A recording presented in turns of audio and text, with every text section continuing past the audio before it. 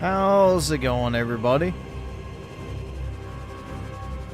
Hopefully y'all had a nice Monday.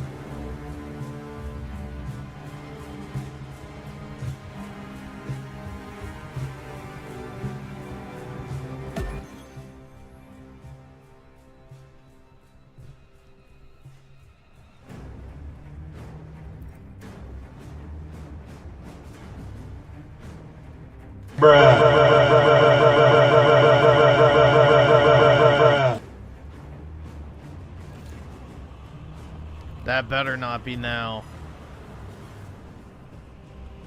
Why the fuck is there maintenance on this game? The fuck? I didn't pay attention to what the time actually said, but it better not be now.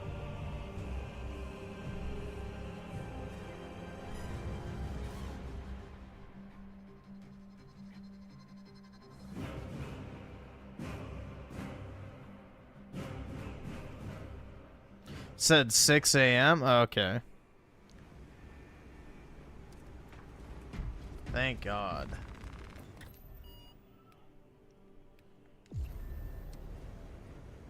I can't afford this shit!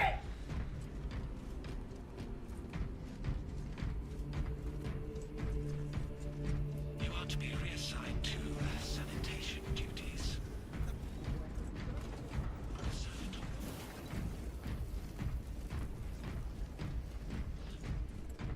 Let's see. Birmingham Young with the 2. Will the Saudis give me Dead Space 4 and Remake 2? I don't know. I wouldn't count on it. Because the biggest thing, like we've seen with Microsoft, with Activision, is once you spend that much money on something, the only thing you care about is making your money back. So that'll be priority number 1, is my assumption. Will be recouping as much money as humanly possible as quickly as possible. So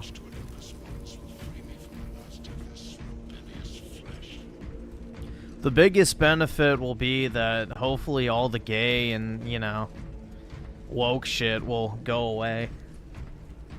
So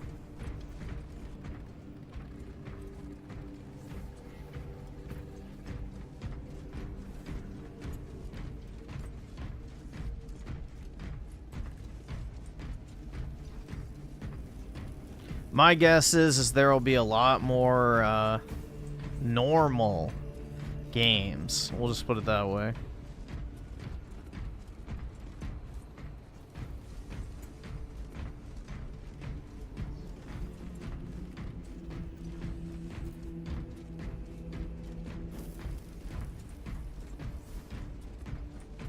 The Saudis also own me? I wish, man. Normal as in being like, you know, no inherently just like comically woke shit. Like no more Dragon Age, the Veil Guard type stuff. So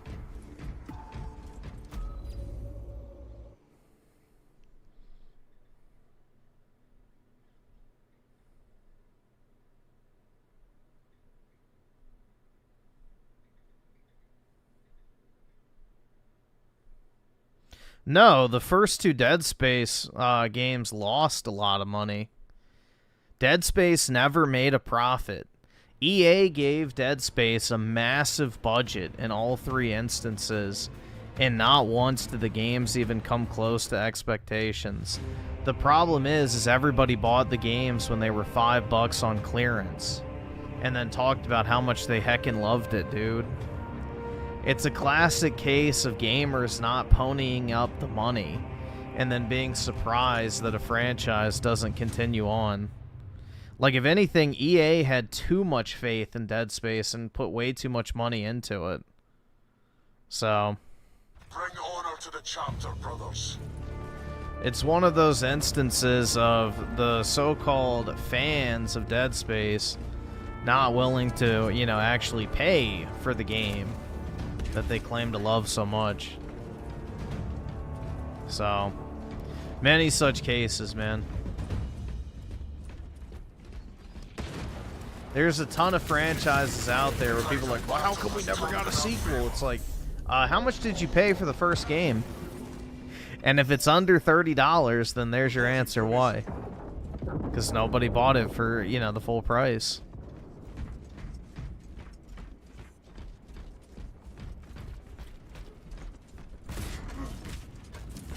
Fatality reported.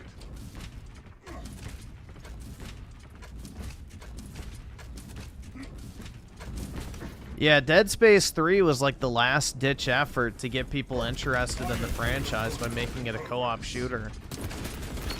Because Dead Space 1 and 2 both underperformed. And then they tried to save Visceral Games by having them work on Battlefield and other stuff, and just didn't work out. Same with Dante's Inferno. That game did not perform very well sales-wise, which is a shame because Dante's Inferno is actually pretty good.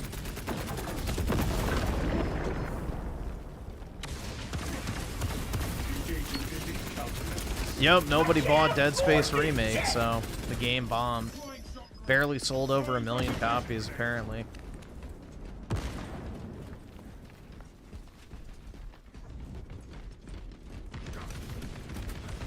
It went into PS Plus pretty quickly, too, so...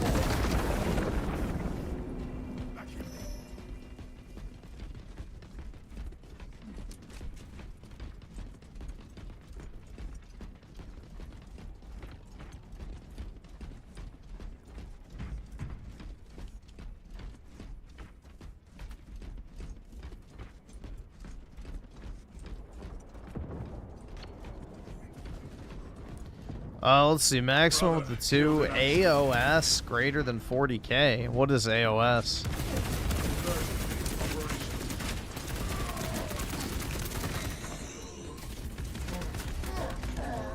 I'm not familiar with AOS.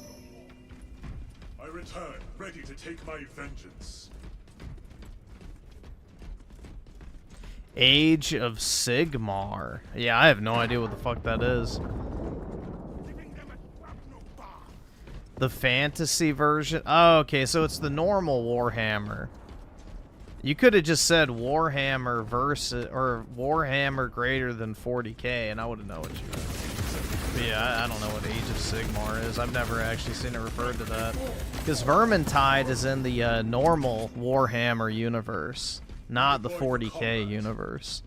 So yeah, I know the difference between those. I've just never heard Age of Sigmar. Either subscribe, donate, or get the fuck out. Because, like, Vermintide, it's just called Warhammer Vermintide 2. Whereas this is Warhammer 40k Space Marine 2, so... That's the only, I guess, alternative titlings I've ever seen, personally. But I'm not really too big into, like, the board games and shit, so... Or, I guess, the minifigs, or however you play it, I have no idea. Is it a board game? It beats me.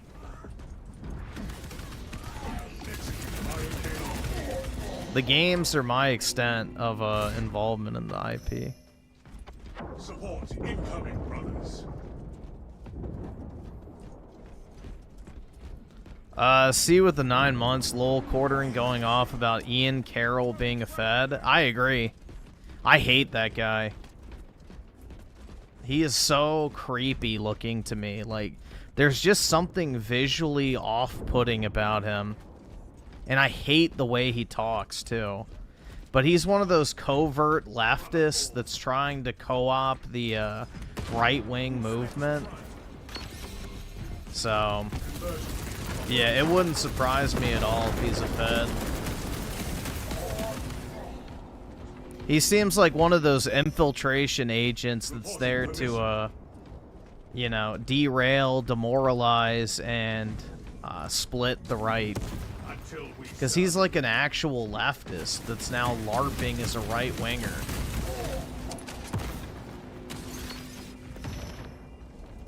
I return, ready to take my vengeance.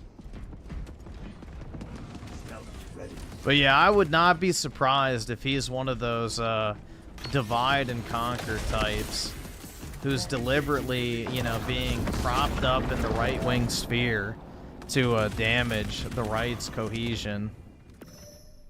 So, same with Candace Owens. She kind of falls into the same boat.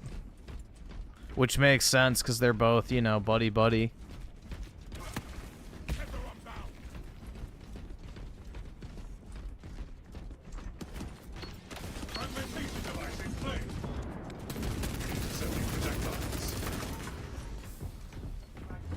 I can't afford this shit!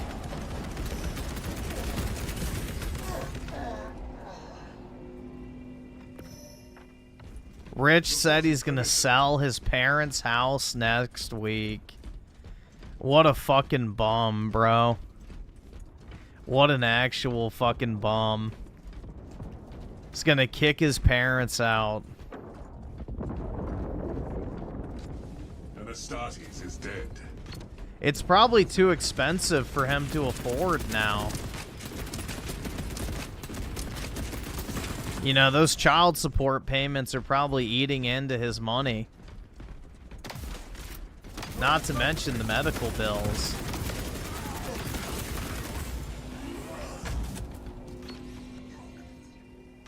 This is the clip. All right, I'll pull it up in a minute. Return, ready to take my vengeance. Your Silent Hill reviews comment section is full of troons pretending to be women. Yo, is the Sphere Hunter in there?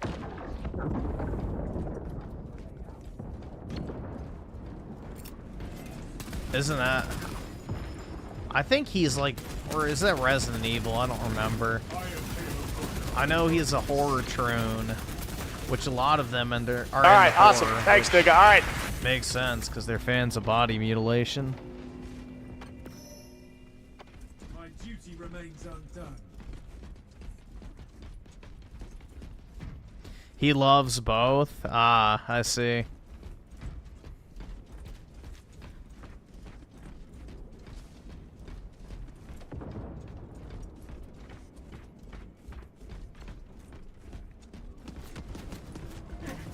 Casualty confirmed. Throwing fragmentation grenade.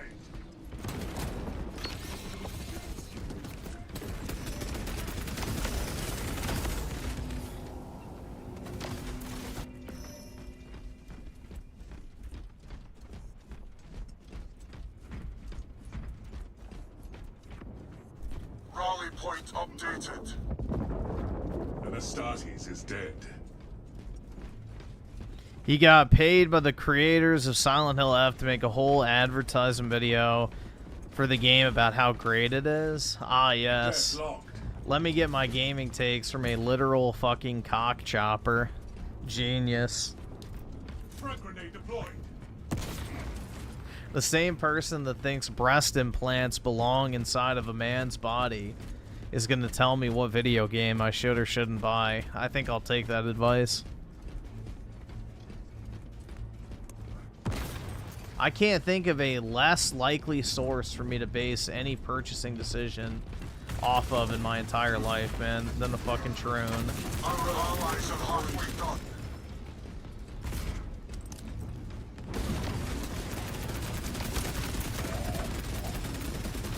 Show no mercy. All specs engaged.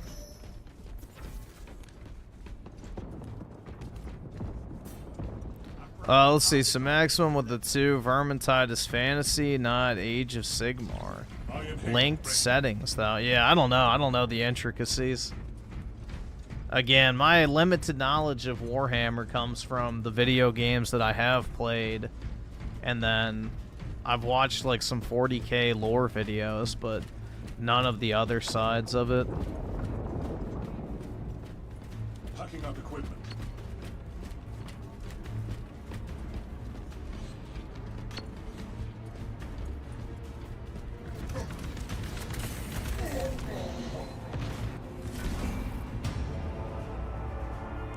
And let's see, Brandino with the 5. Should I play Fire Emblem 3 Houses? Or play Final Fantasy Tactics on Switch 2? I'd rather play Final Fantasy Tactics, personally. You get to skip the whole school life bullshit of Fire Emblem 3 Houses. So, I didn't really care for Fire Emblem 3 Houses. I dropped it pretty quickly. I would definitely rather play Final Fantasy Tactics over the 2, because first, I haven't played Final Fantasy Tactics, but also it's Final Fantasy, so it's probably going to be a lot better. I mean, most people consider Final Fantasy Tactics that I've seen to be one of the best, if not the best, Final Fantasy game. So that's actually a pretty common opinion I've run into, is people really like Final Fantasy Tactics, but I have never played it myself, so I can't say whether or not it's, you know, worth the praise or not.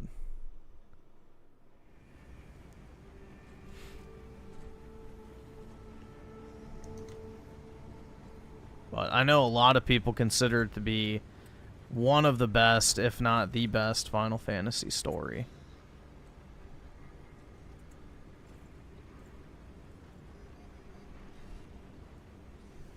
Alright, let's see. Go. Traditional American. I'm tired of being told to calm down. I was like, all right, I'll calm down in 2016. Dude, look at this fucking loser wearing shirts with DSP's face on it.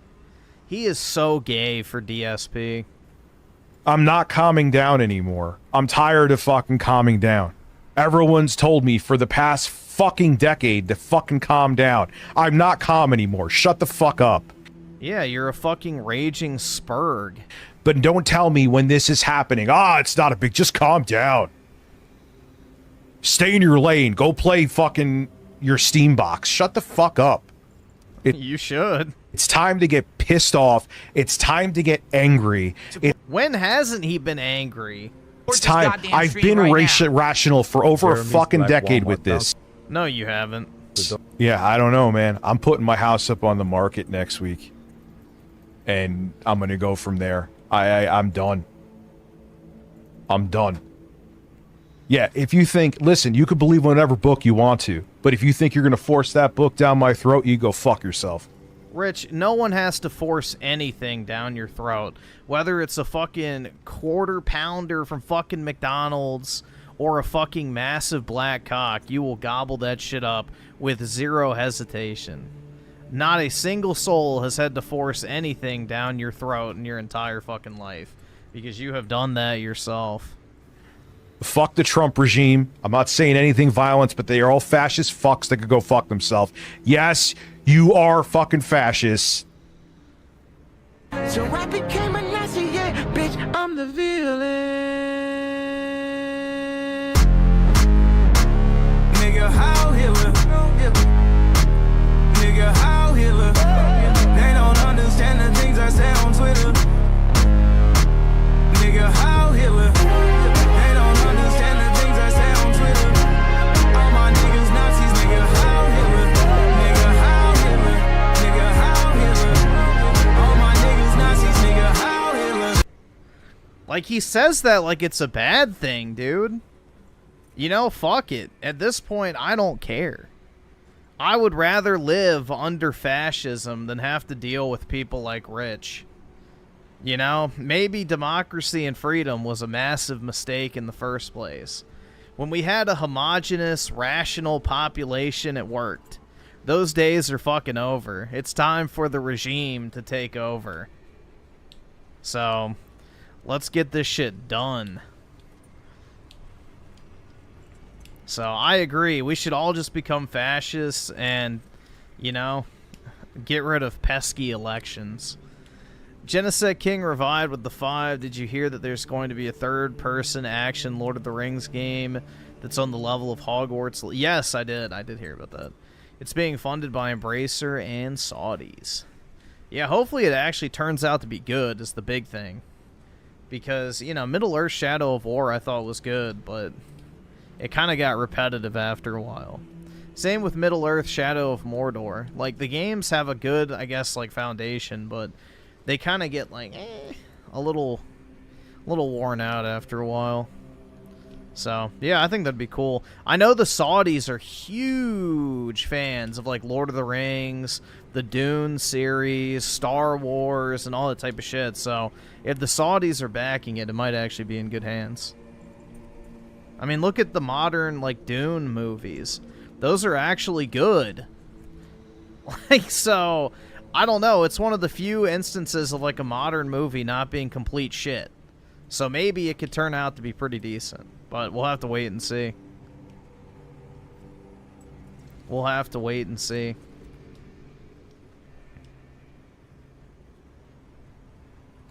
Yeah, one of the Saudi princes partially funded the first 2 Dune movies. I think 150 million apiece. And those turned out to be pretty decent, I felt like.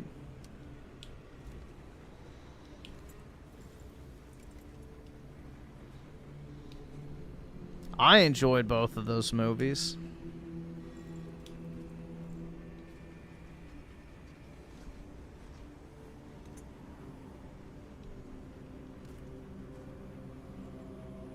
But anyway, let's continue on. Stephen Miller, you're a fucking fascist. You're a piece of shit. You're a power-hungry asshole because you have some insecurities, whatever the fuck it is. You couldn't get laid in high school. Listen to... Dude, it always resorts to cuck fantasies with leftists, bro. They're so porn brain-rotted that it's either trooning out or cuck fetish. That's it. That's all they have, bro. Yeah, Rich is being anti-Semitic right now. You're a fucking fascist, and I don't want to deal living in a country because a bunch of men took over who have fucking daddy issues who refuse to go get fucking therapy. Yeah, guys, you should be a rational person like me and go get therapy. Look how put together my life is. Yeah, Rich, you're a model citizen for how the average man should live their life. You know, you're a shining beacon in a dark world of what true masculinity looks like. Holy fuck. Jeez. Yeah, Stephen Miller, the guy with the hot wife, successful career, you know, nice family. He's well respected within his field. Millions of people look up to him. He's in shape. He's well spoken. He gets shit done. You know, that guy's the loser, bro, and he needs to go to therapy. But fucking the 43-year-old weed addict that's 400 pounds, lives on a pull-out couch in his parents' basement that he's now selling out from under his parents because he's a piece of shit, you know, who has 3 bastard children that he doesn't fucking see. And I guess his daughter doesn't see him either. And this man has cried on stream multiple fucking times, having emotional breakdowns, spurging out, burning every bridge he's ever had, ruining all of his friendships, deleted his million-plus sub-channel, and this is the guy that wants to lecture other people about how they should live their life. It's fucking incredible, man. Absolutely incredible.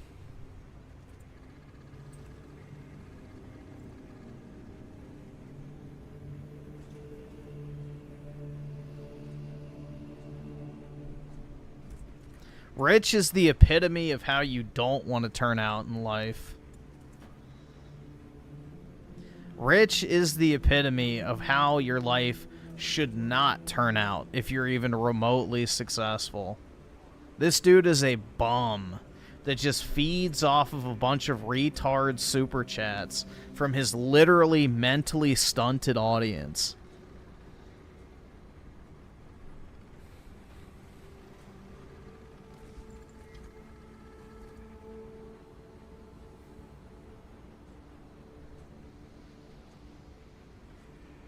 So, it's peak irony. Rich is the last person to be casting a singular stone in anyone's direction about how they should be living their life compared to him.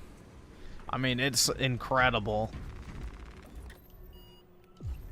It's like a homeless guy giving you advice on what career you should take. It's like, yeah, thanks, man.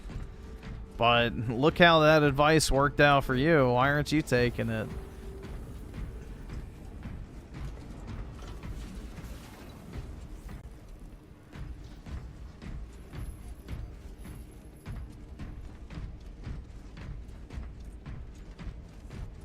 Now, Rich is just a soulless husk of a human being. He's one of those people that's just unnecessary, to put it bluntly. He's the perfect definition of an excess human. Bro, are you shitting me? It's gonna put us in a match of 2 people?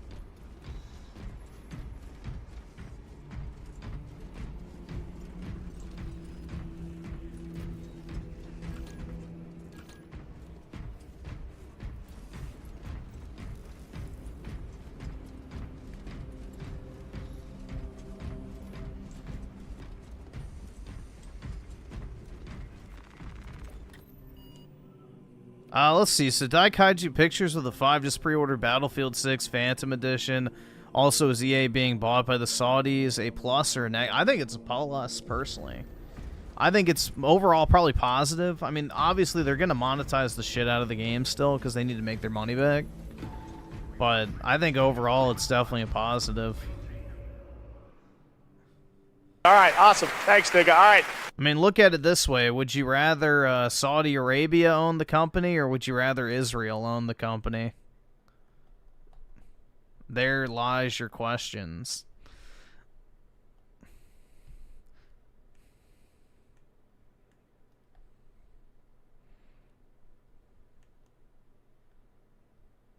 Yeah, they did mainly buy it because of FIFA. Yup. Yes, indeed.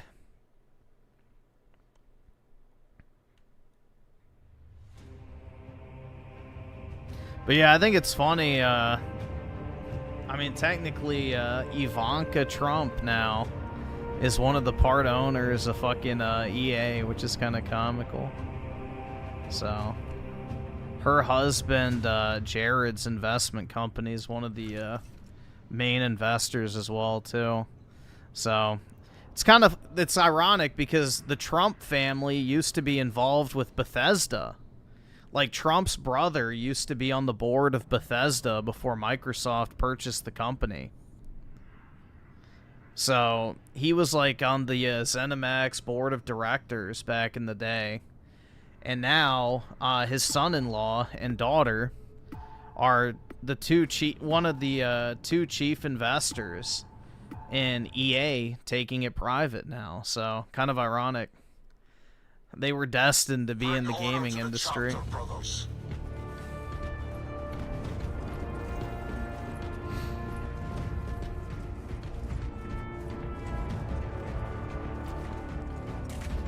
Let's see. Blue Senshi with a 5. 2. Think 6 years ago this cow wasn't this bad. RTU is a mess. Yeah, COVID broke him, bro. Like, it completely mind-fucked him. It completely mind-fucked him, like many other people. But, yeah, the TDS was already, you know, I guess kind of hitting a boiling point. But then COVID just completely destroyed the little bit of his brain that was still functioning.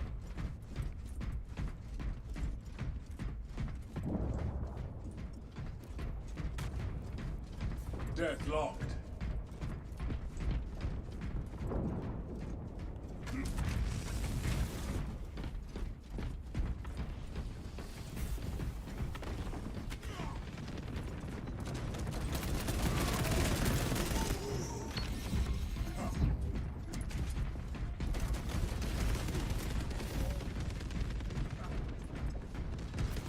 And let's see, Alta Res of the 2, we should all pool our money together and buy EA.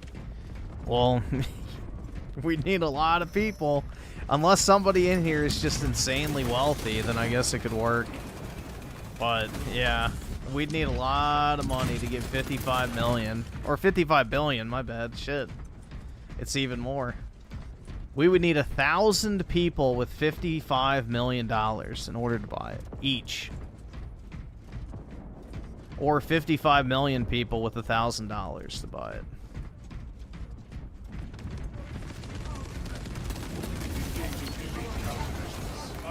It's crazy to think about.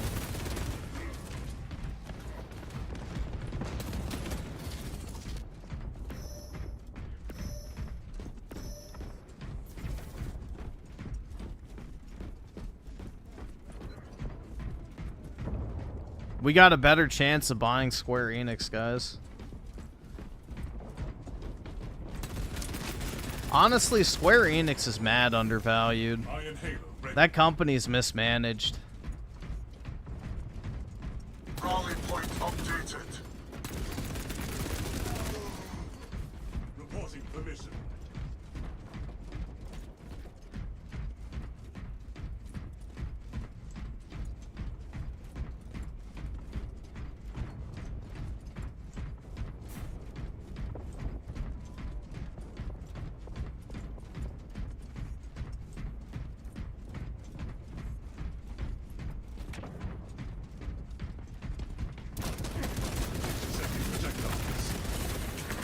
Yeah, if I had like $3 to $4 billion, I would easily buy Square Enix. I return. That would be my company I would want to run in the gaming industry.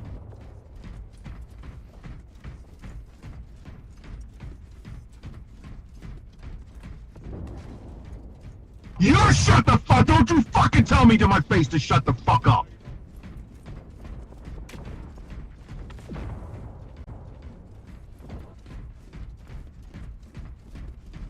Terrible financial move? Why?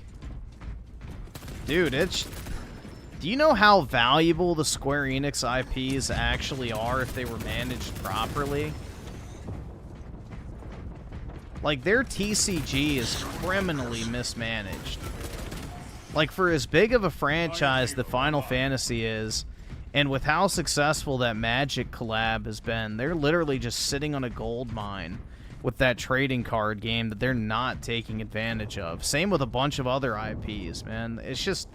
It's actually kind of crazy to think about how many just amazing IPs Square Enix has in, like, the Japanese video game market. Enhanced tactic ready.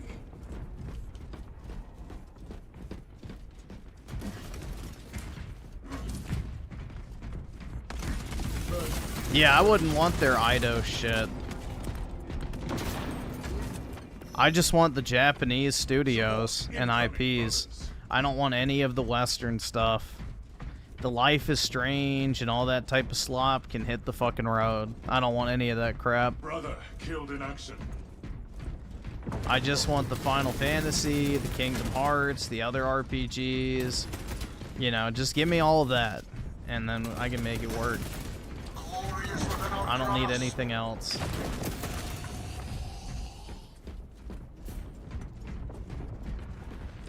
Obtaining arms. Frag grenade.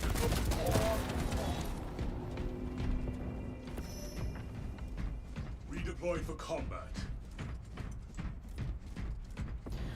Would I run Xbox Game Studios if I could? I would definitely do that. It would be a very fun and brutal process of cleaning house. But yeah, I would do it. Yep, Final Fantasy marketing is trash, and that's their biggest problem. Also, their refusal to embrace the goon as well. Like, bro, you cannot tell me. Like, this is what's crazy to me. Is, like, you have the example of, like, Fortnite out there, right? Where people love their fucking crossover skins and all of that crap. Like, you're telling me that, like, for a game as big as Final Fantasy XIV, they don't do, like, events for pre-orders of their own games. Like, every single Square Enix game should have some sort of pre-order incentive that if you pre-order the game, you get, like, a free item or mount or costume or skin or whatever in Final Fantasy XIV. Minimum. That should be the bare fucking minimum that they do for every single one of their major releases, which they don't fucking do. Every single copy of their games should come with a fucking promo card from their TCG that they're trying to sell still. Why the fuck is that not a thing? You want people to get interested in collecting your cards? I have an idea. Why don't you give people the cards in the games that they're buying so that people know it fucking exists? Because every time I show off the Final Fantasy cards, I would always get somebody going, I didn't even know they made those. Nobody does, because they don't fucking market it. Right there is easy as shit. You convert 1% of the people who buy Final Fantasy into buying a booster box of your cards. That's an extra $150 a year, let's say, from people who already are consuming your product anyway. It's just insane. Like, there's so many opportunities they could do. Also, their marketing sucks. They don't ever announce anything, and when they do, the build-up or the hype cycle for it is minimal at best. So, there's a lot of easy shit you could do.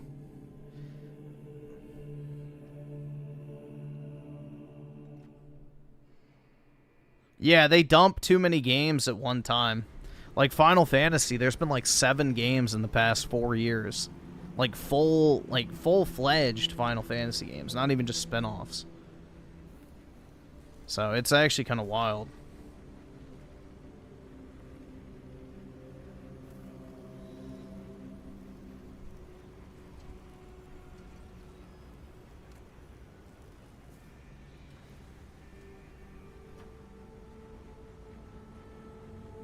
No, they sold off the rights to Tomb Raider.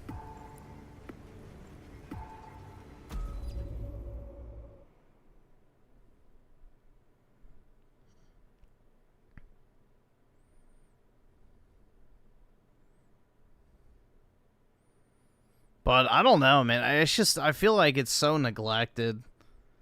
It's one of those cases of, like, they need a modern management churn. But they need the right people to go in.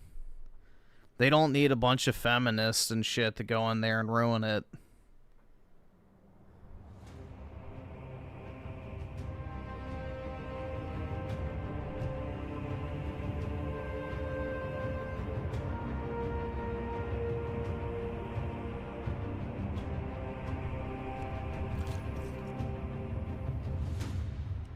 But yeah, also their refusal to sexualize a lot of their characters is idiotic to me. Like, bro, you have a Japanese IP. What do the fucking Japs love more than anything else? Gooning to anime and video game women. Like, yeah, Tifa is goonable by default just because she has massive fucking tits. But, bro, the other characters, like, you gotta do something else to get the Coomer audience engaged, because that's how you sell the extra merchandise and shit. So, they need to embrace the goon, because that's how the Japanese market works now.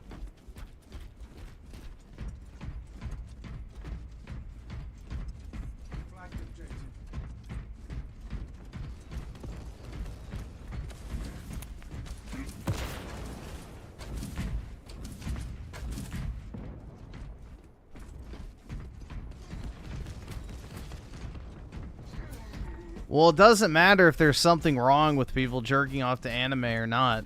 If you want to make money in Japan, that's what you have to do, because that's what everybody else is doing. So, you know, what was the best-selling figurine for Final Fantasy VII Remake?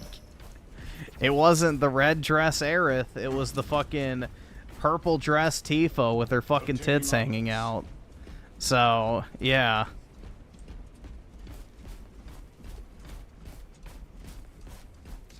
Iron Halo ready.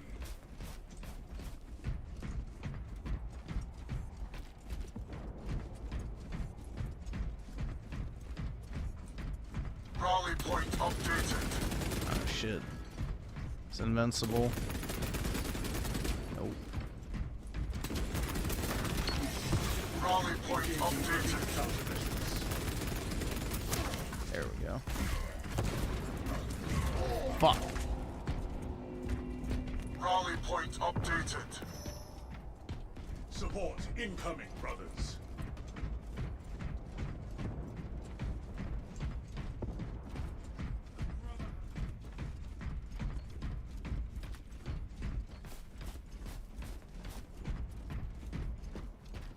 Dude, most survival horror games are boring is the problem. Like, unless you actually get scared by them, they're pretty boring, all things considered.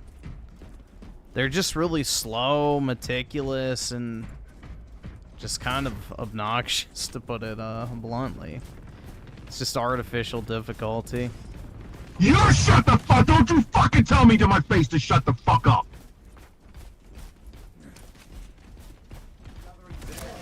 Oh shit. An assist? We all rise in retribution. I return, ready to take my vengeance. I'm gonna start kicking my dog's cage at this rate.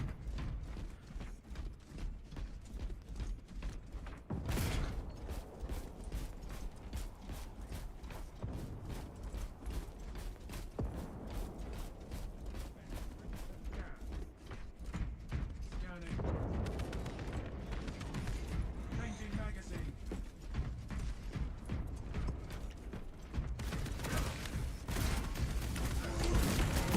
Our allies are halfway done.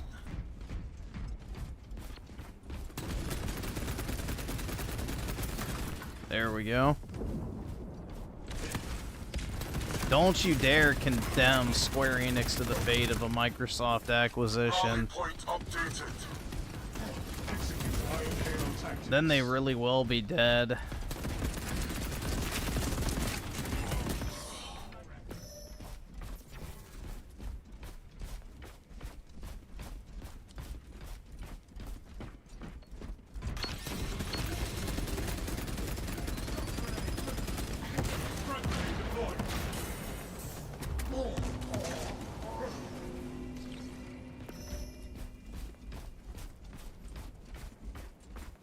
Let's see. So 2023 Perfect Dark with the 10. People don't like that the Saudis are buying EA because of human rights. But are they really humans that we're worried about? That's the better question. Are the people we're worried about really even human at all? I said get rid of your phone. Some other guy called me a weirdo and asked what phones have to do with accepting people. Bro, people can't be this retarded. Yeah, exactly.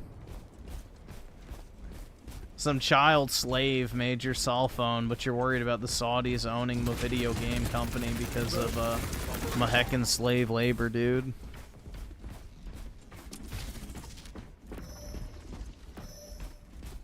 Yeah, it's pretty idiotic.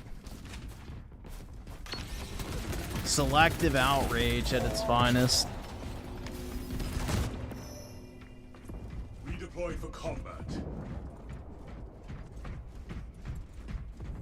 Nah, Saudi Arabia doesn't make women cover up. Saudi Arabia has actually gotten a lot more relaxed in current years. The Crown Prince Ben Salman, or whatever his name is, he's actually a lot more, I would say, westernized than a hardcore, like, Islamist. He wants to open the country up. He wants it to be like a tech hub. He wants to grow the economy and make it less restrictive, so... Like, there's the hardliners that force women to cover up, but it's not like a state requirement.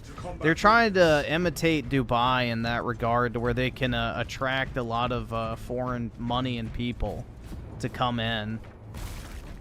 So... He wants to open it up to the rest of the world and not just be like a hardline Islamist state. I return, ready So... to take my vengeance.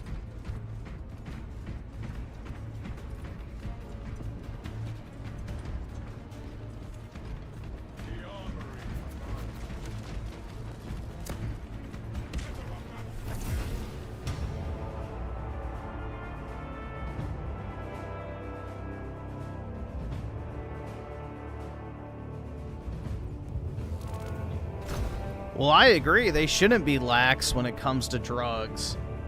Drug use should be punished extremely severely. Because look at what's happening in places like Philadelphia and shit. You have fent zombies walking around the streets, making it unsafe to even exist. So yeah, those type of people should be harshly punished for doing that type of shit.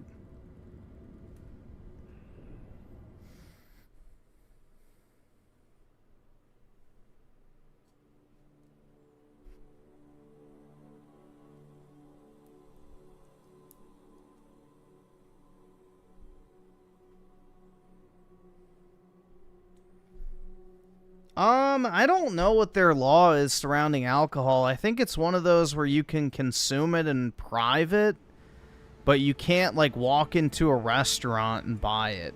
I'm not sure what their laws are surrounding that. It depends.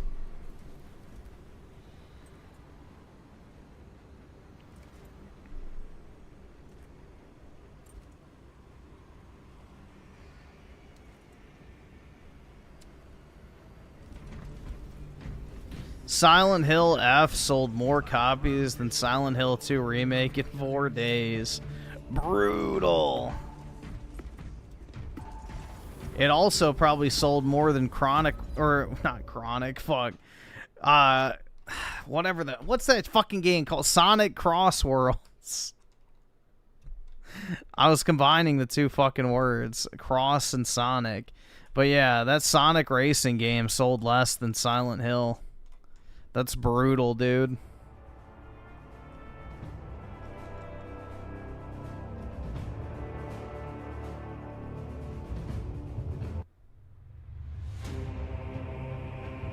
How much to stream Cross Worlds? At least to cover the price of the game.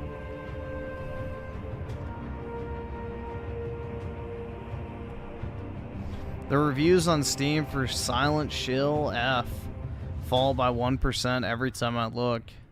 Yeah, dude, the shilling for that game is incredible. People will look you dead in the face and say, it's not a feminist story. It's like, okay, dude, yeah. Unless you, which it even does say that in the game, but I guess unless you literally don't say men are bad, it's not feminist. So, as long as you don't say men are bad, like overtly, it's not feminist to people. It's crazy.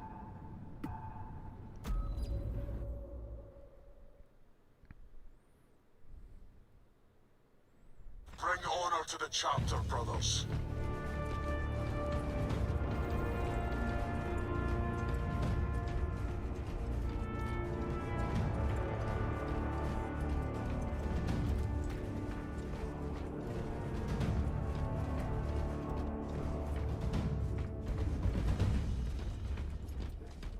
Yeah, from the beta I played, it's definitely not better than Mario Kart. The controls are too, like, loose.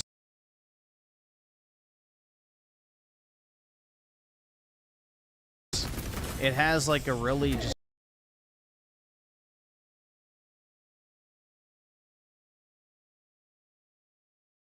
cheap feeling. I don't know. The mechanics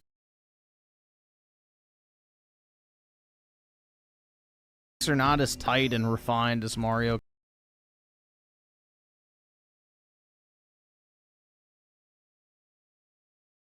Kart. I return, ready to take my vengeance. I can't afford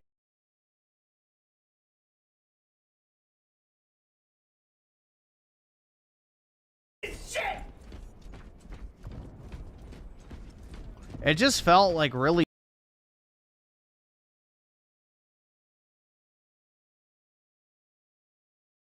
cheap.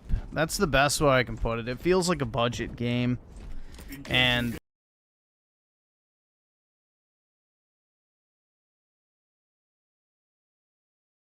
you know, for 80 or no, it's $90 for the full version of the game.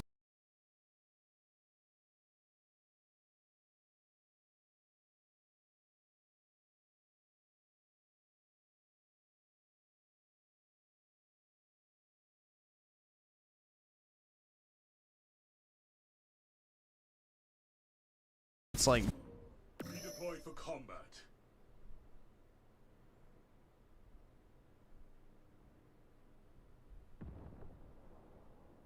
alright, I think it should be fine now.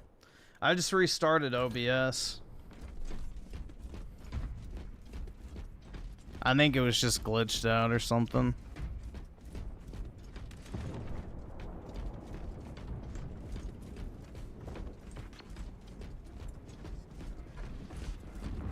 It said it was dropping frames, so I don't know. Comcast is a detractor? Yeah. No, I don't think it was my internet. I think it was just OBS fucking up. Either that or it was just YouTube needed to reconnect to it.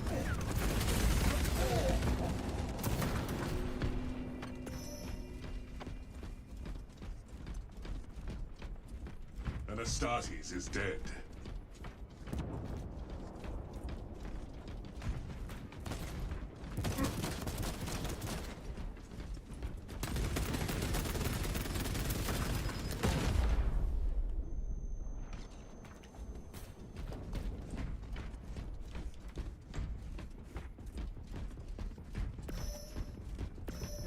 It was Israel? Maybe so.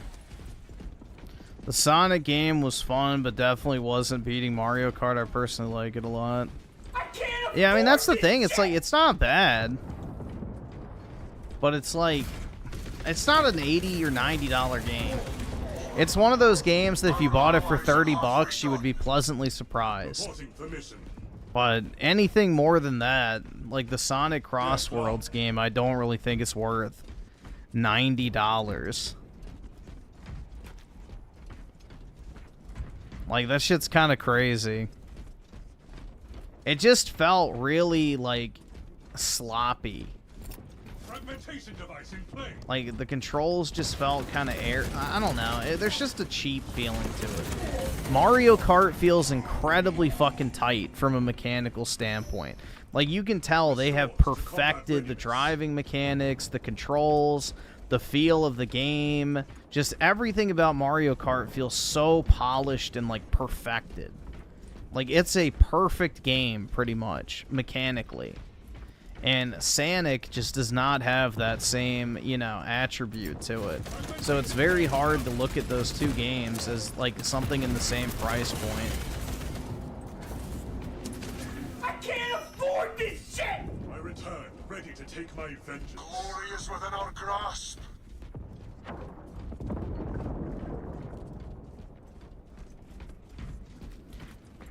But yeah, if it was like a $30 or $40 game, I think that would have been better.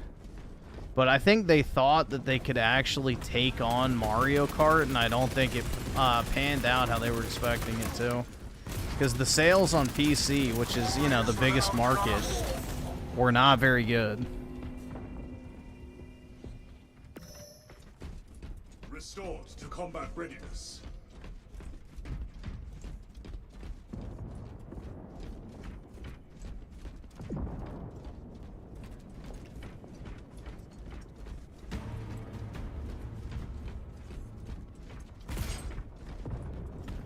Nah, dude, the Sonic audience is severely autistic, and most autistic people have a gaming PC. They get those fucking Fed retard bucks that they use to spend on gaming computer. Also, a lot of Sonic content is made from the modding community, so yeah. There's also that aspect as well. Redeploy for combat. There's a lot of, like, big modding communities for Sonic, so a lot of them try to play on PC.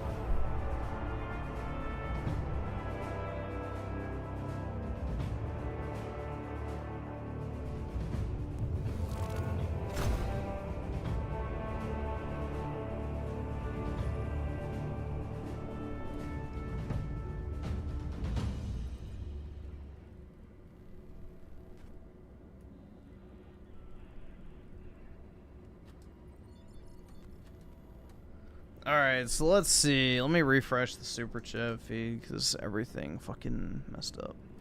Second. Let's see here.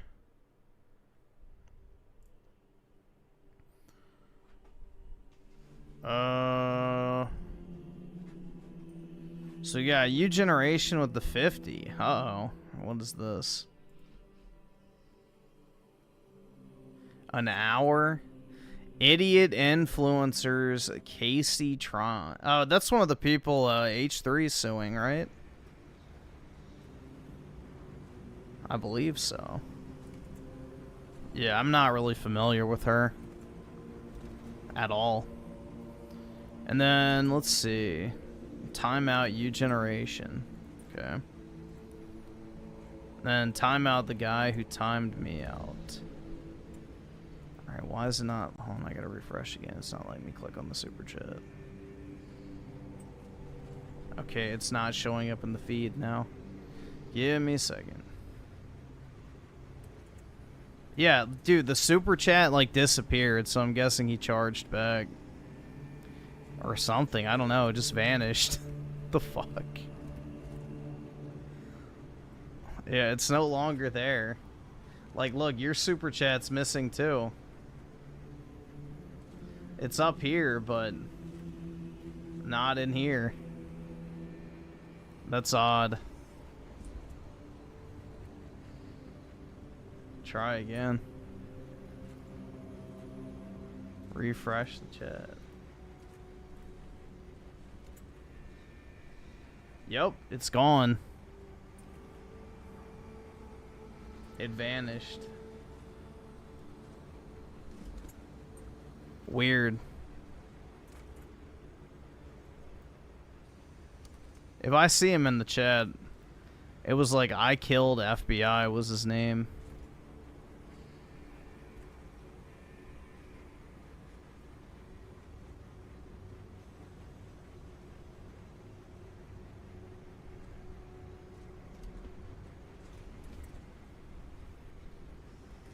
But yeah, that's odd that the super chat's not there. Usually they still show up. Even if you time somebody out or whatever, this chat should still be there. Let's see. So Elijah Petty with the 2. Did you see Nick Fuentes' reaction to Erica Kurt? No, I don't watch gay Mexicans. But I can imagine what it would be. Three-way lie with the 2. Hold up. Did I miss when Trump now owns EA? His son-in-law and daughter do now, technically. So, Jared Kushner and Ivanka, you know, they're married. So, his investment company is one of the primary purchasers of EA, taking it private. So, the Saudi, private investment fund, Jared Kushner's investment firm, and then one other company, I forget the name, but all three of them basically split the cost and now own EA. So, yeah, the Trump family now owns EA, which is kind of funny. Because Trump's brother used to be on the board of Bethesda back in the day.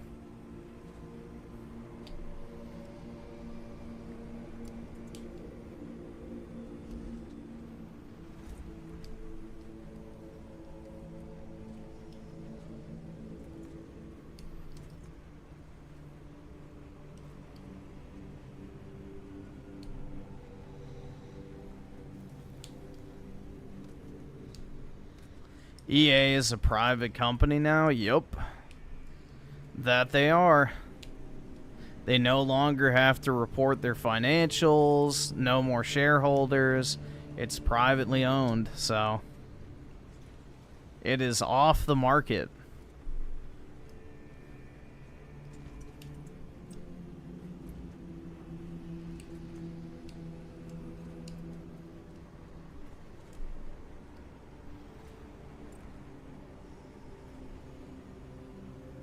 Yeah, private is better if you can do it. The only thing good about taking your company public is it raises a lot of money for you and the company when you go to sell shares. So that's the only benefit, is it's a good way to get capital. Otherwise, yeah, keeping your company private's way better and much easier.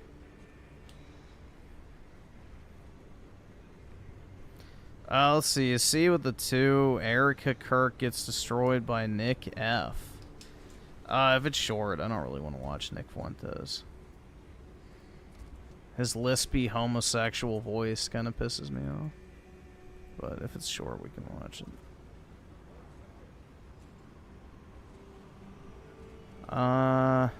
It's not popping up in my search.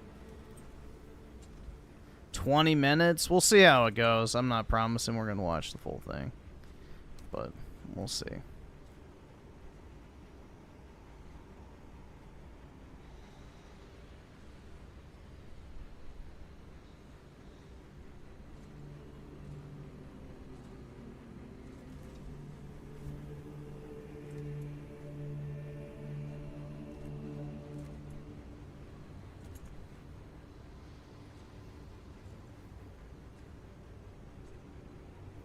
Nick is insufferable. Yeah, I don't like him. He just triggers the gaydar in me way too much. Here, I'm trying to think what music we should put on. Could put on what I was listening to earlier, but I don't know.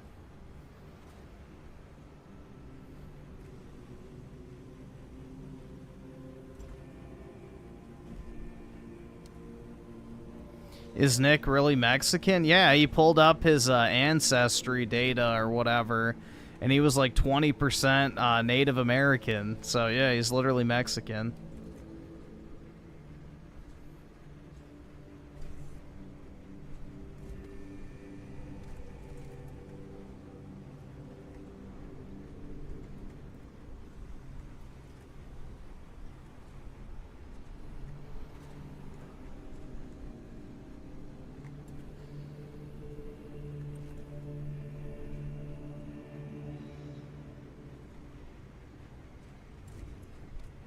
Of course Rich was praising Nick because Nick doesn't like Trump. So that's all that it takes for Rich's retard brain to like someone is, if they say Trump bad, dude. You know, obviously a Fed boy trying to sabotage the most right-wing administration we've probably had in recent history. You know, of course Rich is going to love him.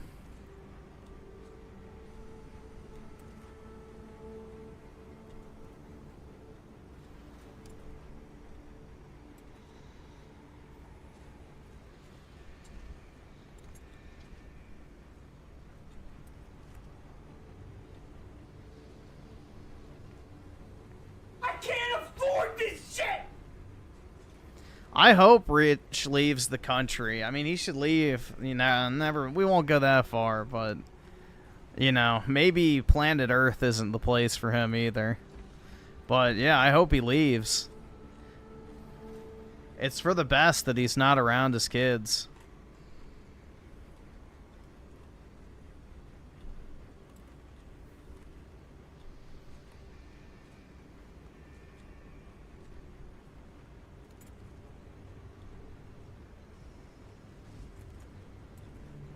I hope he moves to India and someone shits in his driveway.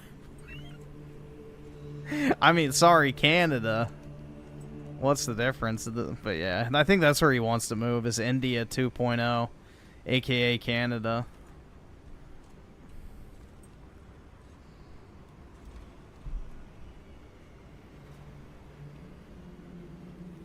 Rich also said he quit weed. Oh yeah, dude, definitely.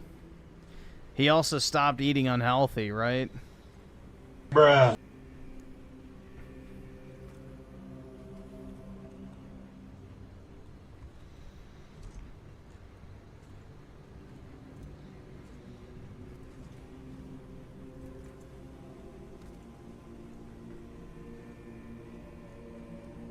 Griff's gonna end up in the ocean somewhere because he broke the airplane's flight by how massive he is? The fuck?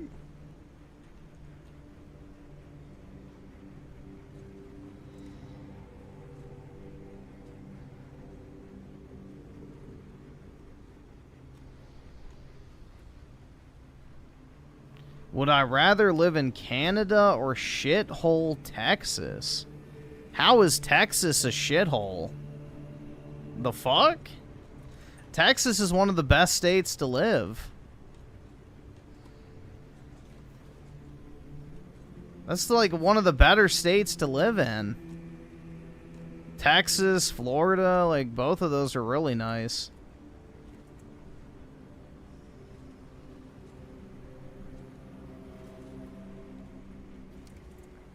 I would rather live in Texas any day of the week than Canada. The fuck? That's like asking, do I want to get my dick sucked by a 10 out of 10 chick or stick it in a fucking pencil sharpener? That's retarded as fuck. Like, obviously you want to get, you know, the better of the two. Unless you just want to torture yourself.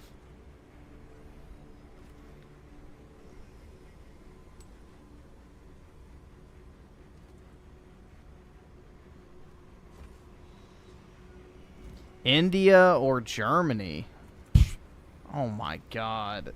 Again, that's a retarded comparison. Yeah, I'm going to move to India where I'm going to develop a chronic respiratory disease just for daring to breathe. Yeah, that sounds like a great idea.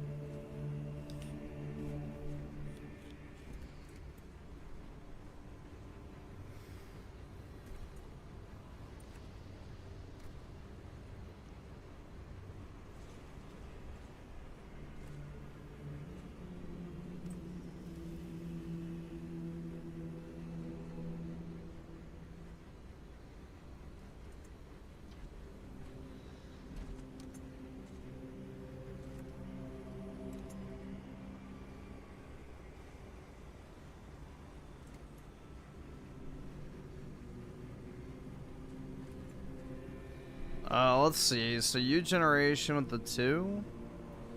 What is this? Slot music.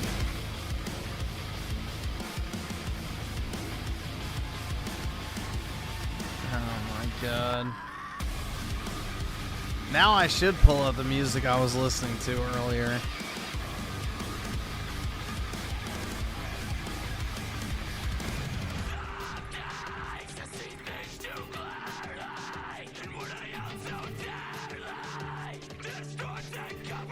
Oh my god.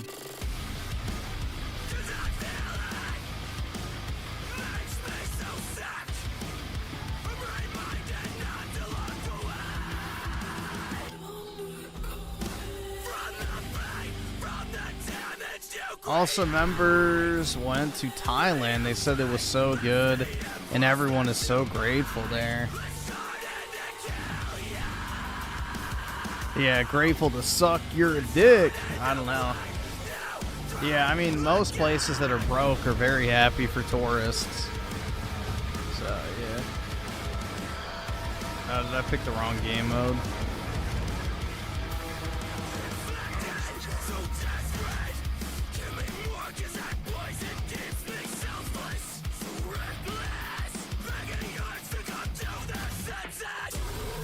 This is what the Charlie Kirk shooter listened to before murdering him? Yeah, probably.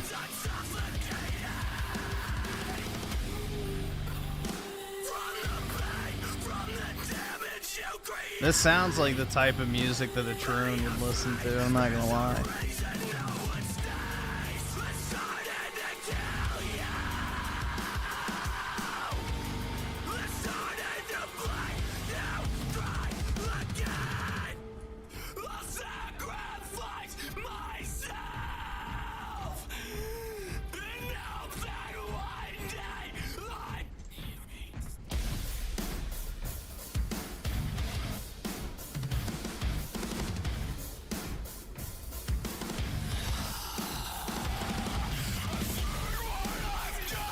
Is he crying to daddy? Probably. Yeah, the music video, you're lucky you're not watching. It looks like he's smearing shit on the walls right now. Now there's an old woman vomiting.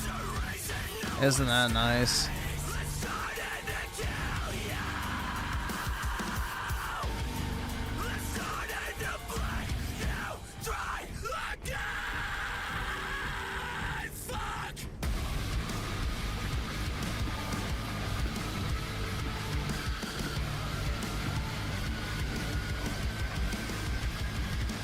Nah, Troons listen to female singers? Well, I guess you would know, right?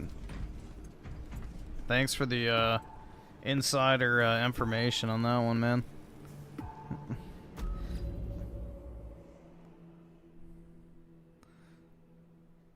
What was that? Garbage music? That's U Generation's playlist. So...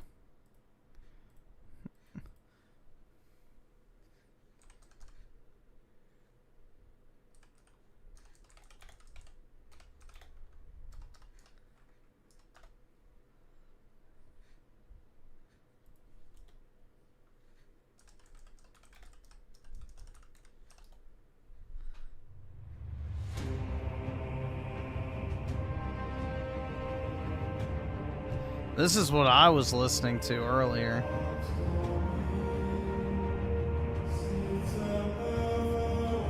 I was listening to the Gregorian chant shit earlier while I was walking my dog. That shit's really actually pretty relaxing to listen to. It's just ambient noise.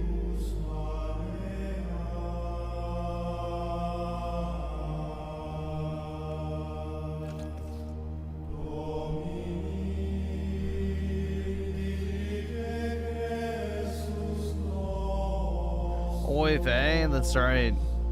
It keeps the demons away, dude. Including the money creatures.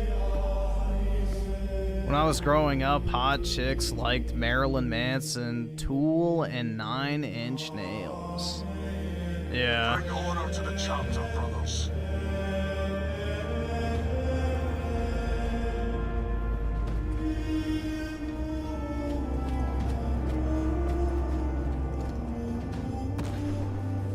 Is there a new DLC for the game? For this game, yeah, they just had one, I think.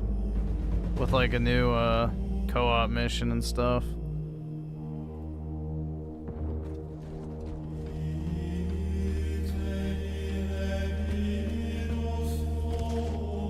The tide of battle has turned in our favor. Nice cock. Perfect. Let's see. So Raging Boar with the 20. Time Eugen for assaulting me with that lyrical slop. All right.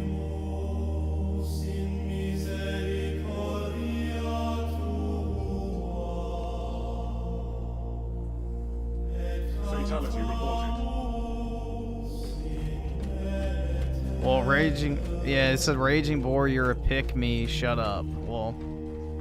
You shut the fuck! Don't you fucking tell me to my face to shut the There fuck you up! go. That's the proper response to that. Since you can't push the soundboard, I will.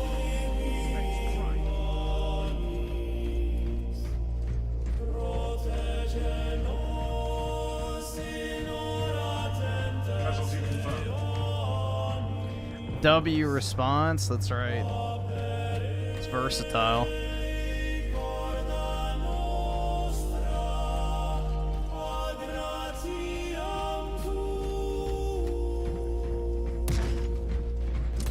Yeah, Rich's spur gouts really do have a lot of range.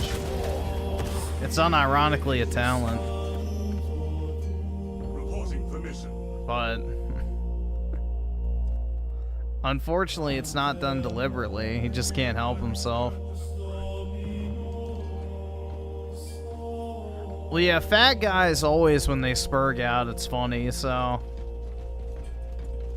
Usually they're rage monsters.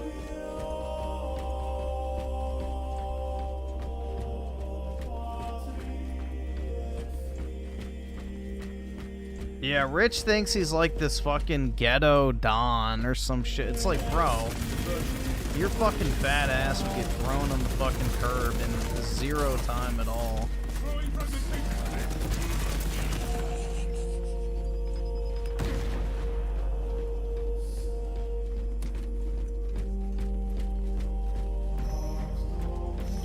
Enhanced tactic ready.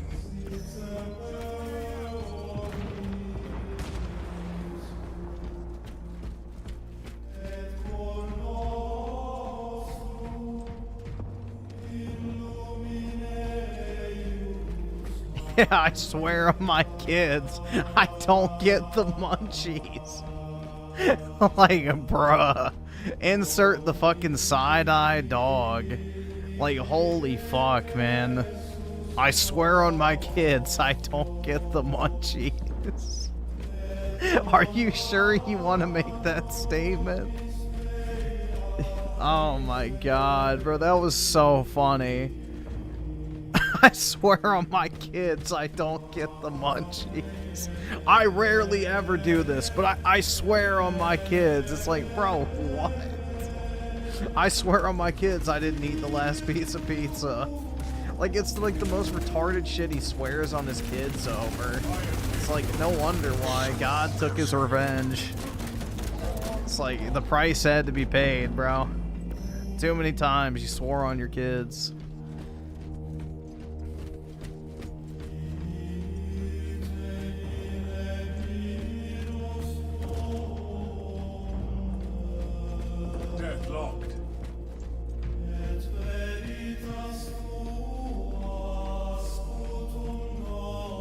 Holy shit, man.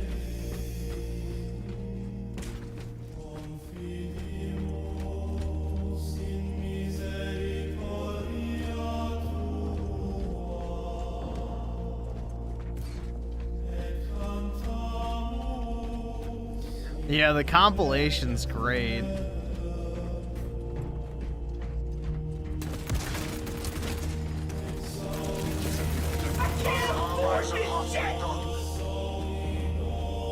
Brother, killed in action.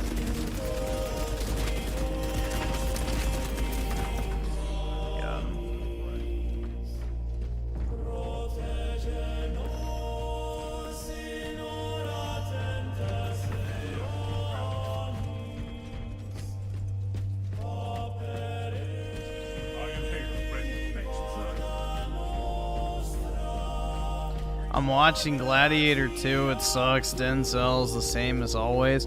I refuse to watch it, man. I refuse. The original movie exists, and that's it. It might as well just have never gotten a sequel in my mind.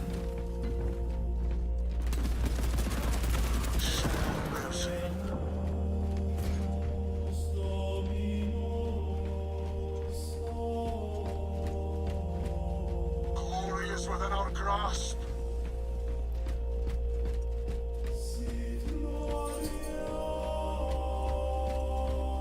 I love how Rich hates religion, but he'll swear to someone from a fairy tale, according to him. Yeah, exactly.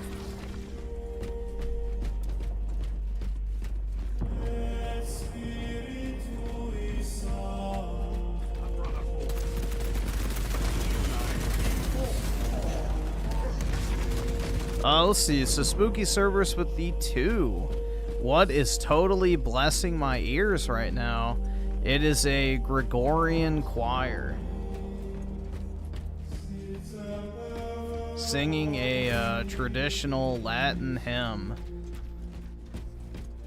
and it's in 230. Or wait, no, what is it? 432 hertz, I think. Which is supposed to be like a special frequency that's supposed to, you know, resonate in your brain to help it relax, supposedly. 3 minutes remain. Decimate them.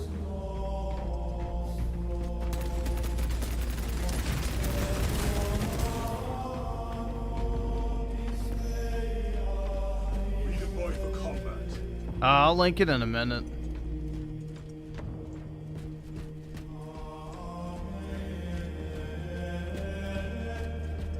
Once this match ends, which it's almost over.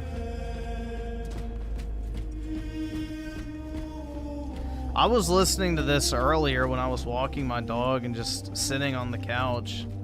It's very relaxing.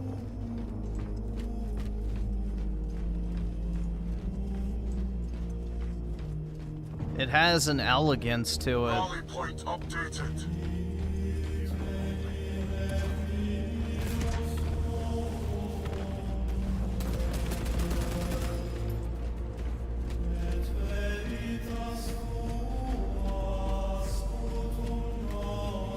This music's making me want to read my Bible. Yeah, I mean, the thing is like, when I was listening to it earlier, it's like in my head, I was just visualizing like a big ass, like, cathedral, essentially. I don't know. There's definitely something spiritually pleasing about it, for sure.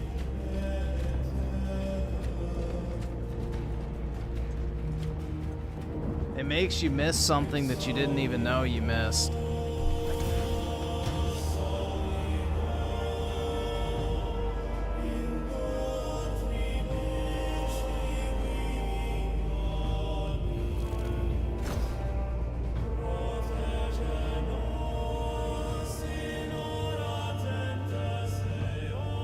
Here's the channel that this is from. He has a bunch of different ones. I've listened to like a bunch of these in my own time.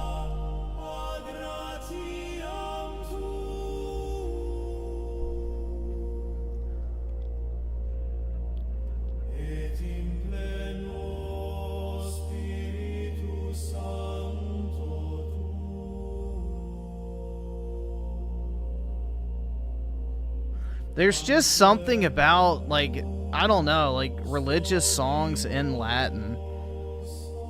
I don't know what it is, but, like, I distinctly remember, for whatever reason, like, in middle school, we had to do a bunch of Christmas songs in Latin. And for whatever reason, those are the ones that have stuck with me the most over the years. Like, I don't remember the lyrics to the English, like, Christmas songs we had to sing for, like, the annual musical. But I remember the Latin ones almost perfectly. It's kind of odd, because I don't know how to speak Latin at all.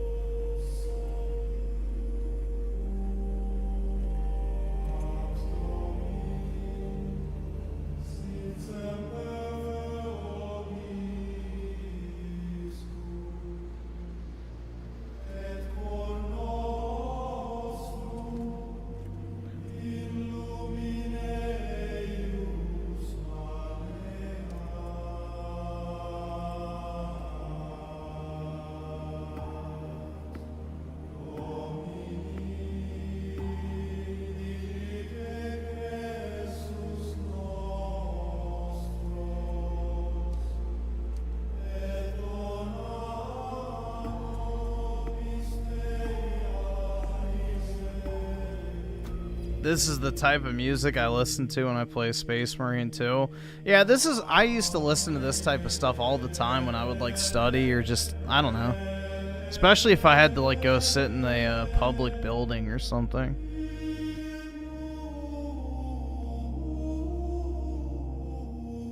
But yeah, Gregorian chants are pretty good. I like them, personally.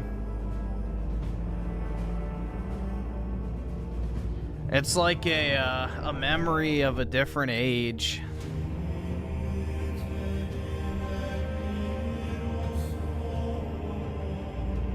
It's like a window into a different time, man.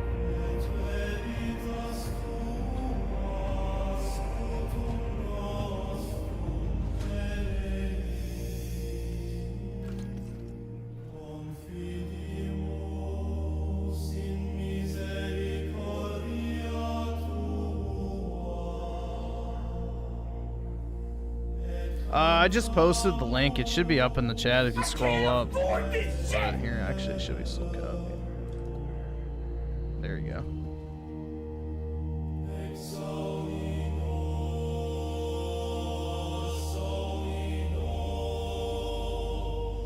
Bring order to the chapter, brothers. And, of course, the chat crashes right when I tap back in. Typical.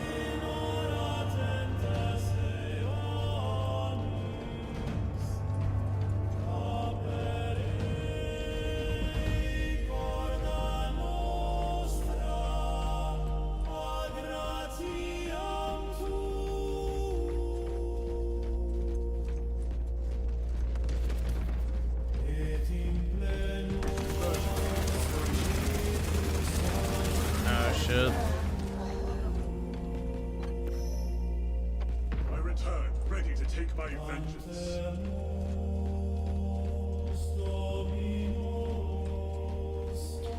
Times in the UK. Yeah.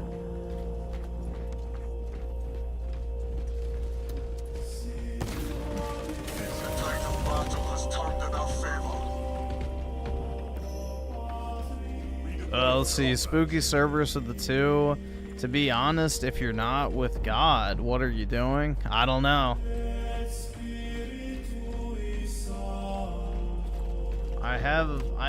It's just, it seems like it'd be a pretty empty existence.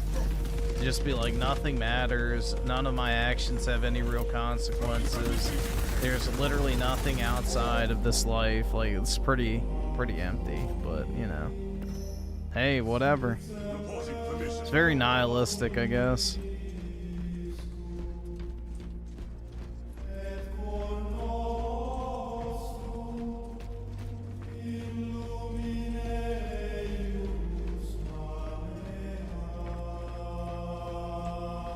Being a noticer without God turns you into synthetic man? I guess so. It's like the ultimate doomer black pill route. Like you literally have nothing. Restores to combat readiness.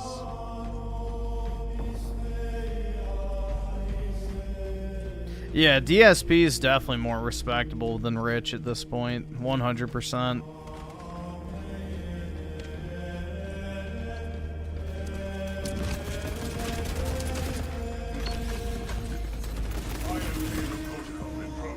I would have to agree.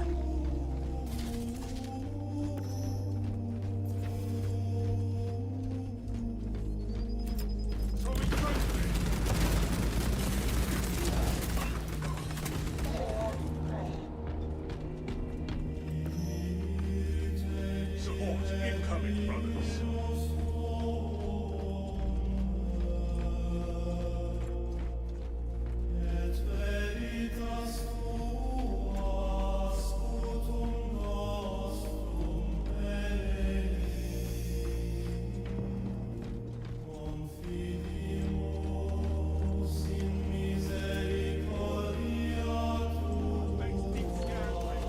I saw like this video today, which I don't think I sent it to myself, but I probably could find it. But it was really cool. They were showing like the inside of this church or whatever, and it was built in a way so that once a year on like the what was today? It's like the Feast of the Archangel or something like that. I don't remember. But once a year, the sun aligns perfectly with the window, and it shines like through the window, and it lines up with the altar inside of the building. And it's like, bro, why does nobody build anything cool like that anymore? It's just crazy.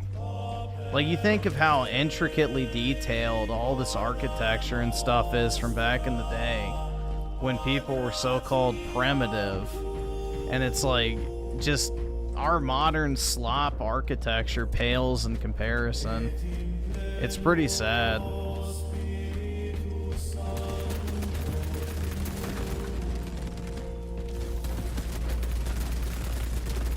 But it was really neat. You could like see and they had like a stained glass window up there, so it like colored the rays of light as they came in. It was really cool. If I can find it, yeah, I'll pull it up.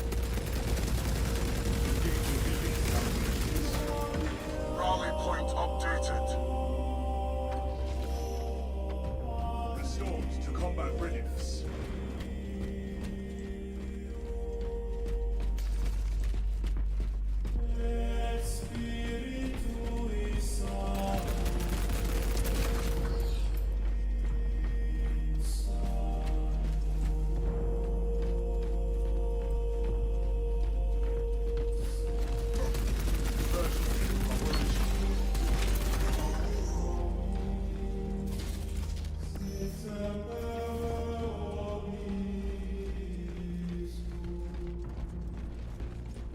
Let's see, Mario with the 2.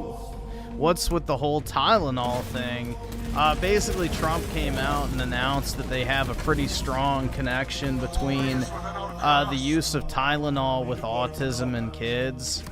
Like, if a woman is pregnant and takes Tylenol, it supposedly leads to a higher chance of the child being born autistic, or if the baby or young child is given Tylenol, it also increases the rates of them being autistic.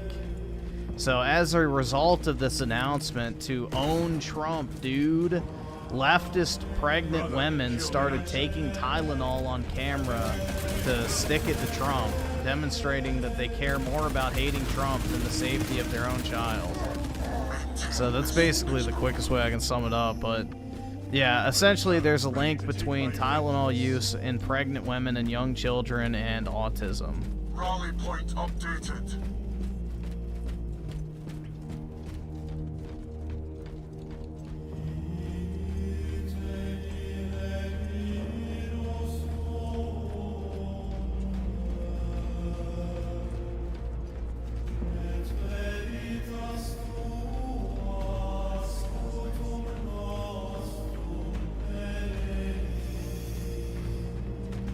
Yeah, well, Tylenol was deemed the only safe pain medication for when you're pregnant.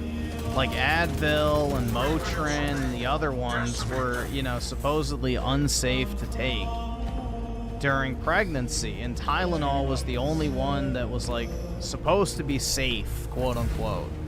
Well, it turns out that all the pain medication's bad, and that Tylenol does have adverse effects.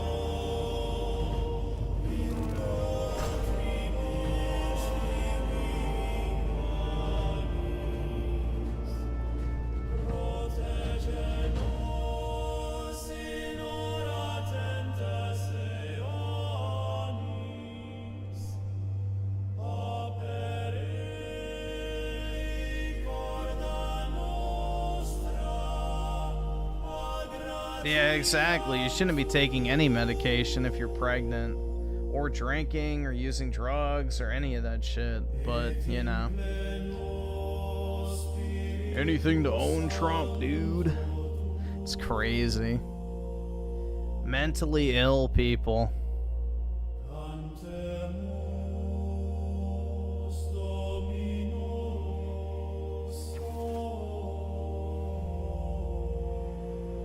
Yeah, he should promote living.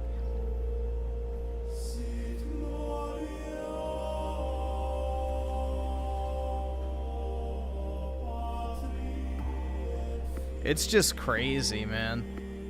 Even if you don't like the guy, why would you do something that has the potential to hurt your child just to stick it to him? That's so fucked up.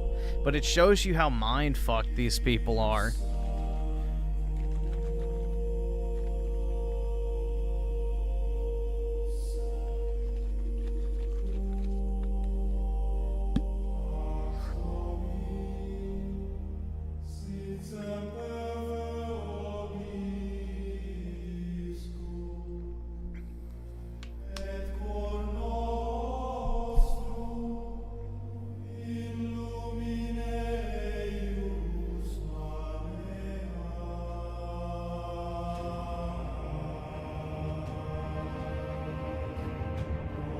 Damn, this music really is soothing, man. It's even better on my headphones than the AirPods I was using earlier.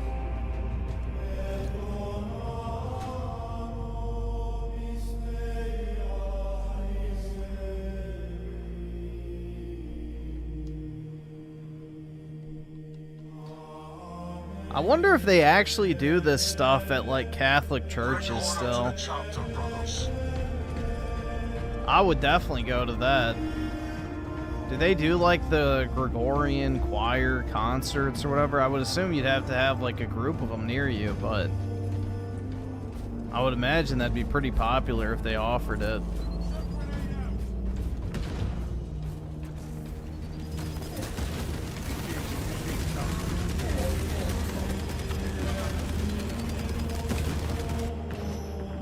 The tide of battle has turned in our favor.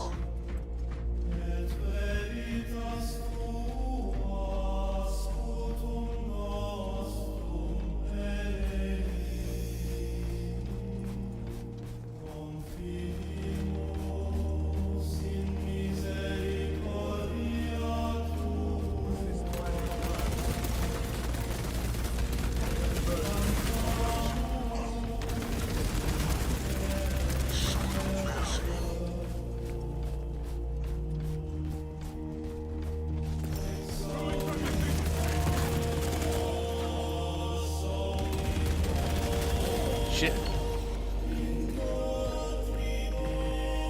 Reporting permission. Find an SSPX Catholic Mass if you want traditional. Isn't there, what is it? TLM as well? Isn't that the other one?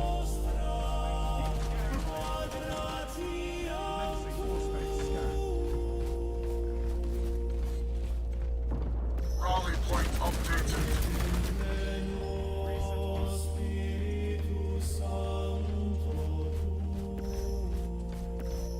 Rally point updated.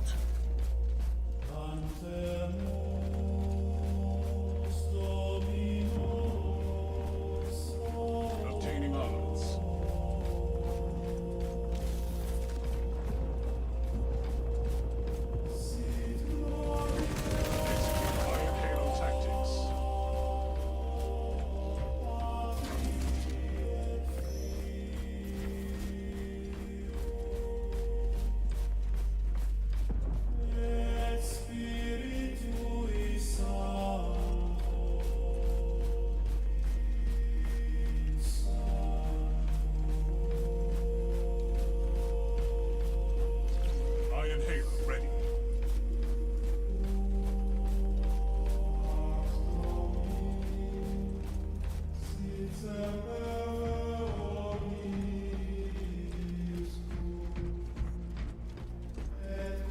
SSPX is the Society of Saint Pius X, a group of priests with the church that only do TL. Okay.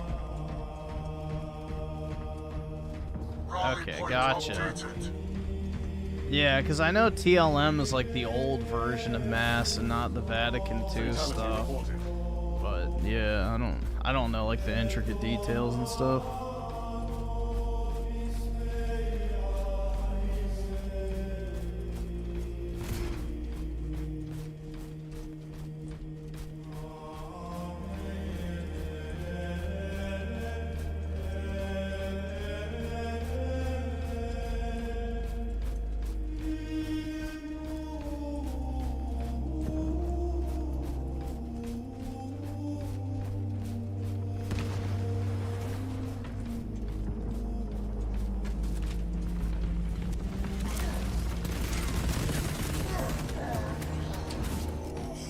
This music is relaxing. Yup, it is.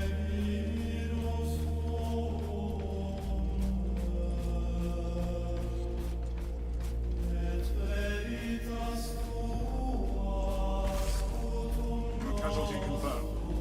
Well, I think the TLM is coming back now. It sounds like it because, you know, the new Pope I don't think is as leftist as Francis was.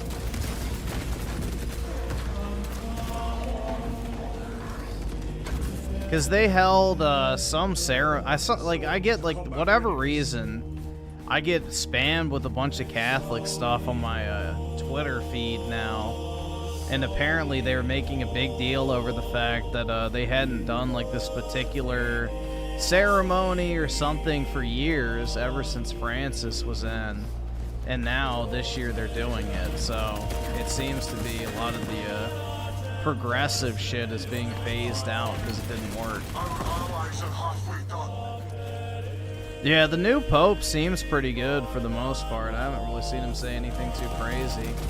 He said that, you know, you can't be a Catholic leader and support pro-choice.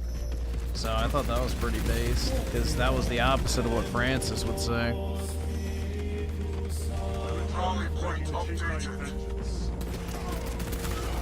Well, if you really want to get into it, Francis was a Jesuit, which they put the J in something else, too. So, yeah. The Jesuits were never supposed to be popes in the first place, so the fact that he was even a pope at all is a problem.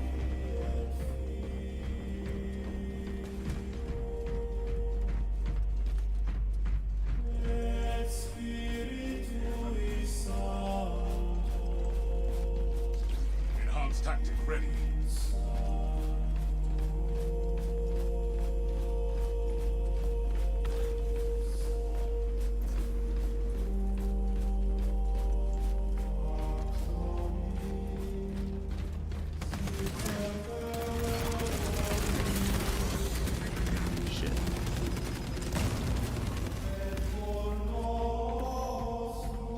Redeploy for combat.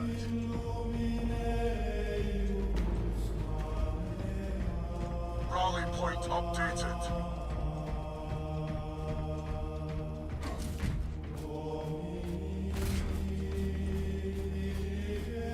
I'm ready to off myself? Why is that? Decimate them.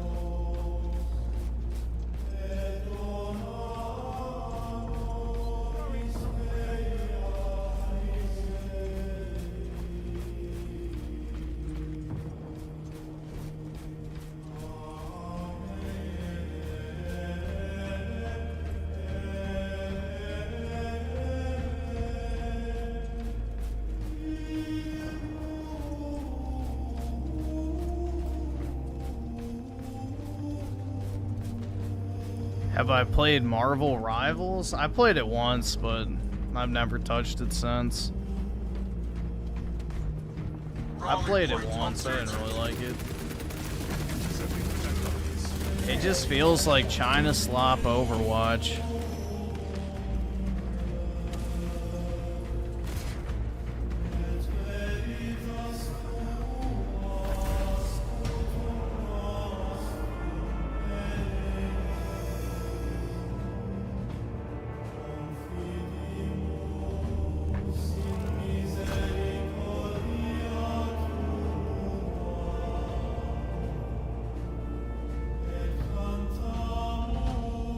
Francis was the perfect representation of modern religion. Most of it's not even accurate to the religion.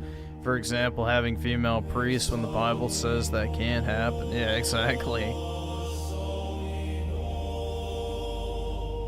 Don't be like Synthetic Man, embrace tradition, reject homosexuality. Yeah, that's the thing, man. That's like... I don't really like the attitude where it's like, oh, religion is like this, you know, demoralization thing to keep people suppressed. It's like, what do you think elevated, you know, European society out of the literal Dark Ages? Like, what allowed Europe to conquer the world? It's only when we've, you know, removed ourselves from religion that the world has fallen into disrepair. So... the less religious people have gotten, the worse things have gotten.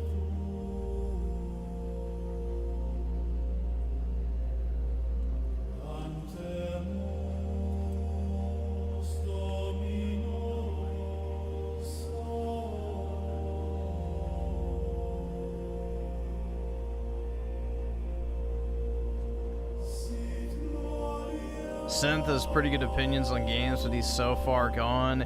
He complains constantly while playing games he likes, or good games he hasn't played. Well, the thing is, bro, and like, I remember we watched his take on religion or whatever a while back. It's like, basically, well, because nothing good has ever happened to me, therefore religion's not real. It's like, that's not how it works. Like, just because you pray doesn't mean everything you ask for immediately comes true. It's like, that's not how it works at all. So that's not even remotely how it works.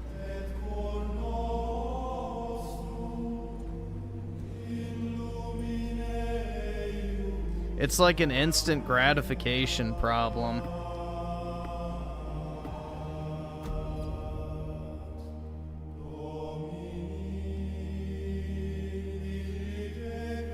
I don't remember when we watched it, but I remember we watched some video where he talked about religion.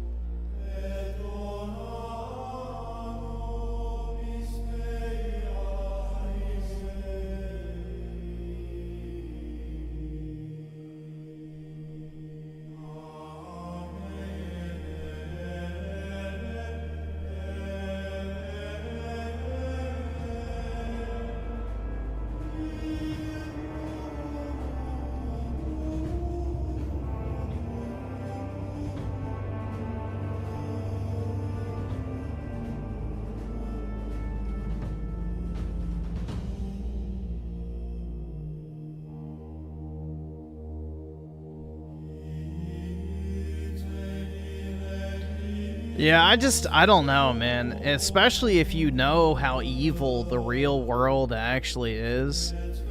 I don't understand how you can see, like, all this evil shit happening around you constantly and not have some inkling, like, in your very being that there's, like, an equivalent force of good out there as well. Because for every action, there's an opposite reaction, right? So, for all the evil in the world, there has to be some form of good as well. And you see all these powerful people that are so hell-bent on, like, this literal fucking demonic shit. Like, literally. Like, genuine devil worship, child sacrifice, you name it. And you're like, okay, these are, like, some of the most wealthy, intelligent, well-connected, powerful people on planet Earth. And they engage in this type of behavior. Like, they're not just doing it for the shits and giggles, you know what I mean? I don't know. Just that fact alone makes you have to kind of wonder.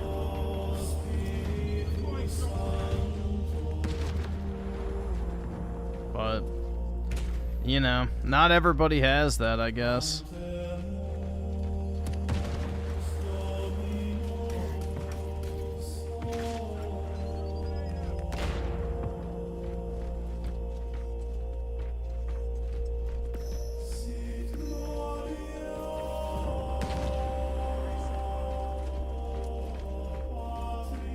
Astartes is dead.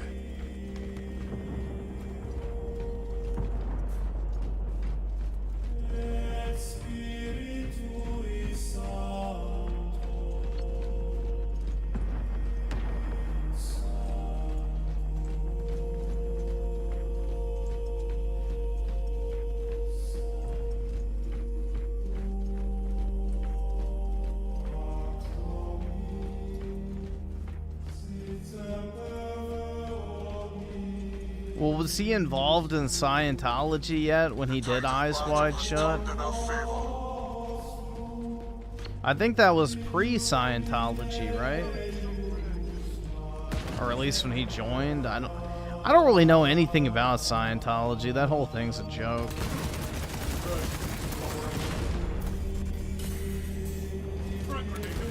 All right, awesome. Thanks, nigga. All right.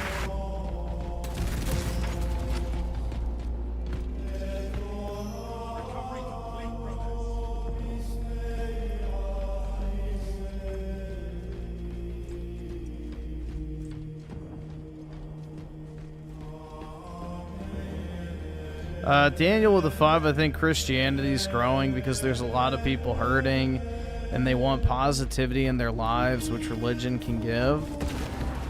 I think it's, I guess a form of positivity, but most people, like, their life is just lacking. Like, there is a spiritual void in people's lives that they've tried to replace with, like, consumerism, celebrity worship, social media. I mean, even community is gone. So in the past, you know, the church used to represent, you know, your community, your friend group. It's where you most likely would meet your spouse. You know, every week the community would gather there to, you know, congregate in one place. And, you know, obviously the spiritual fulfillment of that too. I mean, all of that's basically missing in modern life. You know, people have less friends than ever before. Nobody's getting married. People aren't dating anymore. People aren't having families. There's no sense of community. Even when you go out in public, everybody's just on their phone. No one interacts with each other. And even if you do, like, everybody's not even remotely the same anymore. Like in the past, you had homogenous society. You knew your neighbors. You had things in common with people. Nowadays, you're lucky if you even speak the same fucking language as the person standing across from you in public. I mean, so much of, like, normal human life has just been turned on its head. And people feel alone, isolated, and, you know, empty. So there's that, you know, very basic human desire for that, not only spiritual fulfillment and happiness that comes with that, but also for the sense of community, as well as the heritage and history of the religion itself. I don't know, man. It's just, the more and more, you know, society and culture veers away from religion, the more degenerate and depraved it gets. And there's a natural, like, recoil, I think, happening where people have realized, like, things have gone too far.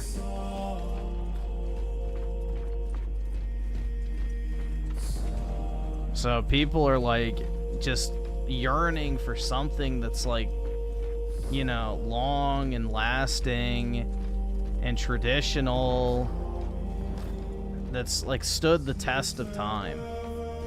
It's not temporal.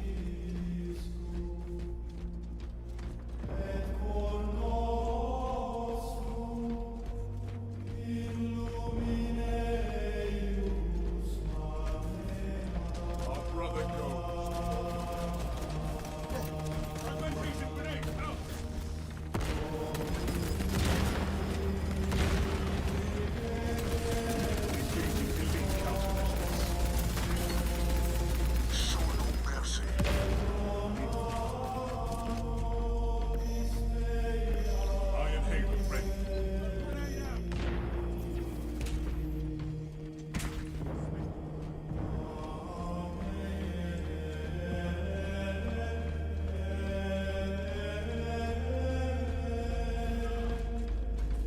Fatality reported. Execute pioneer tactics.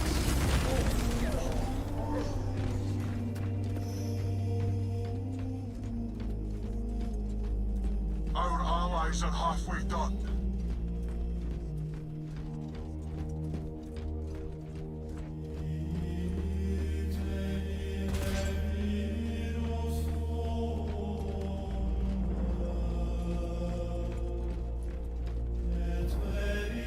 I think security, financial, physical, etc. replace religion.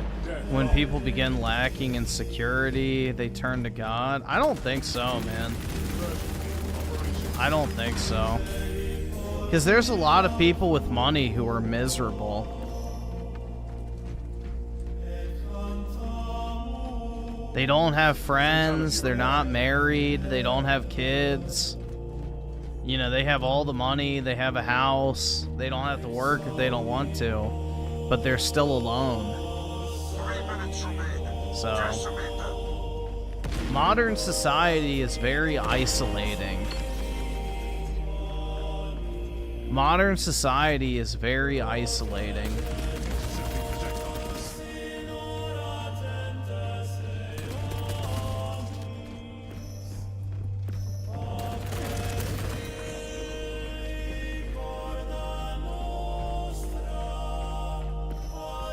But yeah, I mean, I guess that's part of it, but the type of people you see going to church now, though, are not like poor people or people who have nothing. It's like a lot of young men and women who just feel lost. So, you know, they got the job, they got their degree, they have their own place, they should be happy, but they're not. So, modern society is very empty. Like, just consuming all day is not a suitable replacement for everything else you're supposed to be doing. I mean, every single aspect of modern society is just based around consumption. And once you no longer get your dopamine hit from consuming media, spending money, you know, jerking off, listening to music, watching a movie, whatever it is, like, you're just filled with, like, this basically soul-crushing feeling of just nothingness. So I think a lot of people are encountering that, especially the people that were born into the digital age, because, you know, everybody's brain has just been fried from a young age. And people are getting sick of it faster than ever before. Like, you eventually come to the realization, if you have any sort of, like, genuine sentience, that this shit that you're just buying constantly or spending money on is completely fucking meaningless. And your life would not be any worse or better off if you did or didn't buy something. So, Rally point updated.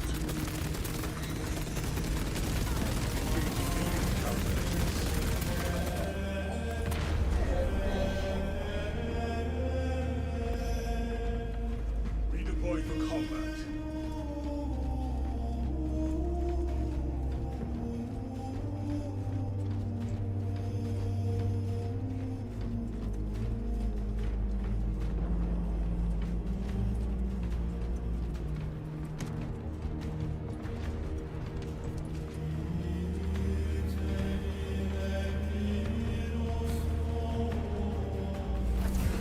I think if you're genuinely dumb, you're okay with just materialistic shit as your, like, existence. Like, the only thing you can ever imagine as a goal is, like, buying stuff. I think for dumb people, that's enough. But if you have any sort of intelligence, eventually you wise up to the fucking grift that, hey, this stuff really doesn't mean anything.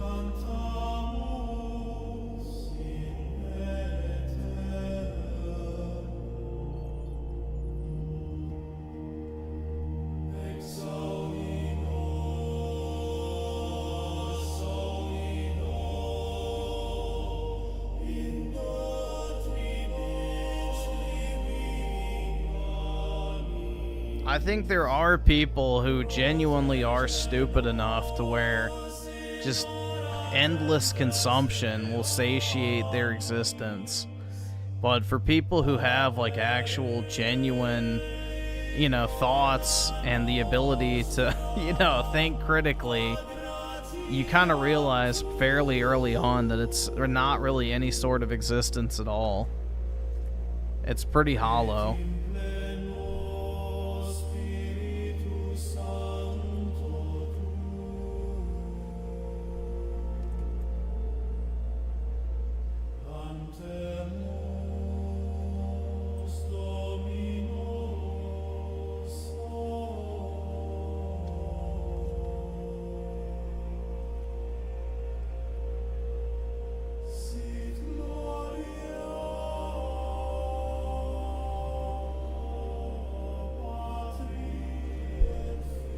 Like, I'm kind of at the point now where I would rather just sit in silence and, like, hang out with my dog or whatever than turn on the TV or watch something on my phone or listen to music or whatever. I don't know. I'm just kind of over a lot of this stuff.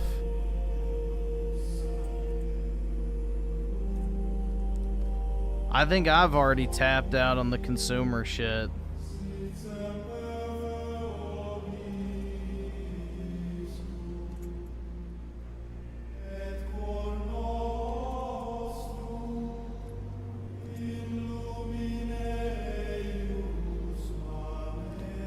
The song, hold on, here, I'll just link the song again.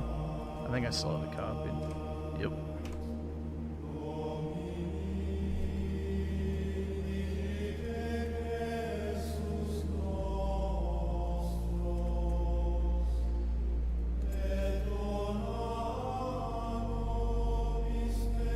RTU staring blankly, surrounded by Nintendo Switches and Steam Decks. That's right.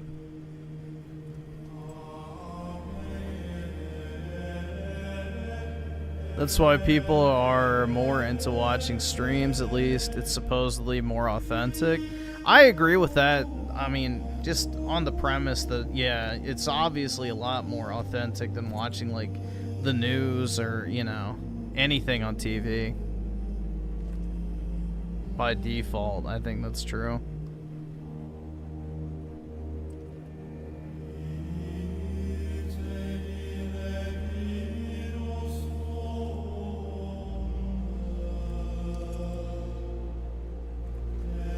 What cathedral would you get married in if you had unlimited amount of money? Obviously the Vatican, but I guess, what's the one in Florence called? Duomo or whatever? I forget. That one would probably be my second choice.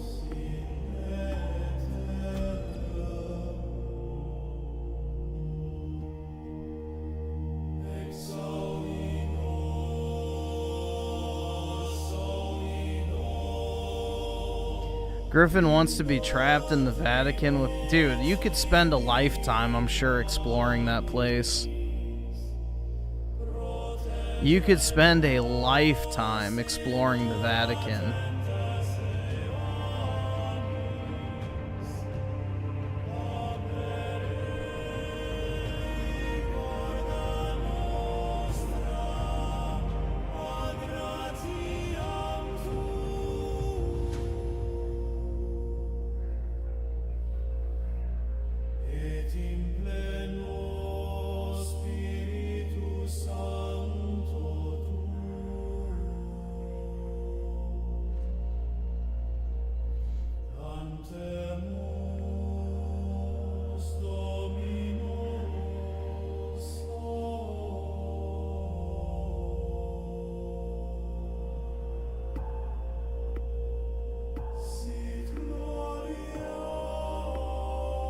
If you had unlimited money, you'd make your own cathedral? Yeah, I mean, that'd be cool, but, you know, you don't have any of the history with it. I mean, you can't recreate those old buildings today.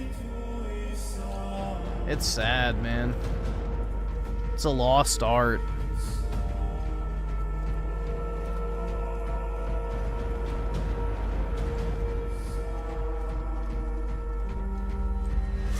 Well, dude, even if you're not Christian, you should still go see the Vatican if you'd like. I can't afford this shit!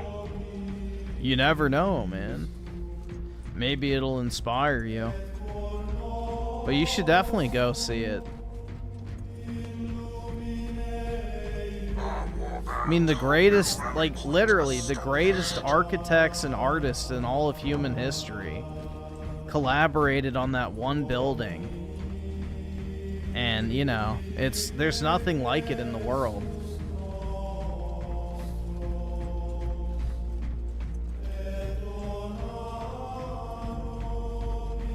New rally point established.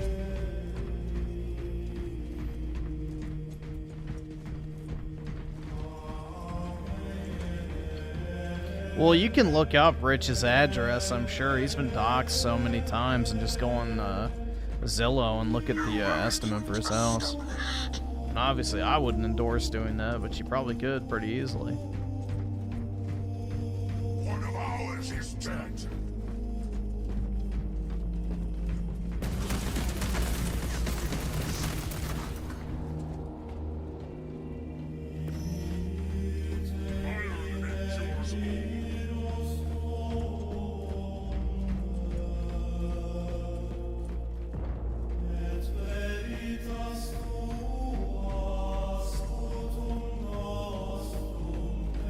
I just think it's funny that the people who, you know, prop up white society, but then also, you know, bash religion, it's like, what do you think is what enabled Europeans to be what they were? It's like, Europe was a bunch of bogs and straw huts until Christianity came around. So the only place that was even remotely developed was the Romans. And even they embraced Christianity, so the story of Europe is the story of Christianity, whether people want to admit it or not.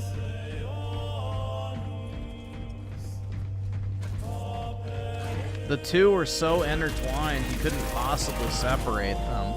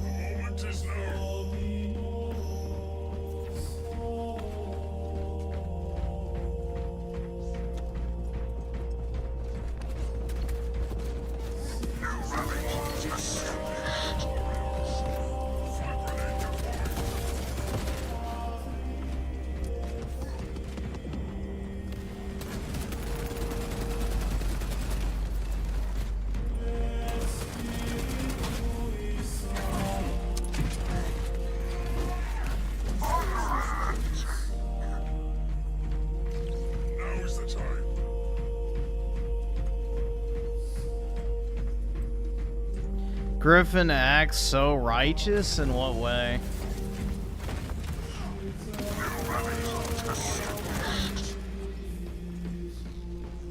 At least we're not speaking German, that's right.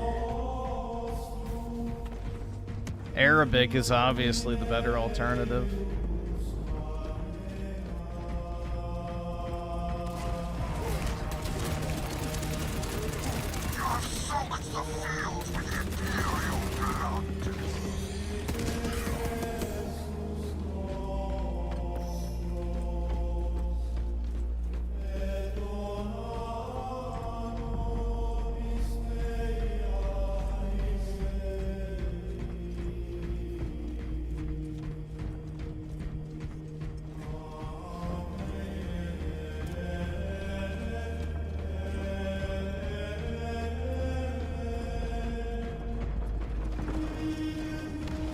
That's always my favorite thing, though, is like every single piece of media where they try and show what happens if the Nazis won World War II, and it's always like some super clean, well-organized, technologically advanced society where everyone looks happy.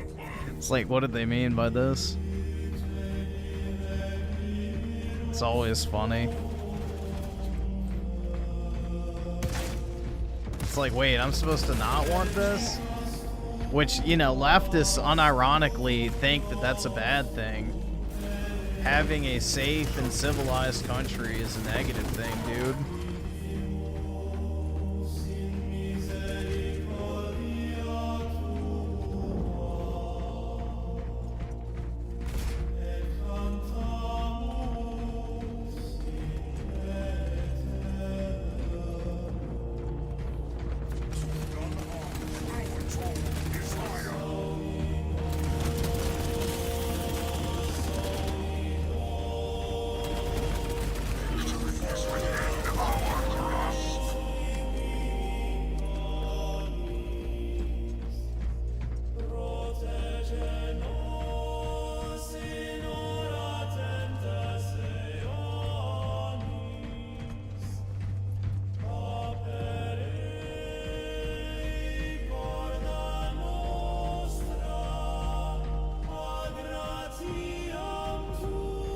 Why the Confederacy happened? It was a states' rights issue.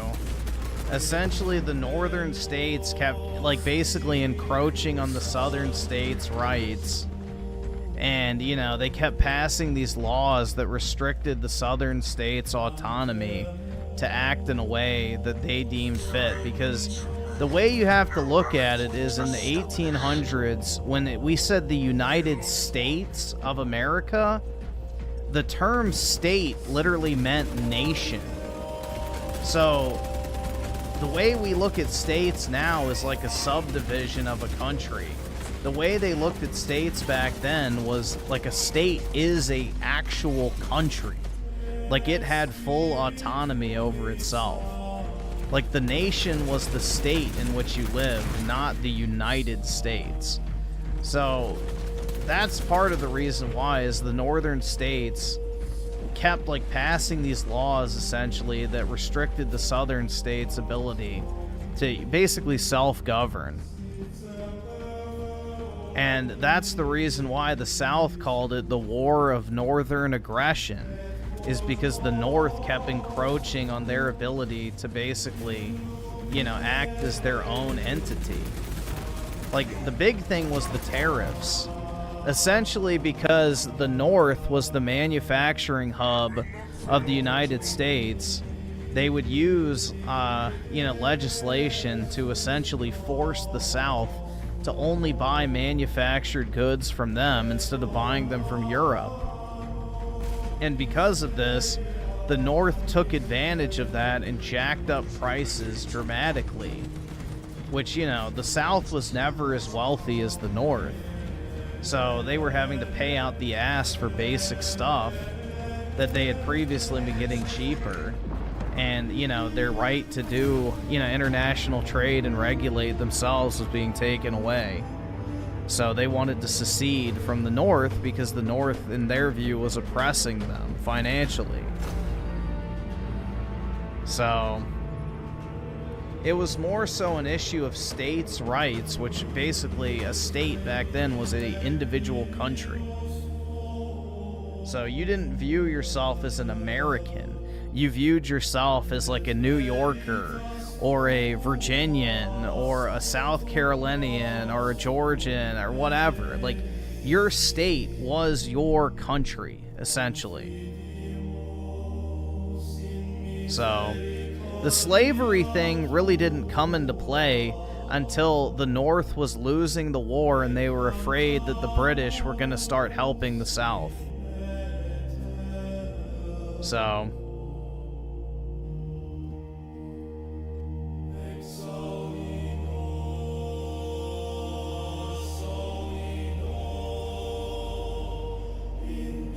the Emancipation Proclamation was solely used to keep the British from getting involved into the Civil War, because Robert E. Lee married into George Washington's family, and George Washington's family was British aristocracy, so he had connections to the royal family in Britain, and they were going to aid the South by providing them naval support and supplies. And because, you know, the Queen of England at the time hated slavery, Lincoln thought, hey, well, the way we can get her to not help the South is by basically making us on the side of freeing the slaves, which she was passionate about. So, yeah, ending slavery had nothing to do with the Civil War until much later on. And the Emancipation Proclamation only applied to southern states, not northern states.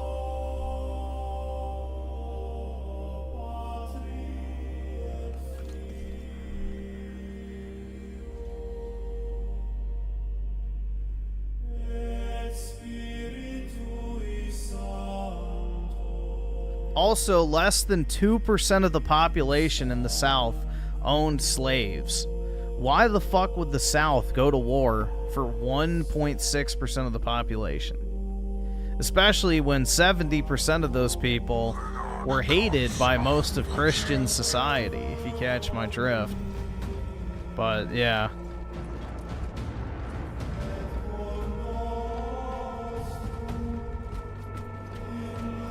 So yeah, slavery was not the driving factor behind the Civil War. It was a states' rights issue.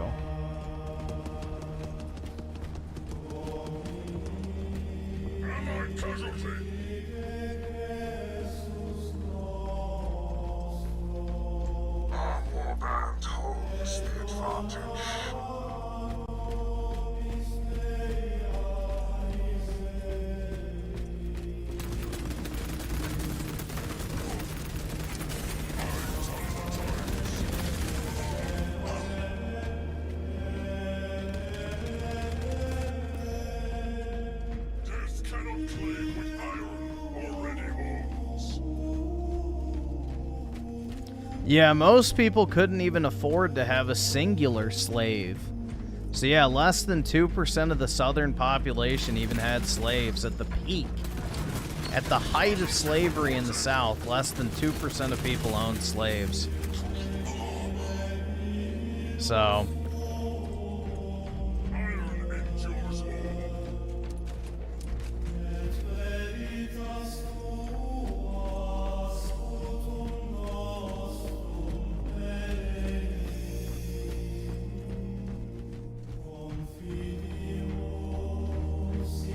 yeah, that's what people are taught in school now, is it was a war over slavery in order to demonize the South, so... and show how racist white people are. So, yeah. Pretty shitty. But typical leftist subversion of history. Unfortunately, it's nothing new.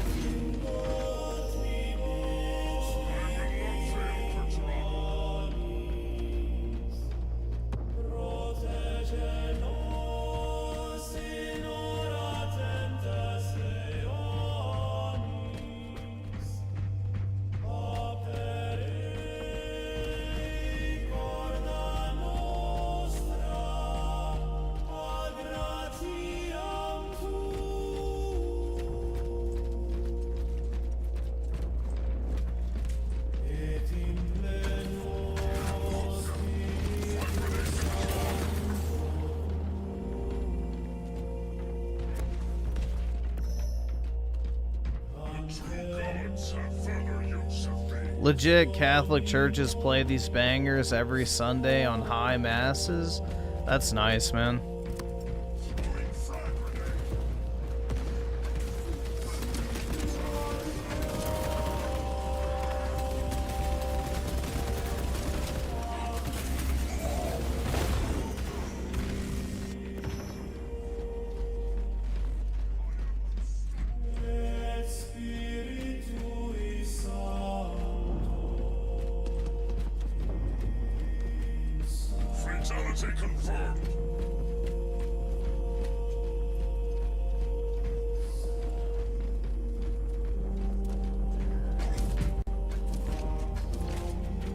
I should join Turning Point USA. I'm not a college student.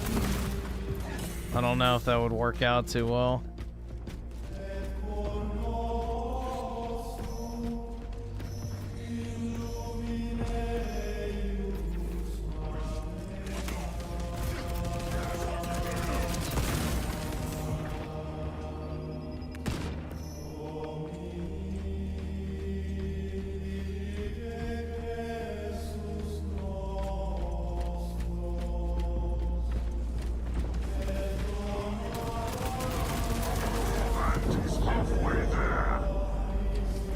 You should have tried to go into politics. I don't know about that.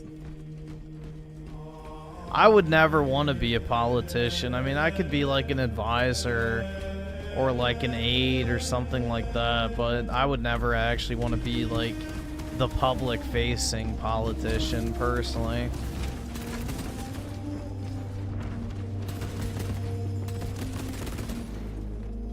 That's not really my forte. Resupply cache. Part of the plan.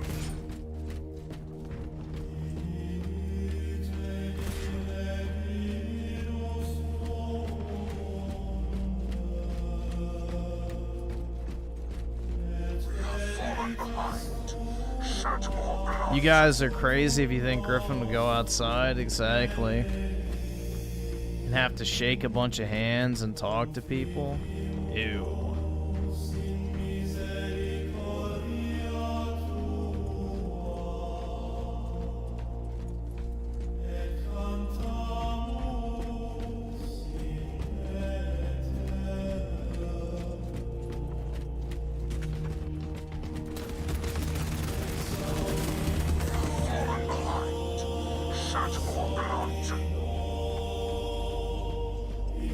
But yeah, I don't know. Maybe in a different life, but not this one. I don't really want to be a politician. It was too frail for this war.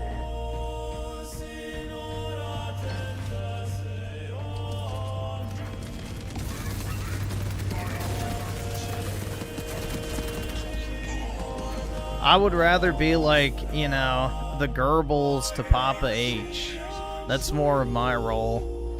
A supporting role, not the main front guy.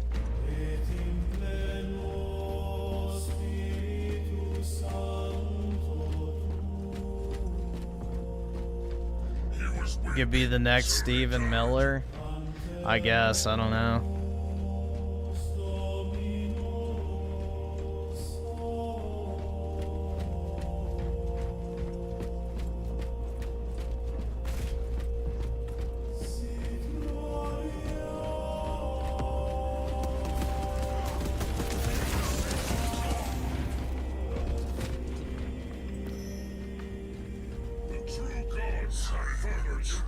Griff is scared to take a bullet.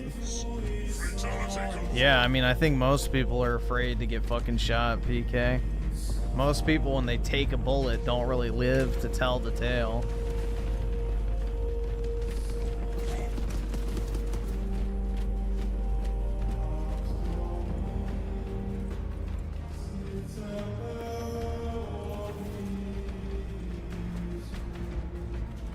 I don't think anybody would choose to be shot if they had the option to not be.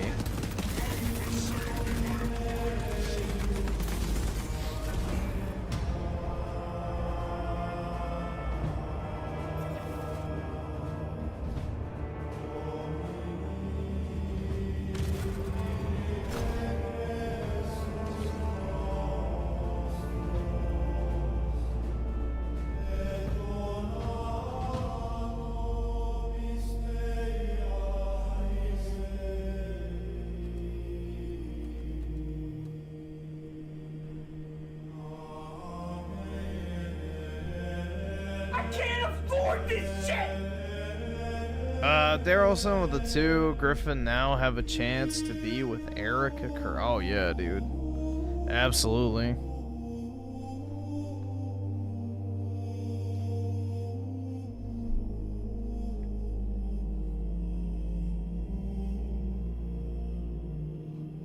Griffin's too miserable to go outside? I was just outside earlier walking my dog.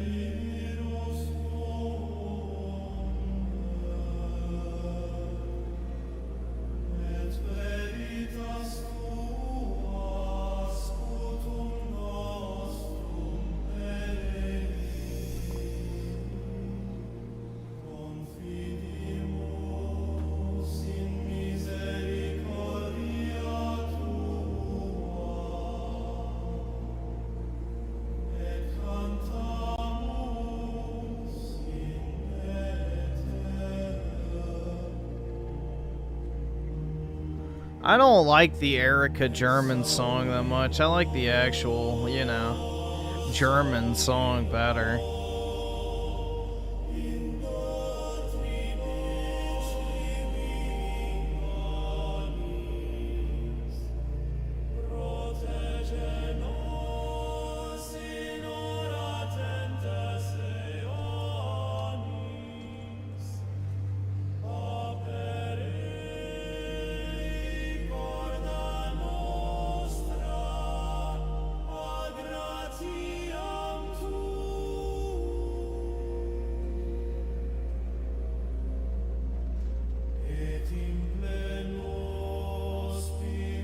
Do I ever play fetch with a pump?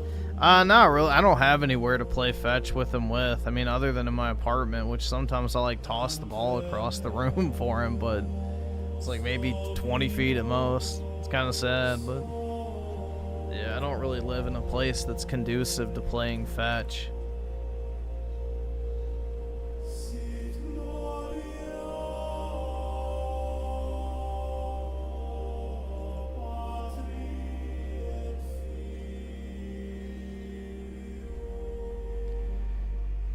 Always be talking they shit on walking his dog, but never shows us his watch to see how many miles he actually walks, because we all know it's capped. All right, awesome. Thanks, nigga. All right. 5 minutes. Yep, that's right, dude.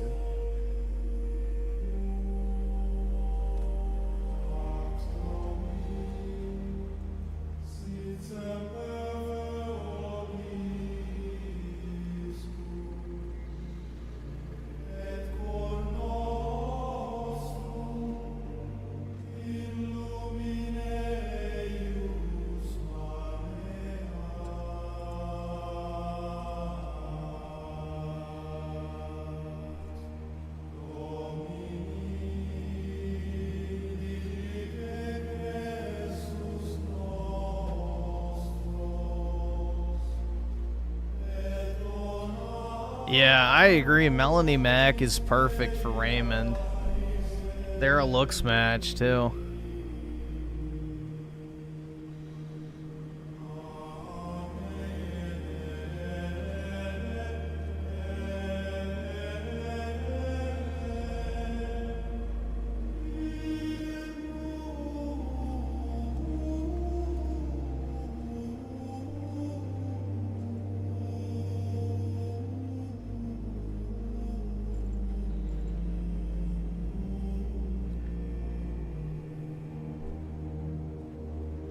Let's see, you generation of the oh god. Hello, guys and gals. EA Games is basically dead now. Uh-oh, dude.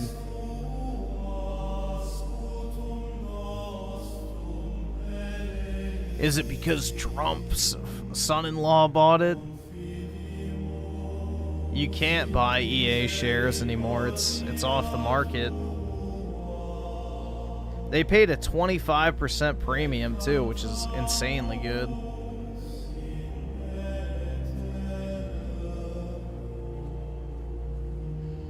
I'd rather have Middle Eastern Puritanism than shitty-ass woke slop.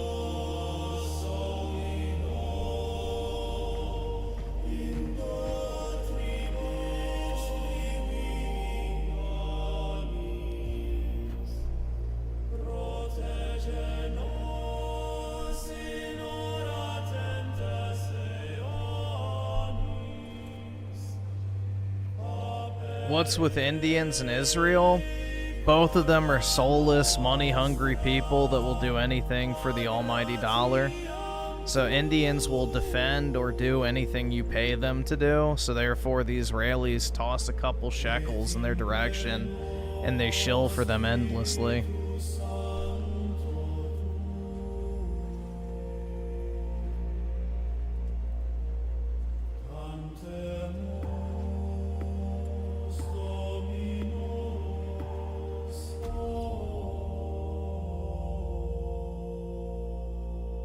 No, I'm pretty sure trading froze on EA on the 25th.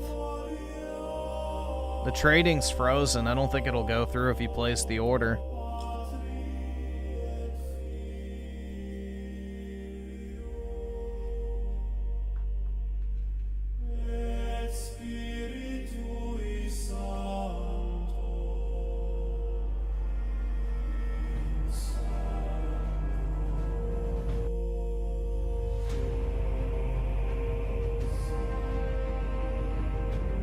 No, I didn't have any EA shares.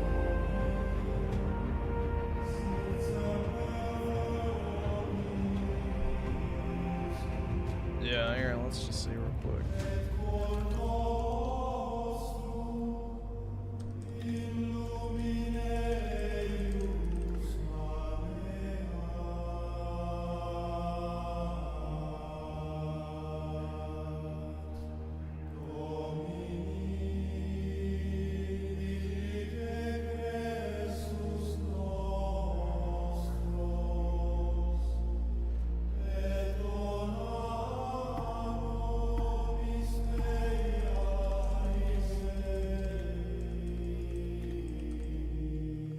Bring honor to the chapter, brothers.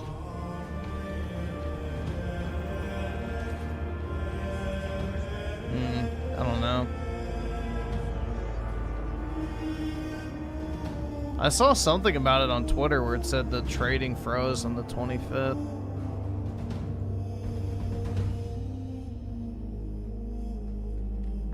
I don't know. Maybe it didn't. You can make a couple dollars once it goes through. Yeah, I had a bunch of Activision that I got for 50-something dollars a piece. The tide of battle has turned in our favor.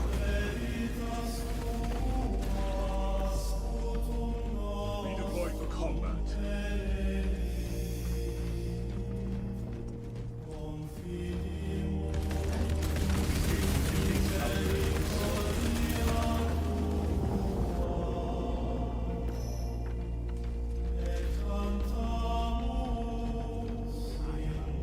Are Lockheed stocks worth it?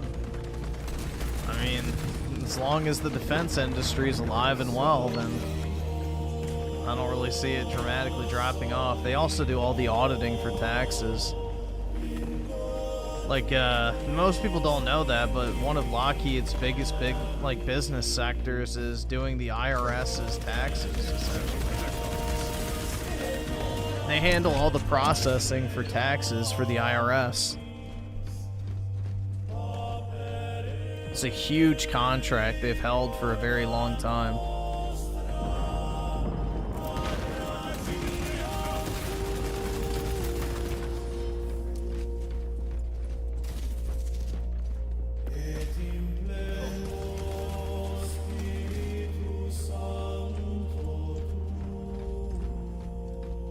I'm a Fed? Alright.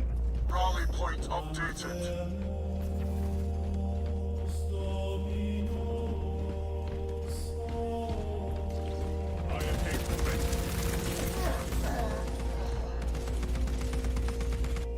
Yeah, Jared Kushner and Ivanka Trump are now technically, I guess, minority owners in EA now. So Jared Kushner's investment firm partnered with the Saudi private investment or public investment, whatever the fuck it's called, fund, and they both bought like portions of it. So yeah, Trump's family now owns part of EA. It's kind of funny. Ready to take my vengeance. Anastates is dead. Yeah, dude. It'd be nice if I was a Fed, because that would mean I'd be getting those glowy bucks. But no such luck.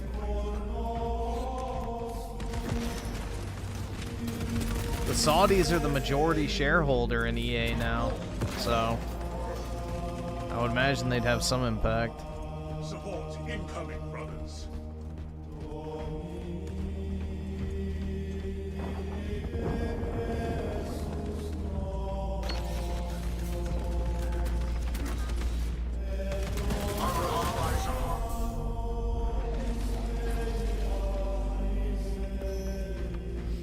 Reporting for mission.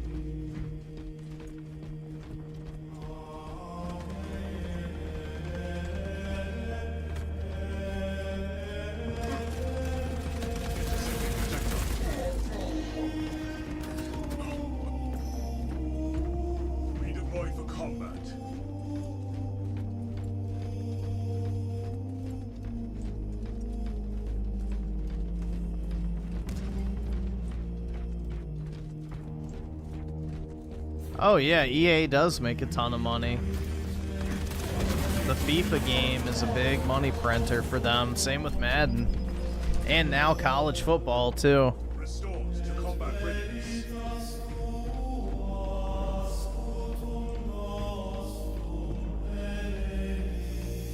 Astartes, push for dominance. Nah, Overwatch is Activision.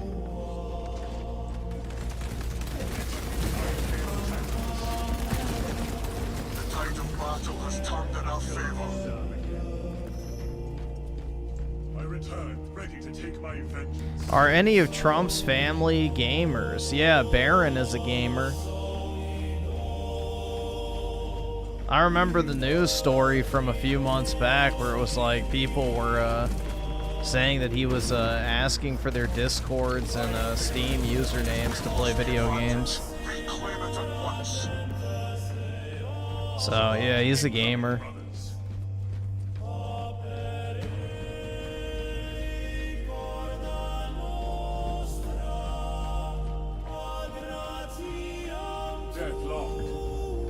Yeah, there's one video of Baron talking on the internet, and he has a very soft-spoken but very elegant voice, I would say.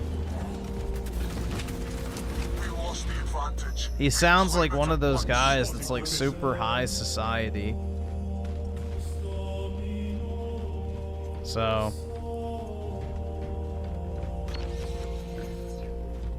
he's very soft-spoken from the clip, but there's only one clip of him on the internet talking.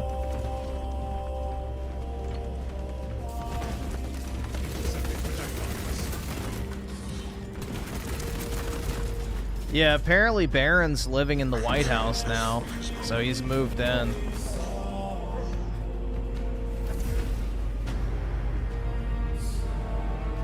Yeah, it's kind of like the Eisen effect from Bleach, yup. Like that soft-spoken, not threatening tone. Yeah, kind of like that. Kind of like that. I can't afford this shit! Paul with the 2, did you see the quartering video defending Erica? No, I did not. I don't really watch too much of the quartering's content.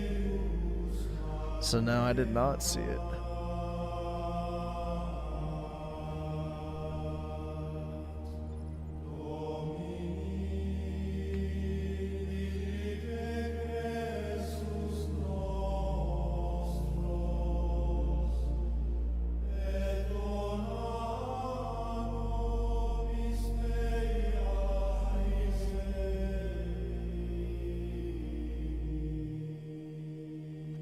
Why would anyone bash a recently widowed woman? Because they're soulless golems. And they're disingenuous, and they would take advantage of the situation, so they assume that everybody else would.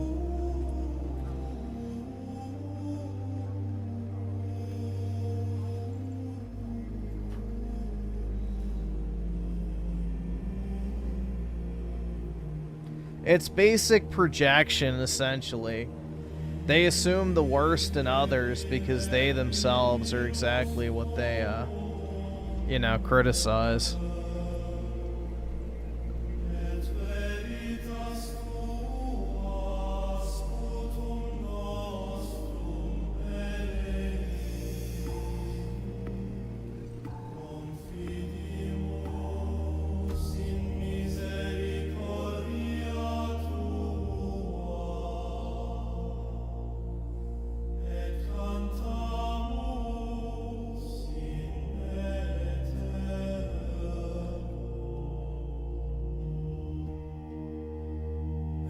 I don't even know why Barron's going to college, man.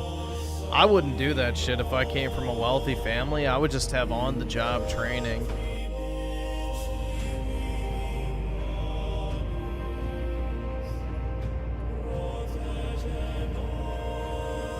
Dude, you do not need it for the resume if you're the son of a president. Like, dude, Barron could literally just go ask Eric or Don Jr. for a job at the Trump organization, and then there's his resume padding. he doesn't need a degree. A degree is how you get your foot in the door. Work experience is how you grow your career. If you can already get your foot in the door, then you don't need the degree. Nobody cares what degree you have after you've worked for 2 years. It becomes completely irrelevant. It's more so what you did in your career that matters the later into it you get.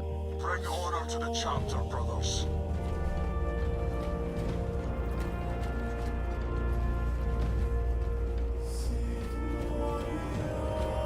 I can't afford this shit!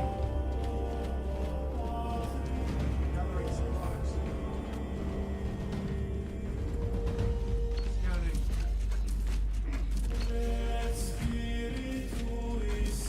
The tide of battle has turned in our favor.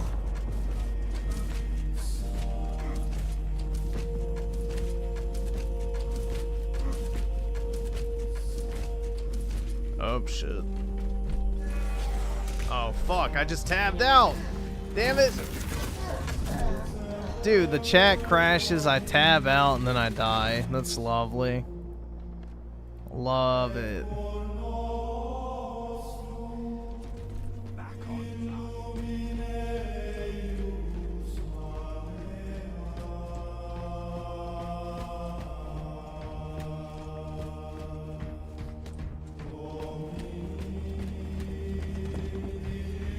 The only way Rich would take interest in his kids is to encourage them to tune out, let's be honest.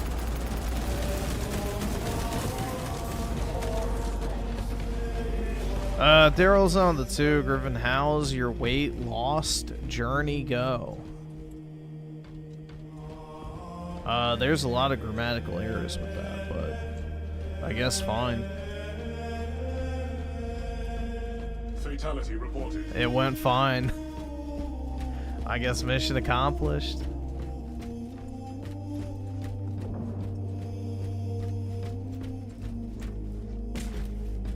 Is Warhammer similar to Gears gameplay though? Thought about buying it since it's on sale. In the sense that it's more of like a clunky third-person shooter, yeah, but there's no cover system, and if you're playing the campaign or PvE content, it's very, very heavily melee focused too, which is very different from Gears. But that's somewhat similar. But I think the gameplay is better in this game than Gears.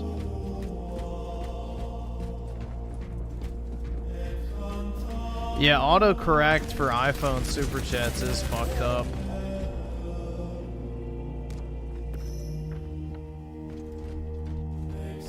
It takes me forever to type it out properly when I send Super Chats to other people.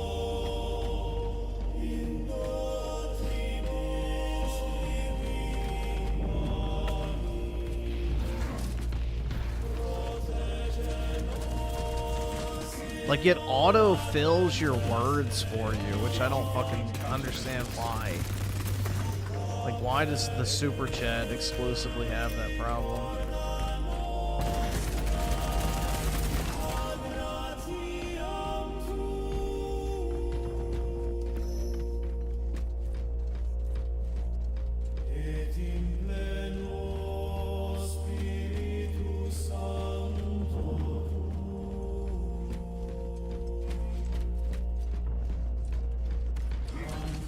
Casualty confirmed.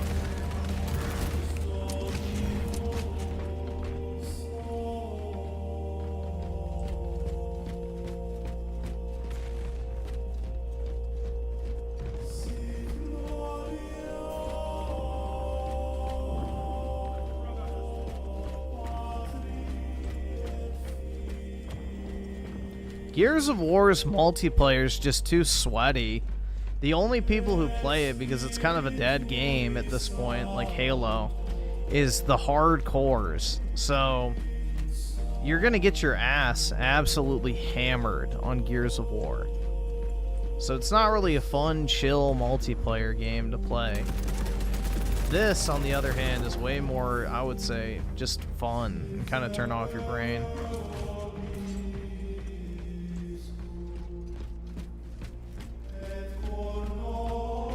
Yeah, this is the first time ever I haven't bought a new phone.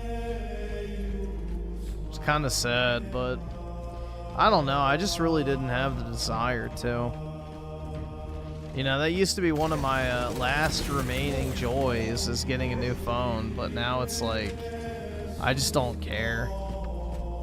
Support incoming, brothers.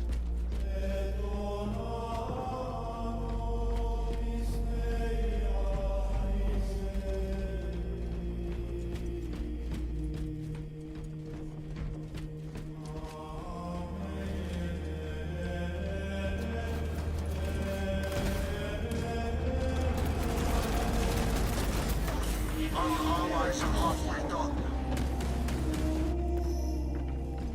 Redeploy for combat. I don't know. I don't think I have his crash out over having to, wait, maybe... Brother killed in action.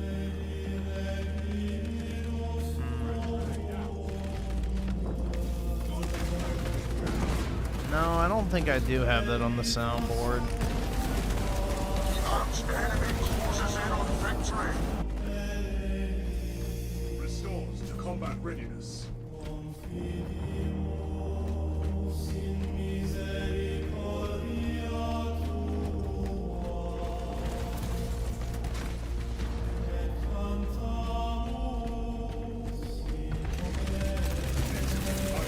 Tactics.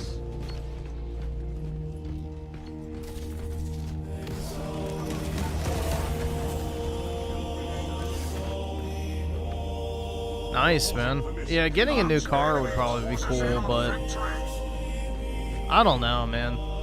I don't really have a desire to buy a car. I rarely even drive mine. I just crossed over 40,000 miles after having it for 8 years, so I rarely ever drive anywhere. I go to the grocery store and the gym, which are both like a few miles away. Enemy closes in on victory. So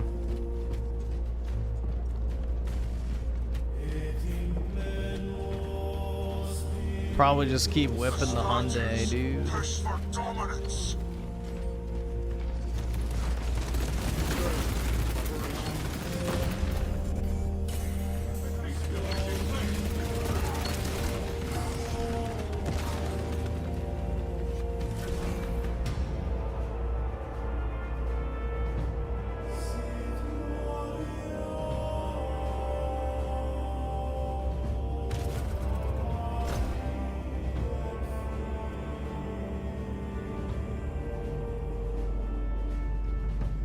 Yeah, I don't really... The thing is, I don't really care about cars. It's not one of my passions in life. Never really cared about them that much.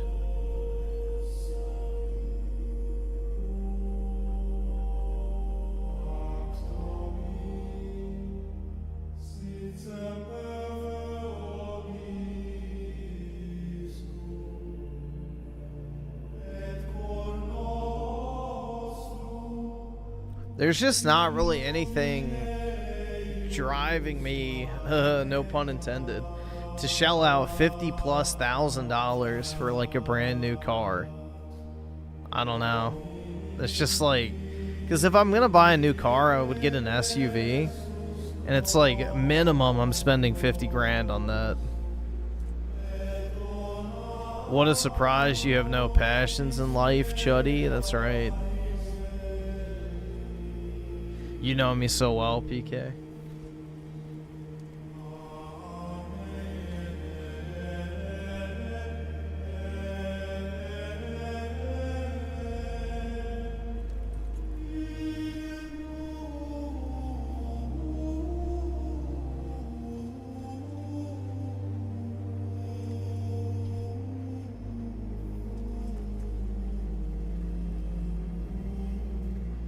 Griffin is doom-pilled about cars. It doesn't even matter. I don't drive anywhere. Like, that's the thing. Is like I'm in my car for like 15 minutes at most if there's bad traffic, and then I'm done. Like, I don't care enough about a car to spend some exorbitant amount of money to get one because I don't spend any time in my car.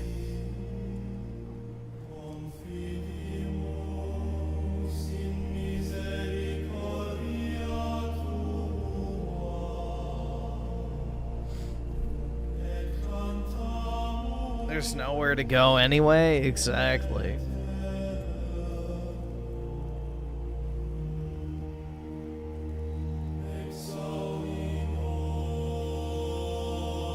There's nowhere to even drive to anyway.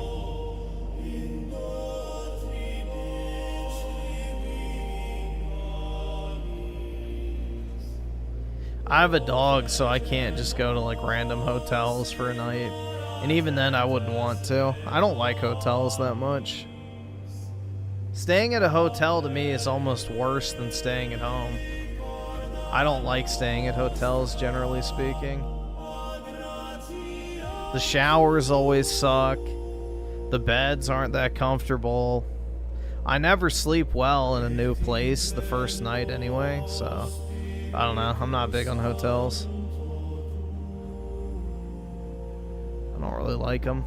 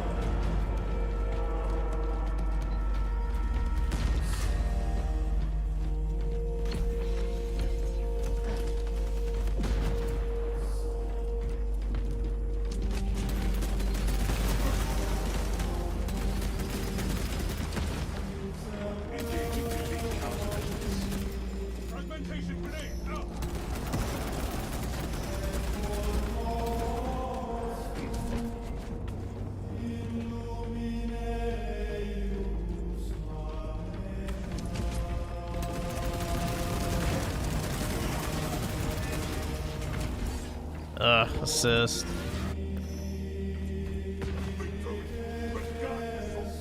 Deadlocked.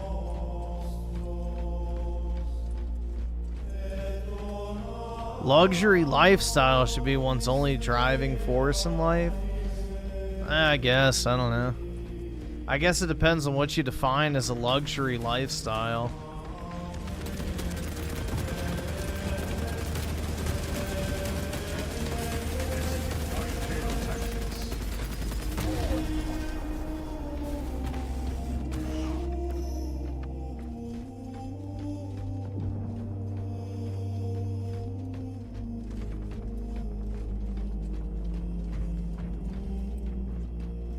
I don't want the degenerate, like, luxury lifestyle. So...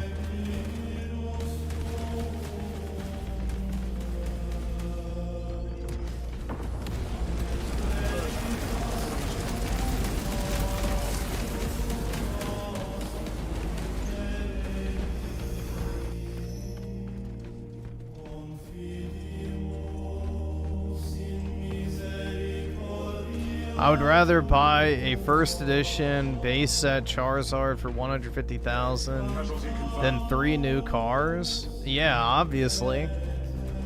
You'd be an idiot if you didn't choose the Charizard over the 3 new cars. Not only is that Charizard worth way more than 150,000, but also the cars lose value the second you buy them. So, yeah.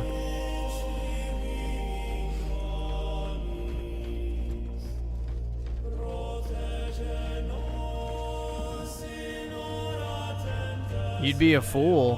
Fatality reported.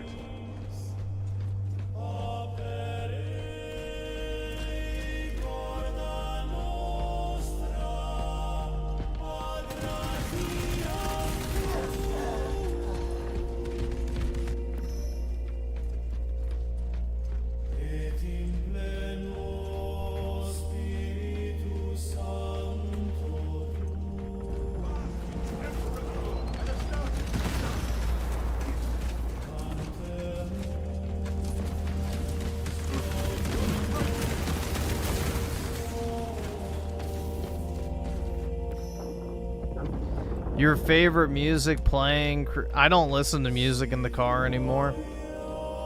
So, I guess you could play this, but yeah, I don't know. I don't listen to music. So, riding down the road with music is not really a thing. Anastastes is dead.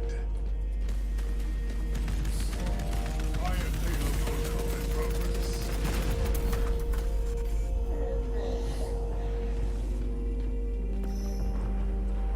Reporting for mission.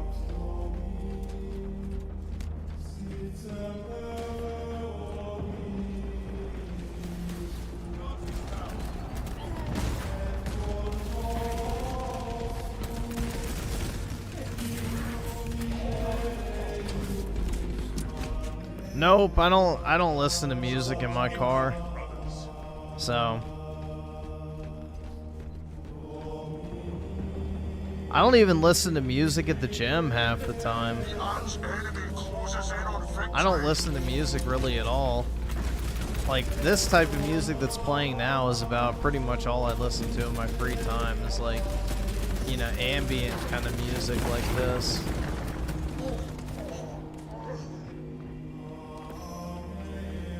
Redeploy for combat.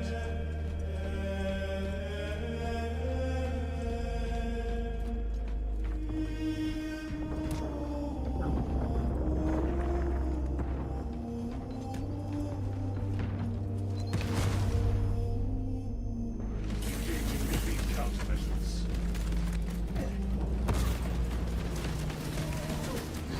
3 minutes away. Decimate them.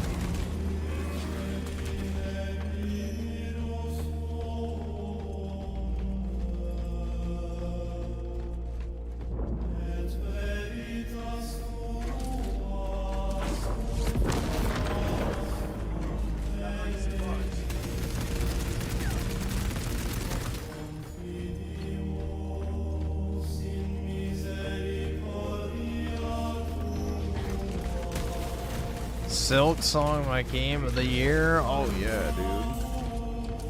No, I haven't touched it, and I probably never will. I haven't ever played Silk Song, and I probably never will at this point. Brother, kill him.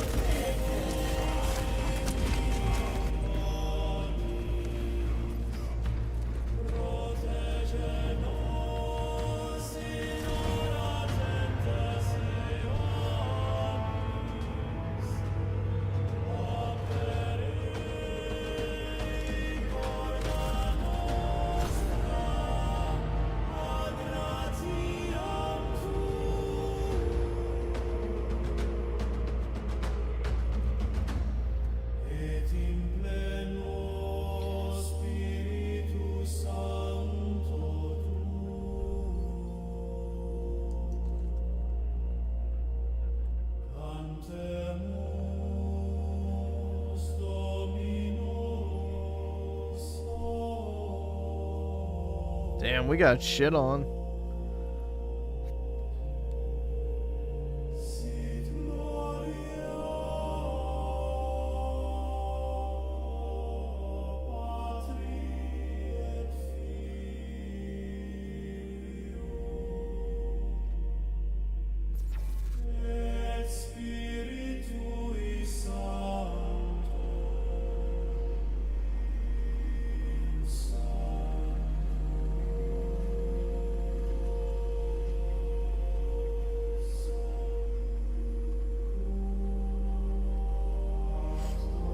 And when you call AAA games trash, then they tell you to play indies, yet the state of indies are just as bad, if not worse. Yup. It truly is over, man. I really wish I still had my passion for gaming, but it seems to be fading away. It's like my enjoyment of all other media forms. Like, I don't watch new TV series, I don't watch new movies, don't listen to new music, and I don't even look forward to playing new games anymore. So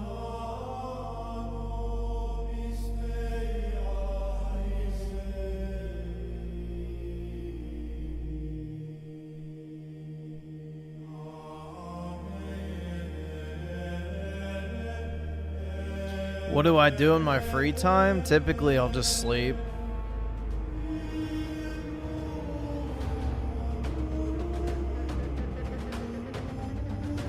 I'll just lay down with my dog or whatever. I don't know.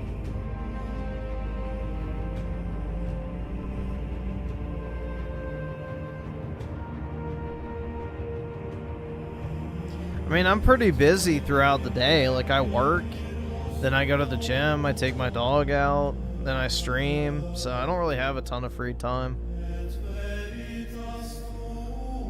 But yeah, I don't know. Mainly, I just kind of just sit there and then, you know, do whatever.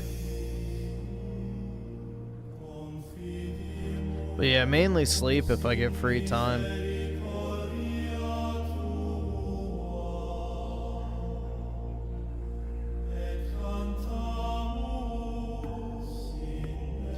Yeah, unfortunately, I didn't have much to contribute to the EA acquisition, man, so I think the Saudis got it covered. Bring order to the chapter, brothers. Indie games are the future, dude. Play this peak. Troon, Slop, Metroidvania, 2D platformer with shit pixel art, retro style. Yeah, dude. And even better, it's a roguelike.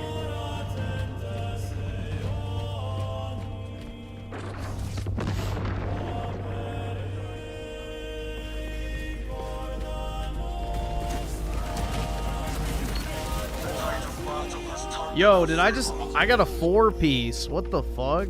Reporting permission. Damn. Okay. That works.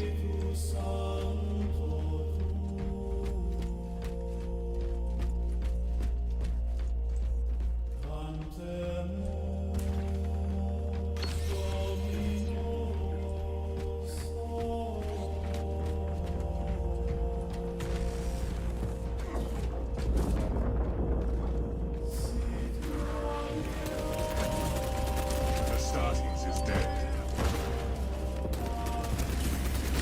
Just from this base.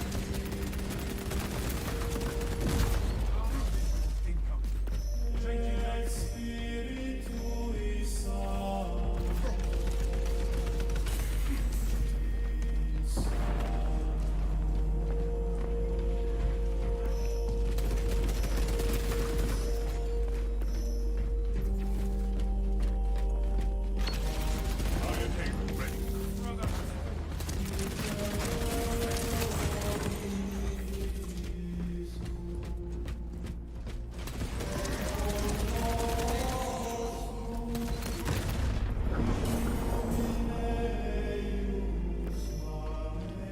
Redeploy for combat.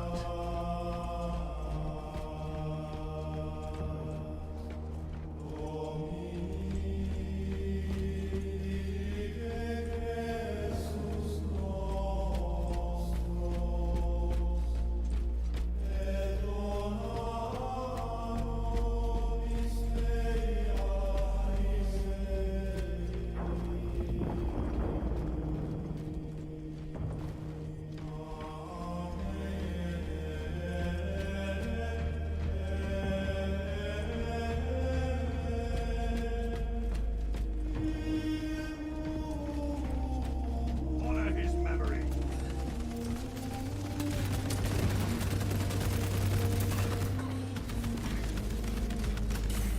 Engaging elite countermeasures.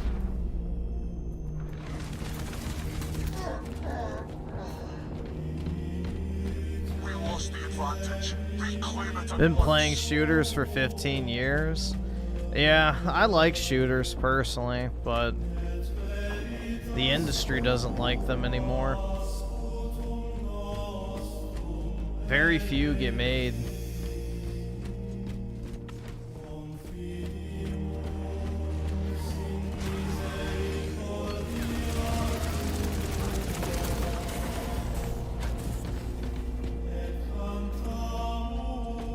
I return, ready to take my vengeance.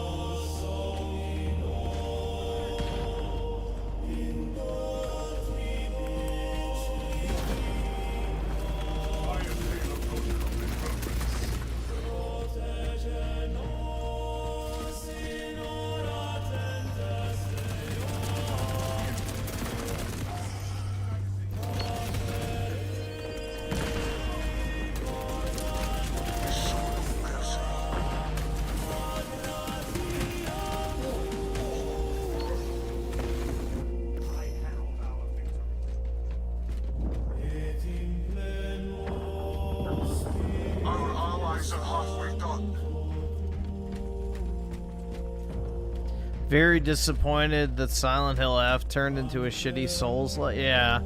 Every game is a Souls-like nowadays. It's just ridiculous. It's ridiculous.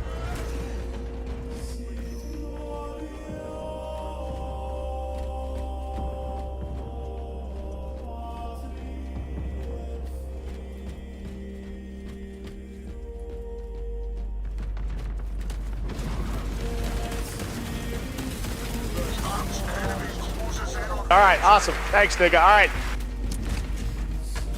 Let's see. Genocide King revive with the 5. If you could permanently erase either roguelike, Souls-like, or extraction games in favor of bringing back one genre, what would it be? Can I pick all of the above? Like, genuinely, I don't care if any of them disappear, but I would probably say get rid of roguelikes because I genuinely hate that gameplay loop. That or extraction, which, I mean, technically aren't extraction shooters kind of like roguelikes anyway? I mean, maybe not entirely, but it's kind of similar, right? You lose your inventory when you die, so you have to restart. So I think that kind of falls in the same category, so I guess roguelikes can go. You're fucking poor! But yeah, if any of those 3 disappeared, I wouldn't care. I genuinely would not miss any of them.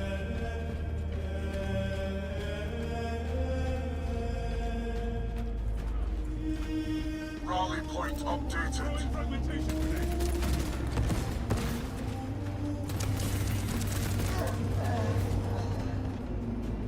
Rally point updated. Support incoming, brothers.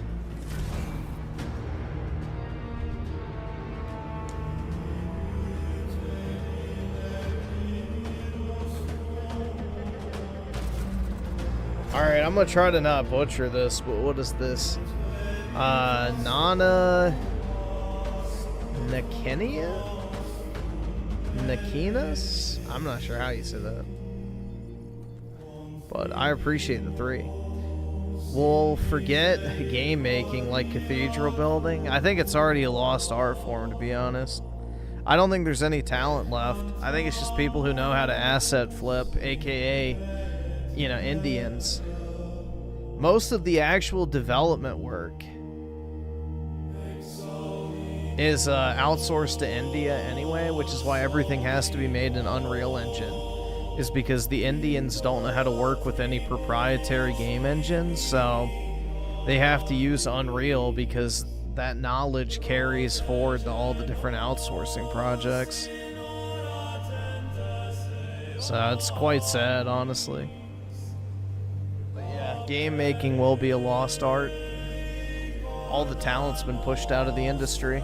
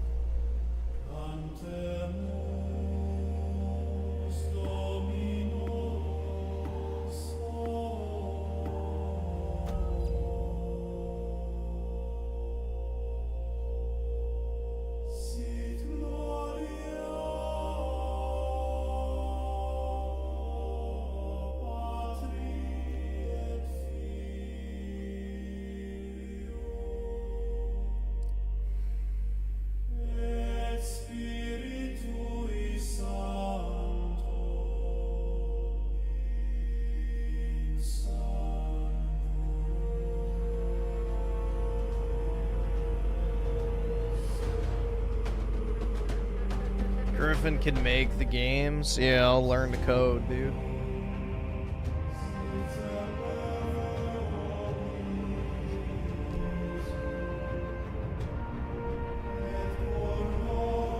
Let me just learn to code real quick.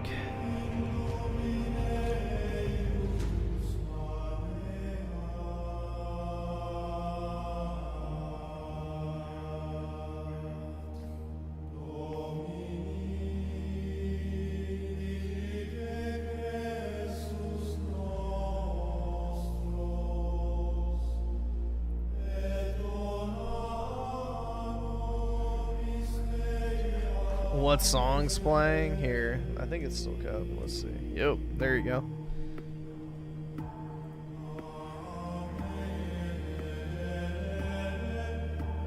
Am I optimistic about anything? I wouldn't really say I'm optimistic. I'm just kind of neutral at this point. Just kind of a neutral outlook on life at the moment.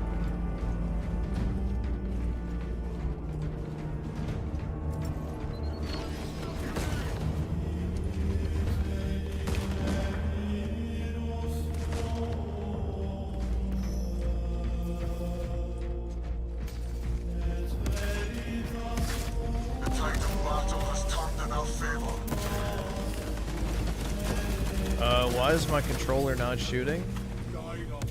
The fuck? Now it's working. That was weird. It just straight up wouldn't do anything. I had to click inside of the game again to get it to work.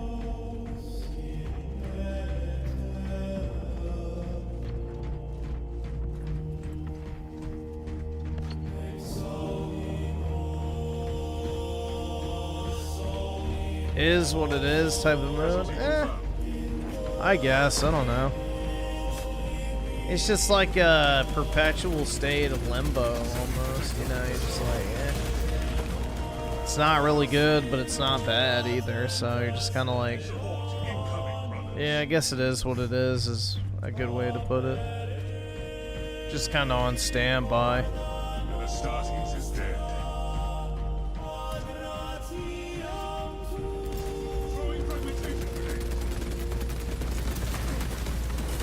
I would say the main thing is I'm just bored, bro. That's my biggest problem.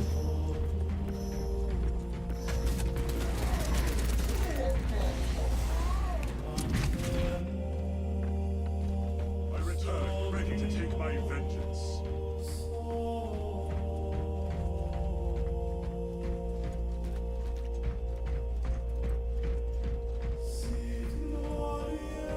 It's all so tiresome.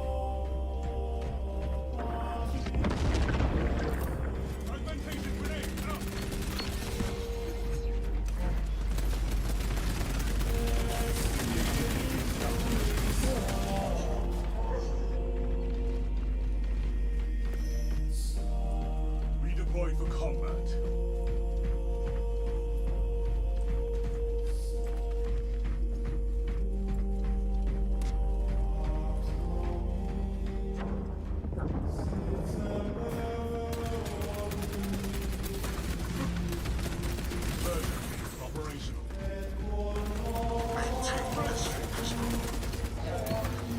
Nice. Reporting for mission. I'm sick and the disease is society. That's right, man. Exactly.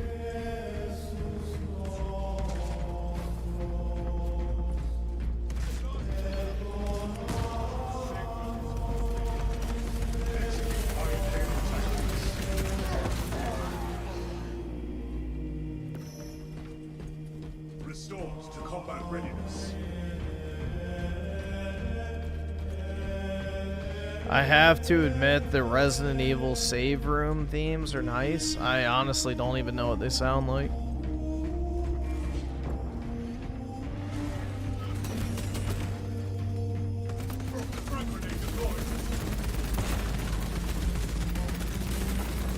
Our allies are halfway done.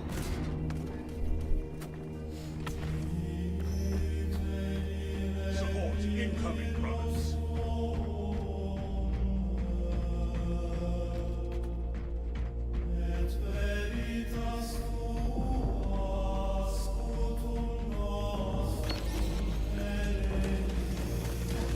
Intercepting projectiles.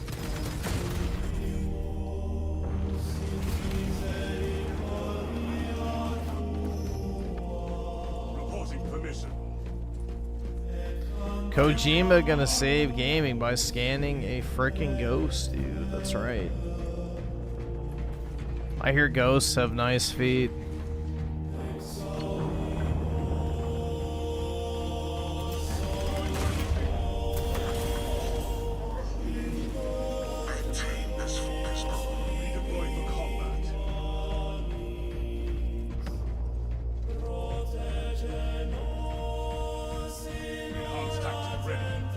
Yeah, with Hunter Schafer, you know, Kojima will get the two things he loves most. Men's bare asses and women's feet, you know? Or at least what he considers to be a woman. For dominance. I return, ready to take my vengeance.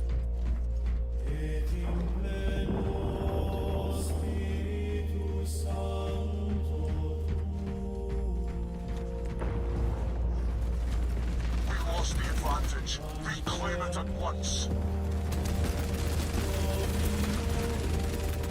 Fatality reported. Maintain this focus.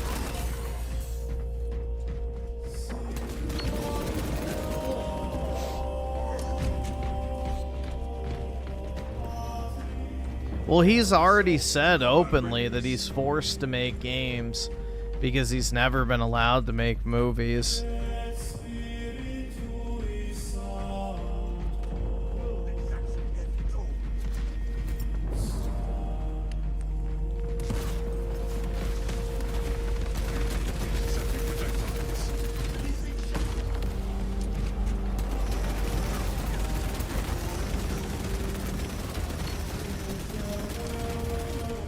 Enhanced tactic ready. Ah, shit. Reporting for mission.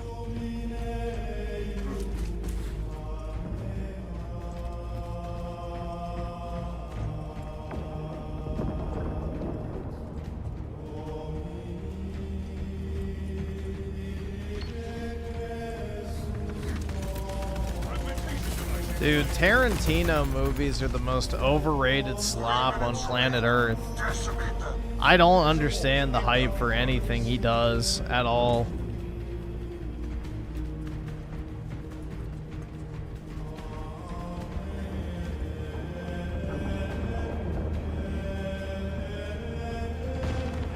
Inglorious Bastards is like one of the worst pieces of propaganda ever made in modern history. Like, it has to be considered probably one of the worst pieces of propaganda to ever exist. Hands down. Dude, I hated Pulp Fiction. That movie was a massive waste of time. Yeah, Inglorious Toucans, yeah.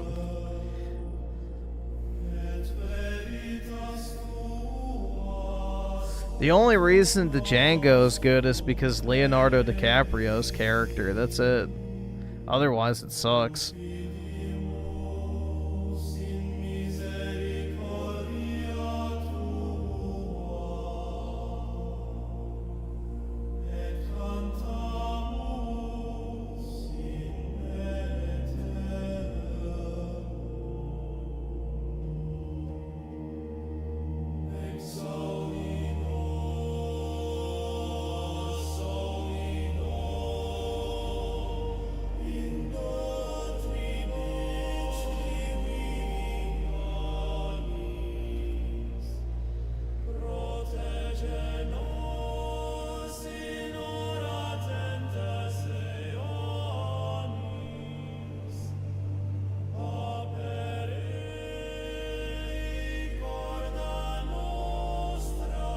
Yeah, Scorsese movies have sold to them, at the very least.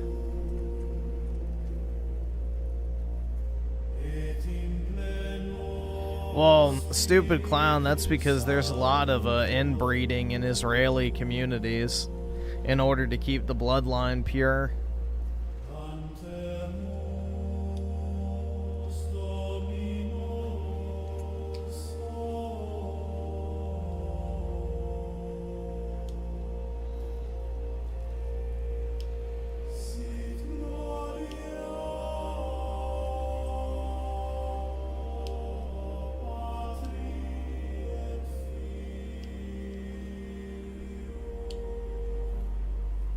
I should be considered a lolcow? I guess so. Sure, why not?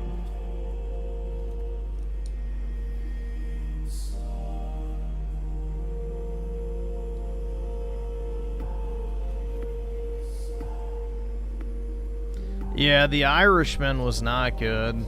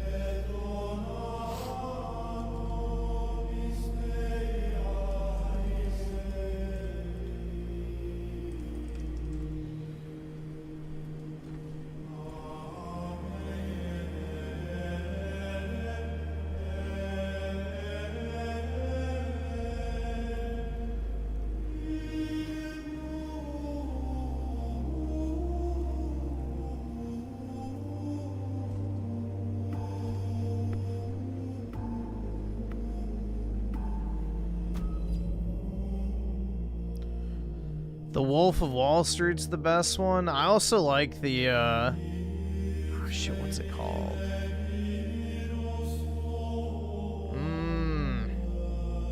The Aviator, there it is. The Aviator's a good one too.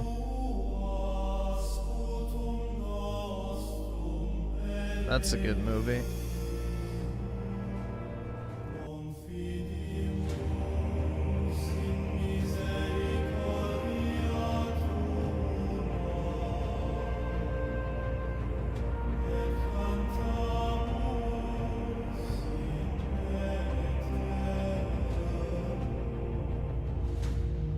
Who is my favorite actor?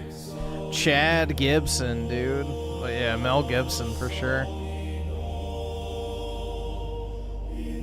Either that or I really like what's his name? Russell Crowe, he's good. And then Bring order to the chapter, brothers.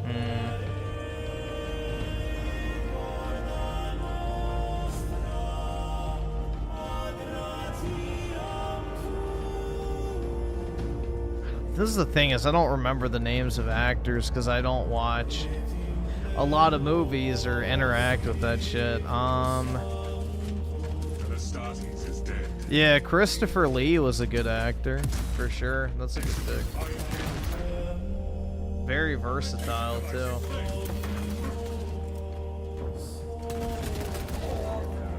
Rally point updated.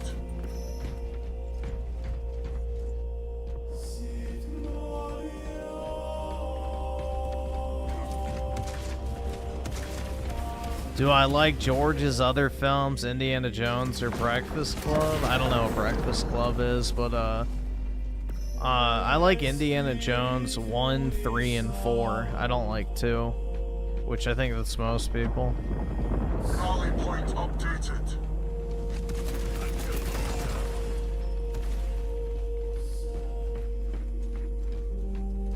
Bet Griff didn't see The Passion in theaters. Oh, The Passion of Christ? No, I didn't see it in theaters.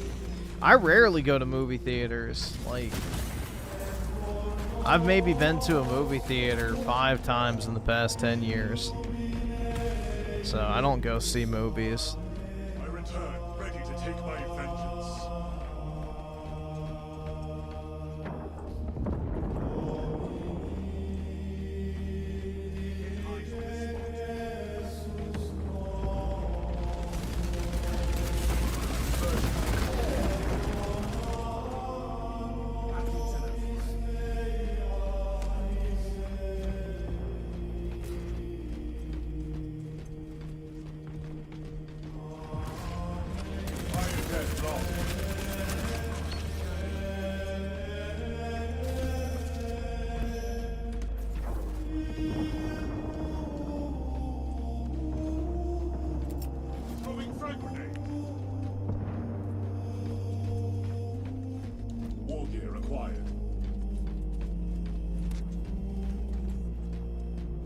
Casualty confirmed. I didn't even know there was a Justin Bieber movie. I guess thanks for letting me know.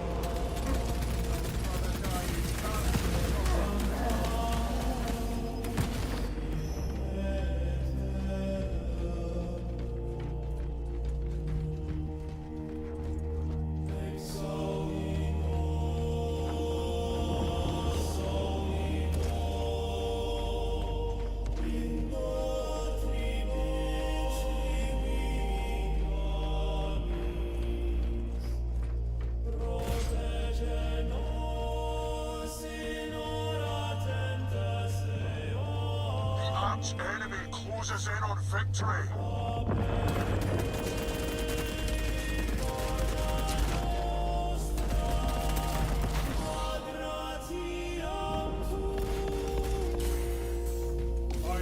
Rally point updated.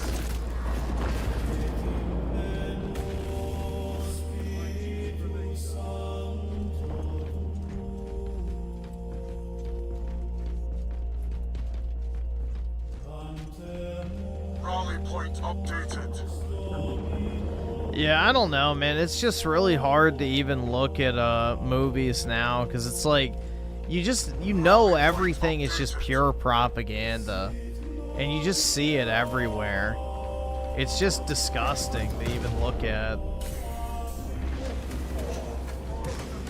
Like, you just feel repulsed.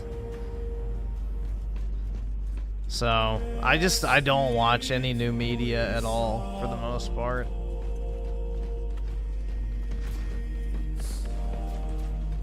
I have, like, my library on Apple TV of, like, the movies that I actually like, that I've bought.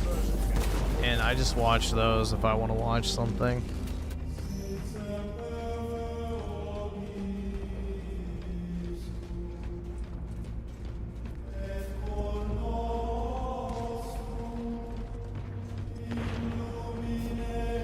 Rally point updated.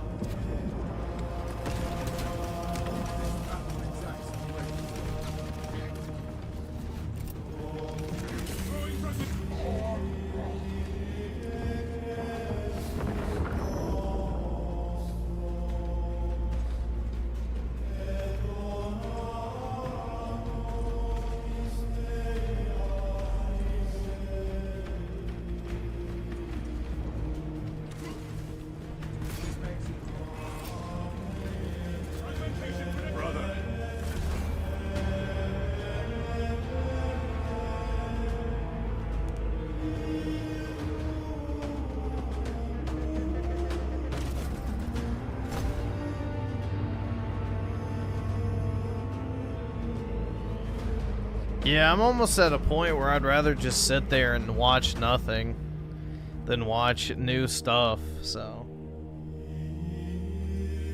It's the same with music and everything else, though. It's like I'd rather just not engage.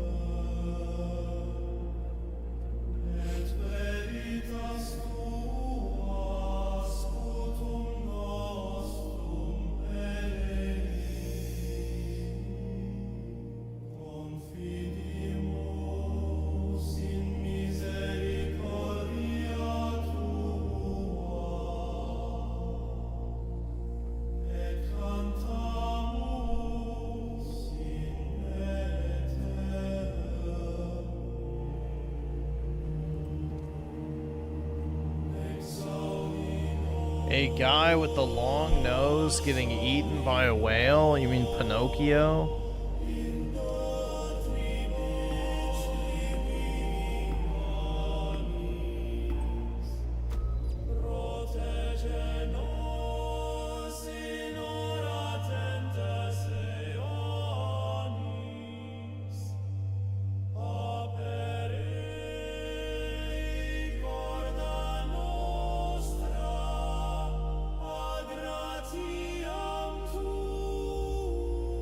Yeah, this music is a vibe, man. I was listening to it for like 3 hours before the stream, and I think we're like over 2 hours deep now. It just doesn't get old.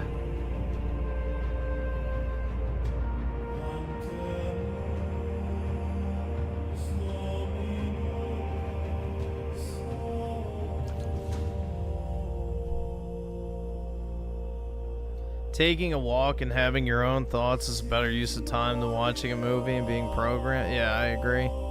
That's the thing, is I would just rather sit there in silence than consume. Kinda sucks, though.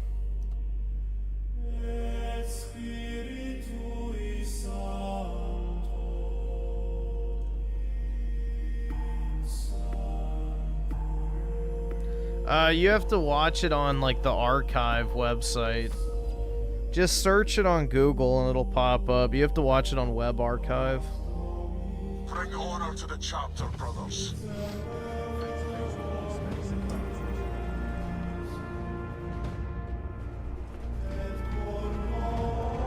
Am I gonna start monk maxing? I guess so, yeah.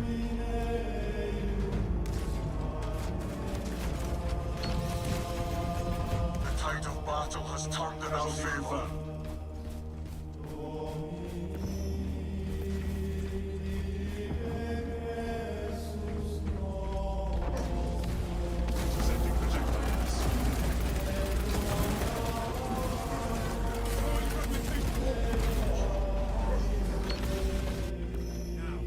Yeah, I looked at the autumn Steam sale. There's nothing I want either.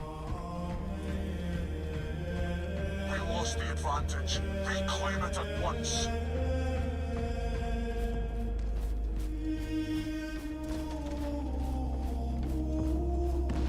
Any new Pokemon cards? Not really. I've just been buying the same ones whenever they come up for sale for a certain price. They're just purely investment cards. They're not like actual cards that I want.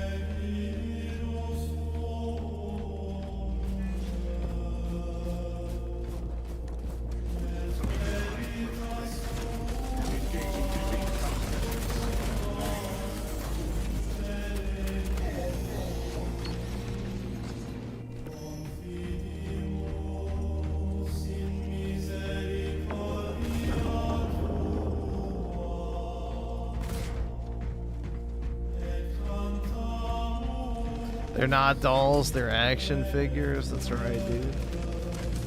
Don't let anyone else tell you otherwise.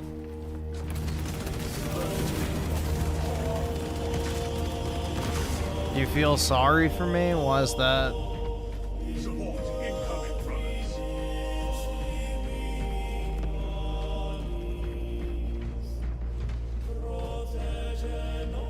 Rally point updated.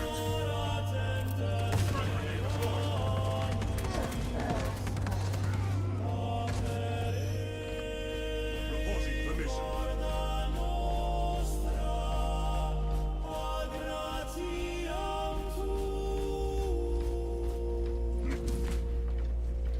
If I paid, would you watch a Sphere Hunter video? How much are we talking? Because otherwise, Fatality reported. probably not. Like, I don't really want to listen to a raspy troon talk about video games. Brother killed in action. Rally point updated. I return, ready to take my vengeance. Rally point updated. $1? Yeah, definitely not.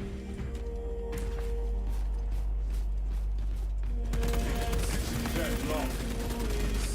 Hell no.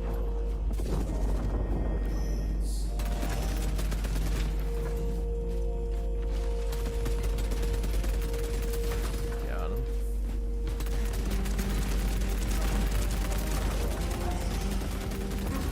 Show no mercy. An iron haven ready.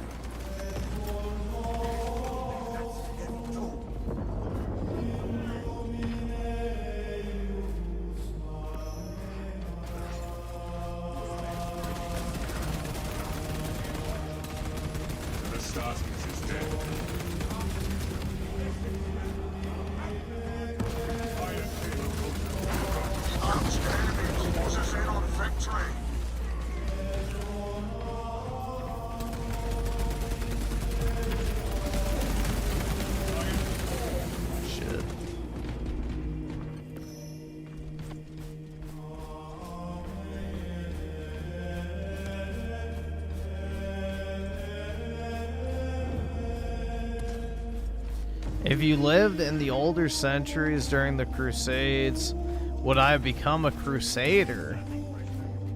Maybe, I don't know.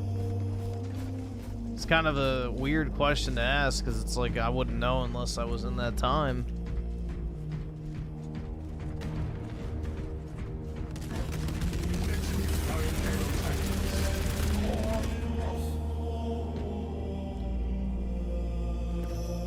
I have a feeling that I probably would have been more drawn to, like, I guess working my way through the church. Like hierarchy, that probably would have been what I would have done. Unless I was born into like nobility or some shit.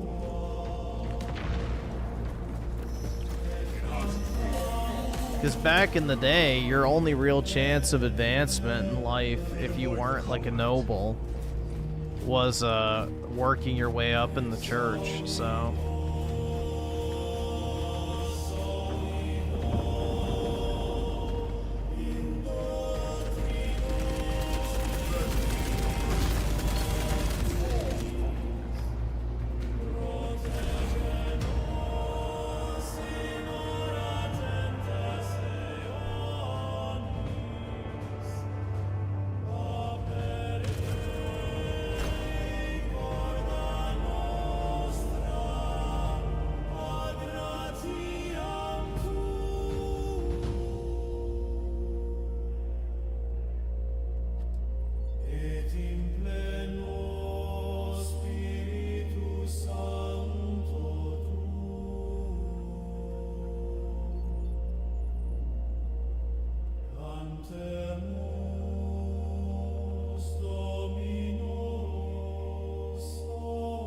This music reminds me of those time periods. Yeah. Well, it's probably when it's from, so. I don't know how old the song is in particular, but I would imagine it's pretty old.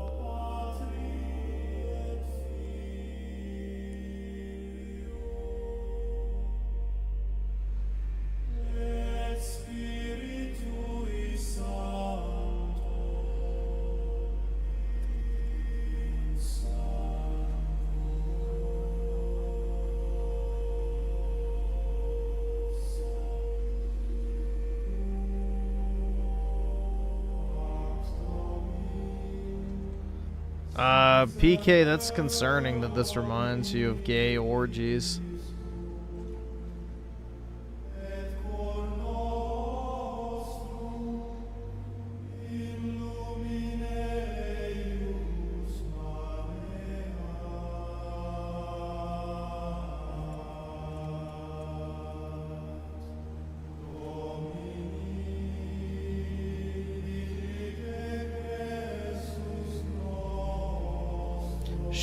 Griff loved that King Von shit.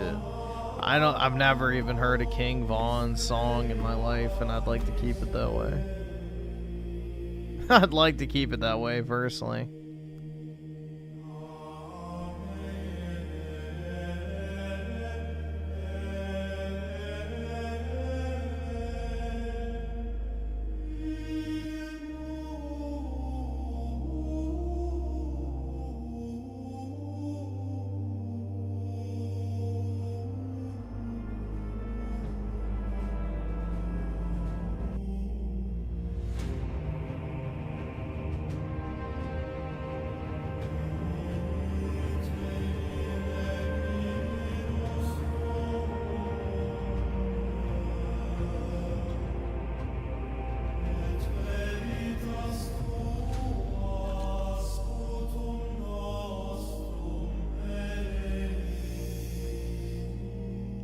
If you work hard, women just go up to you, dude. It's not that hard. That's right. They just get on their knees and start sucking your dick immediately. You don't even have to say hi.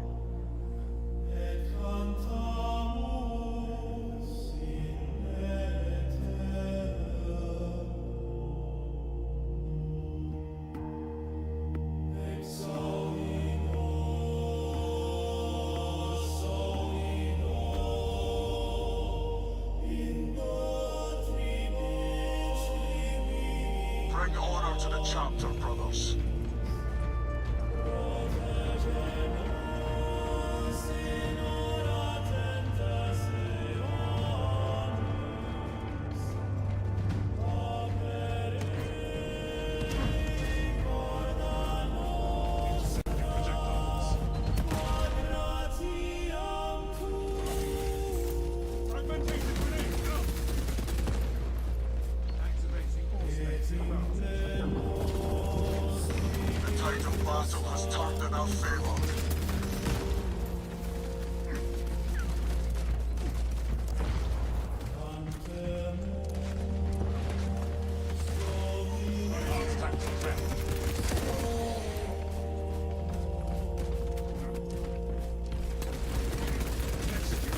Rally point updated.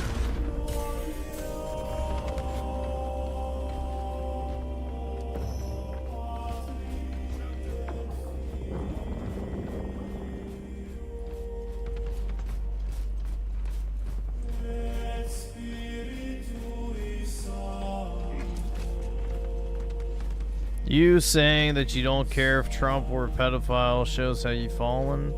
Well, I don't care if you fell off the top of a roof, so what does that say? Rally point updated. Iron Halo online.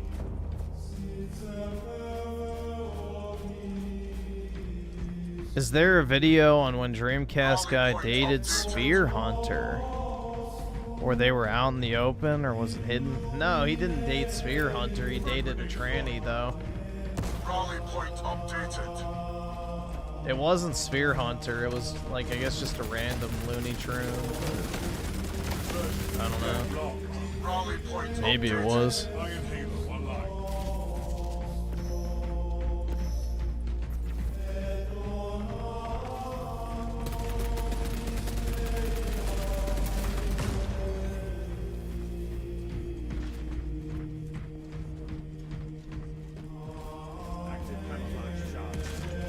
Yeah, he boycotted Hogwarts Legacy because he apparently dates trans people, so there you go.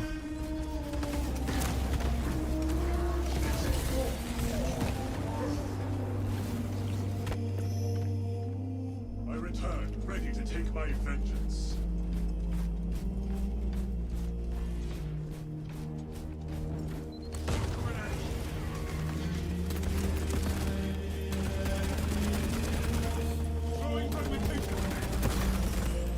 Oh, there we go. That was easy.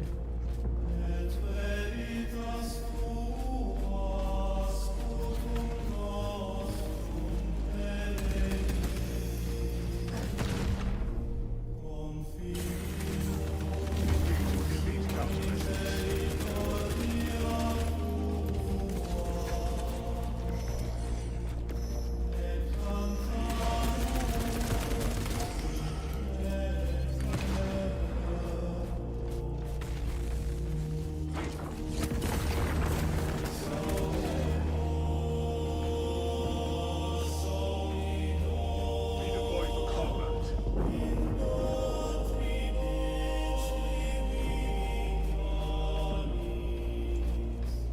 Iron Halo online. They decided to make a new game, apparently, instead of doing DLCs. From what I heard, the decision behind that. I think it'd be smart if they did DLC, but apparently they just wanted to make another game instead. Restored to combat readiness. Enhanced tactic ready.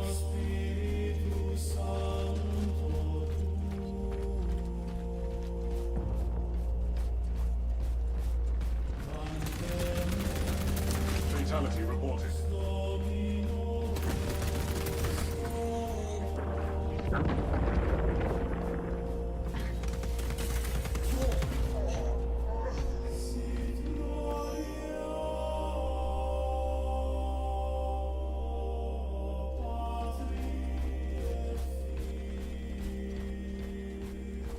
Yeah, they're working on Hog Snort's Legacy too.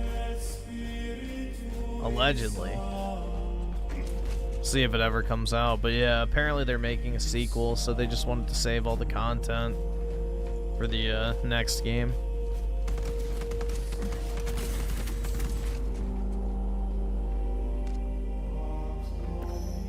Yeah, I wish you could actually be evil too.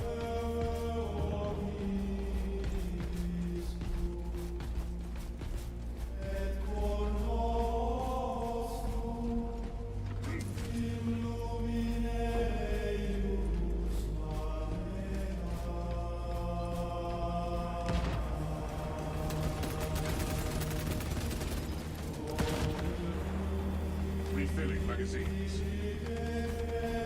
We lost the advantage. Reclaim it at once.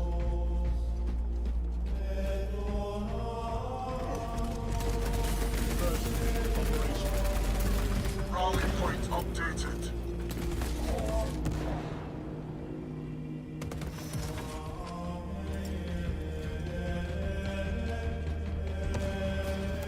The tide of battle has turned in our favor. Casualty confirmed.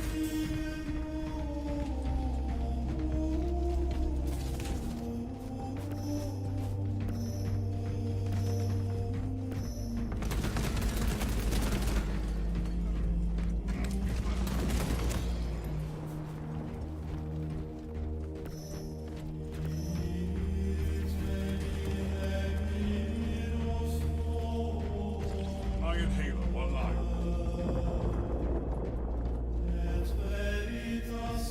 The tide of battle has turned in our favor.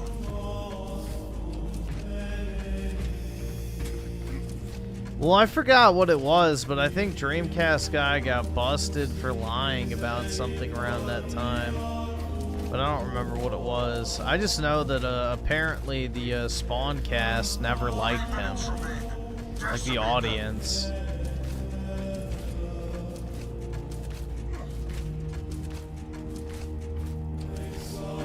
Rally point updated.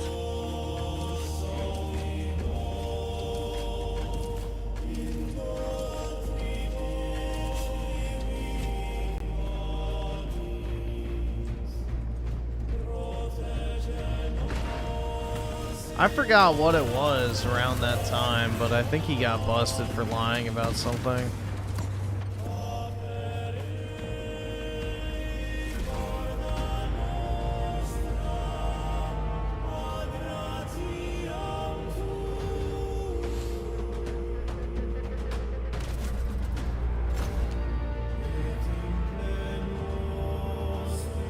Maybe he was flirting with the co-hosts. Maybe that might have been the problem. I don't fucking know.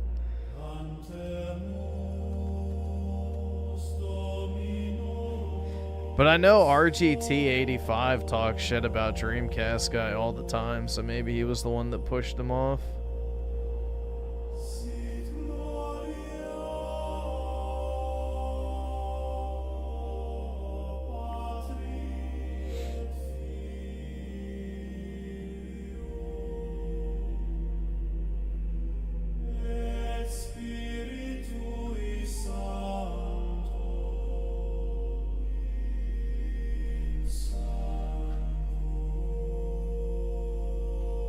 Spawn Wave himself is a fraud. He hides trophies and achievements. Yeah, I really don't get why people do that. Like, I've never understood hiding your trophies and achievements. Like, who fucking cares? Oh no, dude, someone can see that I didn't finish a game. Like, whatever. Just don't lie about shit and it's not a problem.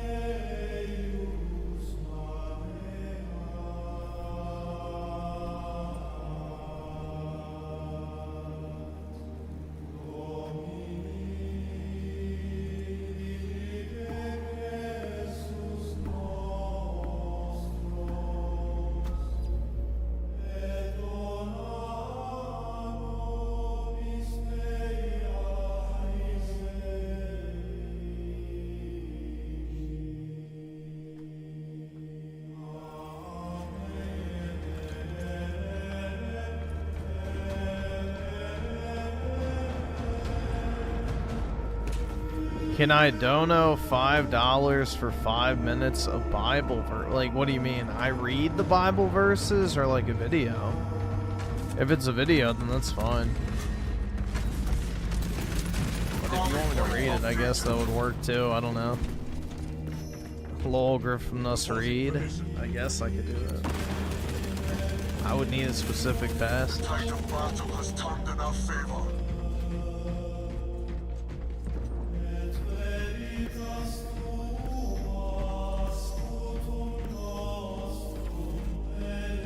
Enhanced tactic ready.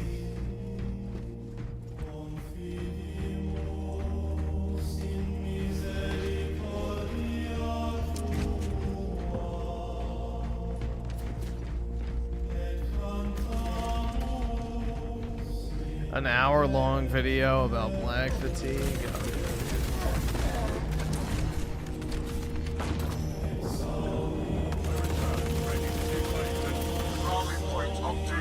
What's sad is I think every person on planet Earth could probably make an hour-long video about their own personal experiences with black fatigue, including other black people, probably especially other black people.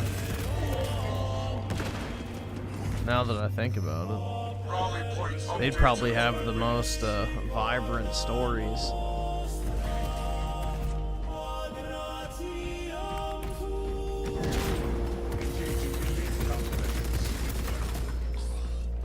Ew, now Griffin about to become the male version of Melanie Mac, a roasty that LARPs as a Puritan Christian and is single. Yeah, but at least I'm not a divorcee, has, you know, shilled for the LGBT, and, you know, all of a sudden had a come to Jesus moment when my husband turned gay.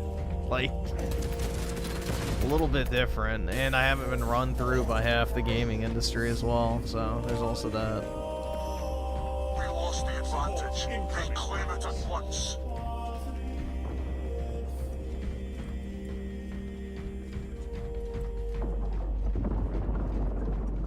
Iron Halo online.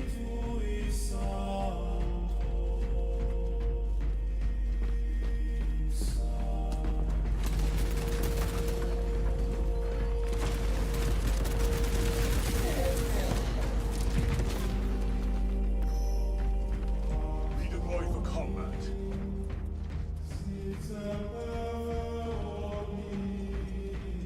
Iron Halo ready.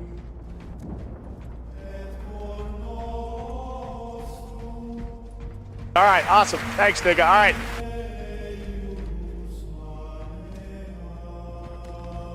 Our allies are halfway done.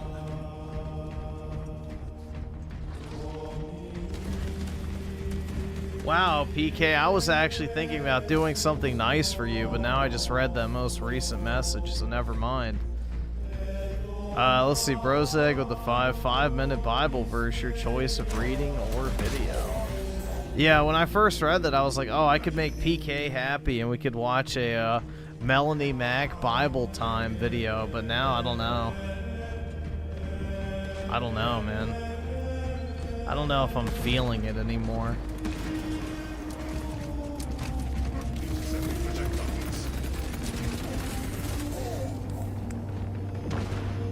What was said was so heinous and just mean. Being accused of being a Fed glowy. I just don't know anymore.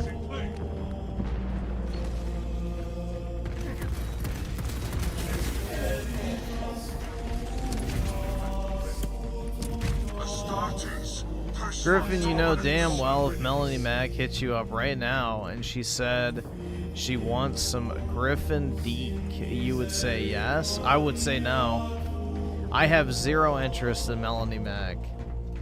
No, thank you. Yeah, nope.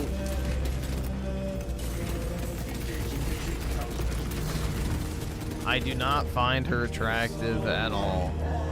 She's old, covered in makeup, wears the cringe-ass emo shit, and is coated in tattoos, bro. Absolutely not. Not for me. Yeah, dude, she does want Elon's bait. That was the most wild self-expose ever. That video she made where she was fantasizing about Elon impregnating her. And her preemptively saying, like, oh, no, I would never do it. It's like, I don't think he asked you. I don't think he asked to impregnate you, Melanie. Why are you saying no preemptively? Because she's probably flicking her bean to the idea of bearing Elon's child.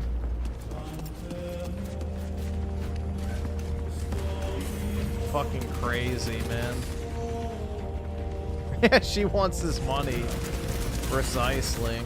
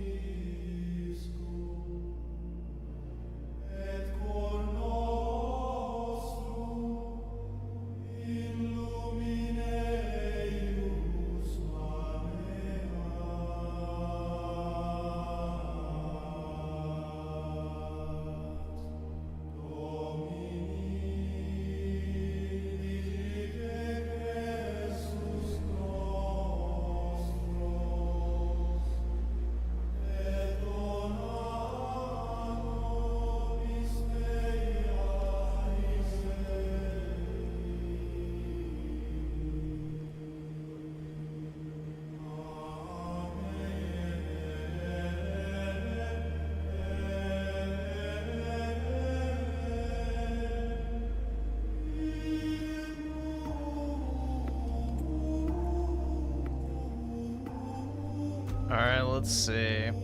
I was trying to see if I could find the video. We'll see if she has that verse, because it'll make it more funny to hear. Oh my god. Let's see.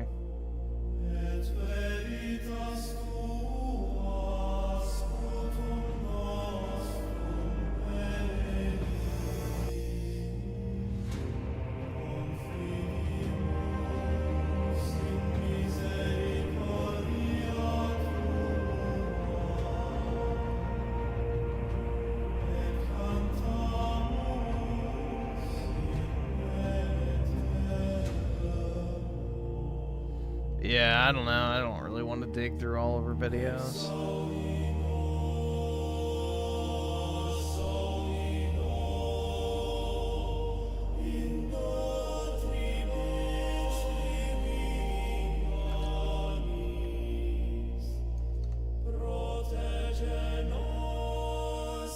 Bring order to the chapter, brothers.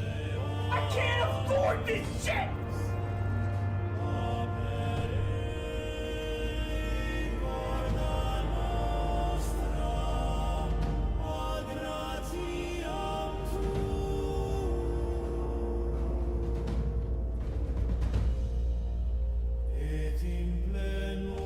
Alright, I picked out the thing I'll read. We'll do it after this match. I was trying to see if I could find a text for it, like a website for it, which I did. Paul with the 2. What did you think of new Demon Slayer movie? I have no idea. What is the anime? I don't know. I've never seen it.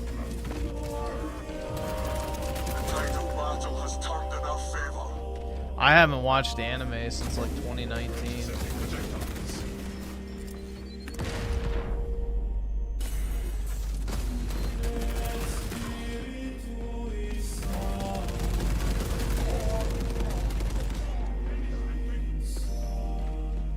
Restored to combat readiness.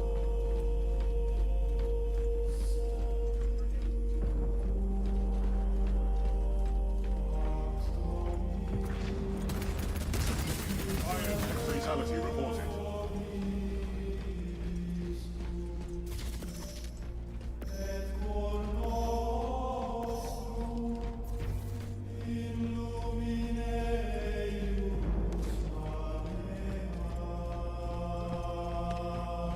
An absolute ear grape is the Melanie Mac Razor Fist Side Scrollers collab. Oh my god. Yeah. Razor Fist lubes up your ears with his spit before Melanie shoves her voice in it.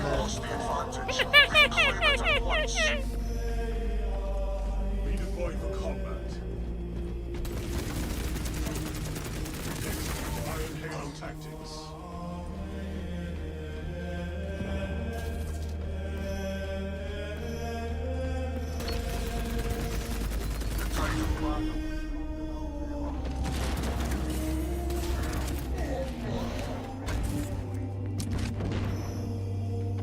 Support incoming, brothers.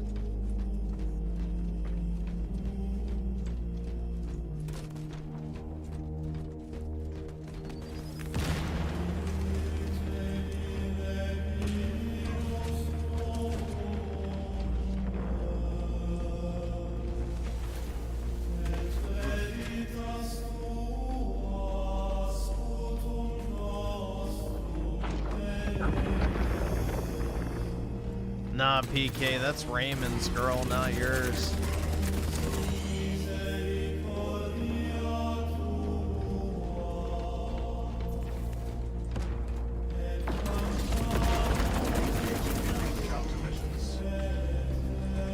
The tide of battle has turned in our favor.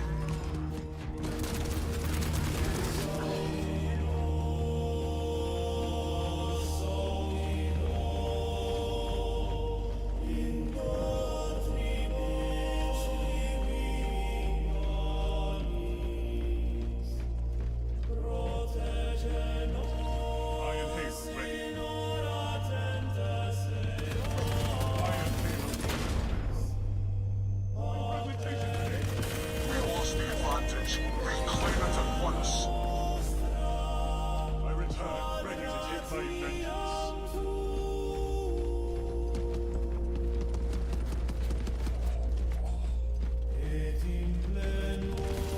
Yeah, Melanie's like that trailer trash chick. Tide of battle has turned in our favor. Reporting for mission. That's the look she has. Like the skinny trailer trash type chick. Who dresses like she just found out about black eyeliner in middle school. The tide of battle has turned in our favor. Obtaining arms.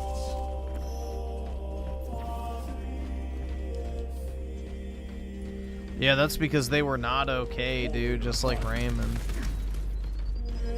I can't afford this shit! We lost the advantage. Reclaim it at once.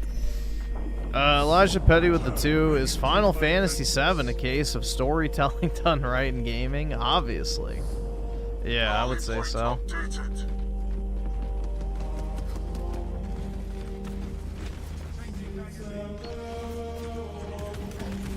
Rally point updated.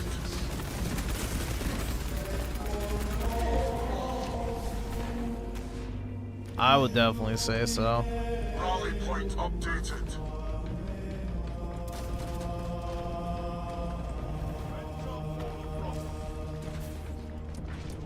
Rally point updated.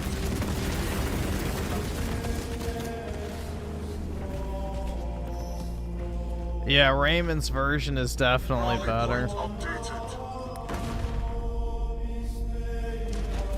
Like, he made it seem like they screamed, which was not the case at all.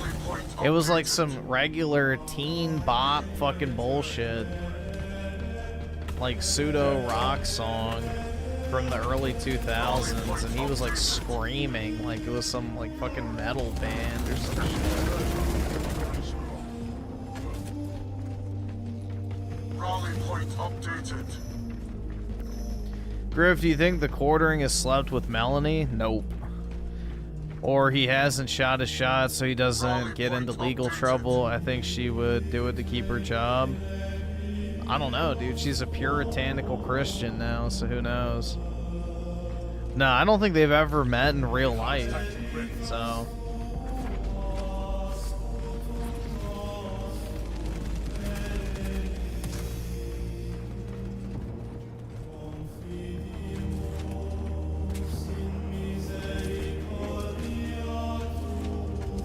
Yeah, Jeff Keighley already hit, bro.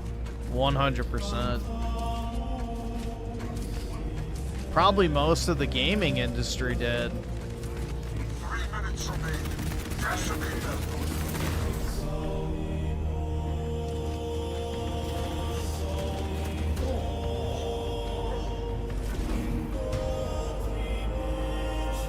When I hear I'm not okay, I think of Raymond. Yeah, exactly. Exactly, dude. Oh my god.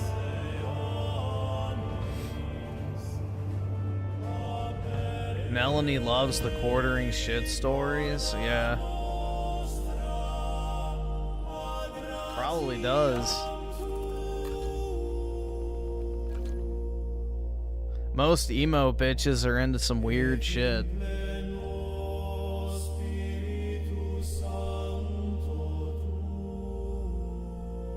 Raymond likes Taking Back Sunday? What does that mean? I can't afford this shit!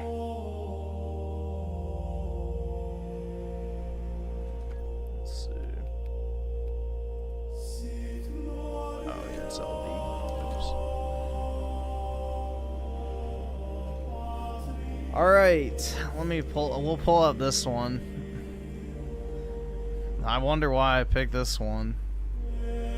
But here we go. We'll do our brief reading.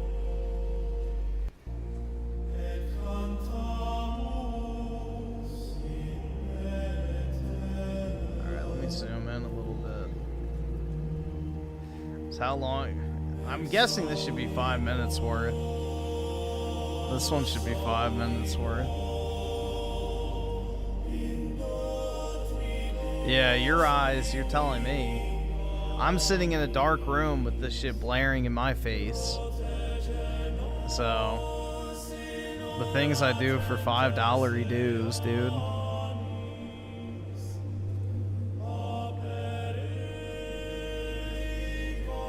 Alright. Wait, Taking Back Sun... Oh, it's a band. Okay. Yeah. Griffin reading. Yeah. Here, I'll give you guys a... where is it? Yeah.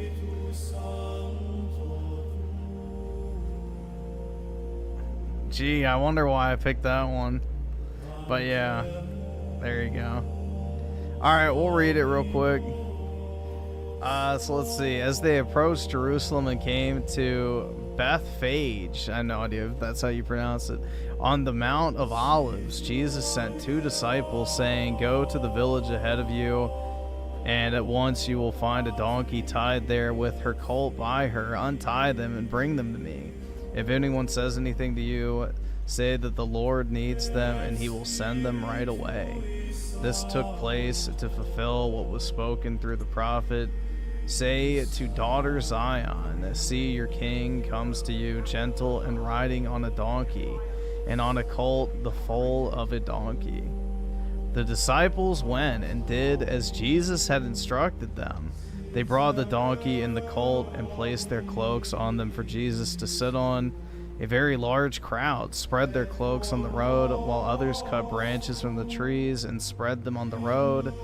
The crowd that went ahead of him and those that followed shouted. Oh god, here we got some ethnic names. Hold on, the chat just crashed.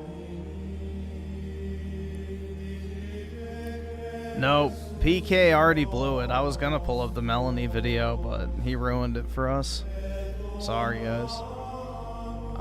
Hosanna to the Son of David. Blessed is he who comes in the name of the Lord. Hosanna in the highest heaven. When Jesus entered Jerusalem, the whole city was stirred and asked, "Who is this?" The crowds answered, "This is Jesus the prophet from Nazareth in Galilee." So here we go. Jesus at the temple. Jesus entered the temple courts and drove out all those who were buying and selling there.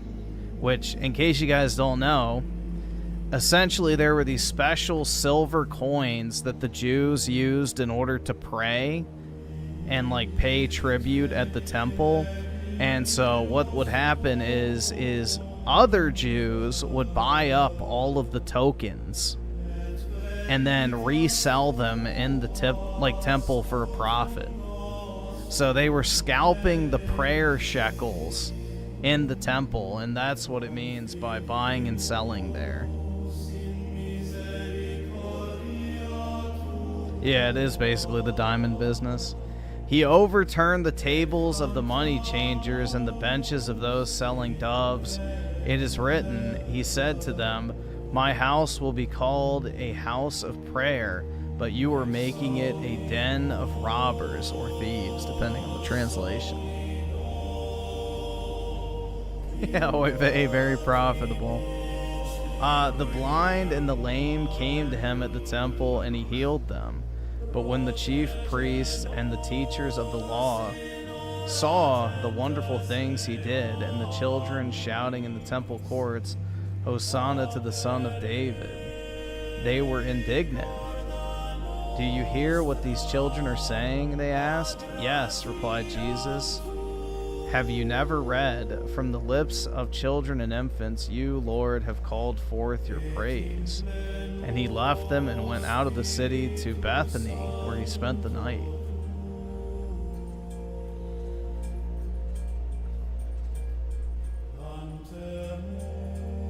Jesus is pretty consistent of character. It's clear this is about usury. Oh yeah, it definitely is. Yeah, no. That and monetizing, basic prayer. Yeah, the coin clippers too. So let's see, we'll do, I don't know how long, it doesn't really matter. Let's see, so early in the morning as Jesus was on his way back to the city, he was hungry. Seeing a fig tree by the road, he went up to it, but found nothing on it except leaves. He said to it, "May you never bear fruit again." Immediately the tree withered. When the disciples saw this, they were amazed. "How did the fig tree wither so quickly?" they asked.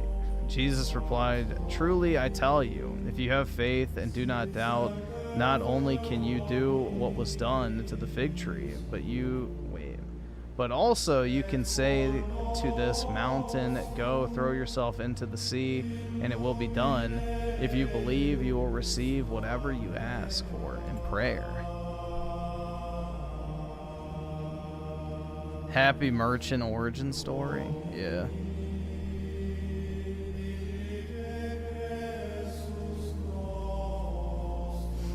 So here we go, we're back to the temples, dude. The authority of Jesus' question. Jesus entered the temple courts, and while he was teaching, the chief priests and elders of the people came to him. By what authority are you doing these things? They asked.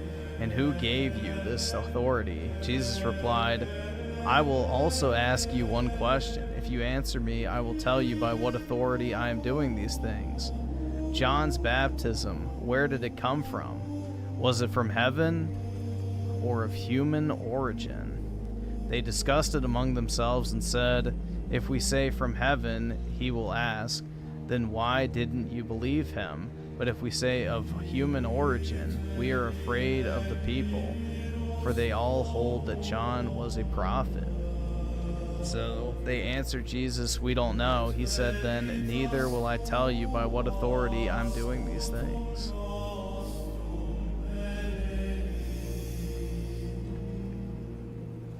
El Paulo drinking water? Yup. He is. Alright. So I'll do one more. The parable of two sons. What do you think? There was a man who had two sons. He went to the first and said, Son, go and work today in the vineyard. This light is like fucking with my eyes in the red text. I will not, he answered. But later he changed his mind and went. Then the father went to the other son and said the same thing. He answered, I will, sir. But he did not go. Which of the two did what his father wanted? The first, they answered. Jesus said to them, truly, I tell you, the tax collectors and the prostitutes are entering the kingdom of God ahead of you. For John came to you to show you the way of righteousness, and you did not believe him, but the tax collectors and the prostitutes did. And even after you saw this, you did not repent and believe him. There you go.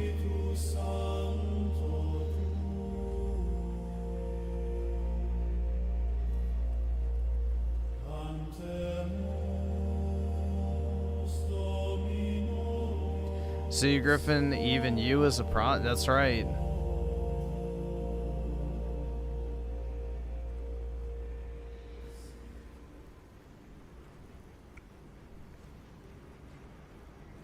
Ho for the OnlyFans? That's right. The only problem is they're not apologetic for being dirty whores. So they have no shame.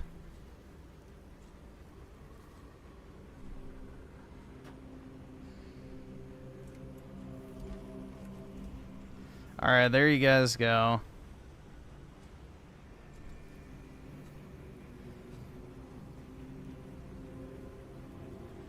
Would you like to know where the most holy church is? Yeah, it's like the Church of the Holy Sepulchre or whatever it's called. I know where it is.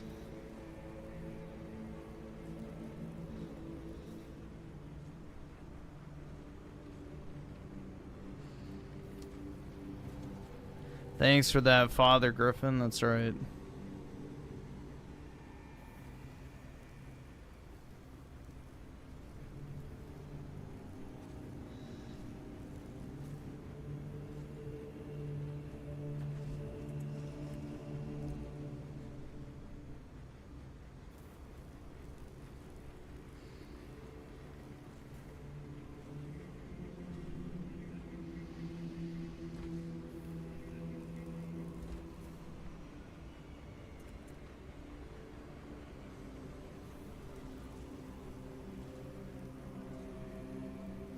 Griffin, I'm praying that you meet a hot blonde babe and have lots of children. Thanks, Imkey.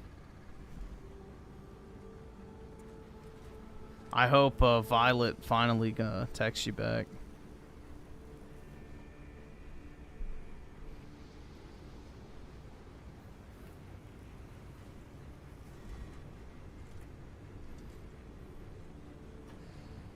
It's pretty mean for her to leave you on red.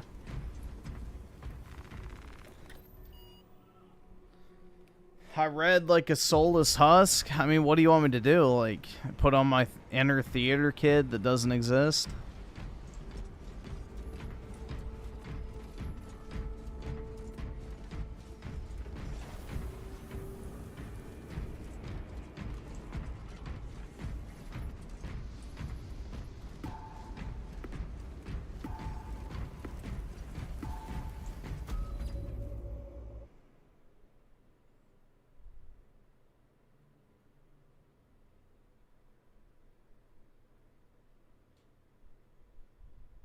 Oh, did the song finally end? Uh-oh.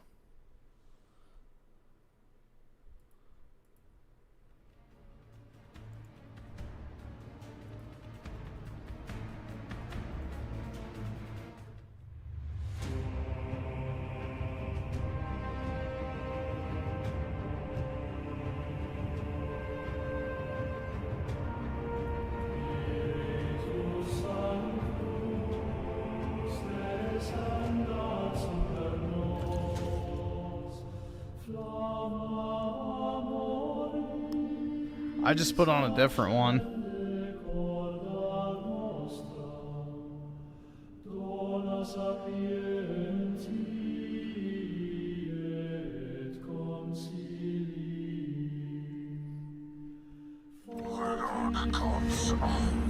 You have to start screaming and speaking in tongues. Yeah, that's right.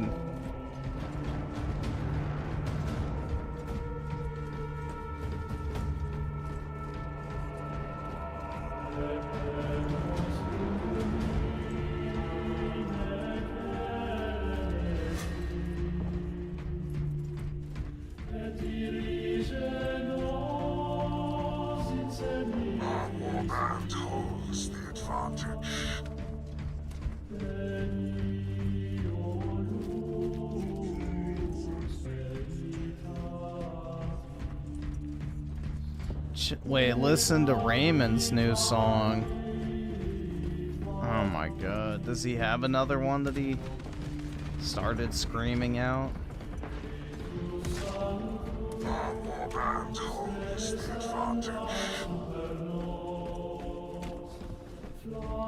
For his fish? I don't think we watched that one.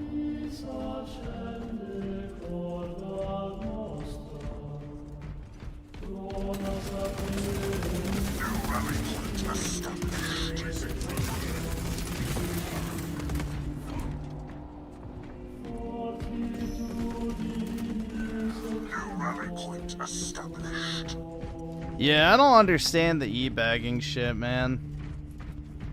I really don't. Like, even if I was actually hard up for cash, I wouldn't e-bag. It's just a matter of pride. It's especially shameful when you have money and your audience is significantly less well off than you are. And they think they're genuinely helping you. When in reality, you're just terrible at managing your income.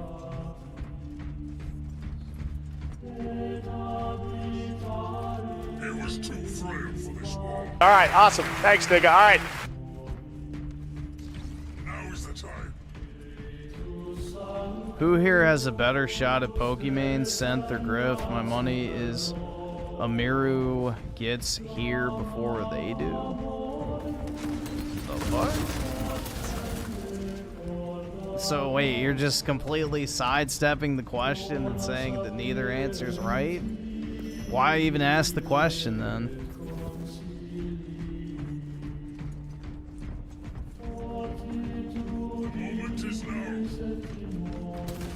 Well, DSP doesn't make quartering money, that's my point.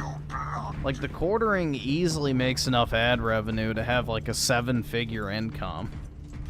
If he didn't fuck with his money and waste it on dumb shit or LARPing as a business owner. He would genuinely make probably millions of dollars a year.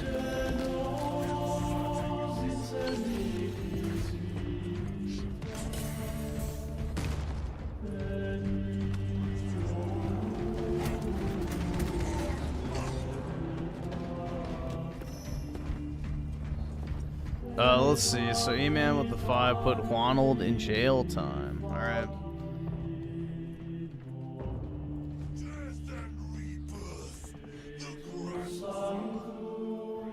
He's now in ICE custody. Griffin, he needed those RC cars. Yeah, but that's the thing is, like, even if he bought, like, 20 RC cars, he still should have way more than enough money left over. Like, shit, his RC cars cost less than my average card spending, probably.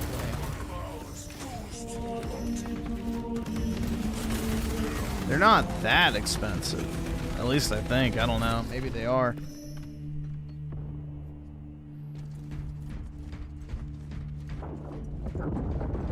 Fatality confirmed. Yeah, his desperation to LARP as a business owner is what's damaging his financial status.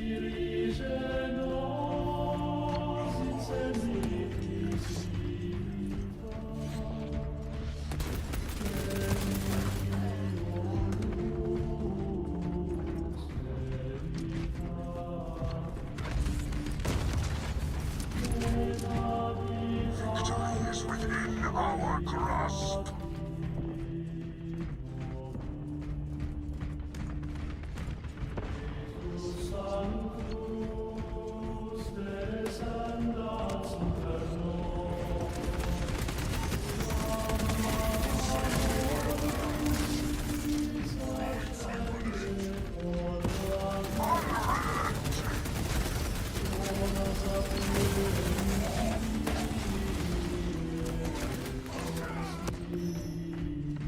Death cannot claim what Iron already owns.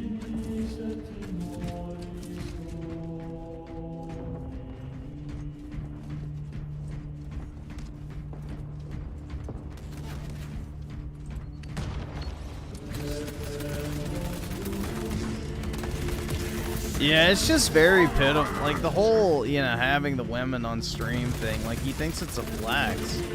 It's like, ooh, dude, you got women to talk to you. Like, is that some sort of, like, massive W? Like, I don't know.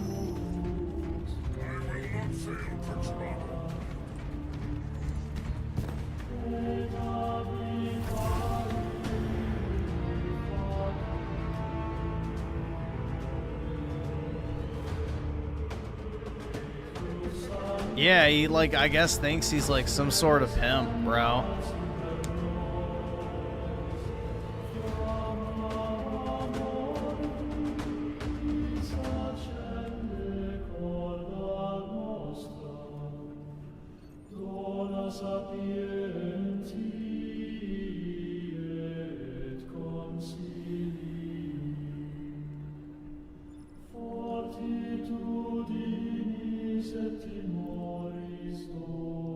Yeah, I just, like, dude, what does she even contribute to the show?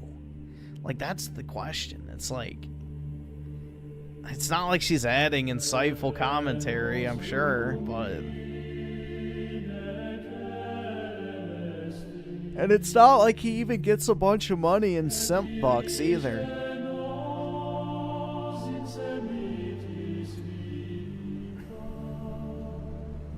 Yeah, if he had, like, Belle Delphine and Amaranth, then, like, maybe, yeah, he would get some simp donos, but...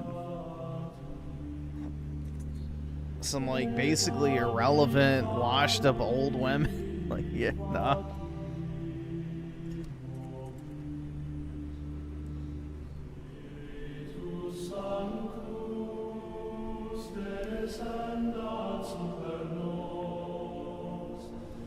Yeah, that viewer count is so botted, bro. Rumble manipulates the numbers hardcore. So you already know those aren't real numbers.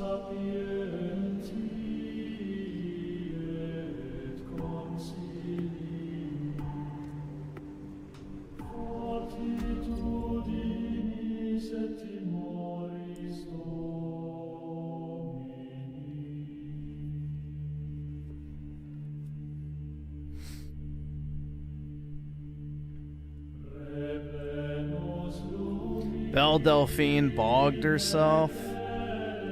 Rip.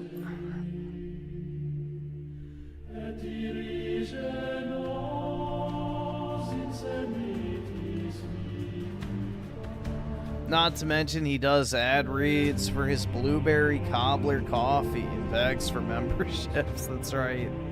Please, guys, buy my blueberry cobbler coffee so it can taste like you just sucked off a Smurf with every sip. Blueberry cobbler coffee just sounds disgusting to me.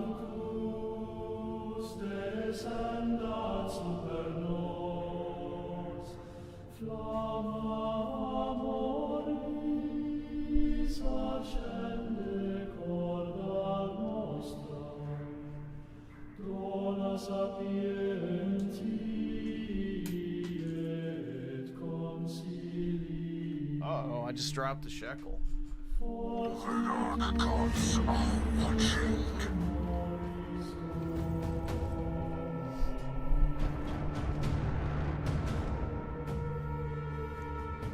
What if someone came in with a huge dono for Griffin to try it? Try what? Anal? What am I trying for a huge dono? The blueberry cobbler coffee?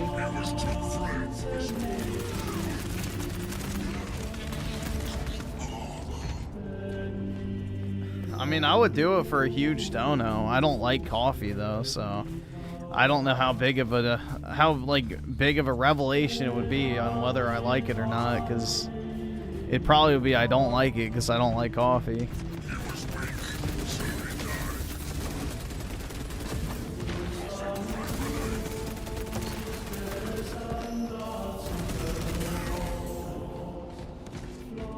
Hey, Griffin tries it. Blueberry cobbler coffee. Yeah, yummy.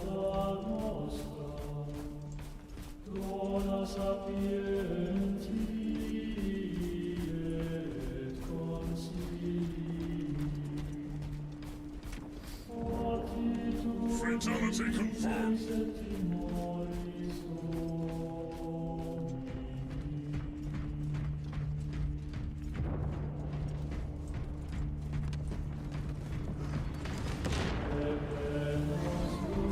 Yeah, $1,500 to eat slop. There you go.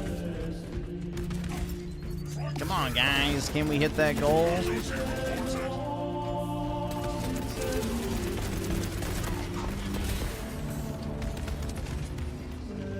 $1,500 to eat bug pizza. Oh yeah, dude.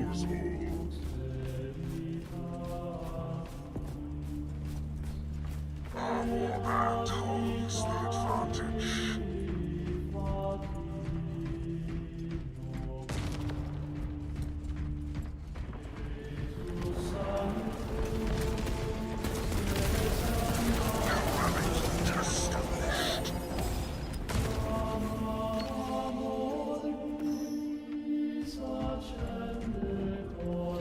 Yeah, guys, we need to hit $1,500 so I can order from Taco Bell.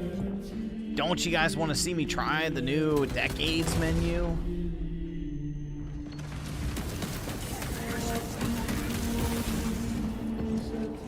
Yes, Phil, I want to see a 43-year-old man eat Taco Bell. That's literally exactly what I go to work for each day, is to put money in your pocket to order Taco Bell. Jesus.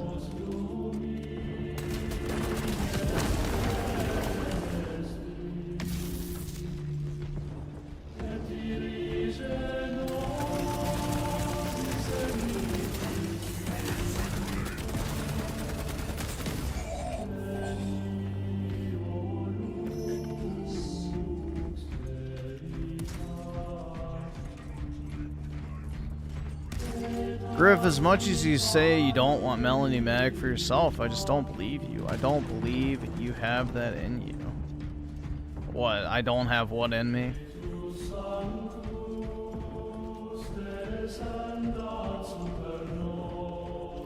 The will to decline Melanie Mag? I mean, whatever. Shit.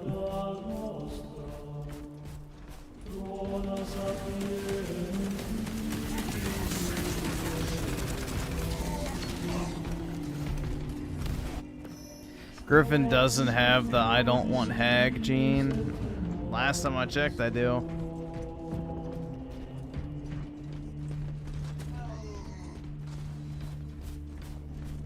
Our warband is halfway there.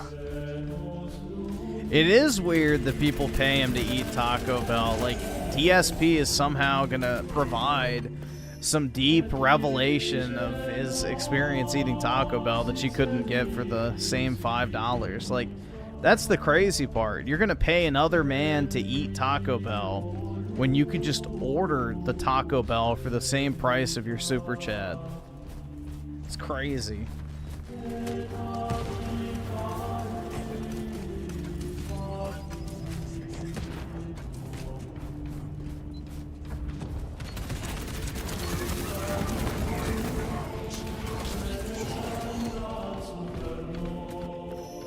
Would I eat Taco Bell if I was paid to? Yeah, I guess, but I don't really even like Taco Bell anymore. Once they got rid of the quesadillas, I was kind of done with them. I've never eaten it since.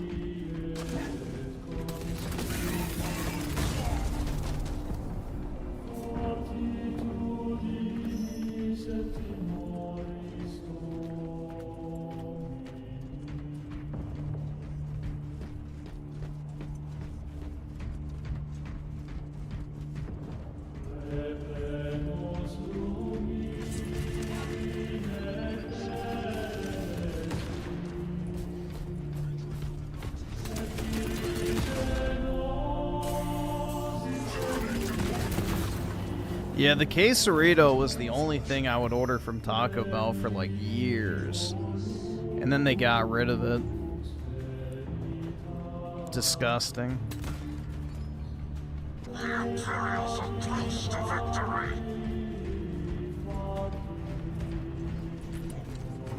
I never had the loaded griller, but yeah, their menu sucks now. And it's super expensive too. It's like, bro, it's Taco Bell. I'm not paying a lot of money for this dog shit.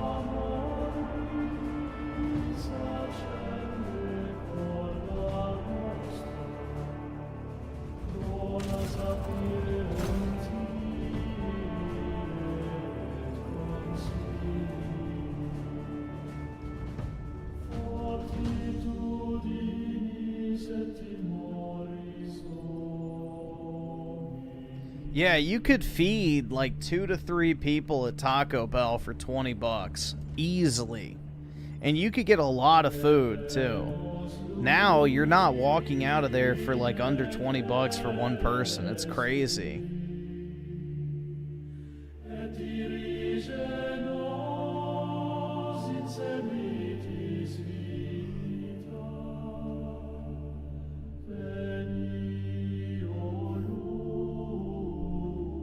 Yeah, most fast food is so expensive, you're just better off going to like an actual restaurant, which makes it completely worthless, because the whole point of fast food was that it was cheap. Otherwise, why not just go get actual food?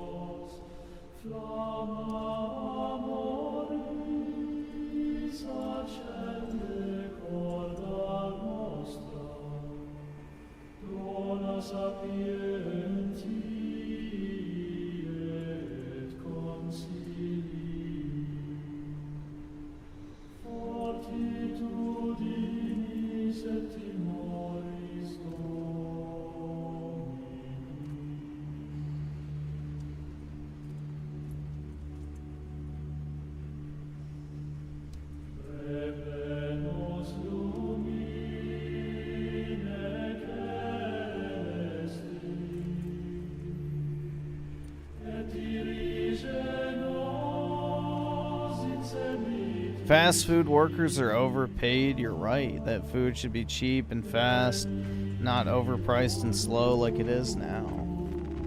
Yeah, I don't know how it fits into the market anymore. I think people are just genuinely addicted to it. Because, you know, they put a bunch of chemicals and shit in food to make you addicted to it mentally. So I think people just eat it out of habit and genuine addiction and craving. Otherwise, I don't know how like people look at fast food and go, yeah, it's like so great, man.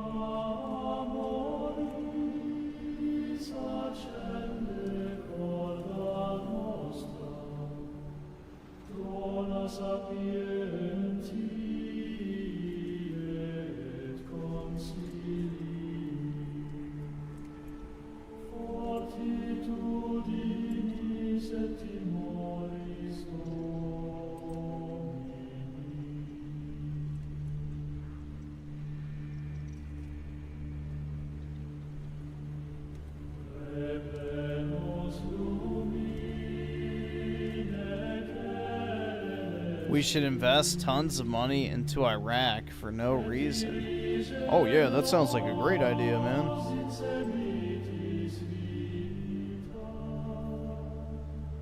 It's a real emerging market from what I've heard.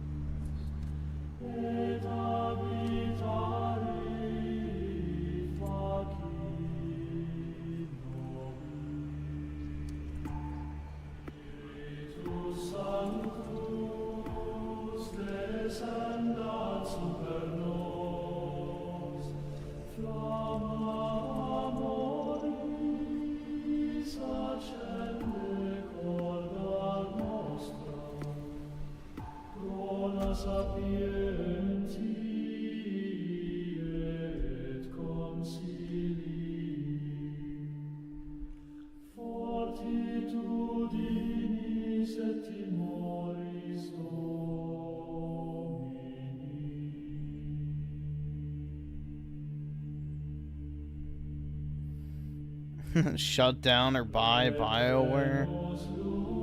Well, technically, his son-in-law already owns BioWare to some degree.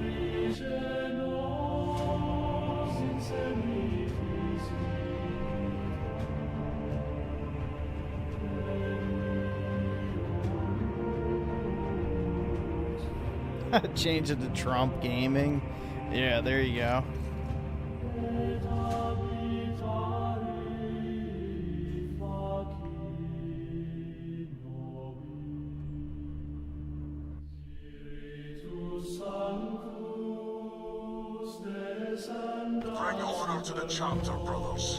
Yeah, most people are in favor of mass deportation, so... Yup. Social media is not an accurate representation of public sentiment.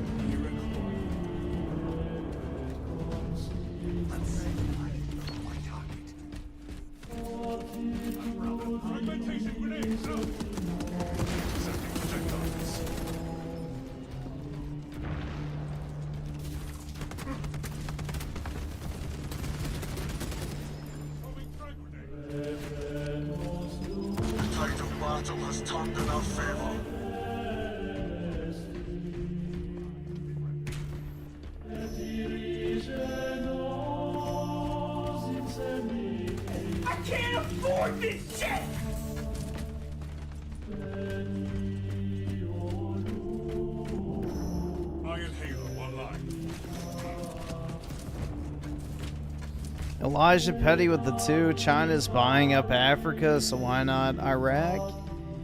Nah, we should buy up Afghanistan so we can flood the Chinese market with opium again and start yet another opium war.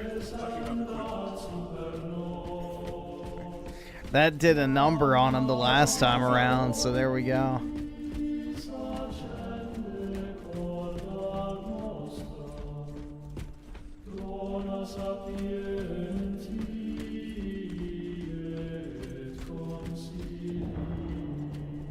Rally point updated.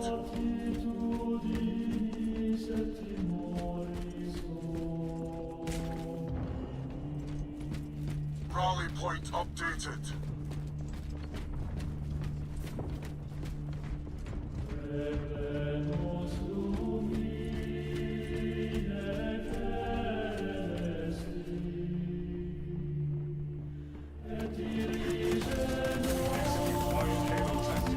Rally point updated. Ah, shit.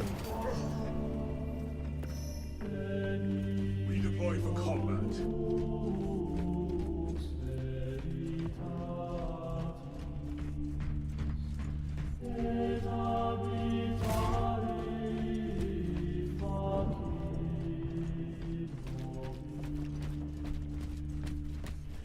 Yeah, I think we are taking back Bagram, so apparently Trump's working on that right now, is getting that back.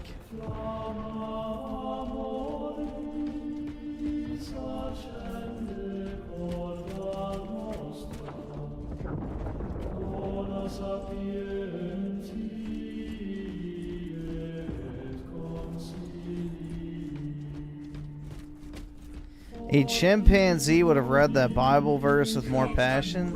Well, alright, PK, record yourself reading the Bible verse and then we'll assess. So, unfortunately, there's no examples of a chimpanzee reading the Bible, so we need you to do it for us so we can have an example to base it off of. So, let me know when that's done. I return, ready to take my vengeance. Rally point updated.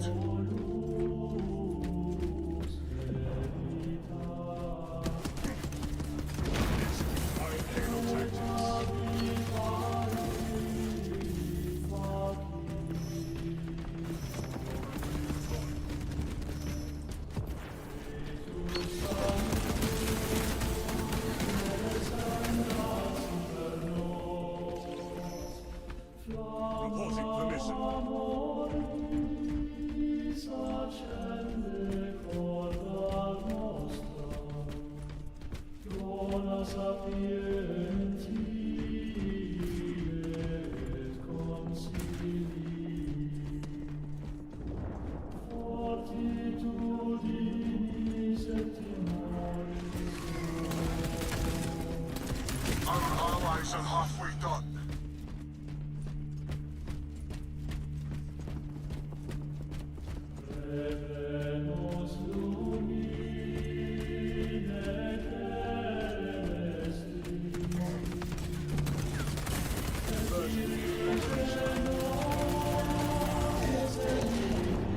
Rally point updated.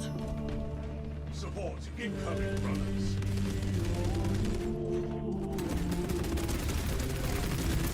Rally point updated. Sending projectiles.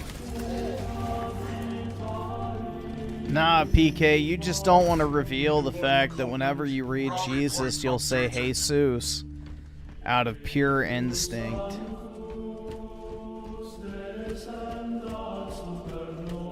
Rally point updated.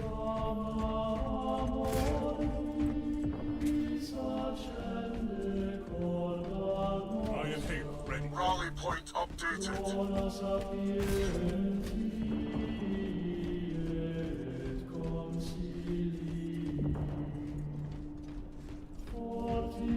Glory is within our grasp.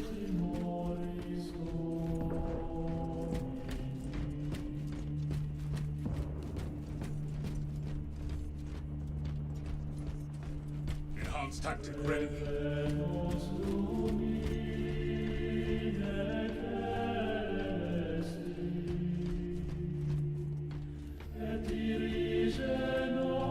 country would I build my castle in? Definitely Italy. I would just rebuild the Roman Empire, essentially.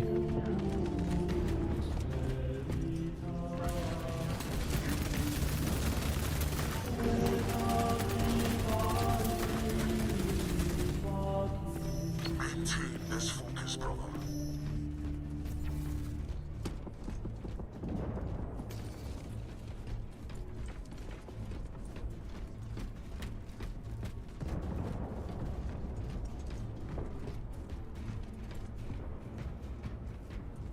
Oh, did the song end again? Alright, well this match is almost over and we'll do videos after this. Decimate them.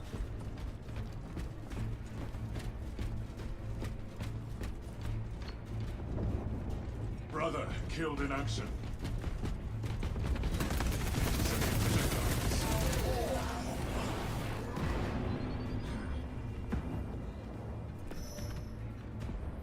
Is our purpose in life to play video games and let people control our lives? I guess so, man. Unfortunate. Griffin, why is Rise, Son of Rome campaign so short? I wanted more. Yep, many such cases. I really do wish they would have made a sequel to that game and expanded on the content and like combat, but nope, Microsoft burned the bridge with Crytek, so no such luck.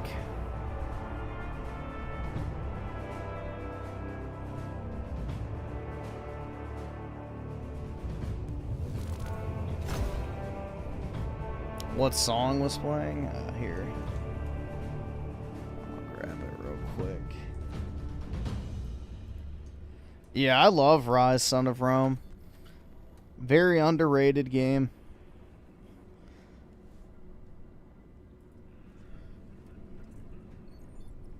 It's another game they could never get me to hate, ever.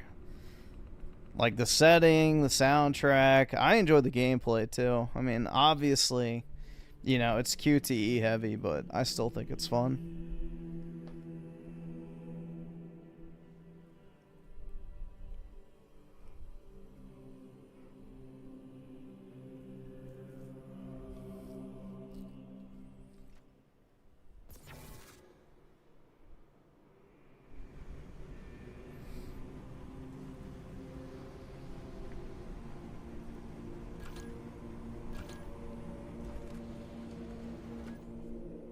What's wrong, dog? You're fine. Go back to sleep. Good boy.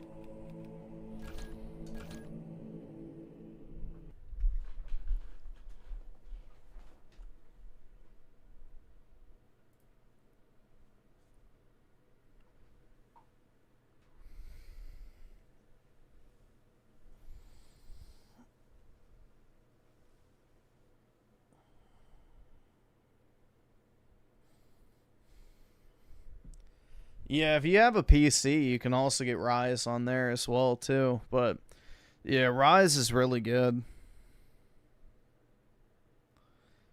It's a pretty solid game.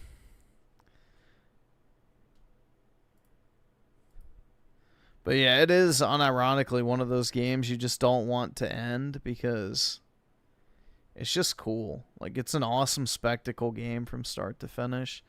It's like one of those last vestiges of a 360 era title where it's like pure spectacle in the cutscenes, you know, over the top action all the time.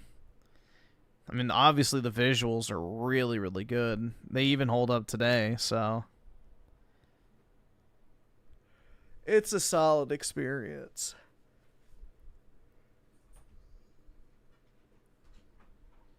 Alright, let's see what this shit is. So this is U-Generation's first recommended video. So we'll see. Missed the 90s, man. The cable was better than streaming. I just turned on the TV. I mean, the only thing I don't miss is the commercials. So I think the loss of commercials is good, but I don't know. You know, I feel like this is honestly my moment. Like, I feel like for years people are like, oh, Casey's dumb as fuck. Casey's stupid. She's just a dumb stoner. She has no personality besides stoner. Looks like she's a dumb stoner. She just shows her tits. She's dumb as fuck. She's, you know, just pretending to be the R word, etc. No, the bad guy is not supposed to be Hades. I forgot which god it is. Here, let's see.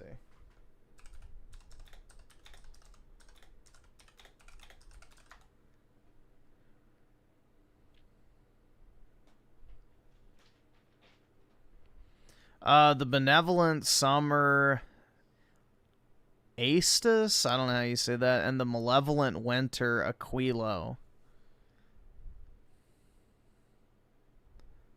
But yeah.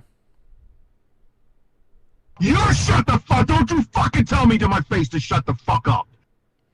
So it says he's a malevolent god who seeks to destroy civilization and return humanity to a primitive state, aligning himself with primitive tribes and undermining the Roman Empire.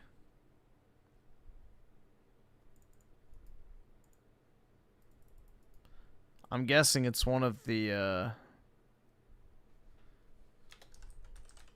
let's see.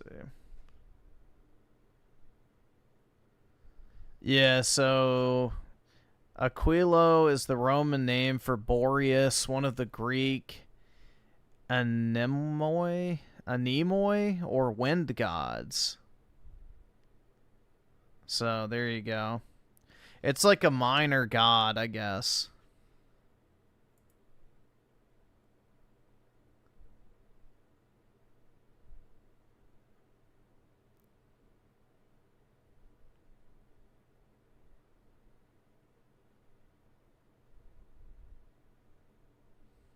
Minor indeed.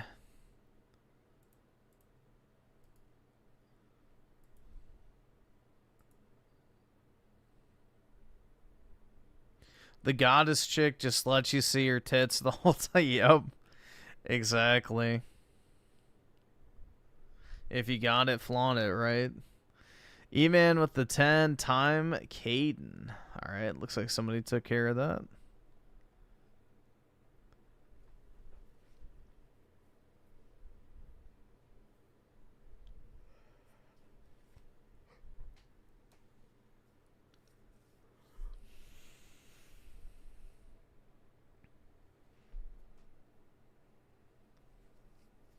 A fake god, a fake god. No, I know. I'm like, oh my god, I can't. Like, I feel like I really proved something today, and I feel like this day will be remembered in Twitch history. The day where Casey Tron proved that she wasn't just a dumb stoner. I have been through a lot, you know, like I have been through a lot, and I do think I'm a strong person, but somebody can only take so much. You know what I mean? I'm sure you've heard Casey Tron's name pop up again due to a drama of Ethan Klein, especially after he announced a lawsuit against her for copyright infringement. And I will be covering that towards the end of this video, but I want to use this as an opportunity to explore the multitude of other controversies Casey has gotten herself into, from her petty drama of Dream to the bizarre accusations against Asmongold and her recent crash outs. Today we'll be covering one of the dumbest members of Hassan Piker's current orbit. Casey Tron began streaming on Twitch around 2013, when she would have been 22 years old. She'd play games such as League of Legends and World of Warcraft, though many tuned in due to the persona she quickly crafted. At first glance, Casey seemed to be your typical booby streamer, wearing low— Yep. That was the meta back in the day. Have tits. cut tops in order to attract horny men to her content. But in reality, Casey was a brilliant troll pretending to be a ditzy gamer girl. She'd act overconfident about gaming culture in order to rile people up, which would in turn bring more attention her way. Another cosplay that I really enjoy doing is Zelda. You know, all you really need is a leotard. I have a green leotard that I use, and then I actually have a shield that I made myself out of paper mache that looks pretty much just like the one he uses. You know, people think that it's something that just happens overnight. You don't become a professional gamer overnight. You don't become this overnight. It takes years of experience and dedication. And I'm gonna be honest, I laughed a couple of times while watching some of her older clips. She was really good at maintaining bits and coming up with clever jokes. It's surprising because of how unfunny she is in current day. This is actually a finger condom. This is a little carrot. So there's all different types of ways that you can protect, you know, if you want to do two. So her humor was basically, imagine that you're fucking me, is basically, yeah. Woman moment. You can even do 3, 4. Some people like to get a little deeper, so they even have gloves that go down your forearm, so you can get in a little deeper. She'd grow rapidly during the mid-2010s, eventually surpassing 500,000 followers on Twitch. She'd soon gain connections with many other streamers like Soda Poppin', Grossgore, Katarino, Invader V, Forsen, Guti Cinderella. Oh my god, I remember that Grossgore guy. That guy is a fucking psycho. and Destiny. She'd featured these creators on her series E-Celebrity Deathmatch, though sometime last year, Casey purged every single episode off her channel, making them lost media. Casey's most important connection around this time was the streamer Austin Show, who used to go by Raj Patel. His whole bit was that he pretended to be an Indian guy, putting on the accents and everything. The first thing I said, oh my god, this woman has gigantic personality. That's exactly what I thought, Casey. Absolutely gigantic Are you personality. objectifying me now? No, absolutely not. That is not what I am saying, Casey. I just want to let you know I am not objectifying you. I just want to let you know that you have a hell of a personality, and that is the first thing that I noticed from you. Okay, what would you rate me? I would probably rate you a 7 out of 11. Now, that's just objectively speaking. I would say probably... Around 2019, Austin would host various different panels on Twitch, including a debate show called The Raj Royale, Reverse King of the Hill, and a dating show called The Rajler. Casey's appearances on these shows became beloved in the Twitch community, with many finding her to be entertaining, despite not fully engaging with the rules of the show. I'm Casey Tron. Who? Some people, you know who I am. Some people will say I'm the original Twitch thought, you know, so. That's not true, Casey. I mean, it kind of is. I mean, like, I'm not offended by it. Like, some people will say I paved the way for Twitch thoughts. You're welcome, everyone. Thank you, Casey. Thank you. Have you been doing your research today? No, I honestly haven't got any research in today. I'm a little nervous. Yeah. Some thought she was being genuine and not playing a character, which would make these interactions even more interesting. Yeah, Casey, so you're coming to compete on the Queen of the Hill here. What brings you here? Casey, hold on. Is her mental health okay? She's coming on here the whack up. I'm fine. I'm doing fucking great. I'm starting my anal porn career. Apparently that's what guys like. Is And stepsister. This is my trailer. Casey, what happened to you? Yeah, dude, her entire humor shtick is, yeah, have sex with me. Don't you want to fuck me? Don't you want to see these massive fucking tits bounce up and down? Like, that's literally it. What happened to your life? Yesterday you were in a house. Dude, the original Twitch thought was that Pink Sparkles chick. You know, that was the original Twitch thought. And you got to the finals of the Rajler. What happened in the last 24 hours that's caused you to start an anal career from your trailer? Well, I'm starting an anal porn career, and I've kind of started at the bottom. I'm working my way up. You know, I don't know if I'll ever be as big as Mia Malkova, but it's fine. You know, it's like I enjoy the grind. You know what I mean? Though her abrasive nature would sort of bite her in the ass, as an edgy joke she made caused controversy. It's March 11th, 2020, and the COVID-19 pandemic is sweeping the nation. The topic gets brought up during a Bachelor episode, with Casey being asked if she'd escape quarantine in order to kiss Quackity. Casey, if he had the coronavirus, would you kiss him? Yes, and we would leave quarantine and we would try to spread it as much as possible because the world would be a better place without old and poor people. Oh my God, Casey, what the fuck? Oh, right. Interesting. Okay. That was I said what I said. Okay, well, I think you have to live with that, I suppose. All right, okay. Thank you, Ellie Moon. Ellie Moon, go ahead. Well, and I'd already have it because we do fucking every day. Casey then takes a massive bong rip and starts viciously coughing. The clip did not immediately go viral, but did get spread on livestream fails, leading to Twitch taking notice. They banned her account on the 17th, leading to Casey making a statement. I've been indefinitely suspended because of an insensitive comment I made last week. I don't condone hatred towards any person, and it was a poor reflection of my character. I'm just trying to take this all in right now. I ask that my audience please remain calm and rational. For anyone wondering, it was a comment I made on the Raz show that was uploaded to LSF. Obviously, it was a joke, but that doesn't excuse it. It was in poor taste and my fault. It's understandable why she chose to apologize for this, but I'm going to go out on a limb and defend her here. It was clearly a joke made in character, and there's a difference between that and people that legitimately thought that was a good idea to leave quarantine early. I think she was unfairly suspended, though it's funny how this was her longest ban compared to some of the other things she's been banned for. Despite this controversy, Austin would still invite Casey on his other shows like Lover Host, which essentially acted as a less risque version of The Bachelor. She'd also star on a podcast of Just a Minx and QT Cinderella, and made regular appearances on the Drunken Peasants podcast. Let's just say I was absolutely floored when I saw Exponent Bill and member Hellbent on an episode of her. First part of my plan, you elect me president. Second part of the plan, send me a lock of your daughter's hair so I can sniff on it just a little bit. Right. Just a little bit. That's called foreshadowing. A year after the COVID controversy in March 2021, Casey Tron and her friends appeared. Let's see. Paul with the 5. Some say America's already a plutocracy. With the influence of lobbying, so would limiting freeloaders' voting rights make much of a difference? Yes, absolutely. Absolutely. It definitely would.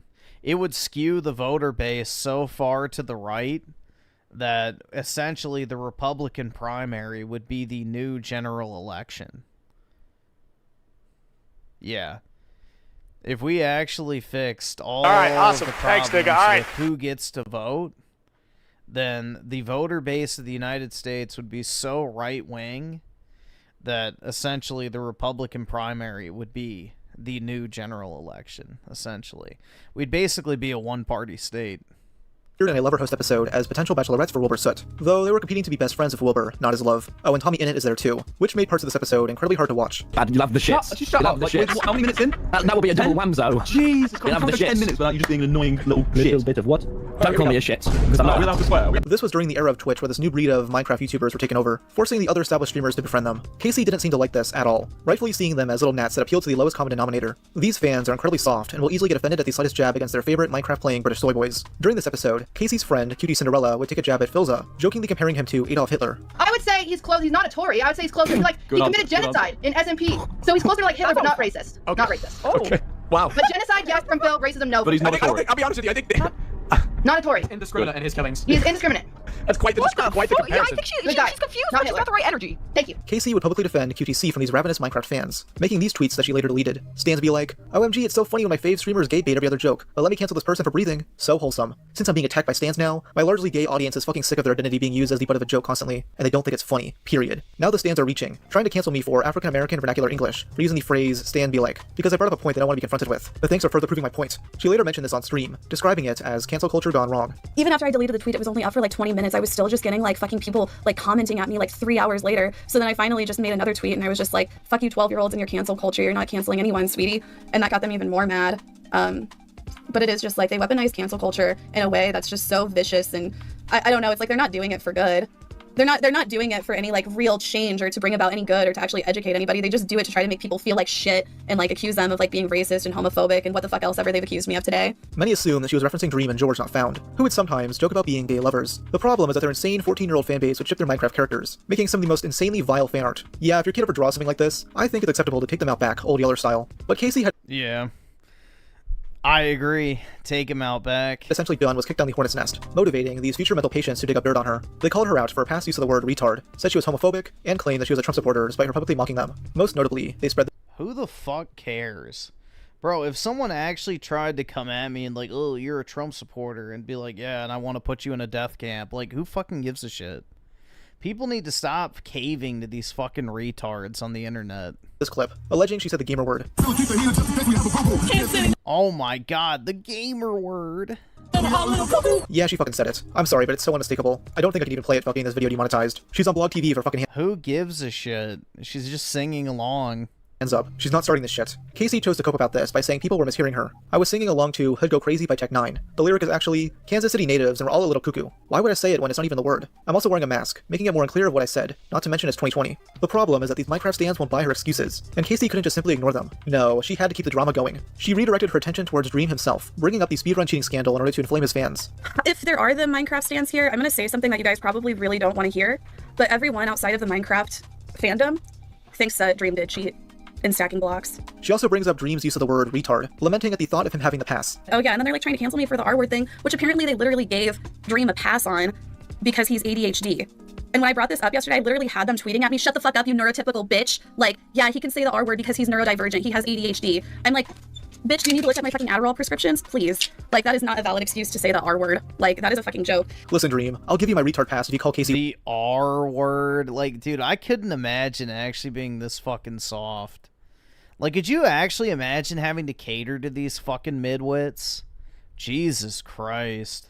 one. I'll even let you say it with the hard D. Casey would talk about it on stream non-stop for the next 2 days, leading to Dream calling in to chat with her. He immediately condemns all the terrible shit his fans were doing to Casey, though her and her friends remain hostile to him. They blame his entire audience for this, when it's really just a small minority of them. For instance, they bring up the hashtag shooters for Dream, which was trending the day before, pinning some of the responsibility onto him. I saw a hashtag promoting gun violence the other day. Okay, oh come on. Wait, what? Don't even, that's bull. I will say that if you actually go through the tag, it does seem like it's a lot of people like denouncing it, but it spawned like this whole group of people that I've seen that are over 95% of the tweets on that tag were from people who were saying the tag was bad. That's the first thing. I do believe that. Shooters for person, when you insert shooters for person, that is in regards to saying, oh, you know, I'm defending that person. They did not mean in that way. Once they realize, I just think that it still is promoting gun violence at the end of the day. You know, shooters for anyone, I think, has a very harmful undertone to it. And now they're memeing about it. Now they're memeing about it more, Dream. It's like, now that, have you seen that? How they're like, yeah. Is it funny to you, or is it, I don't know, because your community thinks it is. They also discuss queer baiting, with Sean, this gay guy, comparing what Dream did to actual homophobia. He was literally tortured throughout middle school and high school. Not a single day did he walk in or out of school without being called the F slur. Those same people were the ones who gay baited him constantly and would be flirtatious towards him.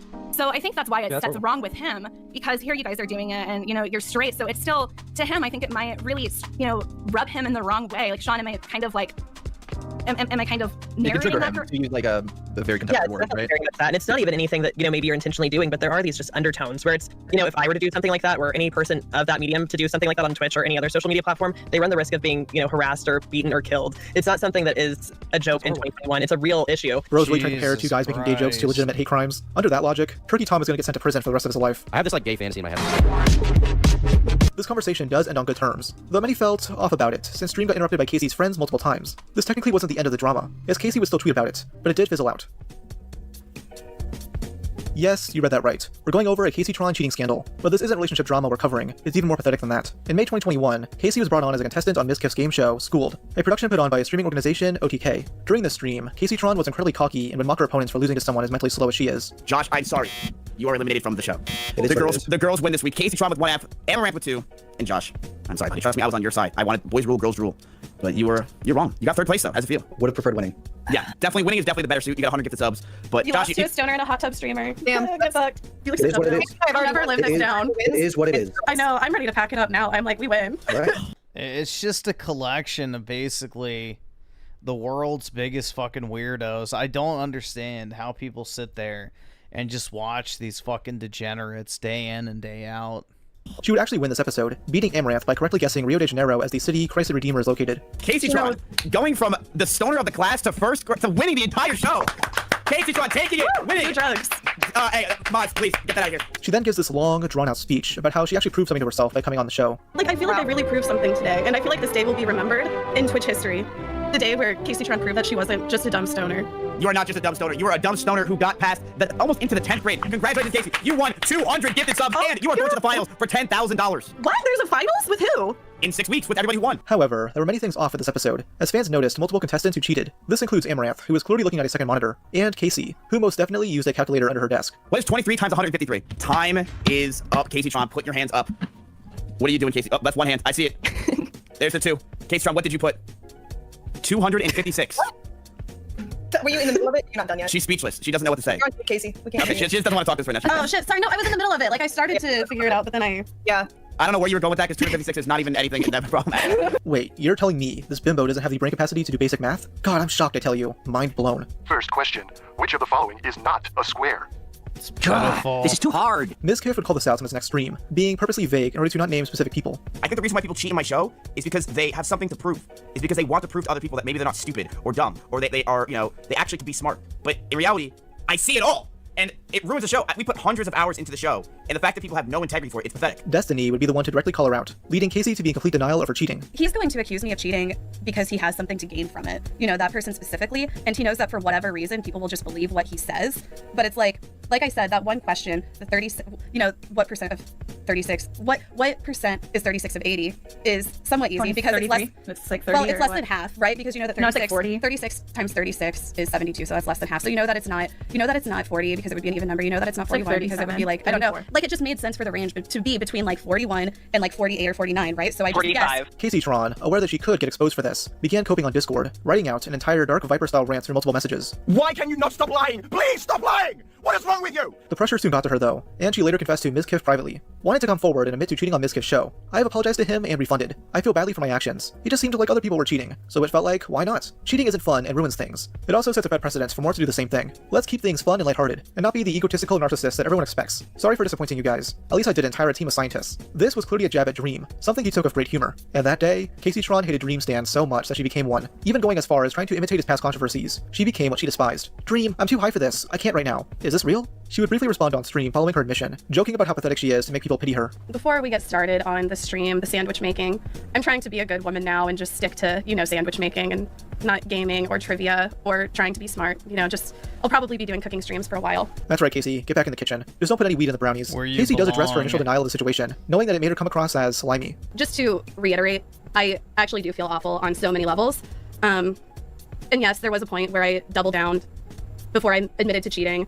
And looking back, I feel embarrassed and stupid about that too. I think it's, somewhat normal stages of denial. Like, I was in denial and I was just trying to justify it, to myself. And that's all I was trying to do. Like, I was just trying to justify it to myself. You get what I mean?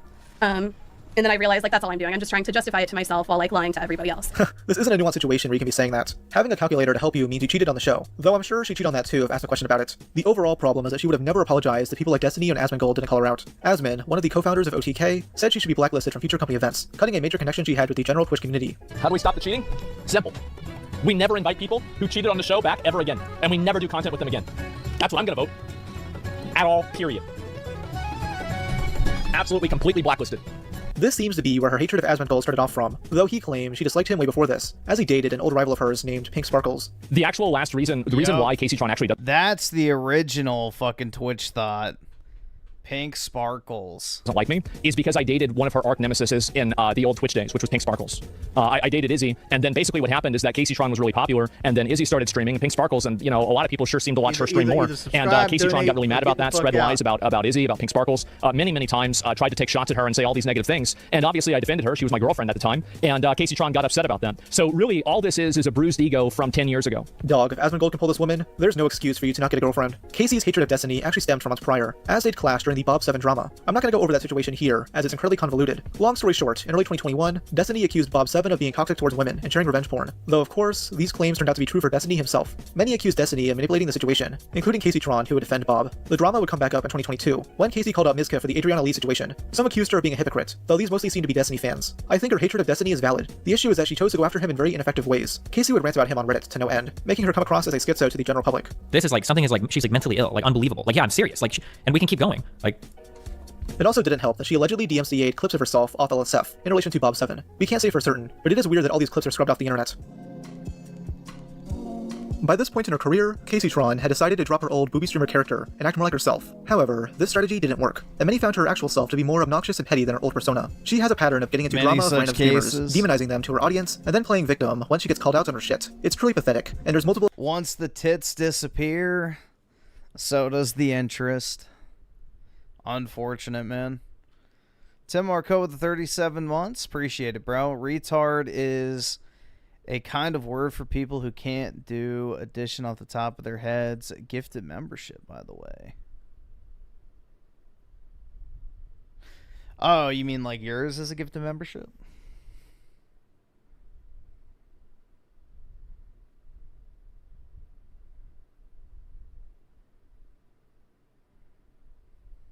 But yeah, dude, the fact that like retard is called the R word now just tells you how soft society's gotten. It's truly pitiful.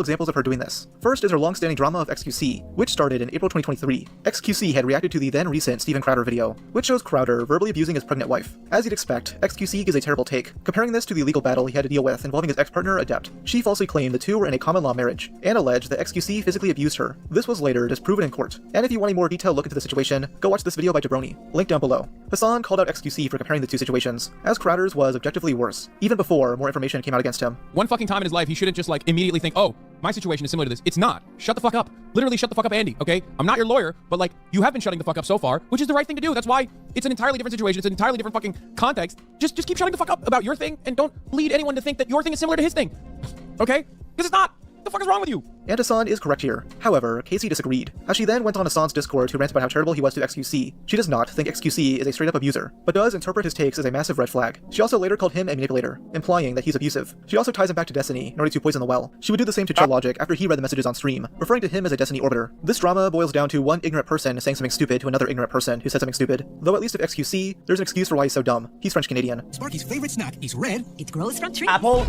Apple. What's Sparky's favorite snack? Apple. Apples, yeah. Yeah, I got it. Casey would continue sparking out on Twitter, even liking a tweet from this communist bed blob that wished her Chill Logic's gruesome demise. Liked by Casey Tron. So Casey Tron clearly agrees.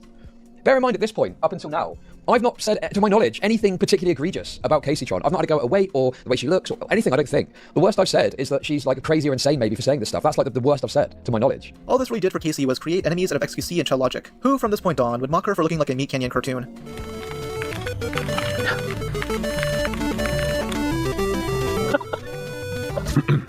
Why wouldn't I show this picture? What do you mean? This is her in a Barbie pic. She looks fantastic. What do you mean? Pretty funny. Barbie girl in a Barbie world? Come on, stop it. No, don't be misogynistic. Come on. I'm trying to be nice. I'm trying to be nice. Casey would further attach herself to Hassan Pecker's community following this. As she needed a group of people to fall back on when she got hate, she began using the Israel-Palestine movement to farm easy likes on Twitter, going after Asmongold when he called out protesters who were unlawfully blocking roads. Casey Tron would respond by mocking his uncleanliness, as Asmon lives like a hoarding cave troll. His bedroom is like walking into a house at Halloween Horror Nights. Asmon is pretty used to these jokes by now, so he called her out on her own lifestyle. You're fat, and you spend your life smoking weed and doing drugs. If anyone's a stinker, it's you. What really ramped up the drama is when people found this tweet. Thankfully, XQC's lifestyle hasn't led indirectly to the death of one of his parents, yet, so he has that going for him over Asmon at least. Casey Tron had liked that tweet, something she owned up to on stream. I'll admit, I did like that tweet, and I have a lack of respect for Asmongold after letting— Oh my god, I liked a tweet. Jesus Christ. What is this drama, dude? This is like the gayest shit ever. Holy fuck. These are not real human beings. Like, goddamn, bro. Like, what level of, like, turbo aughts, unsocialized, fucking cave-dwelling dork actually cares about this type of shit? Like, god damn, bro. E-Man with the 5 watched 10-minute compilation of... Oh, okay. Yeah, we can check it out. His mom with COPD live in those sort of conditions. I'm sorry. Like, you're a millionaire. You have all of the resources in the world. Why is your sick mother living like that? Like, I'll say it. I don't care. If that makes me a bad person, I'm still miles above of Asmongold. The double down is why I find her liking that tweet to be horrendous. She genuinely believes Asmon has something to do with his mother's death, without knowing the ins and outs of that situation. There's no proof of Asmon neglecting his mom. Casey just thinks this because she suffered from COPD, and assumes Asmon didn't take good enough care of her. He had money to do something about it, and he chose not to. And I just don't have any respect for him for that. Right, it's until the facts contradict his life choices. Then it's what about compassion? What about empathy? She tripled down in November 2024, tweeting, "I think a great sin is being a millionaire and letting your sick mother live in absolute filth without even lifting a finger or using any of your endless resources to do anything about it. So awful." A ton of other creators lambasted her for this, including XQC, who called out her hypocrisy in shaming Asmon's lifestyle. She responded back by claiming he abuses Adderall. And to be fair, he does take Adderall for his ADHD, but I haven't seen any proof of him abusing it. Honestly, I think Casey needs to get back on Adderall so she can stop spazzing out on Twitter. Casey would actually get banned from Twitch on May 2nd, which many assumed was in relation to the comments about Asmongold's mother. It was actually for a different reason, though we'll get into that shortly. She would use the situation to play victim, while also advocating for her critics to get banned from Twitch. I've had the policy of not ever like responding back to people or saying things that are like mean back to people. We are getting rid of that policy. I'm bored of sitting here and being a punching bag, especially by clowns like this. This is like very much so Asmongold telling his community to harass me, and this was live on Twitch whenever he said it, which is against the TOS, but it was basically him vague signaling his viewers to harass me. No, it is not. Like, who fucking dude, again? He's basically signaling for them to harass me. Shut the fuck up, bitch. I think is probably why the brigading and whatnot has been so bad. Casey, he's saying it's justified to attack you after you attacked him first. He's not summoning his horde of cockroaches to go after you. He's explaining why it's okay to criticize your actions. Because the reality of the situation is, she can't take accountability for her actions. She'll instead deflect and place the blame on her so-called incel haters. Make fun of her drug problems? Sure. You're an incel. Call her out on being a crybaby? You're an incel. Mock her appearance? You're an incel. And also, it's like, even in this picture, it's like they just look like incels, because really I feel like I'm a pretty average... That is the left-wing fucking, you know, insult of choice. When they don't have anything else to say, oh, you're an incel, or oh, you just are upset that a black person fucked your girlfriend. Like, it literally goes to either incel or cuck. Because that's what they are. So, it's the only thing their porn, brain-rotted minds can actually fucking come up with, because, you know, it's their default mental state. A cucked incel... whatever. Woman, you know, I will say I have gained a little bit of weight because I got off of Adderall. Like, that's really fucked me over. It's so misogynistic is really all it is. It's just always the default for misogynistic dumb men. And yes, she's indeed watching. Dude, this fucking dumb whore literally made her entire living off of showing her tits on Twitch, and she wants to call other people incels? Like, okay, you wouldn't even be fucking on the internet making whatever amount of money you're making now without the fucking incels simping out for you. So it's like just pitiful, bro. Turkish Thomas, and I'm sorry to say, but she completely owns him. Look, Casey Tron, I love you so much, okay? I'm your biggest fan. I've been watching you since day one, however... Okay, well, how tall is this guy? How tall is this guy? No way this guy is over 5'8". I would say he's probably my height. Yeah, I would say he's 5'3", 5'4". Almost every tweet she's made these past couple of years is calling someone an incel. This might have been funny at first, but got old fast since the joke has grown stale. She feels the need to reply to random shitters who make weed jokes, as if this will actually change anything. And I'm sure there are some terminally online involuntary celibates who shit on her natural state. Her. But most are just people mocking her for being a middle-aged woman who spends all day getting high, while half paying attention to whatever she's watching. Even if you have a girlfriend, you're still being called an incel. She's gone mad. She sees these supreme gentlemen everywhere. It's such an injustice. I don't understand you girls. And the biggest kicker is, she's best friends with one of the biggest incels on the internet, Mike from PA. Hey babe, watch this. I think that's fine. So the guy pays my cab. I think I'm getting your attention. I feel like I touched, like, I'm touching way more. Can I help you? No, I think they might go in. Okay. If you don't know who Mike is, he's this failed politician turned streamer, who yaps all day about committing violence on his political opponents, while looking like Hagrid if he was 5'4". If anyone here is an incel, it's definitely the lord ass who thinks all Jews are demonic. Jew is not a fucking ethnic. It is Jewish is not an ethnicity. This constructed ethnicity. This demonic ethnicity.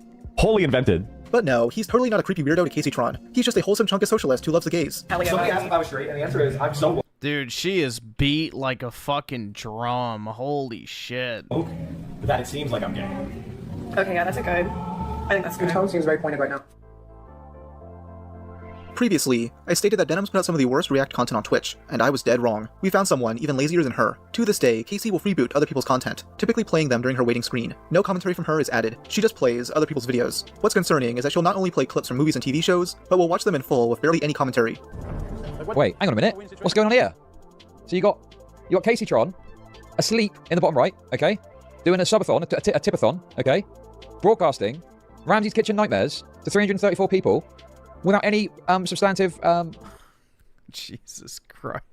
Yeah, I guess I can see why YouTube is so strict because, you know, if this was happening on my stream for 30 seconds, I would have already been pulled down. Jesus. Transformation. It's live right now, yeah. This is live right now. In fact, I probably need to pause it because it might actually trigger content ID, possibly. She knows this is legally dubious and won't do anything about it until Twitch forces her hand. I'm going to play reality TV on my stream until Twitch tells me I can't anymore. Like, I'm sorry, I am getting to it. I'm getting to the getting while the getting's good or whatever they say, you know?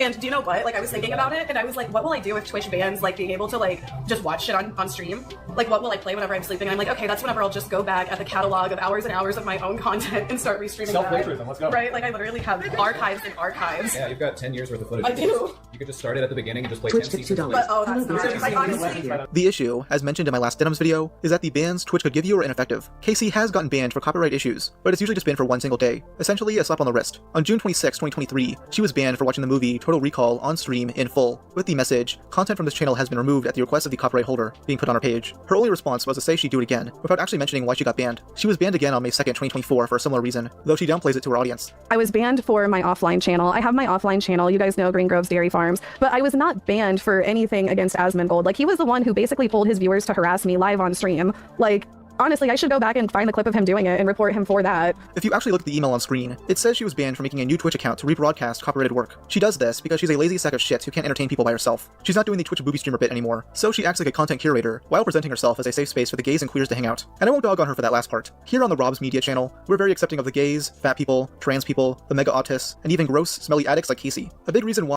all of those things are not allowed here. Why she's so lazy is, of course, due to her weed addiction. She's not your typical stoner. She's the annoying type of weed smoker who uses it like a crutch to excuse their shitty life choices. Think of people like trannies, gays, what else?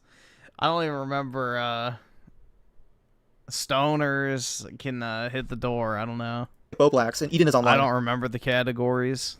It says that I display 3 of 11 symptoms of marijuana dependency. Having 2 of these 11 symptoms may indicate marijuana use disorder according to the Diagnostic Statistical Manual of Mental Disorders. Whenever this gets brought up, she likes telling the sob story about the abuse her mother went through, which is a tactic she uses to further excuse her shitty behavior. In this tweet, the abuse her mother went through, so she didn't even go through the abuse. 2 years ago, she mentions it to explain why she has anxiety, and then says all this mumbo jumbo. Weed was there for me when I felt like nothing else could help me. It gave me relief, and it brought me happiness that was really hard to find at the time. I know I've let my addiction go a bit far. These days, I smoke joints like they're cigarettes. I'm working on cutting back to a more moderate amount, but I will never put the pipe down. Yeah, she's totally mentally sound, guys. Sure, she's stoned out of her mind a lot, but it's not like she's doing it while driving. Yes, I have smoked a little bit of weed, but I know whenever I've had too much, believe me.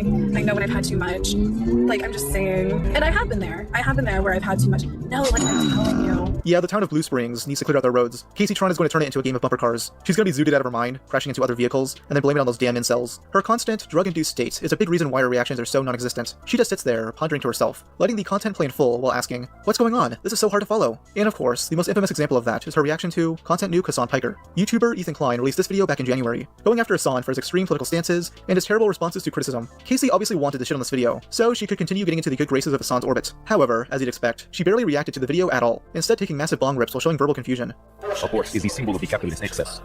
What is happening? I'm trying to follow. I've lost the plot. When she does comment on it, yeah, I've seen a video about her, like, I guess, stealing the video, essentially. I think we watched H3's video on it, but yeah, it's pretty blatant. I think she's the one who said, like, come watch it here so you don't have to give him money, which is, like, immediately, you know, a fair use violation. You're not supposed to provide a replacement for it. You're supposed to add to it, which she admits that it's just basically a replacement. So, therefore, it is literal content theft. She's quick to mention that she knows next to nothing about geopolitics, which is what Ethan's video is primarily about. I know enough to know that there's, like, he's pointing out inconsistencies. And then, I don't know, like, this is just my other thoughts. Like I said, as somebody who has no idea about, like, world politics, geopolitical politics, or anything like that, you know, but Like, sure, like a lot of Jewish people went to Israel as a refugee state or whatever, and they created this kind of like state for themselves, right? She even mentions watching the video again alongside her rotund bestie, Mike from PA. Yeah, that's why I was like, I can't wait until somebody like Mike is able to watch this and like go through and make all of his like points, because I don't know if this is, I don't know. You guys, we might have to watch this twice because we might have to watch Mike's analysis too. I just had to message like, I just had to message Mike and be like, Mike, you gotta go live tomorrow just to react to this. I want to watch Mike Frontha's analysis of it. I feel like so many of the people like on the left are going to react to it and completely like, you know, dismantle all of Ethan's talking points anyway, like Denims is doing. I'm sure Mike is gonna go live and do the same thing probably tomorrow. And then, you know, like, I feel like by the time Hassan comes back, he won't even really see a point in doing it. The biggest reaction you'll get from her is when she laughs off the compilation of all her Twitch friends making death threats, and then gets quickly offended once Ethan mocks Mike's weight. Look, we would have socialism now at this point. I'm like all my friends. If somebody just went out of the way. This is clips of all my friends from Twitch. It would be so easy. Thing that happens, I mean, like, holy shit, guys. If you live in Florida, I have an opportunity for you. If you want to earn $100,000, let me know. Actually, Mike from PA, the dude that's stuck in the before image of a transformation story, did receive a 3-day ban. That's the same, like, that's the same, not be getting a 3-day suspension. He should be getting a knock on his... That's a Photoshop picture, by the way. The Destiny cult Photoshopped this picture of me and Mike where they made us look like fat. And it's like, girl, did you really have to do all that? Like, I don't think you did, but okay, psychopath. I just think it's funny he's using Destiny screenshots. Yeah, that's not photoshopped. This is the photoshopped version she's talking about. And here's the photo from Ethan's video. Honestly, I don't know why a Destiny fan even had to photoshop that. These images look almost the same regardless. Months after this reaction, Ethan would announce that he's suing Casey Tron for copyright infringement. He specified this wasn't just due to how lazy her reaction was, but because she promoted the stream as a market replacement. She turned it into a watch party with the sole intent to steal views from Ethan. First of all, let me just say I'm going to watch this. I know it's an hour and 40 minutes long, and I know some of you guys aren't into the drama, but I'm part of the Twitch circuit. You know, this is what I do, and I know a lot of people have been wanting to watch this. Just blatantly admits to stealing the fucking content. It's just crazy, man. You know, I hope he takes her for everything she doesn't have, because you already know this bitch is broke. Without necessarily supporting Ethan Klein. So we're gonna watch it. Ethan noted that she spent more time inhaling weed than commenting on what she's watching. A truly impressive feat, I must say. At one point, Casey Tron is so wasted that she states, quote, "What is happening? I'm trying to follow, but I've lost the plot." To give you an idea, the majority of her commentary comes down to this. I don't understand this bit that he's doing. He's read more books than you could ever imagine. CPM's coming out Qatar. What the hell is going on? Right? He's read more. Ethan's also suing Denims and Frogan, as they made similar statements, admitting they want to act as a replacement for the original video. Casey would delete her reaction to the content nuke, and has not given any good arguments for why her reaction is transformative, instead playing victim while struggling to raise money for her legal fees. And personally, I have no sympathy for her. She's well aware that she's been breaking copyright for years, and has always tanked the few bans she does get for it. I mean, she's actually played Taylor Swift concert footage. She's practically begging for it. I bet the lawsuits will be good for her health too, as it'll force her to spend less money on weed. That's just as much of a problem for her, since she was high off her ass in the first response stream to Ethan. Just because I didn't react to his stupid video, he had to make up that I did and put a video of me smoking weed over his stupid video to get attention? I'm sorry, I don't give a fuck about your video. Like, I don't know, I don't recall reacting to it. I don't believe that I reacted to it. I do not remember. I don't know. I may have been under the influence, but I do not recall reacting to it. Your Honor, my client doesn't remember stealing the old woman's purse. She was high off her ass before driving away from the crime scene. Clearly that means she's innocent. Yep, her titties are saggy as shit. She's old, she's fat, and she has saggy flapjack titties, so... Yup, it's over, bro. It's over. Her career is finished.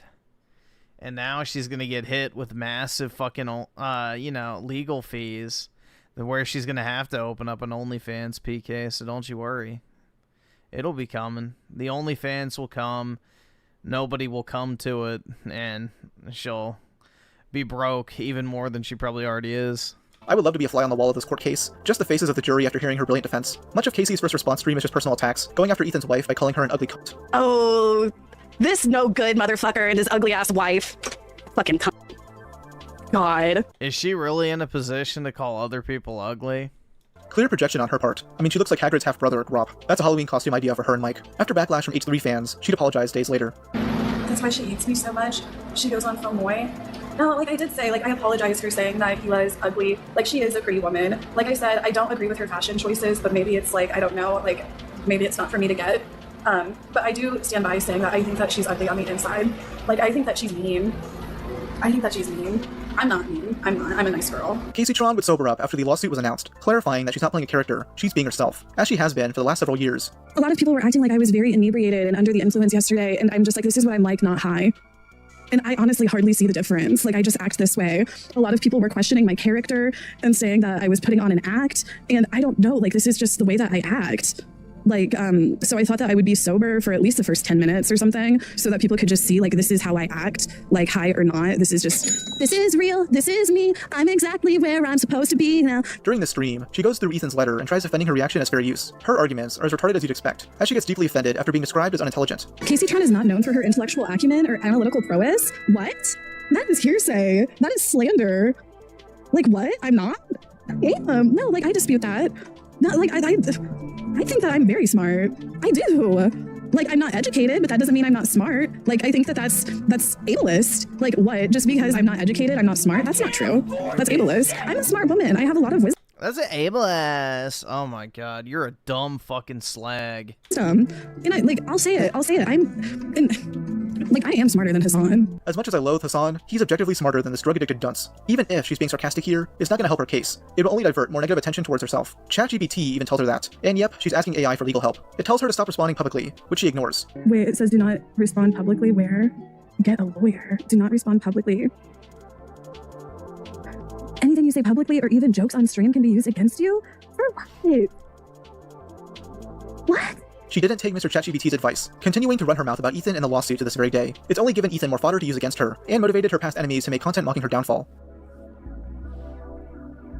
Yeah, I just got served today. What happened was, my dad answered the door and somebody made him take these papers or whatever. A few minutes later, the next thing I know, my dad comes in and he's like fucking crying. You know, it's really fucking traumatic to see your dad cry like that. You know, like that's what really like has me like so freaked out, is seeing like how emotional my dad got about it. How old is this bitch, and why is she living with her dad? Oh, like, and I know people are gonna be fucking making fun of me for this, and like they're gonna be posting like videos of me like crying and laughing at it and whatnot, you know, like, I don't know, like I'm sure like what you guys are watching right now, like every fucking incel community that's been attacking me relentlessly for like the past 10 years is going to use it for YouTube clips because they literally make careers out of bullying women like me, and I'm just so fucking tired. I'm just so fucking based. Tired of constantly 34? Holy shit, man. Being harassed by this shit, you know, like for the past 3 or 4 months I've really just— Dude, she looks 40 something. Holy fuck, bro. Age has not been kind to her. It's probably all the fucking drugs. It's been like, I just want to focus on myself and I want to focus on my community. I want to focus on being funny. I want to be one of those people who's just a breath of— Oh my god.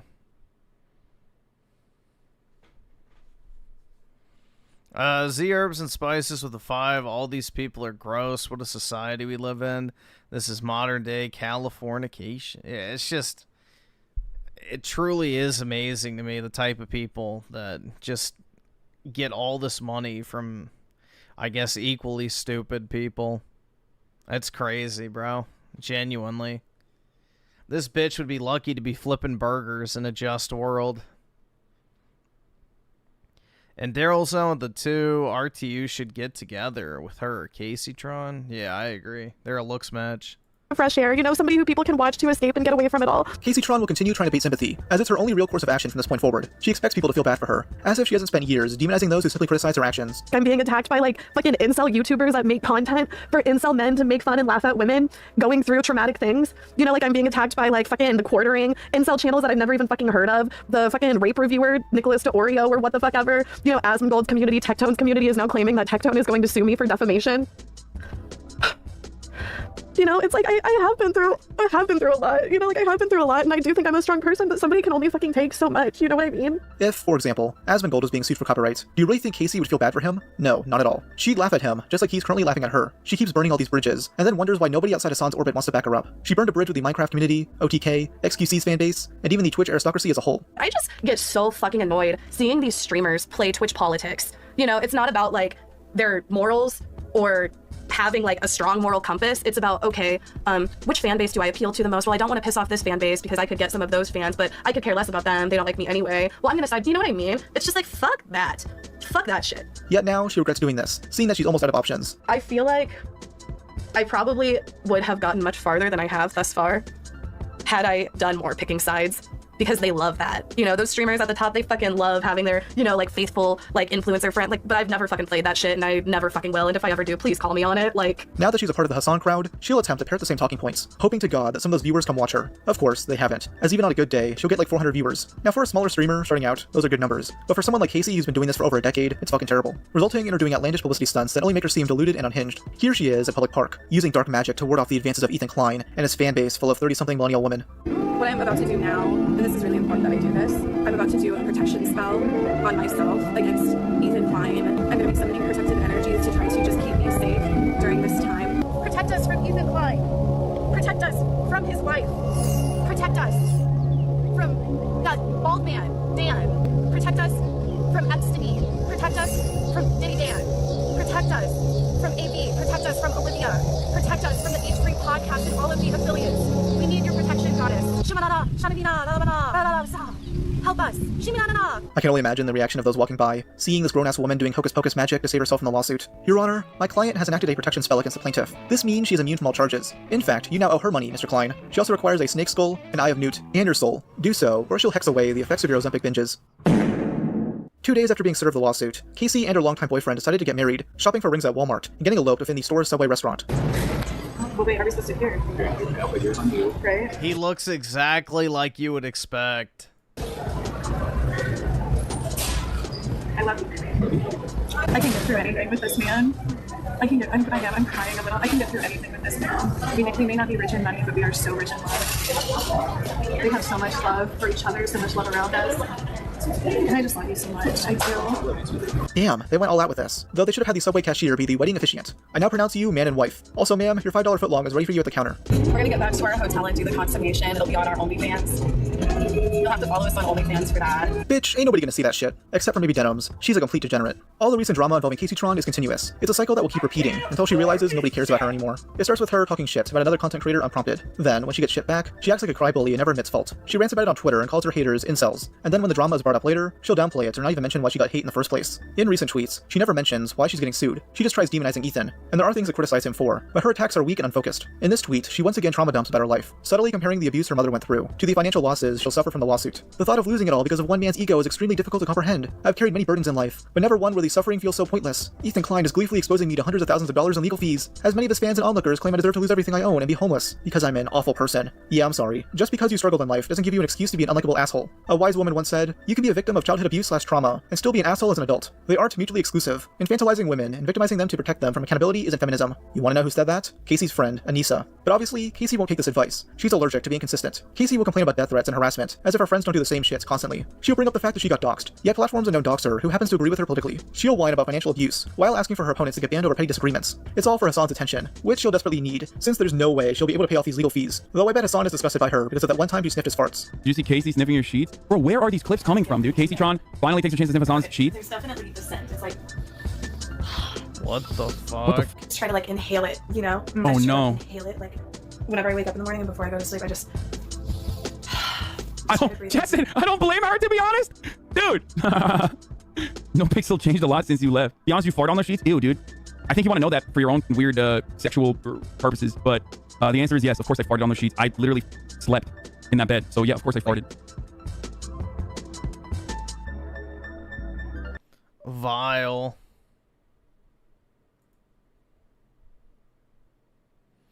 Disgusting.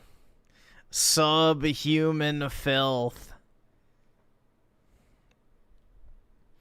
Daryl's on the 2. I love this woman. I want to marry her. Well, she's off the market, man. Sorry.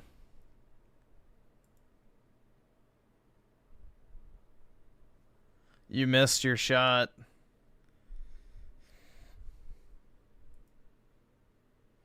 Oh boy, MutaSAAR.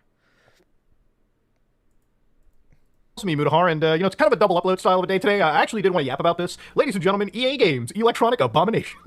I was reading literally today that they got bought out. They went private. There's apparently a $55 billion deal, or apparently the Saudi Arabians have bought them. So I want to just kind of talk about this a little bit because I've seen so much yelling and constant information that I wanted to kind of hit you a little bit with like a wall of facts, okay? Now, I'm talking about this because I love video games. I really do. Right now, I'm actually playing through Infinite Wealth, like the Yakuza game. I'm just trying to platinum it right now. One of my favorite franchises, I will say. I don't know where really, but that's a different story. I play a lot of indie games, especially games like Factorio, especially games that I can find on Steam that are like $10, but they give me like 1,000 hours of playtime. What I'm not a big fan of, and this is just something that I think a lot of gamers kind of feel, is I don't really buy a lot of big AAA titles necessarily. So for me, AAA gaming is one of those things where I just have conveniently, like, if I don't buy a AAA game anymore until like GTA 6, it's not going to necessarily bother me, okay? Because a lot of AAA stuff is usually shit that companies will sell you for like $70, $80, $60, whatever the fucking price tag is, and usually it's not as good as the indie stuff. It's just the same bullshit that I guess we've all become accustomed to. It's all games that are made to be hyper monetized and whatnot. So EA games for me, like the moment they stopped producing a lot of single player stuff, the last EA game that I bought that I really enjoyed was, I'm not joking with you, the Dead Space remake. And that was a remake of a game that came out. Oh my god, dude, he's not even joking.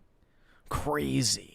Long time ago. So again, you know, there's a lot of people that are excited for things like Battlefield 6, and I'm glad if you are. Bro, I'm just too old at this point to really play shooters where everyone in the world is snapping to my head. I'd rather just cozy up and play a fucking single player game and talk about Linux, okay? That is what it is. So anyways, to give you an idea, EA Games has effectively announced a $55 billion buyout, and there's three big buyers, okay? There's Silver Lake, who are apparently, you know, involved with buying out TikTok and shit. You've got a company known as Affinity Partners, which belongs to Jared Kushner, yeah, that guy. And then of course you've got the Saudi Arabian, like, investment for a fund, which, you know, it's $1 trillion fund for Saudi Arabia where they've just basically been buying up everything. So immediately this was announced, and I guess they're buying it at like $210 a share. So if you had money to throw into the stock before, you know, this deal came out or as it was coming out, smart move to make, okay? Provided you could actually cash in on that cream. But this isn't me talking about investing your money, all right? This is me talking about fucking EA getting bought out. So immediately right here, I started looking at a bunch of stuff where like former people from BioWare were talking about how all of this is going to be guns and football, and they're going to get rid of like the gay stuff down the road too, which ultimately I don't really think that, you know, Saudi Arabia or whatever are really going to go in and push their, you know, brand of politics necessarily. At the end of the day, business is business, okay? And if you can find a way to profit off... I hope they do.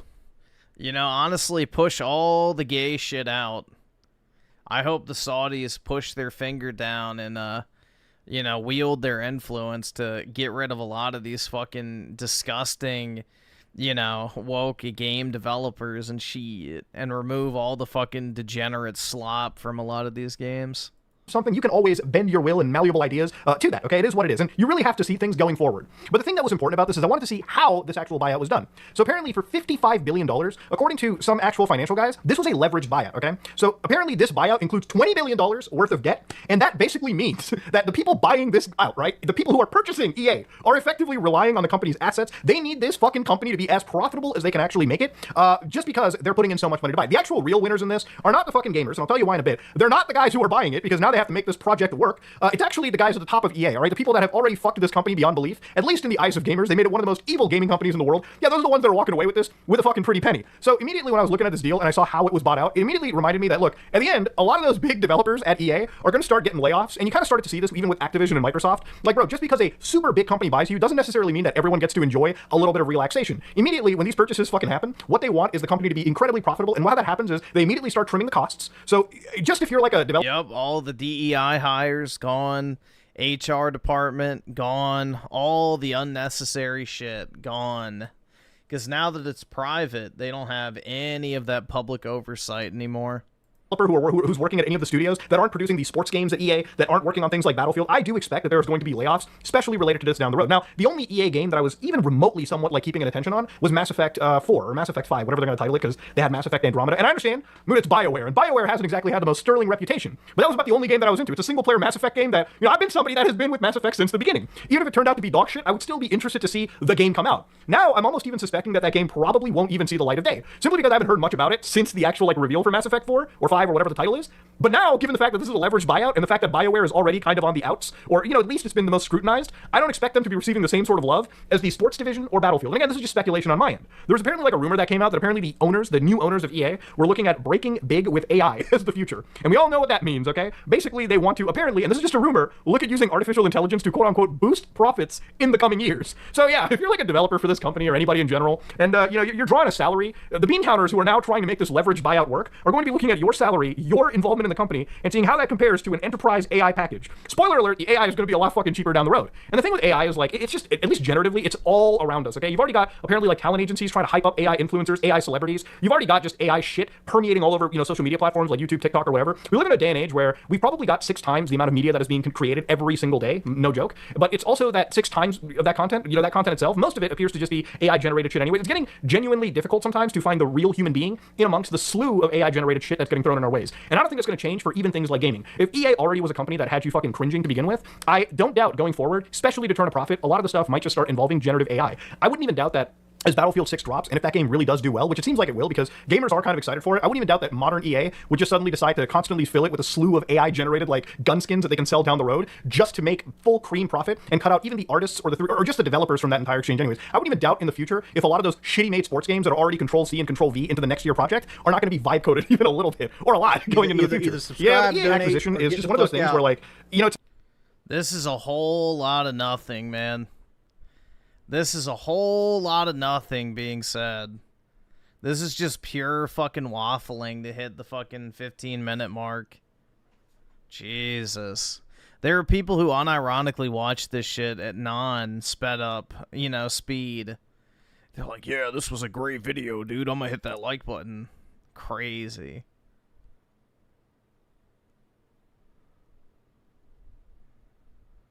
Vendetta with the tier 1 membership. Appreciate it, man.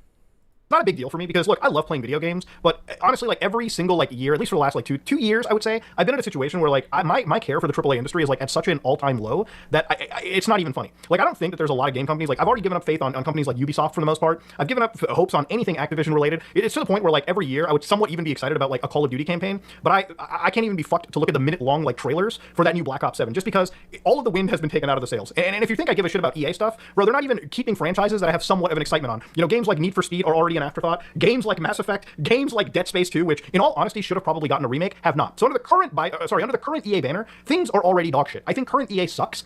And this acquisition, if anything, probably has a chance to make things even better. But then when you look closely at how it was purchased, you start to just completely realize that the people behind this purchase and how they purchased it, they're going to try to make this the most like profitable purchase for them. Okay, they're going to try to cut costs everywhere they can, meddle in a little bit of AI, and they're only going to be looking at the actual like IPs that EA has that they know they can do something with monetization-wise. Okay, so games in the sports genre, obviously they can crank that shit full of advertising, crank that shit full of money-making ventures, because we all know how insane sports games get. And if you're wondering, Muta, it's Saudi Arabia. Don't they hate gambling and shit in video games? Yeah, I'm sure they hate gambling in their country. But if they can find a way to use other countries' laws to make billions of dollars for themselves through their investment, bro, that's always going to win. Okay, just think of life like that. Stop thinking of it in the sense of culture battles. Look at it from business perspectives. They're not going to kill cash cows, especially after they put so much money into these projects. And Saudi Arabia is also not the sole investor. I hate the way that it's being sort of like told in the public. This is a joint purchase. They're the primary investors. I think Kushner's company only has like 10% of it, so the Saudis bought the bulk of it. Like the large controlling stake of it.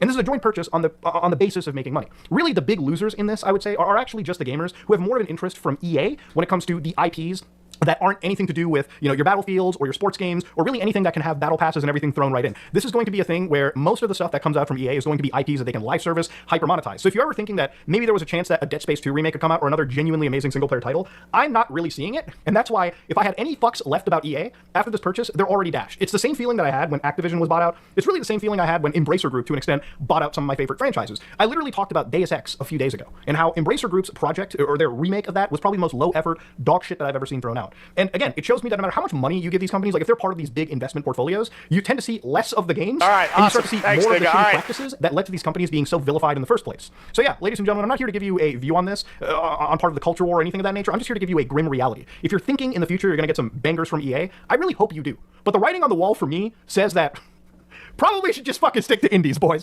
Probably should fucking stick far away. The EA games... Just stick to your indie games, bro. Just play indies, guys. The heckin' wholesome indie devs will never let you down. King of Games of the 5, Yo Griff, now with Activision and EA both being acquired, how long do you think it'll take for Take-Two and the rest of the Western publishers to follow? I don't think anybody wants Ubisoft other than the IPs. So I think they're safe for the time being. Take-Two, I don't really know who would buy them, because Microsoft probably is not going to be able to swing another large acquisition like that with regulators. Sony might be able to, but I don't know if they have the money to spend for, you know, a $30 billion game studio. So they would maybe be the only ones who could do it, but maybe like an Amazon or a Disney. Well, maybe not Disney because they just made that other acquisition, but maybe Apple or somebody who just wants a gaming company in their portfolio. Maybe they might do it, but maybe Nvidia would. That would be interesting if Nvidia actually bought like a gaming publisher for once, but I'm not sure.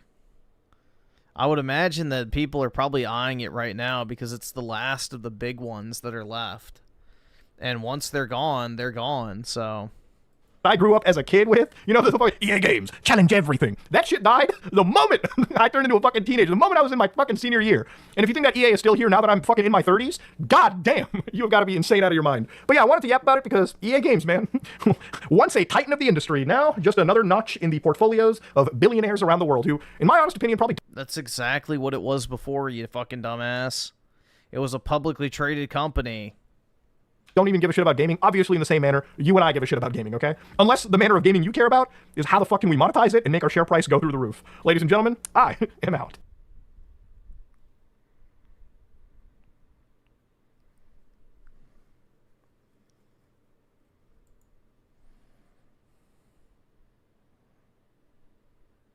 There we go, man. That was super insightful, guys. Super insightful commentary.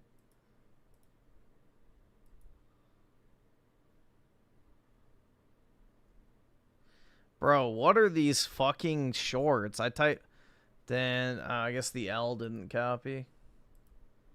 But still, bro turned into girl he wished for. What the fuck, bro? Cringe.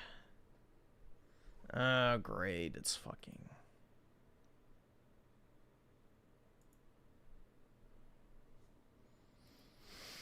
You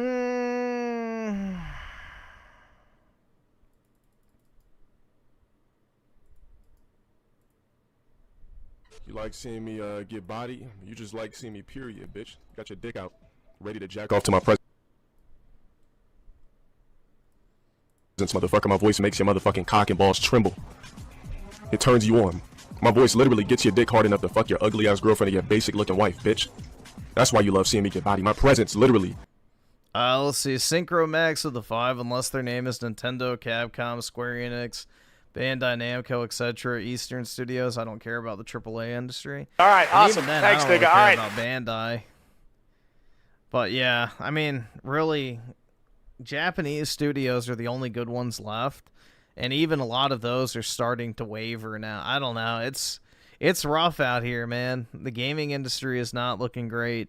That's for sure. Just captivates you, you fucking worthless online dick sucking cuck. I own you, bitch. There's no love seeing me get body, motherfucker. You just love me in general, you dick sucking motherfucker. Why don't you spread open your cheeks and imagine a hot BBC sliding in it? You could turn on X videos for that and click on the gay section, motherfucker.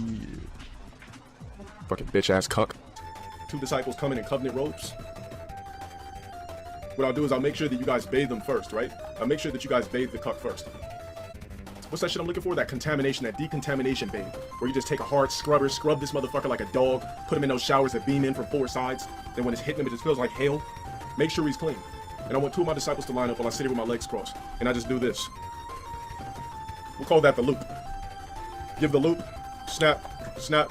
You guys come in. I'll look. Analyze him up and down. Spread his cheeks. Whoa.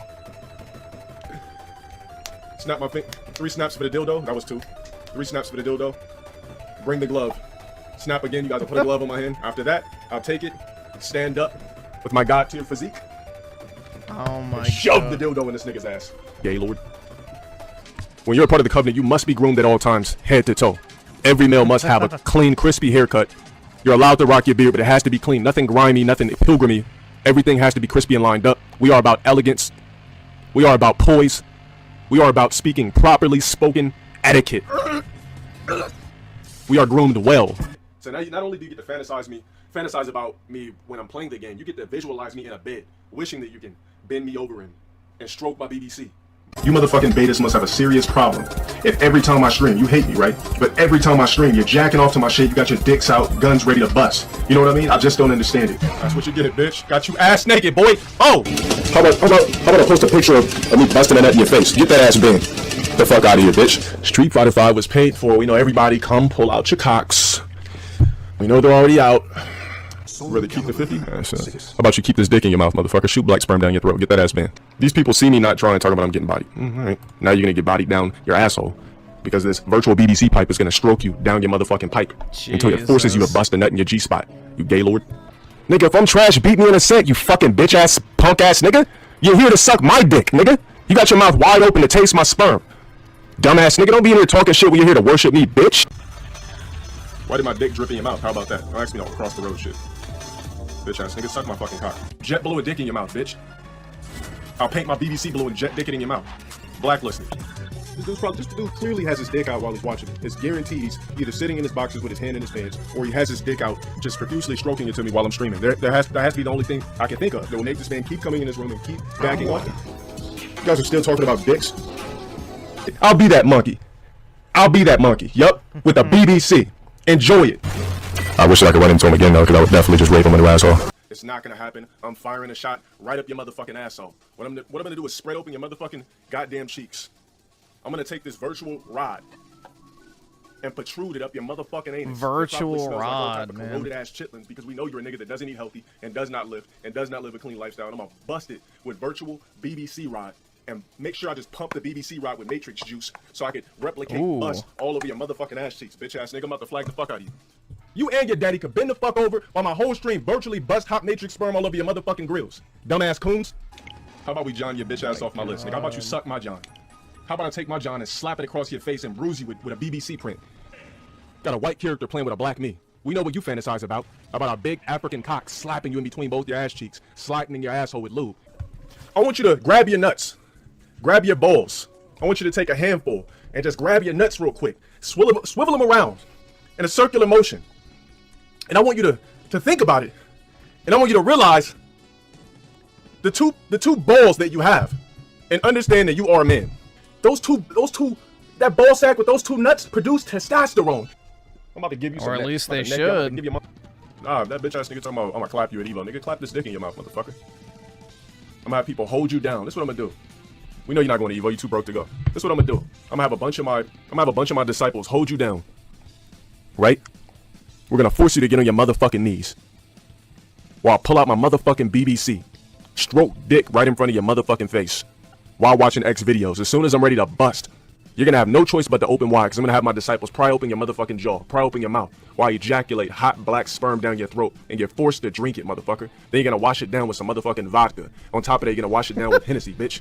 The vodka. Now, how would you like to be forced to do that? Can you imagine being a man that I got people holding your jaw open while I just stroke and bust a hot ejaculated nut down your throat, and then we force motherfucking alcohol down your shit, you bitch ass nigga? Stop coming in this bitch trolling. And I bet you I could get people to do that. You know how many people I could probably get that'll force your bitch ass on your knees? You can't prod 5-6 men off you. It's over for you. Bitch ass nigga. Ain't nothing about what I said is sus. That's called humiliation. Yeah. There's In fact, fucking a guy in the ass is the straightest thing you could ever do, bro. You know, dominating another man and forcing yourself into his asshole is the most masculine act you could ever do to show dominance to another male. About that this gay. There's nothing about that. I didn't say my disciples had to watch while I pull up X videos, stroke the BBC ready to explode down his throat. Them niggas don't have to watch. But what they will do is hold this man's mouth open until he's forced to taste hot ejaculation down his throat for coming in this bitch trolling, talking about you gonna kill me, bitch ass nigga. You deserve the utmost bullshit. After we're done, what we're gonna do is strip you ass naked, rub alcohol all over your body. I have my disciples rub alcohol all over your body. Then we're gonna tie you up, roll you up in barbed wire, and kick you down the highest hill we can find, the highest mountain, until you just tumble. So every time that barbed wire just punctures your skin, it's alcohol just going into the wounds and you're just burning while you have the taste of hot BBC ejaculation down your fucking throat mixed with Hennessy and vodka, bitch ass nigga. Talking about you gonna kill somebody, bitch ass motherfucker, you faceless drone. You get a whole crew of motherfuckers to just humiliate you. We don't want to kill you. We just want to torture you to death. You know how many torturing rituals I have just written down in a notepad? I'm gonna have to bang you for that gay shit. Get that ass banned. Jesus. So fucking vivid.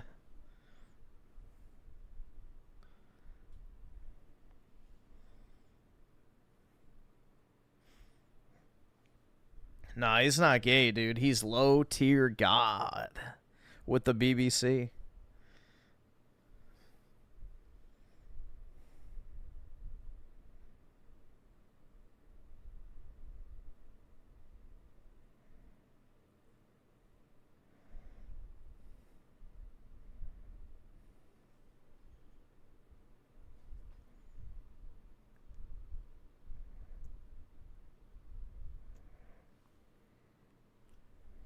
Let's see.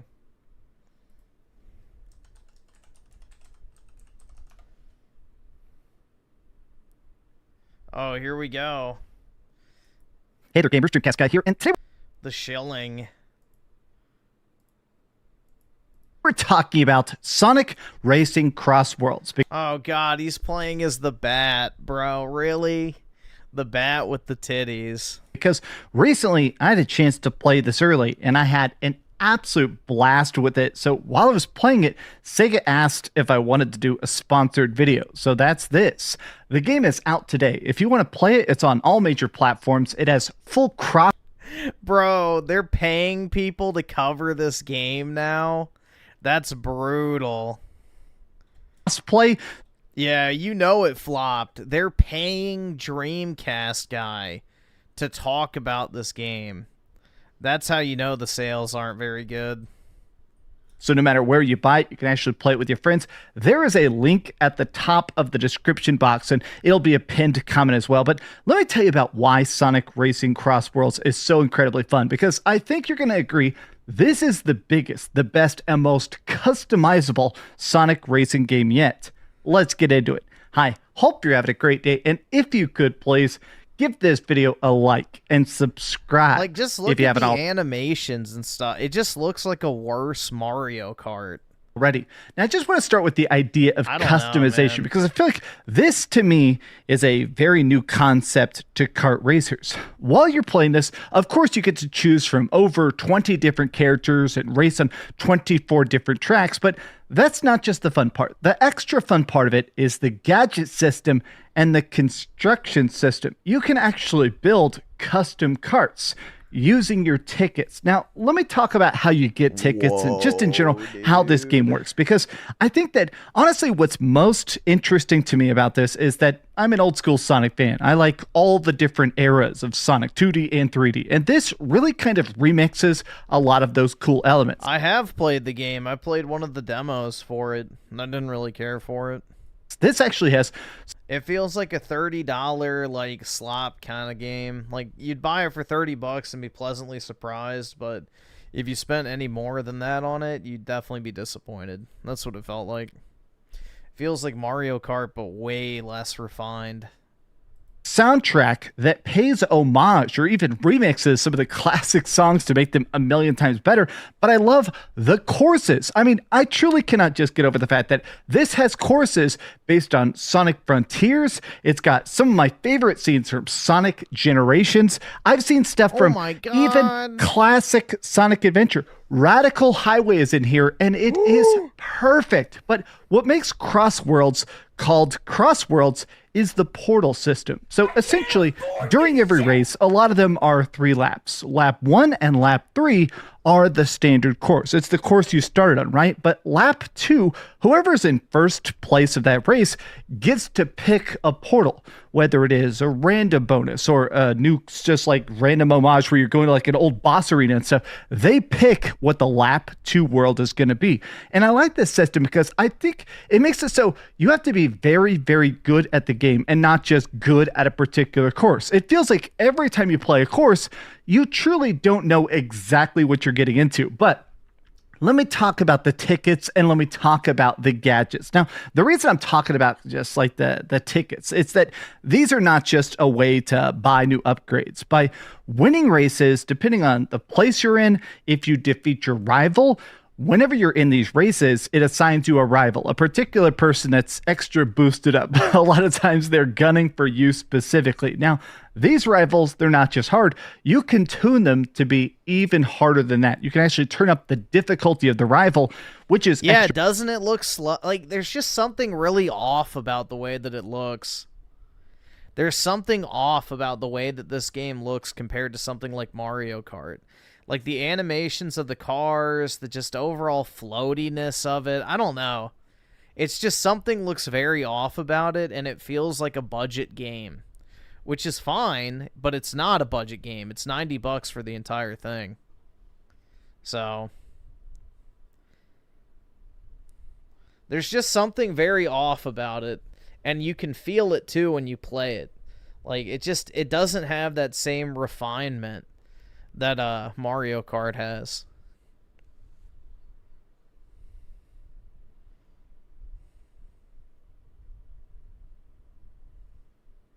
All right, awesome. Thanks, nigga. Let's All see, right. Flubble Nugget with the 2. I want a new Sonic Riders. Yeah, that would have been way more interesting.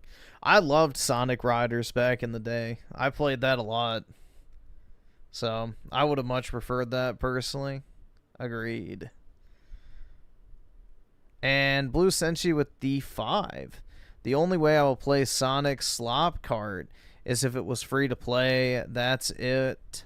If I want a kart racer, I'll just play Mario Kart, whichever version. Yeah, exactly. Mario Kart is the definitive version of this genre. And, yeah, I mean, this is fine if it was a budget title or free, like you said, but it's not. They're demanding like $70 or $90 for it, so it has to be evaluated at the same level that Mario Kart is, and it does not stack up, especially from a mechanics standpoint. They're fun, but basically, by getting challenges, by doing perfect laps, by coming in first place, you get these tickets, which let you go to the garage and basically build your own custom kart.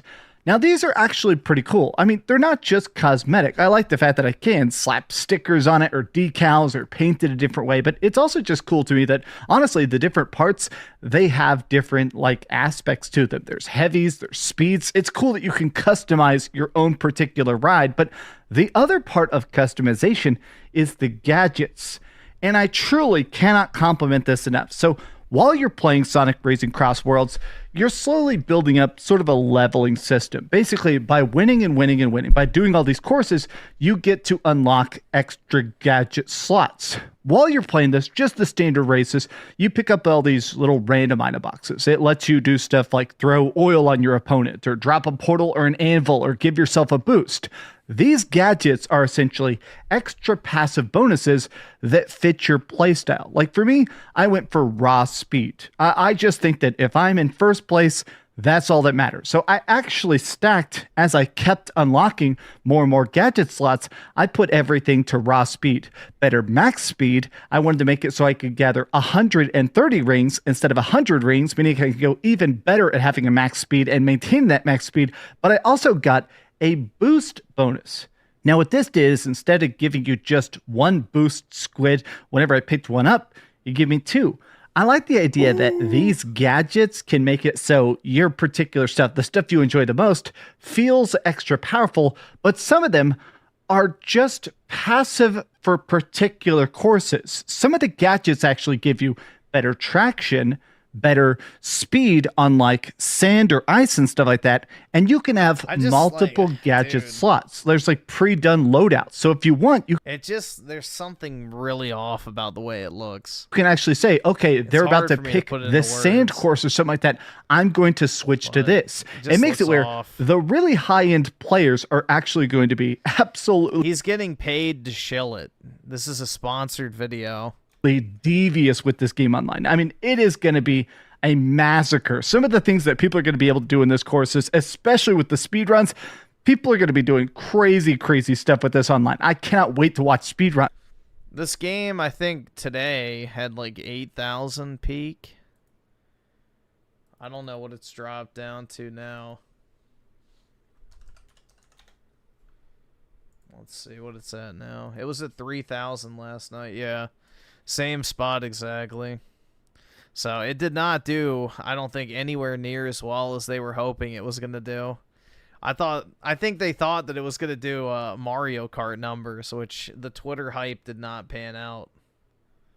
But let me talk about the time trials real quick, because this is something I don't typically do in kart racers. Typically, to me, I like doing the laps. I like competing against other people, but the time trials are surprisingly fun, because what the time trials do, it's not just, hey, beat the course as fast as possible, although that's part of it.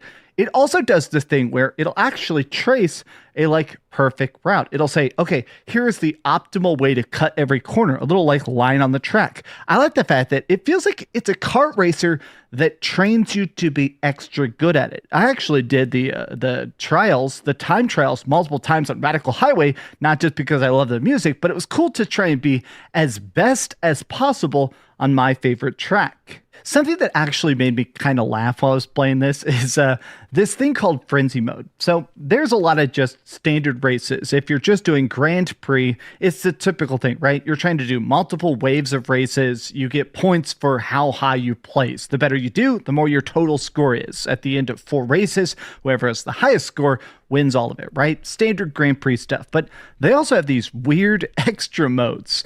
There's this one where you can actually do like group course races, stuff where you have to smash people off the track, or different stuff that makes it where like these team-based games are extra hilarious. And I give them props for basically making these team-based races because these are way more fun online. I love the idea of having like this team sport kart racer instead of just me individually. Well, yeah, it's obviously a copy of Mario Kart, so... I mean, that's the thing, is pretty much every single kart racer is a copy of Mario Kart. And it's been that way ever since the inception of Mario Kart, but... Yeah, again, it's just like, this does not stack up to Mario Kart, in my opinion. Like, the gameplay doesn't feel anywhere near as refined, the visuals don't look as good. And then, on top of that, it just, you know... I would just rather play Mario Kart at that point. Mario Kart looks better and plays better, so what exactly is the point of shelling out, you know, $90 for this game when a better version of it already exists in 2 different forms on the Switch? Like, you could play Mario Kart 8 Deluxe or you could play Mario Kart World, and both of those games are better. Trying to screw over my opponents and come in first, but there's the thing called Frenzy Mode that is hysterical. Sometimes the portals have this funky little green symbol on it, and if you pick that portal during the Cross Worlds lap, you get random bonuses. I've had ones where all boosts were doubled. I had one where you would instant charge your drift boost and it was even faster. All sorts of stuff that makes it where, honestly, it's just so goofy. I like the fact that, honestly, with Cross Worlds, you don't really know what's coming next. I like the fact that I really want to try and master all the characters and unlock the secret character because it just feels like it has a secret character extra level of depth that just a lot of kart racers don't try to do. Honestly, is it Metal Sonic? Honestly, I like all the Sonic racing games. I've made videos in the past about how much I love all the Sonic racing games, but Cross Worlds, this is the best one yet, easily. But these have just been some off-the-cuff thoughts, and if you enjoyed this video... No, these are not off-the-cuff thoughts. You got paid to say this shit. Be sure to give it a like and subscribe if you haven't already, but also be sure to get Sonic Racing Cross Worlds using my link in the description down below, and also keep dreaming. Thanks so much for... Did he say thank you, Sega, for sponsoring this video? Okay, there we go. Yeah. Those are not some off-the-cuff thoughts. That's a literal shill video.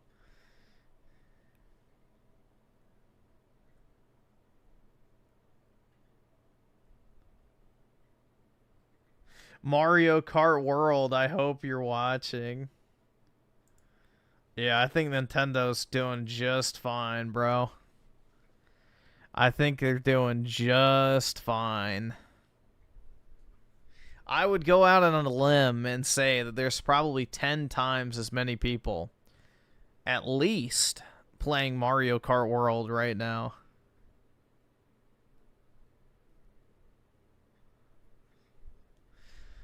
I don't think they're too worried. Like, let's see if the trend is still holding up. Are there still more people playing Silent Shill? Yup. Almost double the amount of people still playing Silent Shill F. That's wild, bro.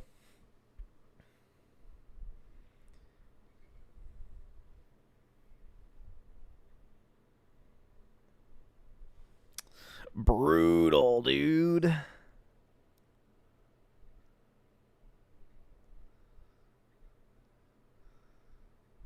Let's see. So Z herbs and spices with the 5. What would you rather? $1,000 or one night with Dreamcast guy? $1,000. It's a difficult choice. Pick wisely. I mean, essentially, you'd have to look at it this way: is a, you know, This is giving hand jobs in an Olive Garden parking lot.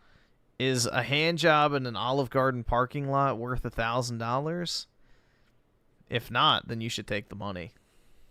Which, if I'm being honest, I really don't care about. Sucks like wet dick in a fucking Olive Garden parking lot.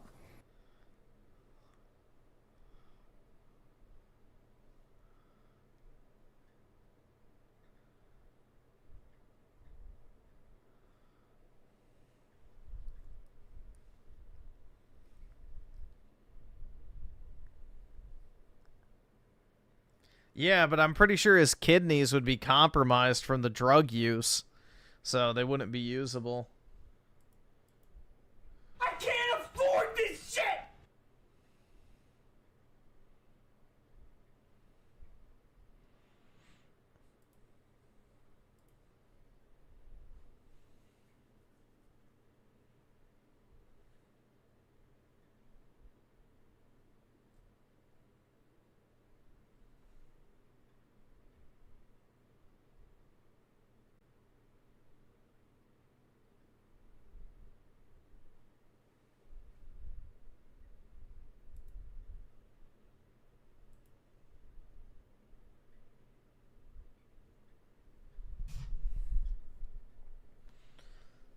Let's see. Level Nugget with the 2, but Griffin, it's a dreamy night. Oh, yeah, dude. Getting creamy with Dreamy.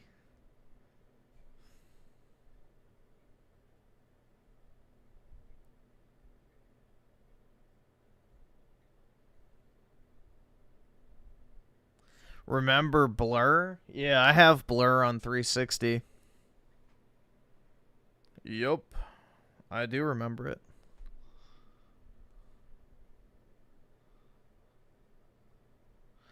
Yeah, I kind of want to play Mario Kart now talking about it. I haven't played it in a while.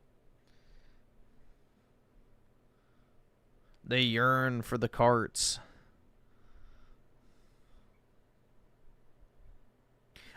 Dude, that knockout tour mode is really good, though. I genuinely do like that game mode.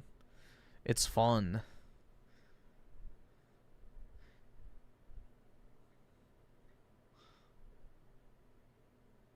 Yeah, my name's banned in Dreamcast guy comments. And I am banned, too.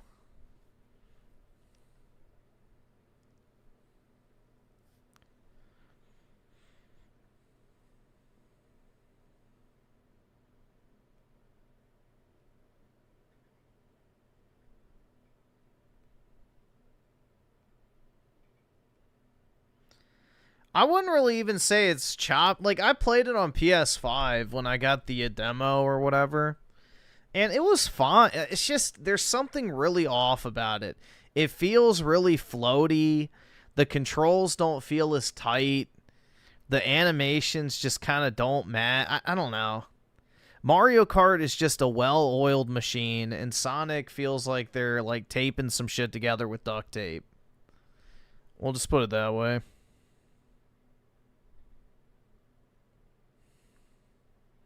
Herbs and Spices with the 5. It's a warm autumn evening. The bed freshly made, and Dreamcast guy whispers, "Are you ready? It's a big old beefy boy. What do you do? Grab his wallet and run, and then get disappointed because there's nothing inside of it." Gaming.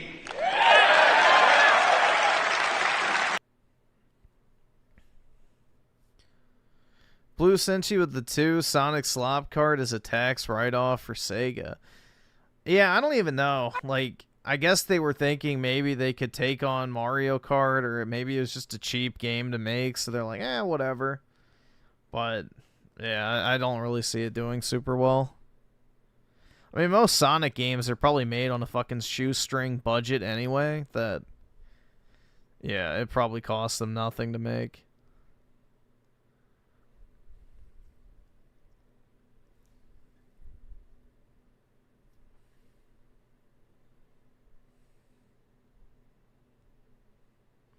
Isn't that Sonic game on Switch 2, or is it not? I don't know if it's on Switch 2 or not, is it?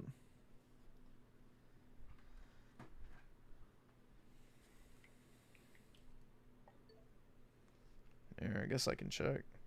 I've got my Switch here, actually. I can't afford this shit! Search. Sonic.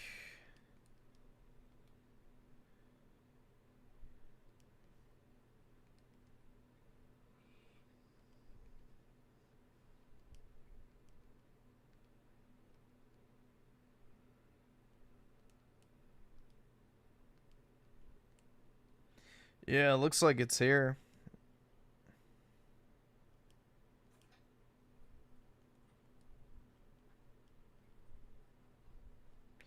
Yup, it's on the Switch too.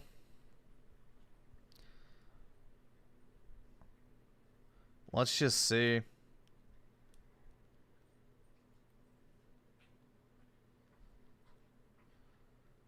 I guess you can't view both. Oh well, doesn't matter.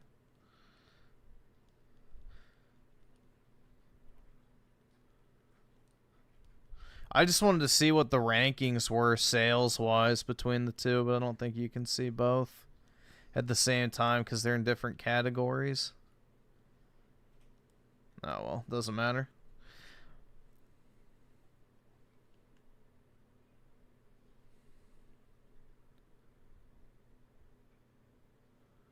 Why would it be on the Switch? Because it costs them nothing to port the game.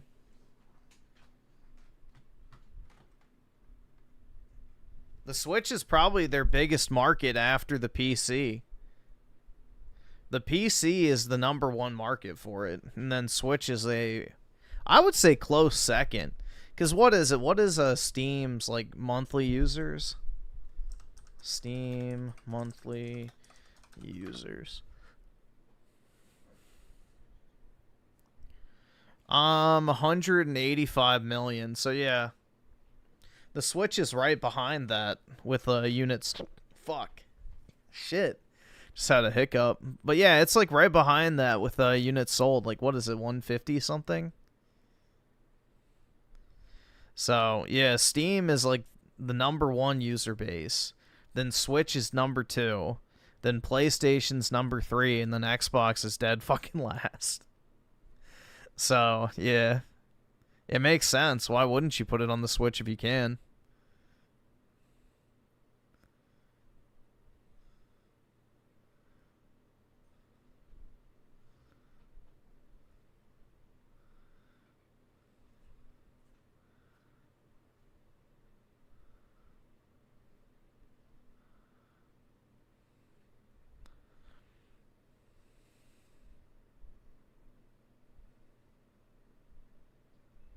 Yeah, the Kirby racing game does look pretty good. I'm interested to try it out. I never played the original on GameCube, so I'll be going in blind.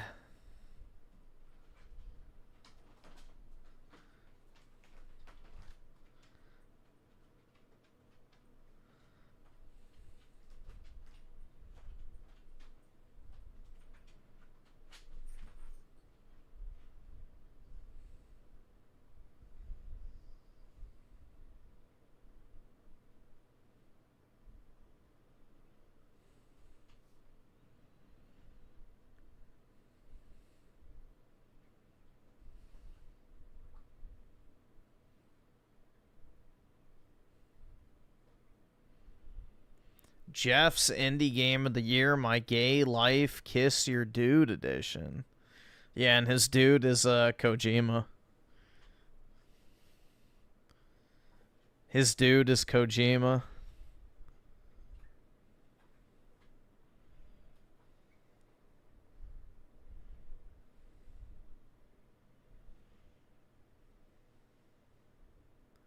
Click on the second short, please. Billy on guys with small dicks. Jeez, yeah, what? Are you hoping you still have a chance? Why is every pretty girl with a horrible looking man? I don't understand. Listen, I'm not shaming. Define pretty. people for their looks, but I am, though. You give an ugly guy a chance, he thinks he rules the world. I swear to God. Because they got a hot girl, they can be horrible. Like, you're still ugly, though. Can't change that. Maybe that's why. Maybe that's like why like guys with small dicks get like huge mansions to make up for it, you know? Or like really nice cars. You know? Why? This bitch is ugly as fuck. So I guess that's why she has a big house. I'm sure.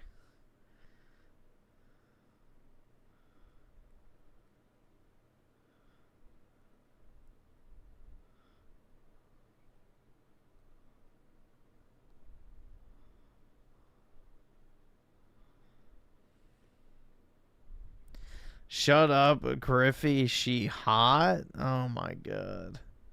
Gross.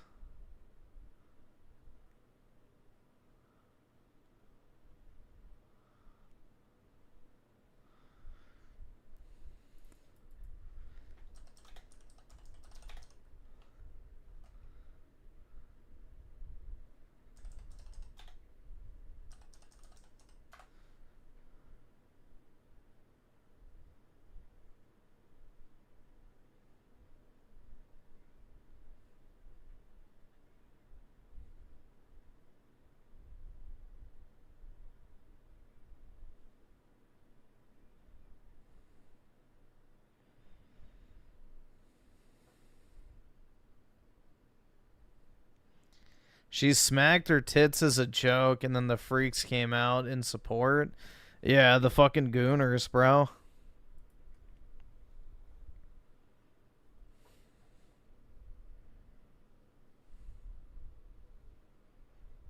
Yeah, but she's got, like, the ogre tits effect, where she's ugly as fuck, but has big boobs. Like, that's it. That's what I mean, bro. The people who obsess over big tits are like literal fucking caveman brained. Like literal fucking apes. Because they'll see like this nasty ass ugly bitch and then they're just like, oh, she's got ogre titties, dude. They're huge. And it's like, yeah, but she looks like a fucking ogre. And they're like, I don't care, bro. My eyes are down here. Ugh. And it's like, oh my god. It, like, blinds them. They're, like, so fucking retarded, all they care about is fucking tits. But, yeah, that's the thing, man. Hold on, let's see.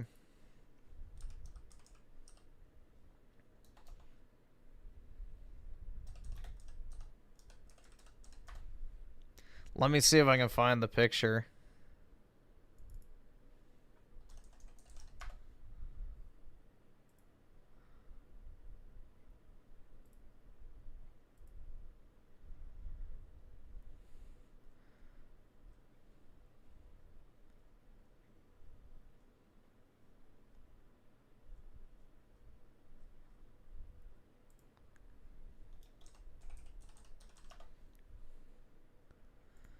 Like, bro, people are actually going to try and tell you that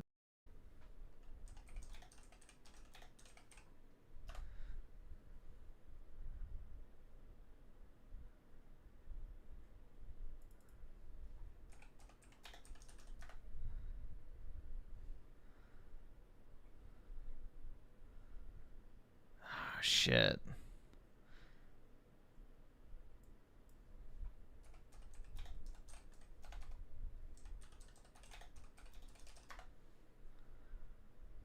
It's like this. This meme.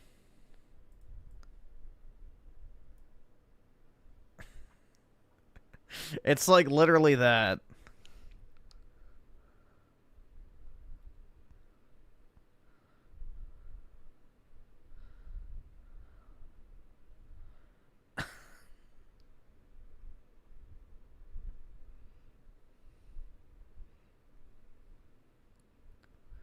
So that's what I mean by, like, ogre tits. Yeah, built like Elon, exactly.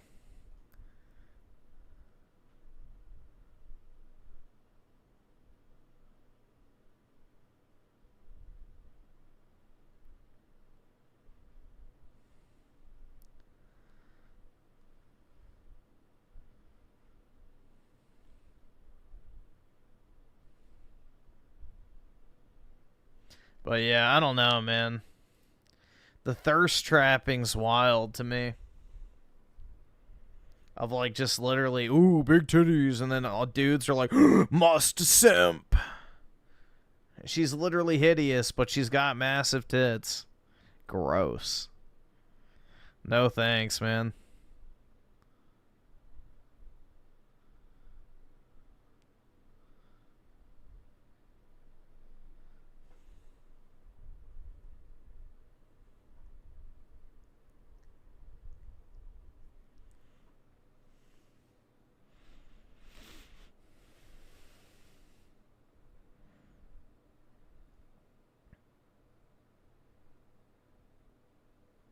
They pushed this video the other night, too.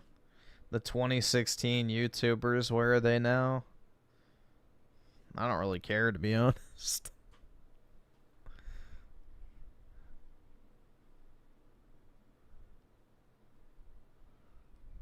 Let's see. Zeros and spices with the 5. I'm not gay, I swear. Just too much Sonic and Dreamcast guy. It's a super gay Yeah, I agree, man. I agree.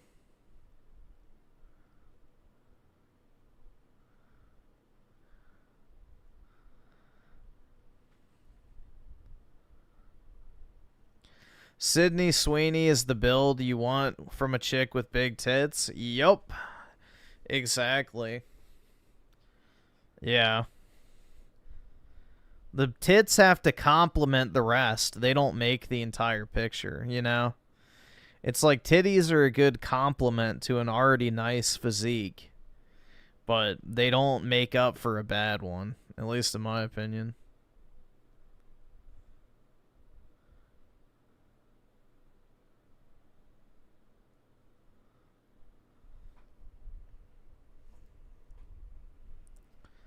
I'm surprised no one has made a movie on Leafy's career. He was the face of YouTube in 2016.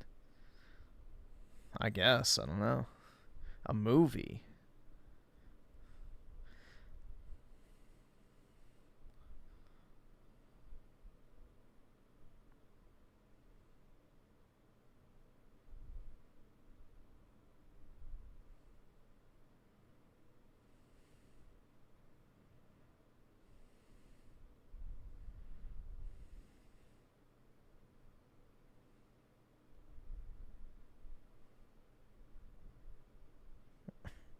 Leafy, the movie, the game. Yeah, exactly.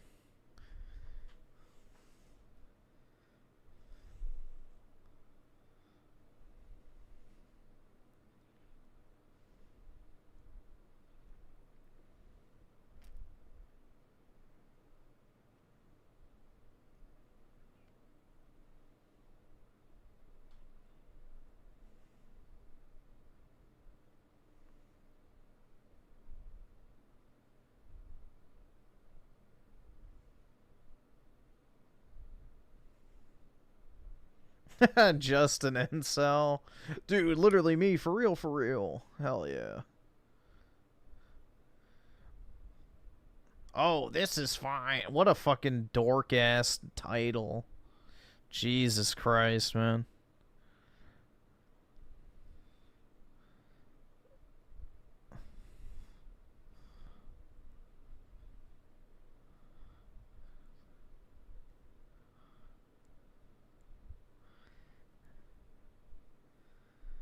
This is greed. Oh my god. It's just, it's all slop, man. It's all fucking slop.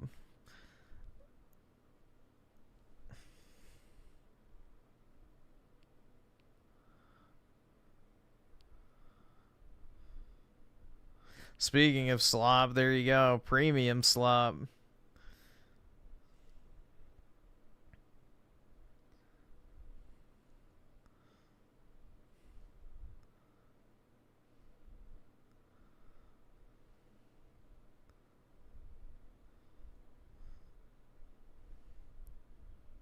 Uh-oh, guys. He's over it, dude.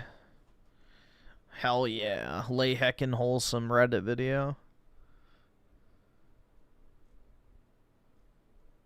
Dude, there's nothing to watch. Genuinely.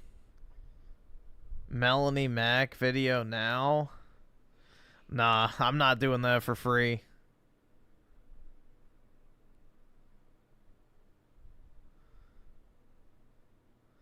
I'm not doing Melanie Mac for free.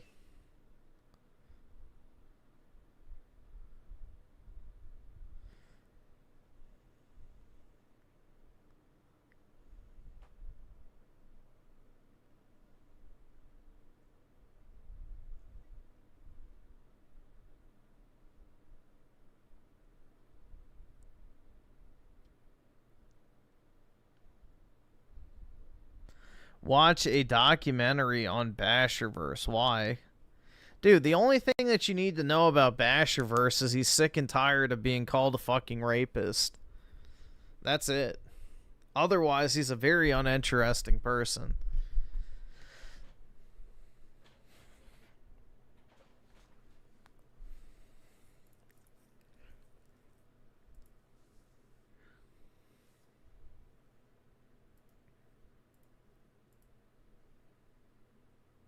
Yeah, he died from cockbig 19.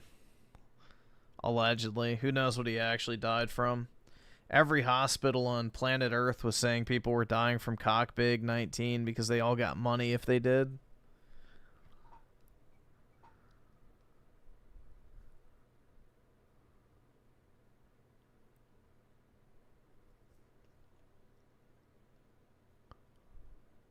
We watched a whole video about Mario 64 speedrunning a while back. I don't remember when it was. It was like a year or two ago.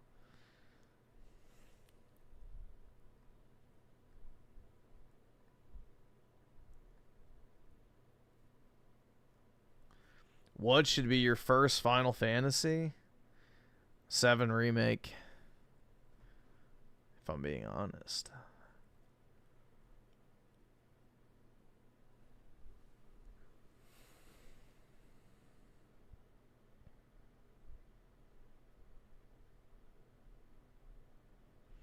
No, PK, what you said is unforgivable, bro. You called me a Fed, so it's over, man.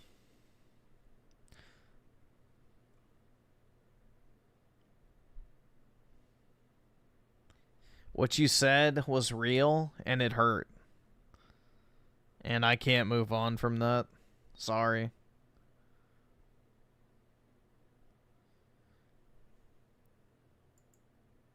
Alright, I guess we'll just watch, let's see. There was one slop video I saw. Where was it? It was oh, look, there we are. I like this thumbnail, though. The Tylenol with the soy jack. Yeah. It's pretty accurate. Oh, look, the Persona Pedo Penis Monster. Oh, is this his second channel? I didn't know Synthetic Man had a second channel. Interesting. I'll have to sub.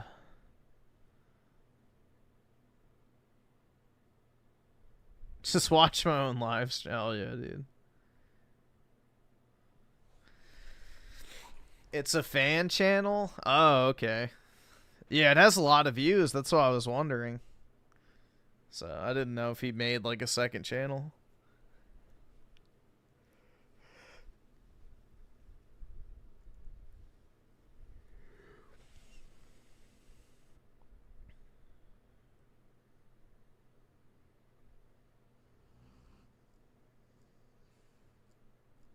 Damn, I guess I missed the video already. It was the one where it was like, I played Sonic and went back to Mario Kart.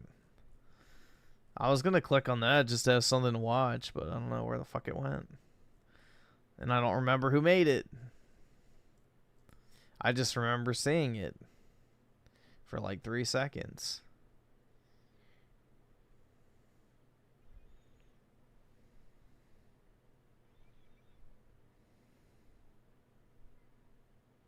I can't afford this shit!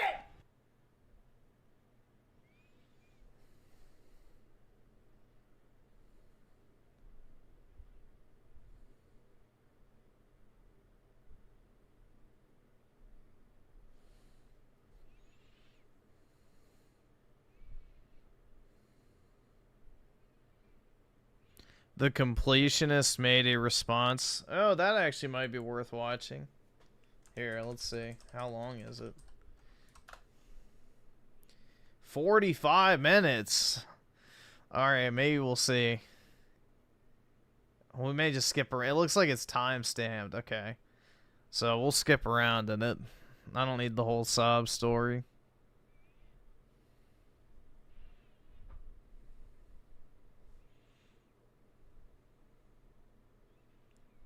Yeah, honestly, I think that whole drama was overblown. It's not like he blew the money on hookers and coke. The money was just sitting in a bank account, so didn't technically do anything wrong.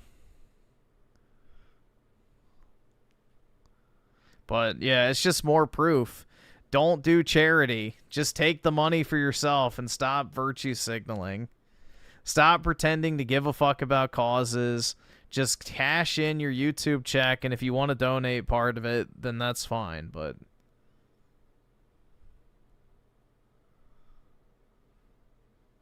Yeah, technically he did nothing wrong. Like, it's not like he wasted the money on anything.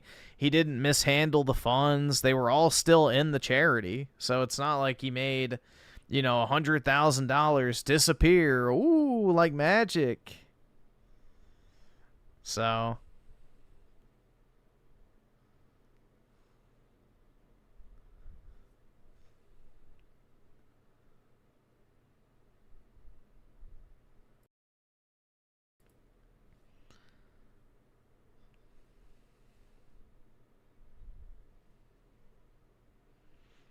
Imagine if he gave it all to Israel.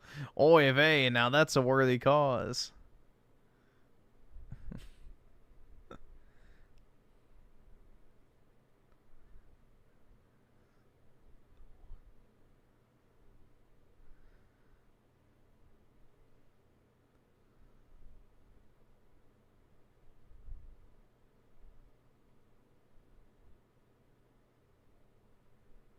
All right, let's see. See what the two. I guess we can watch that. That's fine. I forgot about it. It's in a different tab. I've been chilling. I will say. God, he's so gay. Like, just within the first 3 seconds, it just already sets the gay off. It's like, bro, he's so gay. Hey, guys. People did not like what I've been saying about Erica Kirk. Last night during the Super Chats, was it during the Super Chats? I think it was. Somebody. The question is who takes longer to get ready in the morning, Nick or Erica? What do you guys think? Asked me about Charlie Kirk's widow, and I was really blunt and straight up with you about it. I get a weird feeling. I got a really bad feeling from her. It's just a vibe. But I don't like what I've been seeing from the organization ever since Charlie was murdered. And last night, Why is this dude wearing a Trump shirt still? Like, holy fuck, bro. He literally told people, don't vote for Trump. Vote for Camel Toe. Then he's sitting here acting like Trump is the worst president ever. Constantly fucking, you know, doom posting. Fell for it again award. And now he's wearing his Trump fucking sweater. Like, what the fuck, bro? This guy bounces off. He bounces back and forth on takes faster than he probably bounces on a dick. Let's be honest. Somebody asked me about Erica, the widow, in the Super Chats, and last night I said... Like, do I need to find the clip again? Hold on. Like, this guy is the least consistent motherfucker on the face of the earth. I think, here's one. I don't know if this is the one I'm thinking of. I hate advertisements. I hate advertisements $1 million per year. That much. I just hate everything about it. I hate everything about advertising-based society. It's the most Jewish shit ever. This isn't the one. You know? Hi, I'm Nick Fuentes. If you want to text me or call me or ask me a question, you can find me on Minect. How much I hate advertisements. I hate advertisements. I mean, that's a pretty good one, but year. let me see if I can find the other one, too. I just hate everything about it. I hate everything about advertising-based society. It's the most Jewish shit ever. You know? Hi, I'm Nick Fuentes. If you want to text me or call me or ask me a question, you can find me on Minect. How much I hate advertisements. I hate...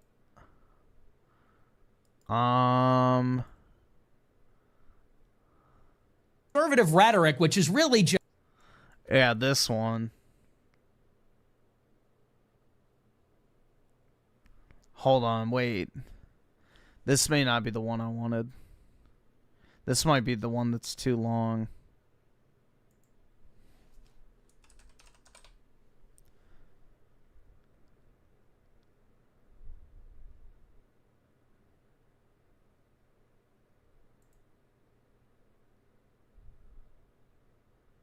I'll just play it while Again, the conservative rhetoric, which is really just this ideological underpinning for financial interest, they just slapped it right on there. Oh, well, these people eat this right up. But that's not really working because the contradictions remain. Charlie Kirk can say America first. He could say America first all he wants, and he could try to sound like me and say, here. We need to cut foreign aid. This is it. This is it. We had our disagreements. Where we did agree is that he would go to these college campuses and proclaim the name of Jesus Christ. And ultimately, that is why he was killed. The gunmen that killed him, they hated him because of his defense of Christian morality. Charlie Kirk cannot call himself a Christian anymore. Sorry, you forfeited that. I do not want to hear, and you cannot allow Charlie Kirk to go to one more public event, one more question and answer, one more ask me anything, without being protested, without being shouted down, without being interrogated about this. This guy goes around from campus to campus. Yeah, literally 1 month. Well, not even a month. So this was towards the end of August and, beginning of September. Mere weeks. In the most artificial and phony and fake way, talking about, oh, God made me very blessed that I control $500 million. Oh, I'm so blessed. I'm so rich and I'm so blessed. And oh, God's been so good to me. I'm such a Christian. Oh, the Lord gave me the Sabbath. I take Saturday off. You sit there and call yourself a Christian and then you make excuses for the genocide of 2 million people? Seriously? You stand there and purport to be an evangelist like Billy Graham? Oh, you're the latest Billy Graham? You're our generation's America's pastor? Why? Because you said the right words? Because you said, God bless, God bless. God bless, my friend. Oh, I rebuke the devil in the name of Jesus. And then you go around from campus to campus making excuses for a famine? So there you go. And then here's the other one too.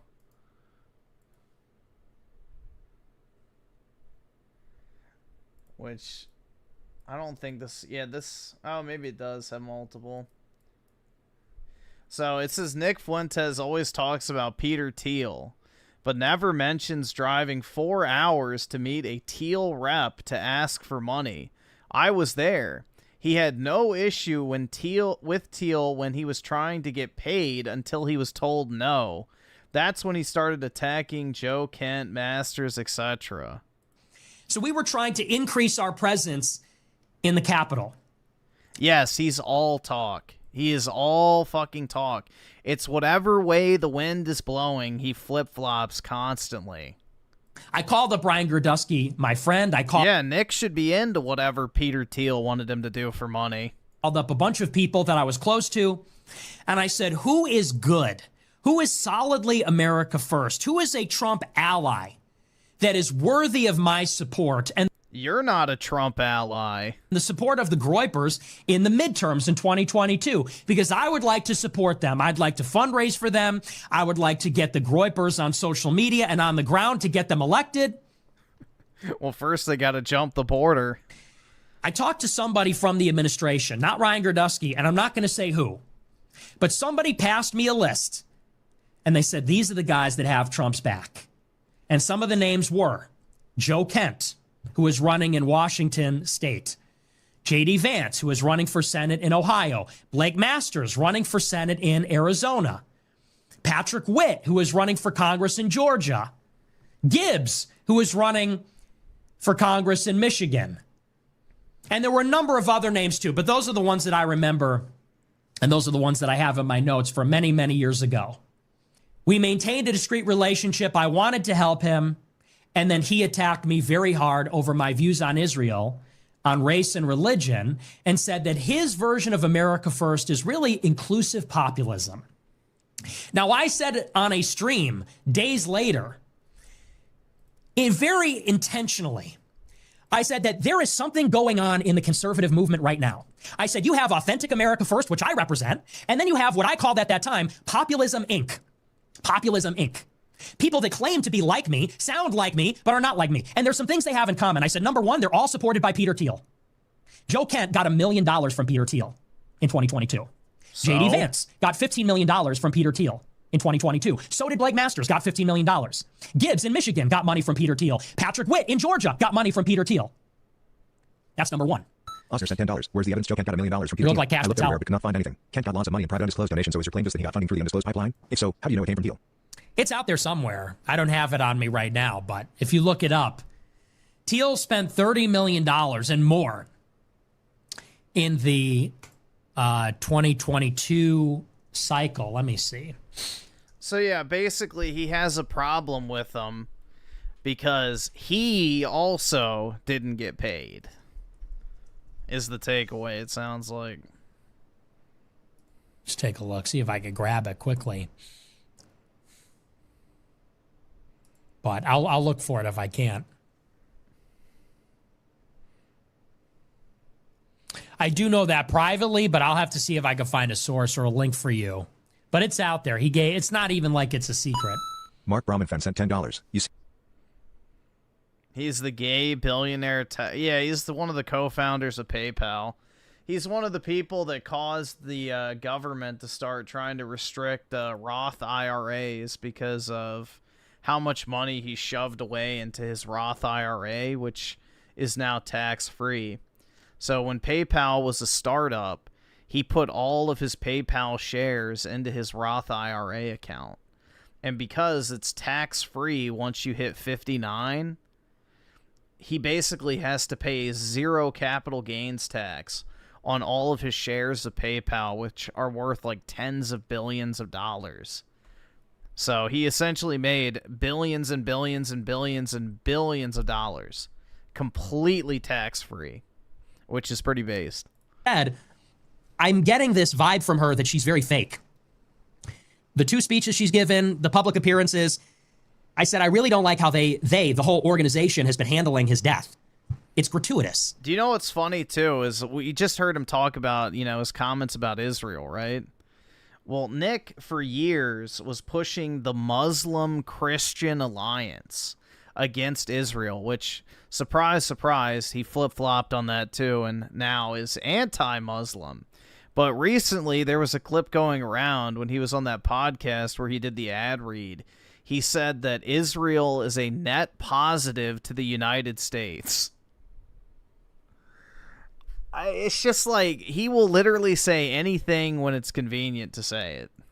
And don't get me wrong, if they want to say that they're carrying on his legacy or they're doing things the way he would want them to be done or they're continuing to fight the good fight, I get all that. But it's a little gratuitous. Am I the only one that feels that way? It's just like excessive. They are beating that dead horse. They are milking this for everything it's worth. It started right out of the gate. Yeah, no shit, they're going to milk it for all it's worth. It's his last, how is this controversial? It's his last, legacy. Charlie Kirk was Turning Point USA. Charlie Kirk probably told people, use my fucking death in case I ever do die, to make Turning Point as big as possible. Why are people acting like this is weird? Anybody in any position who's in charge of a company, an organization, or whatever would tell them to do the same because they are that organization. Turning Point is Charlie's legacy. So why the fuck wouldn't he want people to use his death to prop up his very own creation? Like Steve Jobs with Apple? Yup. Exactly. So I don't really get what's so controversial about this. of course they're going to use the biggest spotlight they're ever going to have to make Charlie's organization as popular and well-known as humanly possible, because this is, you know, the turning point, quote unquote. And they have just been pushing it every single day. Within 3 days after he died, she's given a speech. She's the CEO. They're sending fundraising texts about it right out of the gate. Then they do this memorial. And once again, I get it. If that's the turning point way, by all means. And they want to honor his life, by all means. But they're doing the Super Bowl commentators with the headsets on, doing a media table. They're selling merch, registering voters. They got pyrotechnics. What's wrong with that? They're registering voters? Oh my God, a political organization registering voters, the horror. What the fuck? Again, what is the problem with this shit? Is this WrestleMania or is this a funeral? Like, what are we doing here? And then, the day after the funeral, I'm getting 500 texts and emails. Erica Kirk here. I miss him. Every time I blink, every beat of my heart. Make sure to donate. $5, $15, $25. It's like, okay. Make sure to donate, he says. Like, this shit is funny, yeah. Yeah, again, I don't see the issue with this at all. But, I mean, I get the point. And, like, it is kind of true that Erica Kirk, she is, like, super about the money, a little bit too much, in my opinion, as well. Like, sending these emails with asking for donations, like, selling merch, like, being... It's a little bit too much. Like, I respect that she is trying to, like, continue the legacy of what Charlie left behind, that she wants to continue this. But it's... Asking for money and all these things, it's, like, a little bit too much. But that's just my opinion. I'm curious how you think about it. Share your opinion in the comments. Then they're doing a show. Did you see the show today? And so prescient. I said it last night. I said, I'm getting like a fake vibe. I'm not, something's off there. And people say, well, everybody grieves differently. Yeah, I don't know how much mileage we can get out of that one anymore. Something's not right there. Very bizarre, weird vibe there. And did you see the show? Erica hosted the Charlie Kirk show this afternoon. And she's like, she looks like she's over the moon. She's happy as a clam. And again, who am I to judge? Everybody grieves differently. She's a very devout Christian. Some people say maybe that's just strength, that's resolve. I don't know. It's one thing if your husband dies, period. It's another thing if your husband dies at age 31, unexpectedly.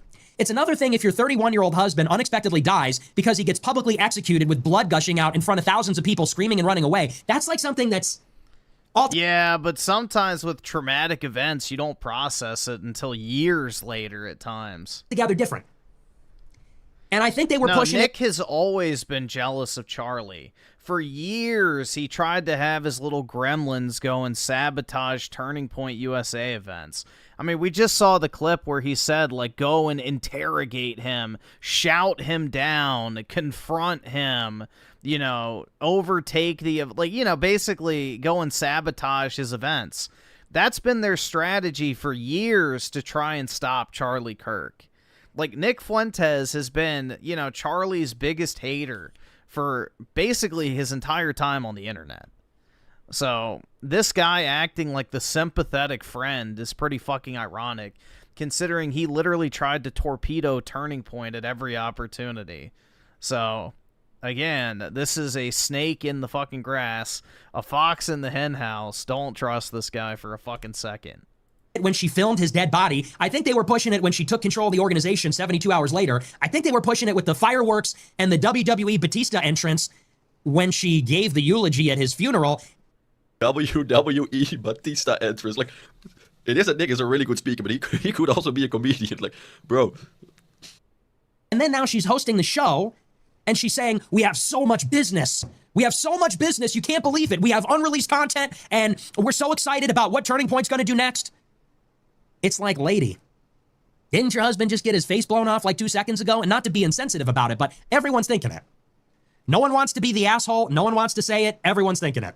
Everyone was thinking it when she gave the first speech. Everyone was definitely thinking it at the memorial. Nobody wants to say it because it's inappropriate. It's insensitive. I am the troll, right? So I'll be the one to say it. I think it's super inappropriate. I think it's inappropriate. I think it's weird. It's bizarre. Something is off there, and I don't like it. Yeah, that's the thing, is Turning Point most likely will not last very long. Realistically, because, you know, he was the brains of the operation. So, yeah, the likelihood of it ever remaining at the same level it was is pretty fucking low. So, they have to act now if they want to increase the longevity. And I think, even from a strategic point of view, they should reel that in a little bit. Even just, maybe she's grieving differently. Hey, by all means. Or not.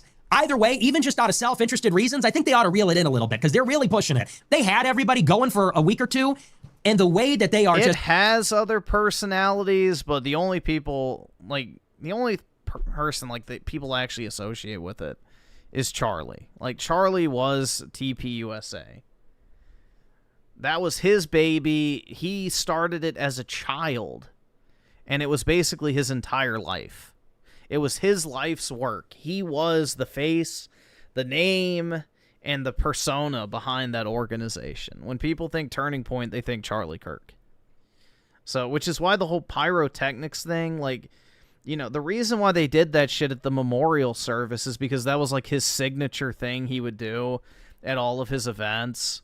So it was like a way to, you know, pay homage to him one last time. Like, that was his special touch that he'd always make sure to have at all of his special events, is like the pyrotechnics. So people who are criticizing that shit either don't know about Turning Point USA events, or they're just looking for something to be a dick about, because that was like literally his signature thing.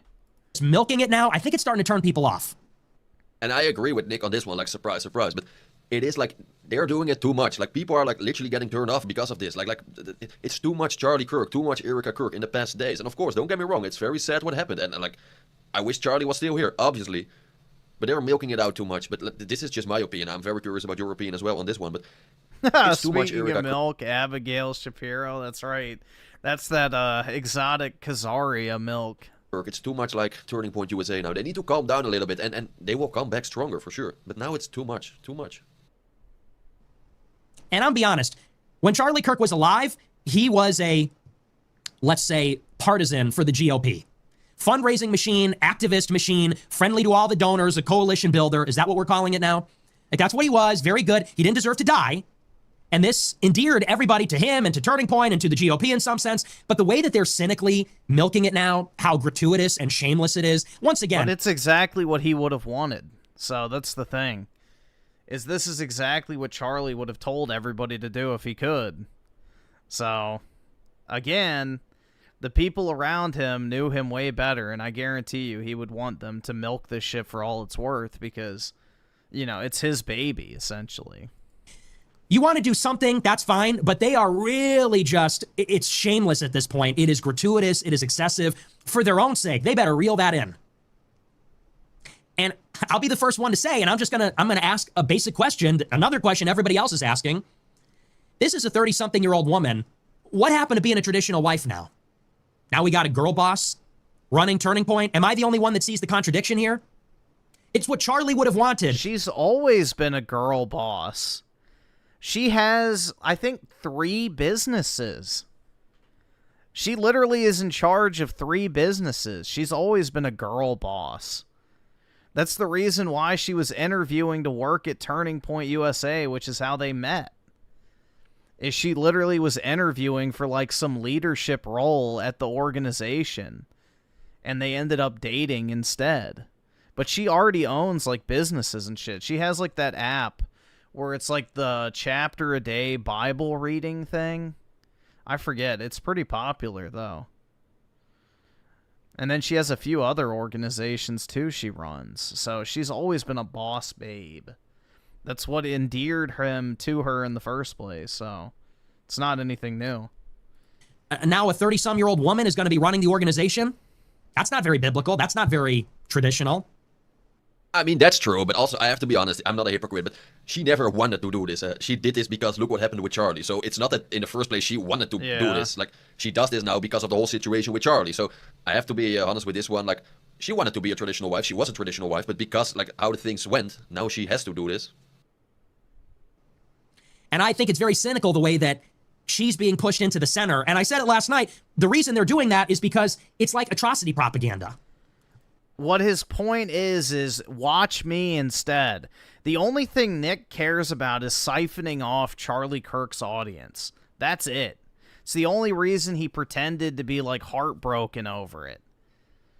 Like, he just wants the audience. He wants the influence, and he wants to fill the void.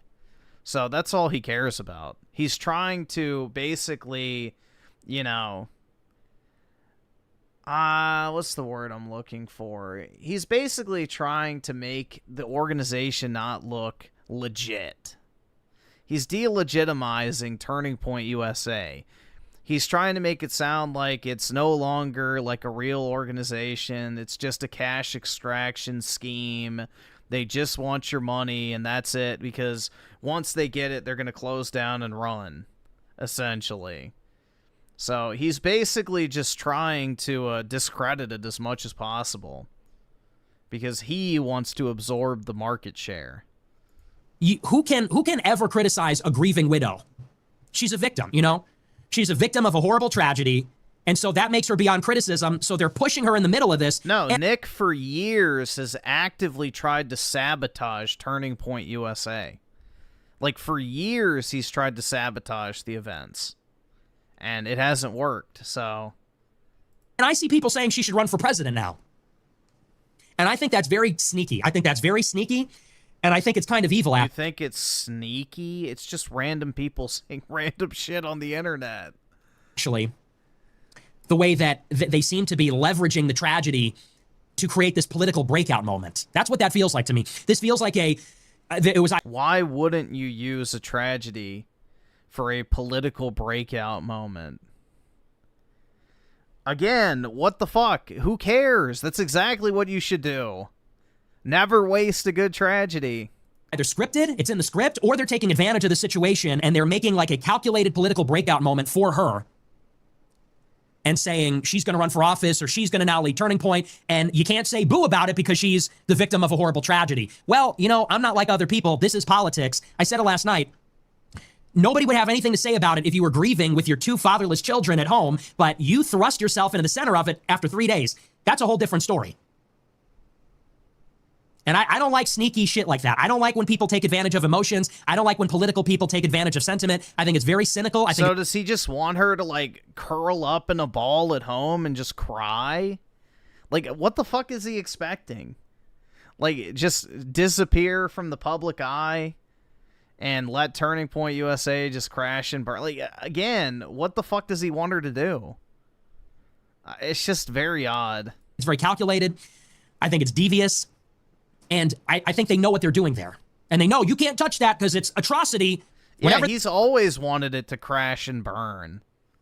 There's an atrocity. We have to turn our brains off and pretend we're not thinking what we're thinking. And I don't like that. I think that's sneaky. So, again, she wanted to go and be with her family that must be shaken and destroyed with the loss of its patriarch. That would be one thing. Why don't you take care of your kids? I know it's not my position to say. Why don't you what the fuck?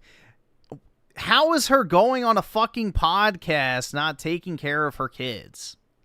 What the dude, this is crazy, man. Say that, but why don't you go and be with your kids? Parents are capable of leaving their children alone for a few hours to go talk into a microphone, bro. It's not that big of a deal. Now, your kids don't have a father. The family's reeling. She want to give a speech, then the memorial. Now she's hosting the show. She's going on different. She's going on Alex Clark, talking about unreleased content. She gave 2 speeches. One, night after it happened? And then she gave a speech at his memorial. Yeah, that's very fucking normal for someone who's lost a family member. That's very fucking normal shit. Oh my god, bro. It's just insane. This is like terminally online behavior. The show goes on. Didn't Charlie have a million lieutenants that can... There are people who can function after something, tragic happens in their life. People who have a death in the family still have to go to work the next day.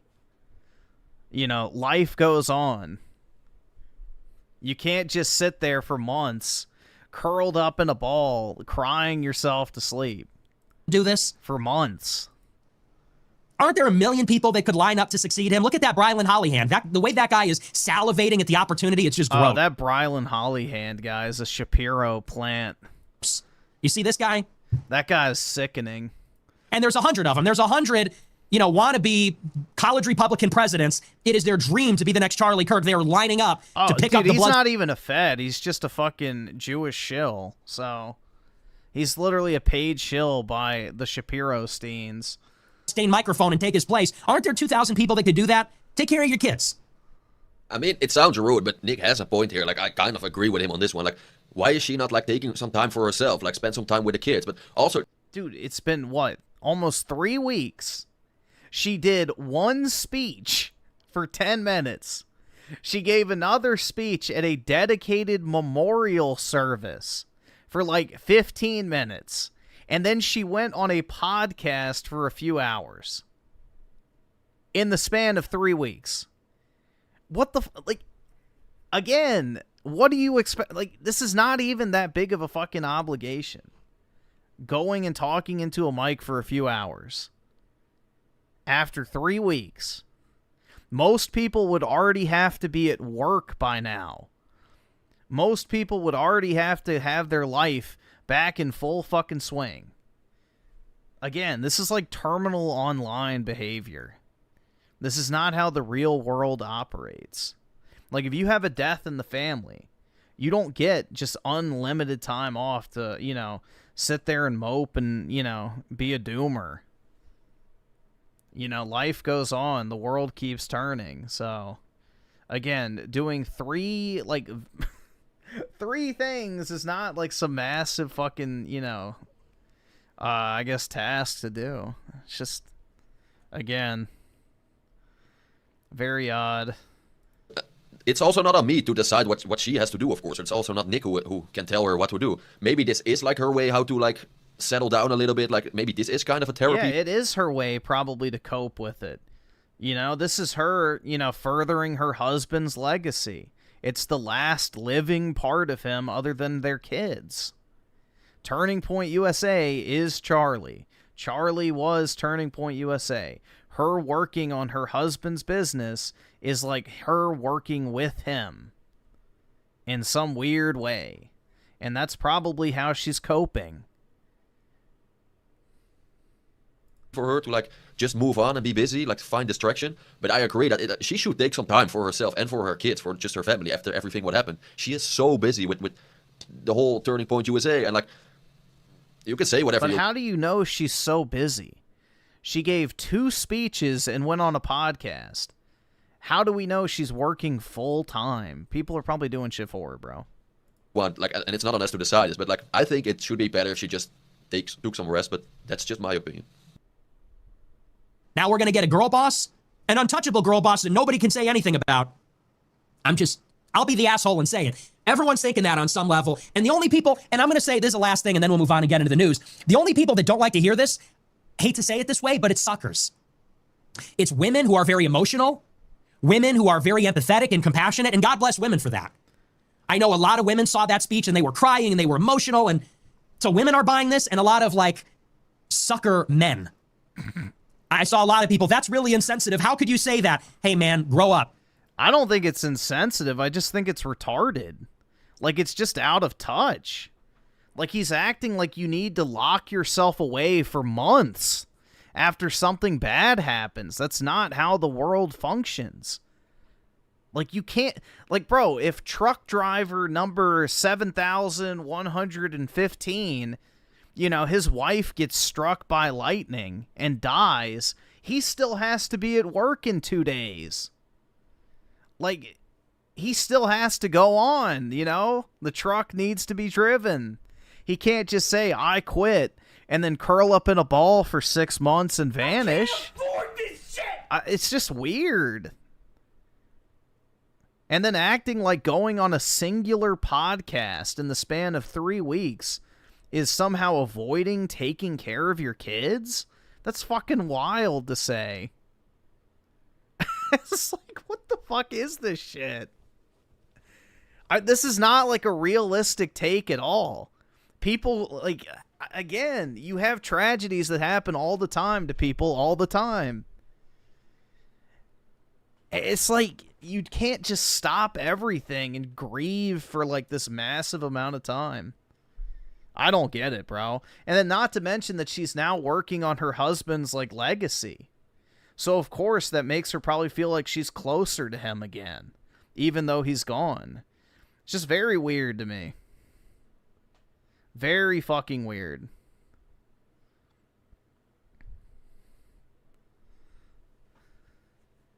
This just seems really out of touch.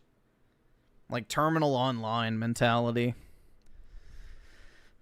Z Herbs and Spices with the 5. Did you see Emma Watson walking back her comments on J.K. Rowling? It's pathetic. Apparently, the show is going to cast a woman for Voldemort. Of course. Yeah, I'm probably never going to watch the show, but yeah, that's just typical, man. Modern day shit.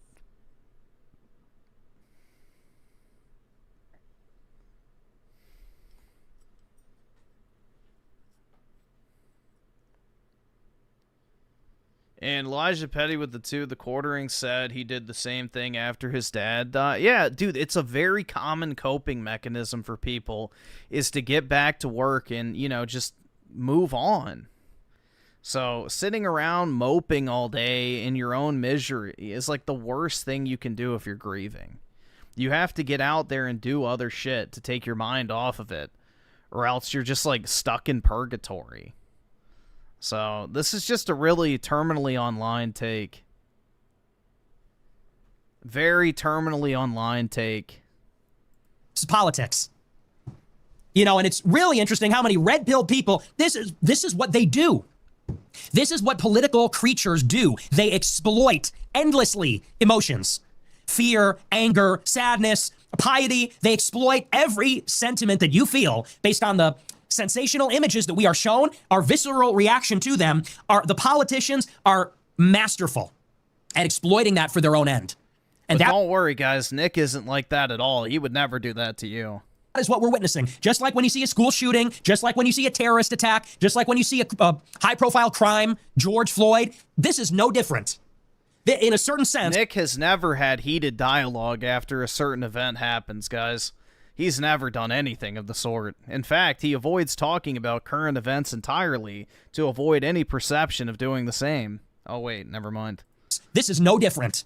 And all those range of emotions that you felt, anger, fear, sadness, retribution, forgiveness, longing for communion, they're exploiting that too. They're exploiting that with the big speech. Perfect makeup, costume, I forgive him. Oh. She should be president now. I'm not, you know, that really pisses me off. We can see that. You know, you want to be the widow, then be the widow. You want to play girl boss? Whole different story. Whole different story. I don't like when people mix those things. I don't like when people mix these things. It's like, who is that kid at Parkland or whatever? David Hogg. David Hogg, his school got shot up. Now he's going to be a Democrat politician? I'm sorry. Seriously? He wasn't even at school, which is the funny part. That fucking retard wasn't even at school, and he acts like he's some survivor. It's like, fuck off, bro. He got the call not to go in that morning. I don't like that. I don't like it at all. And I think it's cynical, and I think people are afraid to say it because of the, you know, all the sentiment on the timeline. But I don't like it one bit. And yeah, I'm willing to be the asshole. I know people won't like it, but I think you're a sucker if you're buying into this right now. It's the most cynical, exploitative political move I've ever seen. And you know what? When they say it's what he would have wanted, they're damn right about that, because that's who these people are. Turning point. Oh, there we go. Mask off again. That's what they are. How do you think you build an organization that makes $140 million a year? Here it comes. The envy, the jealousy, and we're back to now he hates Turning Point. There you go. There's the true motivation behind it all. He is angry that he is not as popular and as influential and as, you know, widely respected as Charlie Kirk was, and Turning Point by extension.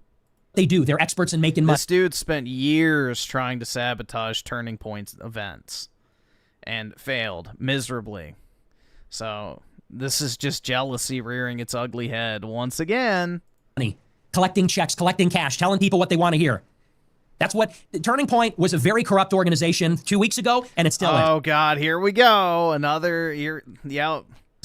Turning Point was taking money from Zionist donors, Wall Street donors, Silicon Valley donors, Meta, all this kind of stuff. They are taking. So what?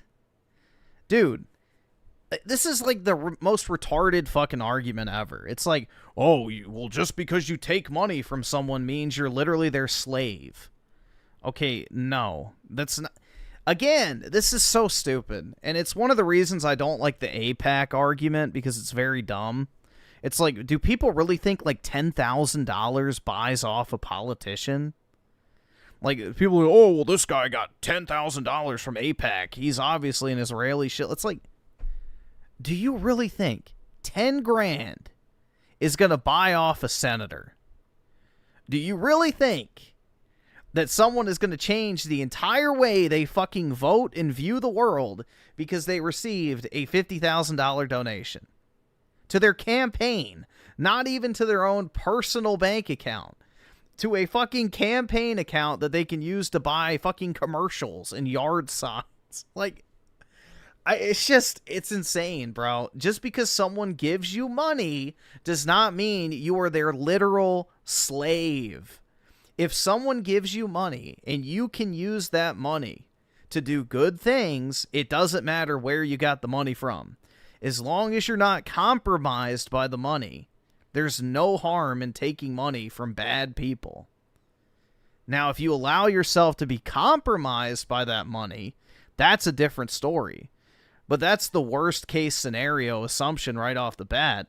But it also is a logical fallacy, because if every single person who gives you money is enslaving you, then there's going to be a lot of conflicts there. So again, it's just not realistic. It's a very low IQ take on the nature of like political contributions. Checks, taking cash like nobody's business. Bernard Marcus, Foster Freeze, you name it. And after this guy went down, it's almost like, they saw dollar signs from that. And that's pretty gross. I say that as somebody that, obviously I didn't really like the whole operation. And the operation's going to do what it does best. The way these people are exploiting this is just sort of sick. But anyway. And you can say whatever you want about Nick, but you can't call him a liar. Like, for real, he is speaking some facts that many people, they won't talk about. They think like this, but they won't say it. This is why I like Nick, but this is, again, just my opinion. I'm very curious about your opinion. Like, do you agree with Nick? Do you disagree with Nick? Share your opinion in the comments. It's very important to say. I read all comments. I'm very curious. Griffin is like this video, it's like basically saying, because someone gave me a super chat, I now am, like, hostage to their every will and command. It's like, no, that's not how contributions or donations work. Now, again, there are instances where people do sell out. But just because someone gives you money or gives money to your organization does not mean you're immediately compromised by that. Like, it's just pretty idiotic. So,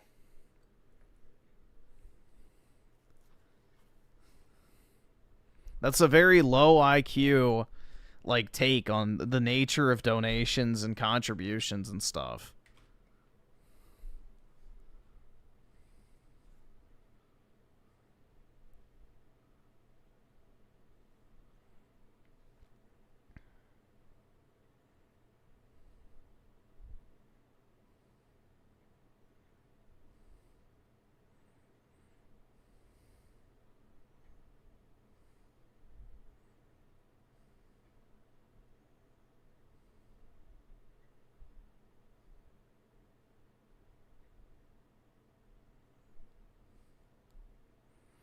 You guys gotta wake up to Christian question?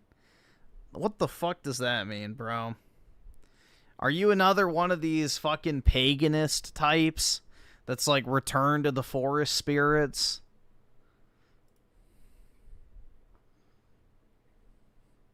I hope not.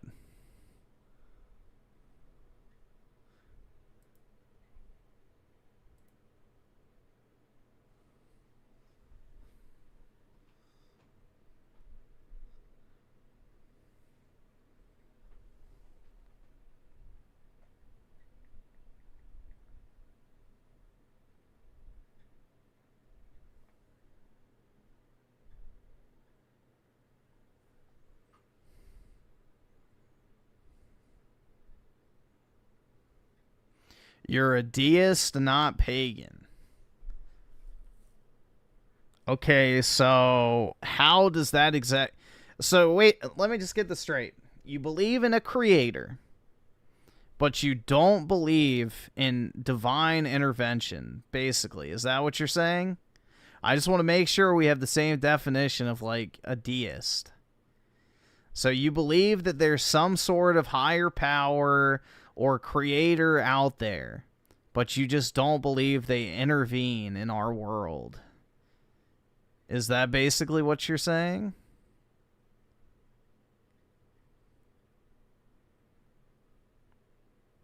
I want to be clear because a lot of people don't have the same definition of what a deist is. Yup. Okay. Let me make this as easy as possible.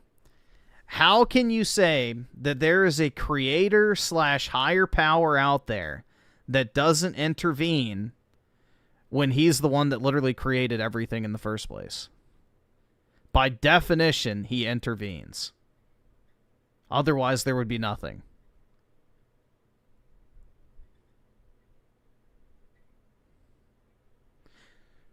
So, I don't really want to get into a deep and complex debate on this topic, but I just kind of find that odd. By very definition, in order for there to be a creator, they have to intervene.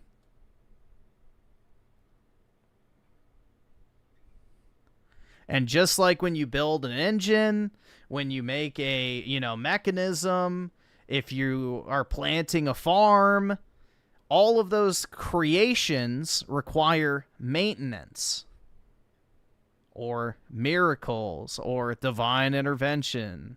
You name it.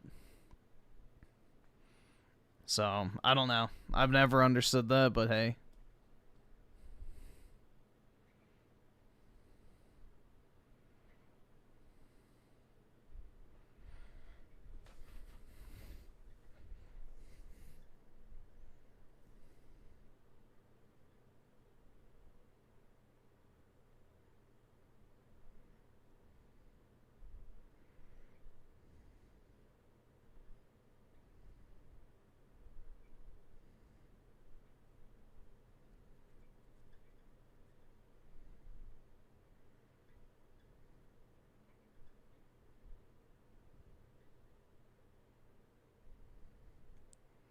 When was the last divine intervention? Well, you could say when God sent his son to earth. So,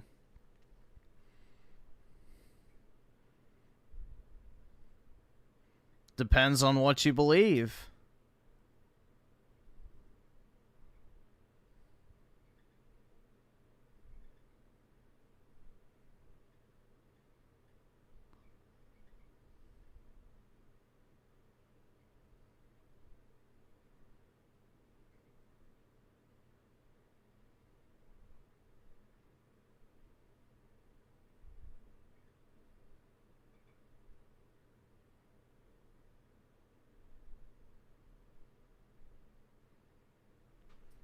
Honestly, God needs to go back to the drawing board because he created a retarded species. I guess. I don't know. I'd say we've done pretty good, all things considered.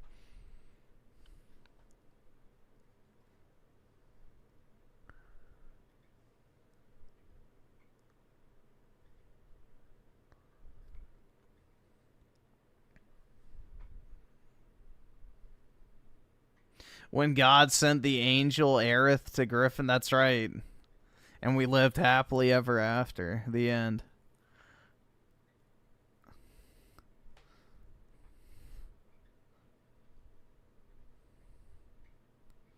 No, dude, do you want to know how black people came to exist? We already watched the explanation. But it's alright, we'll watch it again. It's funny. We'll just watch up to that part, though.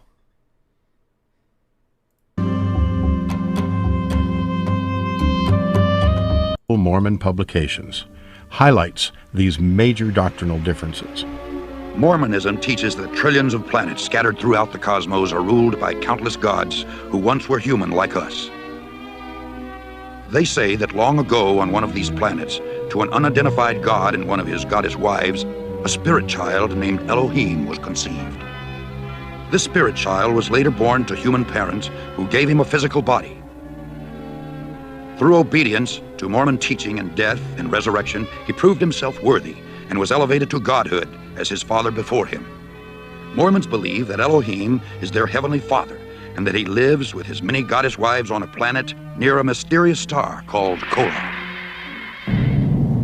Here the god of Kolar, or whatever the fuck. Mormonism and his wives, through endless celestial sex, produced billions of spirit children. To decide their destiny, the head of the Mormon gods called a great heavenly council meeting. Both of Elohim's eldest sons were there, Lucifer and his brother Jesus. A plan was presented to build planet Earth, where the spirit children would be sent to take on mortal bodies and learn good from evil. Lucifer stood and made his bid for becoming savior of this new world. Wanting the glory for himself, he planned to force everyone to become gods. Opposing the idea, the Mormon Jesus suggested giving man his freedom of choice, as on other planets. The vote that followed approved the proposal of the Mormon Jesus, who would become savior of the planet Earth. Enraged, Lucifer cunningly convinced 1/3 of the spirits destined for Earth to fight with him in revolt. Thus, Lucifer became the devil, and his followers the demons. Yes, this is the Mormon faith. Sent to this world, they would forever be denied bodies of flesh and bone. Those who remained neutral in the battle were cursed to be born with black skin. This is the Mormon explanation for the Negro race. The spirits that fought most valiantly against Lucifer would be born into Mormon families on planet Earth. These would be the lighter-skinned people, or white and delightsome, as the Book of Mormon describes them. So there you go, guys. That's the explanation. Thus Lucifer became the devil, and his followers the demons. Sent to this world, they would forever be denied bodies of flesh and bone. Those who remained neutral in the battle were cursed to be born with black skin. This is the Mormon explanation for the Negro race. The spirits that fought most valiantly against... Shit. There you go. Yeah, and then God corrected himself in 1979 after millions of years of celestial sex that actually black people were not cursed because they stayed neutral, and he just made a mistake. Like, I shit you not, that's actually true in the Mormon, like, faith. They literally issued fucking patch notes as recently as, yeah, like, what, 40 years ago? Wild, bro. Totally a real religion, though, guys. Totally real. I will say Mormon women are pretty hot, though, so I guess they can be forgiven. Hey, everyone. Hey, everyone. My name is Gerard Khalil. In 2012, I started my YouTube channel, That One Video Gamer, and for the last 13 years of my life, I have been completing games and making a lot of videos about the things that I absolutely love. On November 13th, 2023, two content creators named Carl Jobst and MutaSAAR Nas made videos detailing on how my family's charity, the Open Hand Foundation, had not made a contribution since its founding, despite numerous fundraisers and misleading statements by myself about charitable partners. Within a matter of days, and before I really had any opportunity to present any information of my own, the narrative had shifted. I was being accused of embezzlement and charity fraud, with Carl and MutaSAAR directing their viewers to report my family's charity to the authorities, prompting a criminal investigation by the Department of Justice. We were informed that the investigation officially wrapped up in the fall of 2024. All that remained was a meeting with the Department of Justice to clear up any lingering questions, such as why the Open Hand had been mass flagged in the first place. I was constantly told by the Department of Justice that this is the final meeting, and the final meeting was right around the corner. But officially now, over a year has passed since then. I didn't want to speak publicly about this whole investigation until I had those final results in my hand, hence my silence all this time. The honest truth is that the Department of Justice will not respond to any emails, despite telling Open Hand's lawyers that they're interested in one final meeting to close the case. It has been over a year waiting on this matter, and the fact of the matter is, I need to move on. Whenever I get this final documentation, whatever it says, I don't care what it is, I will share the results with whatever I am legally allowed to share as soon as I can, and I am still absolutely confident that the accusations of fraud and embezzlement will be proven false. However, even if we never broke the law, serious moral mistakes were still made by myself and the foundation. The Open Hand took far too long to donate. Yeah, I don't know how they broke the law if they just kept all the money in the account. We never explained why it took so long until after everyone called us out, and I lied about this for all of Indieland's years, both knowingly in 2023 and unknowingly in all the years before. But it doesn't matter what kind of explanation either I or anyone else involved might provide. This happened, and rightfully so, it pissed off everyone. To my viewers and donors, friends and collaborators, I am so sorry for hiding the truth. It was selfish. See, this is the thing, bro. Just don't do charity, guys. Most charities are a fucking scam anyway. So, you know, just make money and donate on your own. Don't collect donations on other people's behalf. Full stop. I want you all to have the context as to how everything happened, but nothing I've said so far is an excuse, and neither is anything else in this video. All of this is on me. Even if it wasn't exactly how I imagined things would go, my goal always was to make sure this money got donated to the right place as quickly as possible, and I'm immensely thankful that it got done. So, with that in mind, I'm sure many of you still have a ton of questions, especially about why this happened in the first place and where I've been for the past year. I want to take some time to tell my side of the story and how we got here. Don't donate to Griffin? No, give me the monies, and then I'll do with it as I please. Don't worry, Muta's not an engineer either. He's completed the apology.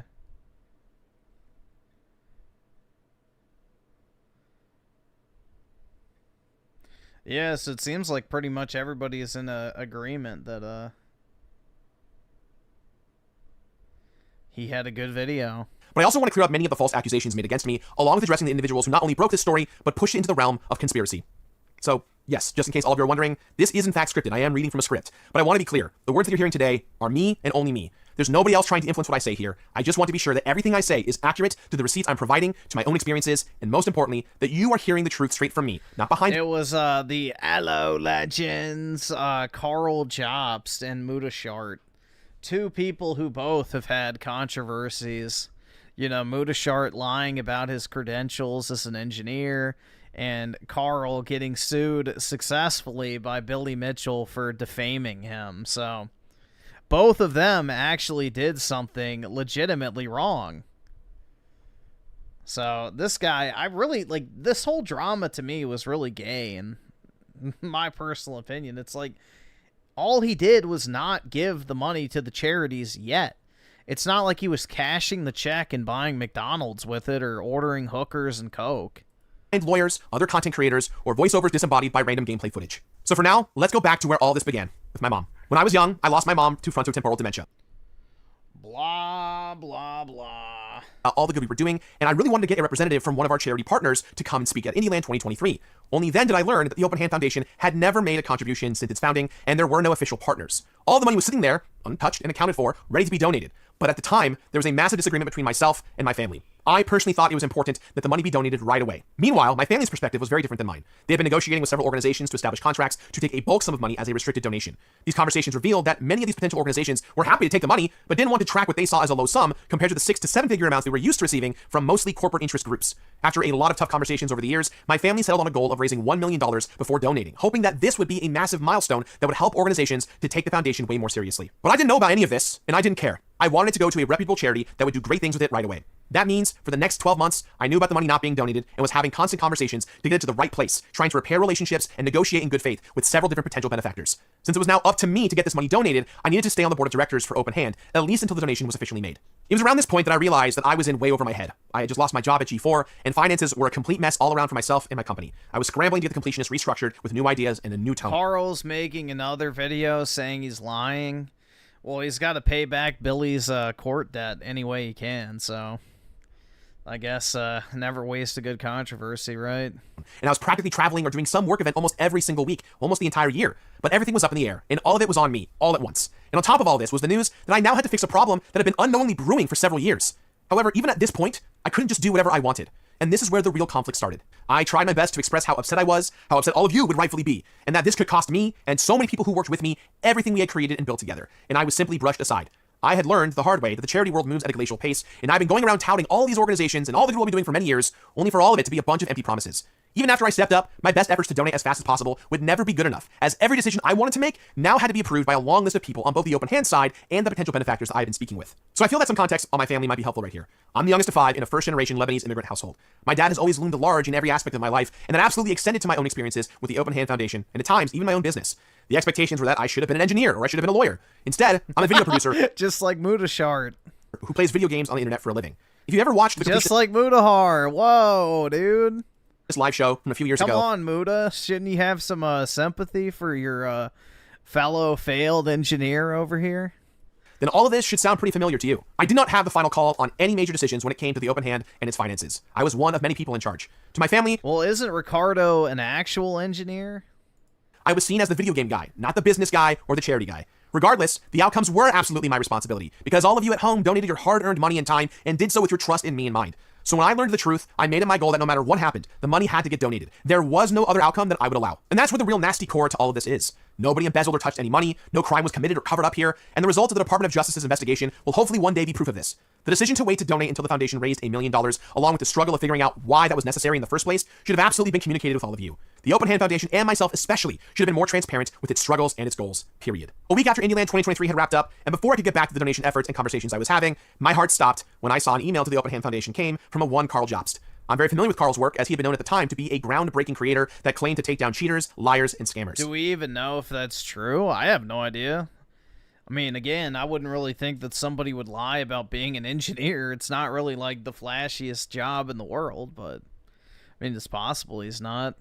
And I knew what was coming next. A few days later, on November 10th, I received a message from another creator, MutaSAAR and Us, also known as Some Ordinary Gamers. I respected and trusted MutaSAAR, so when he asked if I wanted to hop on a Discord call to talk about a discrepancy with some of the Open Hand Foundation's publicly available documents, I agreed, thinking, hey, you know what? Maybe we could chat this out and clear the air, no problem. MutaSAAR never once asked about the laws or regulations that Carl had asked about, so I had no reason to think they were collaborating together, especially since they had no prior history together online. I hopped on the call, assuming that this would just be the two of us, until my surprise, I saw Carl join. The rest of what's publicly available to all of you is essentially me having a panic attack while trying to be transparent with two creators I respected at the time, all at the behest of throwing my friends and family under several buses. I saw the headlines coming, and I spiraled, losing control of everything. I did my best to reiterate my family's infighting, the struggles with finding a donor for a restricted donation, and that no matter what was going to happen, all the money was accounted for and ready to be donated. And they even acknowledged that there was no evidence of embezzlement and that it's not even what they were asking about. So it gave me some hope that this whole thing could be recovered in some way. I'm keeping it to the charity and like the money and why it hasn't moved. I won't personally be mentioning anybody family related and the personal hell that you honestly have to go through. That's like a fucking no-no for me personally. On my end, and I'm sure on Carl's end, that's something that obviously I think we can abide by. That's just an ethics thing for any journalist, really. The very big silver lining is the money is there, according to every PP filing that I've seen. It can all be like done right. You know, this isn't a situation of actual embezzlement or money being moved to the fucking Cayman Islands or some cryptocurrency offshore. This is a situation that can be rectified for very positive sakes. But yeah, I was terrified and I should have kept my mouth shut. But some part of me believed that if I was honest right from the get-go, maybe I could get out ahead of this and it could end up just being more of a cautionary situation for people to know. 3 days later, Monday, November the 13th, MutaSAAR and Carl released their videos and the story was broken. It made donating even more important, but even more difficult due to the new online reputation of the Open Hand Foundation and myself. Many of these organizations we've been speaking with suddenly wanted nothing to do with us, legally informing us to keep our distance, and the situation quickly became desperate. Thankfully, my brother and I were able to secure a meeting with AFTD the very next day, and by November 29th of 2023, the Association of Frontotemporal Dementia received $600,000 from the Open Hand Foundation. Soon after this donation was made, I resigned from my role on the board of directors, ending my relationship with my family's efforts in the Open Hand Foundation. The money that remained in the Open Hands account was intended to cover any future operating expenses or potential legal fees. That would prove to be important since the very next day on November 30th, we received a notice from the California Department of Justice that the Open Hand Foundation was now being investigated. All receipts were being sent over, and per legal advice, everyone's mouths were to be kept shut. The main priority for me was at the very least, the $459,129.90 raised by Indieland donors would finally go to the original cause of dementia research in honor of my mother. At this point, my family and I were completely overwhelmed with the noise coming in, and as a result, we brought in several different professionals to help us determine how to even best respond to the ever-growing list of allegations. This is what finally led to my response on December 9th of 2023. Again, if none of the money's missing, who fucking cares? Like, this really isn't that big a deal. Like, I keep saying it, but it's not like he blew all the money on hookers and coke. So, the money was there. I don't really see what the big deal is, honestly. Information I'm sharing with you right now and going to be sharing with you, this is what I wanted to say in that video. At the time, the Open Hands Foundation's legal counsel instructed me not to say or share anything because nobody knew what would be relevant to the pending investigation by the government. I was essentially handcuffed from telling the full story because our lawyers instructed me to not address any information potentially related to the ongoing investigation, which included receipts, potential evidence, and even fully admitting to any and all of my mistakes. When this response video failed to inspire folks to trust and believe in me still, I knew that my support systems were going to go away very quickly. My financial, legal, and community support disappeared overnight, with a lot of my friendships, both personal and professional, going away with it as well. It was clear that I had failed and my options were extremely limited. Over the course of the next 2 months, almost all the employees at That One Video Gamer were let go, and I spent most of my time clearing out the now defunct old office. I decided to continue making content as a way just to keep the lights on despite my legal silence. But by the summer of 2024, I eventually stopped producing new content altogether. I would go on to disappear from the lives of practically everyone I knew because I thought that in my own self-hating isolation that that's what everyone wanted from me. But in reality, I ended up doing a lot more harm than good by letting everyone else deal with the public responses, and that was extremely selfish of me. Without being able to truly apologize and take 100% full accountability for the things that I was responsible for, it felt like no one wanted to ever hear from me, let alone trust me ever again. To my moderators, my biggest fans that roll with me since day one, and especially to anyone who ever donated to Indieland in any way, shape, or form, so many of you trusted me, my words, and my reputation and what I stood for. I know a lot of you have left this community, are hurt and feel betrayed, and were even threatened or harassed by people online just for saying that you still believed in me. I put all of you in an unbelievably difficult situation, and for that, I am deeply sorry. To my past employees, I am so sorry that you've had to endure the sudden hardship of needing to find new employment with a resume that had my name and company insignia on it. You trusted me to manage That One Video Gamer and everything related to our brand in a way that would keep us going for the next decade. All of you gave me your blood, sweat, and tears, and some of you for the full 13 years of our existence. I am forever grateful for all of you, and I am so sorry that this ended up becoming the worst possible scenario for all of us. To Fraser Perez Don, Patrick Stingline, and Michael Beardo. You've always been my best friends. I have no idea who the fuck those people are. Your relentless support has always meant the world to me. Indieland and so much of TOVG's, I will always be in your debt. Some have the law, all of you to know that and how all the money was going. But I do want to touch on a few things that I'm very excited. There's each hand being given the balls only to this day. She always taught me to do good, and I was trying to live through her to do good, and I'm still trying to do good to this day. The false you claims. as a viewer deserve the facts, and especially the truth.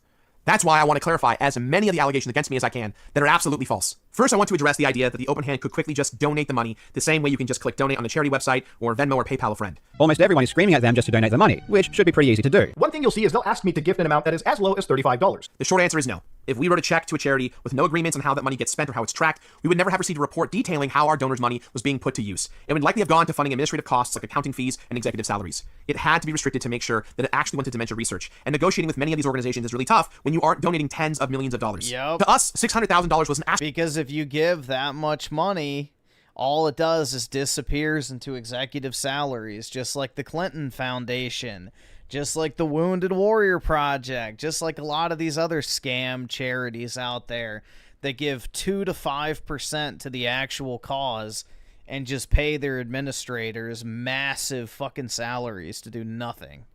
Astronomical amount of money, especially for me and my community. But in the charity world, that's small potatoes. There's a ton more to this whole thing, but that's about the best explanation that I can personally provide because I am not a 501c3 lawyer or accountant. This stuff is unbelievably complex and it takes time to get it right. Simply put, it was functionally impossible for us to just donate the money in a website's donate button section while being responsible to the people who donated to us and the cause that we represented. That obviously does not excuse the fact that it took far too long to donate, but hopefully this at least explains why, even once you find a benefactor, it's still a very tedious process. Next, I want to talk about Twitch bits and Twitch subscriptions. If you don't know how bits and subs work, viewers can donate money in the form of Twitch bits, as well as subscribe to a Twitch streamer for perks like emotes and private streams. This money then gets split with Twitch, and the remaining balance then comes to the Twitch streamer at the end of the month. During the weeks of Indieland, all bits and subs that we received on the channel were put towards the donation goal throughout the event. I'm sure many of you have seen a lot of clips and memes at this point over the years where I have said we don't touch any bits or subs. Technically speaking, I do have to interact with them because I have to claim the income that comes to me and my company, and any money that Twitch pays out is income regardless of where we'll end up going later on. However, either myself or my brother, sometimes referencing a meme name during the stream, referencing something that was taking place at the time in the stream, would donate various amounts of money that match what we had received from Twitch viewers in real time up to that point directly to our Tiltify page. That way, the on-screen totals would match and no amount would ever get forgotten. If there was any discrepancy at the time, we made sure to donate extra to ensure accuracy, and sometimes that happened a few days after Indieland had wrapped up. We worked hard to figure this process out as early on. We didn't have everything locked in. By the time we were done, that was our process. No matter what though, dollar for dollar, everything did go to charity. For full transparency, on screen right now, you can see our revenue for Twitch bits and subs for every year of Indieland, and the document containing this data will be available for you down below. $459,129.90 was contributed to the open hand by the fundraising efforts of That One Video Gamer, The Completionist, and Indieland. All of the money raised for Indieland went directly towards that sum, and absolutely none of it was used for either expenses or personal use. This can be corroborated by both our Twitch earnings and our unclaimed expenses year on year. The process of receiving and tracking Twitch bits and subs was a tedious extra layer to Indieland's operations, which is why we encourage viewers eventually over the years to donate directly to the Tiltify campaign instead. That way, donor money was going directly to the open hand, and I don't need to be the middleman at all in this situation. While we're talking expenses, let's address the claim that I used Indieland as a way to earn money from claimed expenses and gain clout from— The open hand is actually kind of a funny name because it sounds like you're saying, "Give me monies!" like an open hand reaching out for your shekels. Running a prestigious event with big name celebrities and respected creators. Of everyone in the entire world who benefits from Indieland, it's Gerard who benefits the most. He gets the Twitch followers, he gets the media attention, he gets to mingle with game developers and celebrities. He gets all the credit. As it grew, Indieland became increasingly more expensive to produce. Most of all in 2022, we made it an attendable live show that we had promised our viewers in 2019. That One Video Gamer shouldered all expenses. That was my contribution to the cause. The general rule of thumb is that a nonprofit charity should only spend around 25% of its income on expenses. And according to the BBB Wise Giving Alliance, 35% is the max amount to be considered a credible charity. The Open Hands operating costs, on average, were only 11.85% during the years that Indieland was being run. We achieved this because Indieland had no claimed expenses to maximize donor contributions, and more importantly, it was a passion project for our team. This was our idea. This was our vision. This was our dream. In the now leaked Discord interview conducted by Carl and MutaSAAR, I had previously mentioned that some expenses were recouped by my company via Twitch revenue or reimbursements from the foundation. It actually turns out that I was wrong. No expenses were ever claimed by my company, either through Open Hand or through the Twitch revenue. Between travel expenses for guests, venue costs for 2022, food and drinks, and all sorts of other extras, That One Video Gamer spent approximately $88,000 running Indieland across all 6 years. This also doesn't include the tax burden that One Video Gamer took on by processing Twitch bits and subscriptions, plus the man-hours dedicated to preparing for and running these events. That's hundreds of hours from 5 full-time employees being paid to put this event on together year after year. In short, we spent tens of thousands of dollars of my company's own money to run a charity that we did not get paid for, not for clout, but because we cared. Many employees volunteered additional time to make Indieland happen, and I did not make this mandatory for their duties. We were all building this thing together. This event belonged to the staff who put it together, and they did it because they wanted to. They cared immensely about both indie games and victims of dementia. I am insanely proud of my team, and we only succeeded as much as we did because of their unbelievable dedication. I was the face, yes, and I did have final say, but this was our baby, not just mine. I am so proud of the showrunners, producers, editors, and coordinators who actually achieved these goals that they set for themselves. As a final note, I want to add that many online have noticed that the Open Hand Foundation has entered into a delinquency status with the IRS. Carl Jobst has run with this, saying that this is further proof that Open Hand did not comply with the law. In reality, Of course Carl did. The Open Hands Legal Counsel was instructed by the Department of Justice to withhold their tax filings until the investigation was concluded. This delinquency status is the charity equivalent of an unpaid parking ticket and gets cleared whenever Open Hand files a specific form, which they've already taken care of. As a result, this delinquency status has been corrected and is actually explicit proof that my family and I fully complied with the investigation and truly have nothing to hide. Now, did he run it through ChatGPT? Just like how he said he would have a 0% chance of losing against Billy. I wish I could end the video right here and move on and not acknowledge my detractors beyond easily debunked numbers and misunderstood compliance laws. Unfortunately, Carl and Mutahar Again, this is like a big fat nothing, bro. Honestly. The money's in the account. He didn't waste any of it. Who fucking gives a shit? It's not that big a deal. Like, again, this would not be a fucking problem. In any other instance other than it's Maheckin YouTube drama, dude. Made themselves impossible to ignore. They have inserted themselves into my story whether I like it or not. Both of them have perpetuated and publicized numerous conspiracy theories about myself and my family online, and this has led to irreparable harm to not just myself, but everyone associated with my family, including personal information being leaked, stalking, public harassment, and so much more. It doesn't matter that these guys never explicitly said they believe some of this stuff, nor do they verbally condone bad faith attacks. They discussed and entertained several conspiracies that directly hurt people who had nothing to do with any of this at all. One of the conspiracy claims was that my family donated personal funds to cover up the fact that we secretly stole all of the donor money. Both Mutahar and Carl discussed this as not only a legitimate possibility, but as a likely reality, despite the fact that no hard evidence... Oh, shit, I just noticed, dude. You can see where he trimmed his beard right here, really angular, and over here it's not. ...of embezzlement has ever... That's bothering me now. ...existed. One of the actual conspiracies for this is, one user writes, they just needed a few weeks to secure a loan or liquidate assets to come up with the money to do this. If this conspiracy theory is true and the California DOJ or the IRS are investigating, that's going to draw some serious eyeballs over to them. So if that money is there, just prove it exists. I get it. You're behind lawyers and PR agencies. If this was actually true, the DOJ would have caught it instantly and acted accordingly. 501c3 charities in California are extremely strict and are under much tighter supervision than most other states in the US. An even more outrageous conspiracy tries to allege that my dad poisoned my mom in order to not just worsen her condition, but maybe even cause her diagnosis in the first place. These were particularly nasty conspiracies that I wanted to address in my initial response video from December of 2023, where I shared my mom's autopsy report to prove that yes, she did live and die with frontotemporal dementia. Some people were a little confused about this and were extremely upset that I used my mom's death certificate in that way that I did. But seeing all these accusations that were swirling around me, even the truth of my mom's disorder was now officially being questioned. Now there's one more thing that I want to get ahead of here. Just a couple years before my mom passed away, my dad started dating his now current wife while still being married to my mom.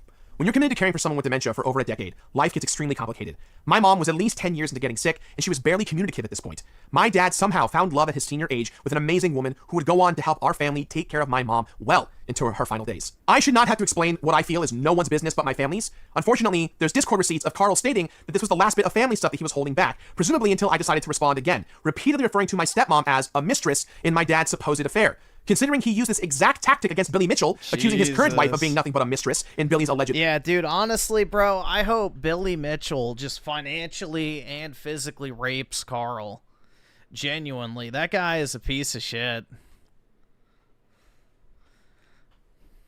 Like, holy fuck, man. Affair. I have no doubt in my mind that Carl... He's just like the definition of like that fucking dorky kid that didn't get his fucking teeth bashed in enough. Like, oh, you forgot to ask for the homework, Mrs. Wilson. It's like, he's that fucking dork.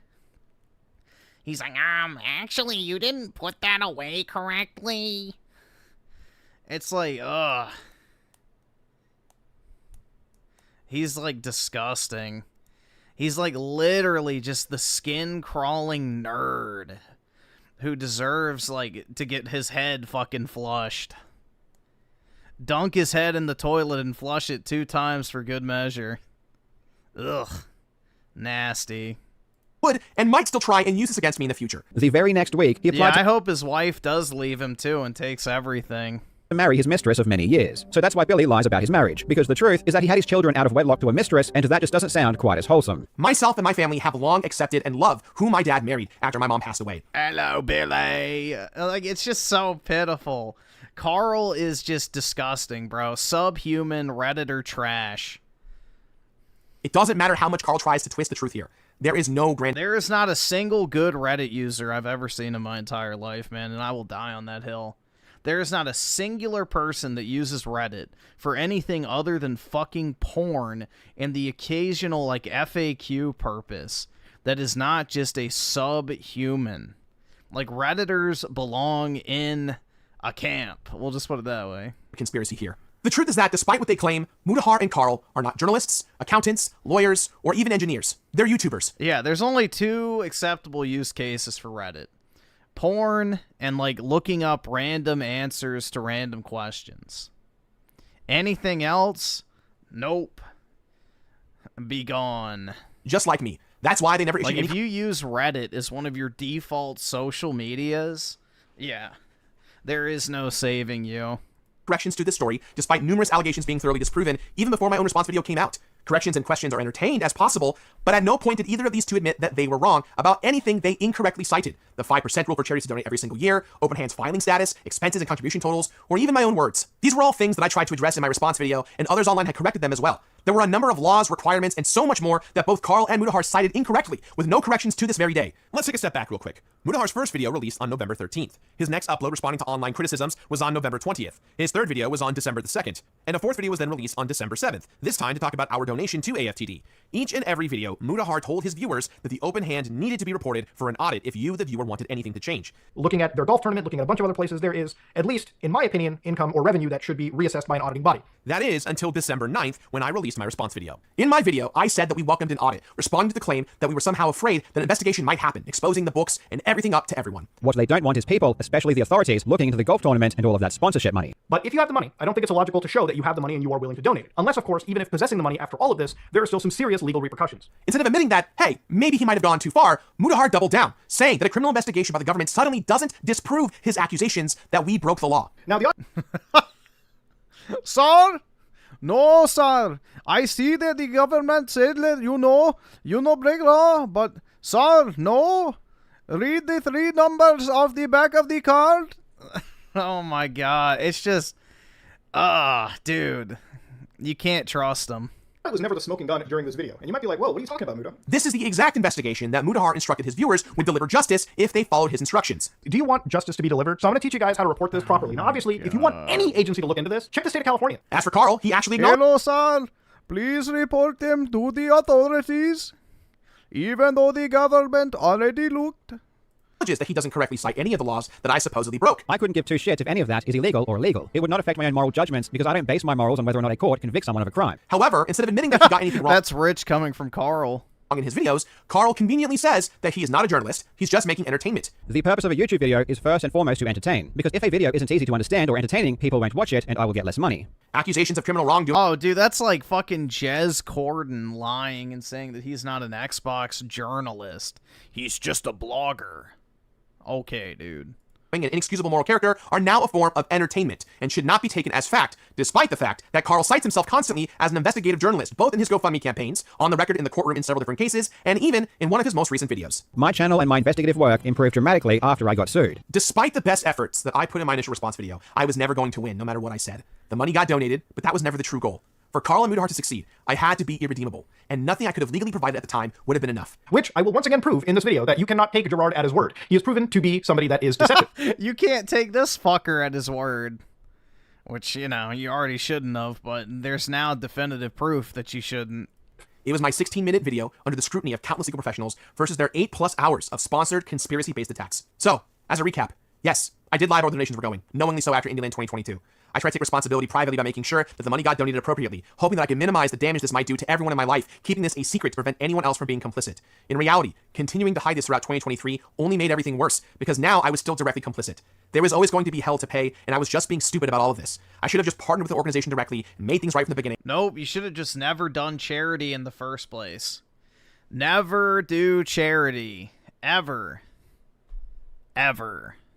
And not cared about restricted donations or where the money was going. I also should not have gone ahead with Indieland in 2023. The show had taken a life of its own because it finally was receiving the notoriety for all of our team's hard work, and I did not want to hurt or betray everyone that put their blood, sweat, and tears into the show.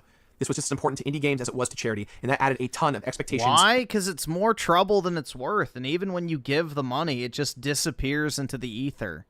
It doesn't actually help the causes you care about. If you actually want to have a real impact on people's lives, give money to people in your life that you know directly who need help.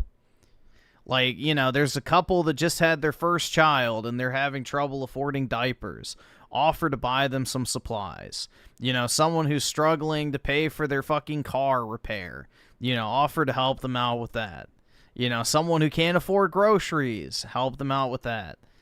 You know, small things like that in your community is more important than, you know, just giving money to these fucking massive organizations that pay a bunch of fucking boss babes to sit around doing fuck all. So, help the people in your immediate vicinity and community instead of just giving money to these massive organizations that don't do anything with the actual money. And pressure. In the end, I made a choice that cost my team their employment and ruined their lives, not to mention all the residual flack of every indie developer that they received just because of their association to me. It was short-sighted and dishonest. I should have come clean as soon as I learned about it and separated myself and the event from my family immediately.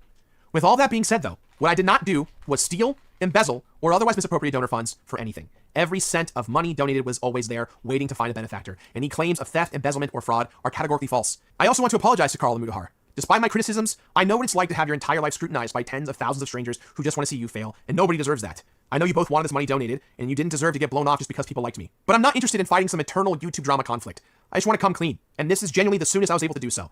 So if you're really interested in understanding whether Carl and MutaSAAR conducted a responsible and educated investigation, there's a great YouTube video out there by a YouTube channel called Accounting and YouTube that breaks down the entire thing, and it's made by actual CPAs who looked at everything that Carl and MutaSAAR looked at. If this is where my work and charity ends, then so be it. I have participated in dozens of public fundraising events over the years that have nothing to do with the Open Hand Foundation or my family for that matter, and the reason has always been the same each and every single time.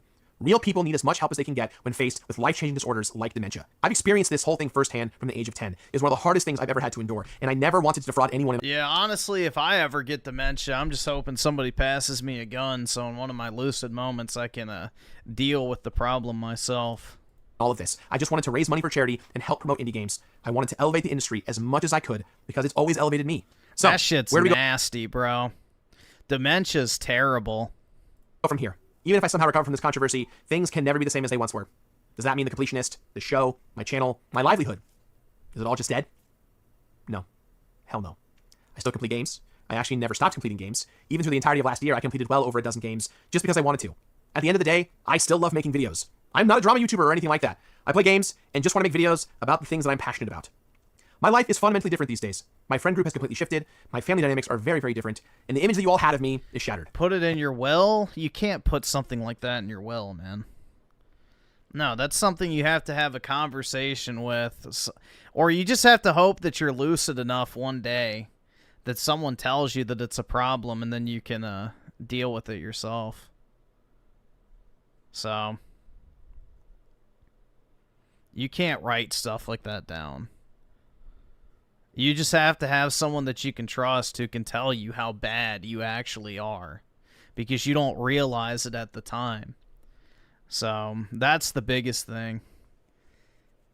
Is like, if I ever got so bad that I didn't know where I was, who people are, I would just take myself out if I had a lucid moment, because it's like, you don't want to put people through that.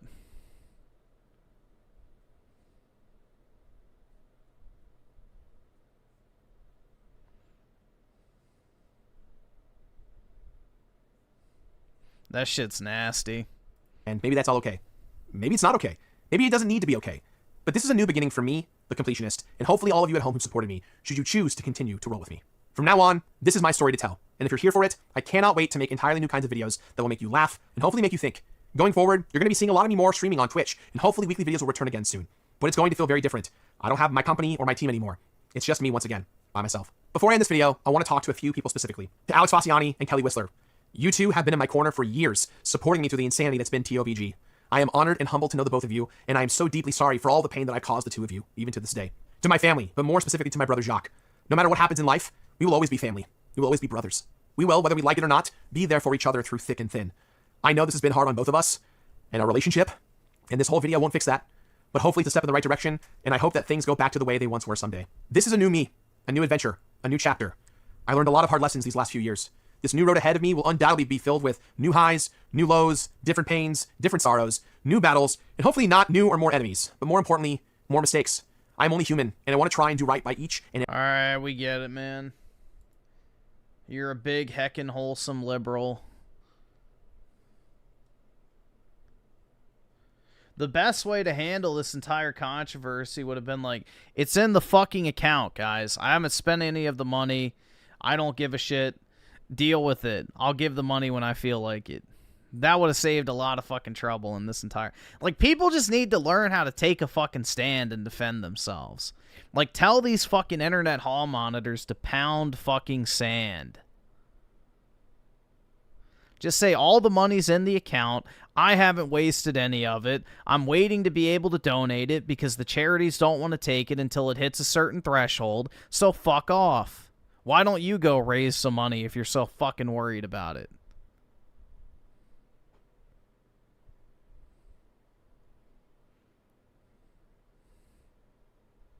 Done. Done. Have some fucking balls, dude. Put some hair on that fucking Arab chest. Come on, bruh.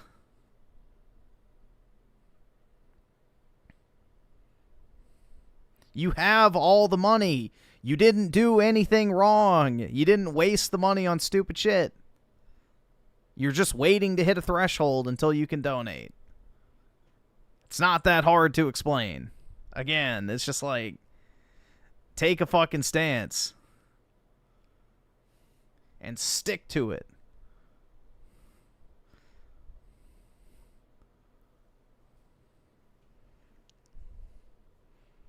But yeah, I agree. Don't do fucking charity. It's not worth it. It genuinely is not worth it.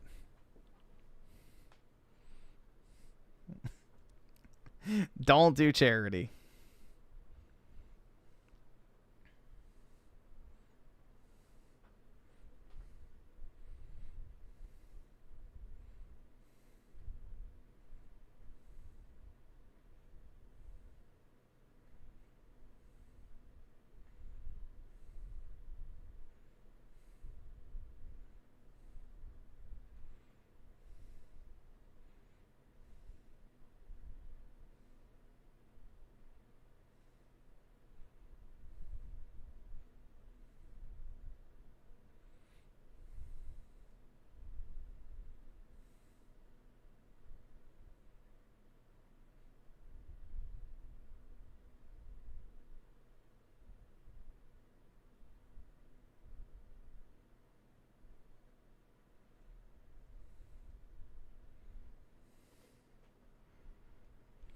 He's Arab, so no matter what, I don't trust him.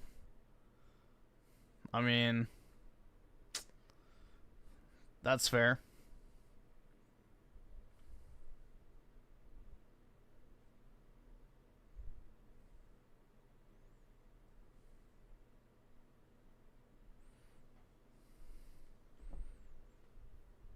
Here, let me check something real quick.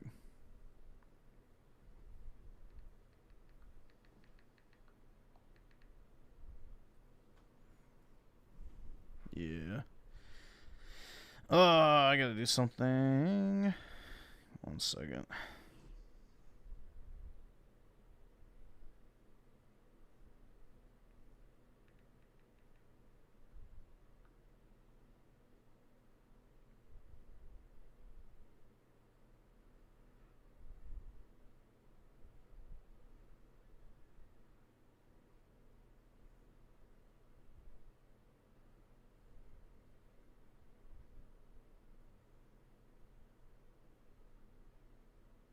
Alright, there we go.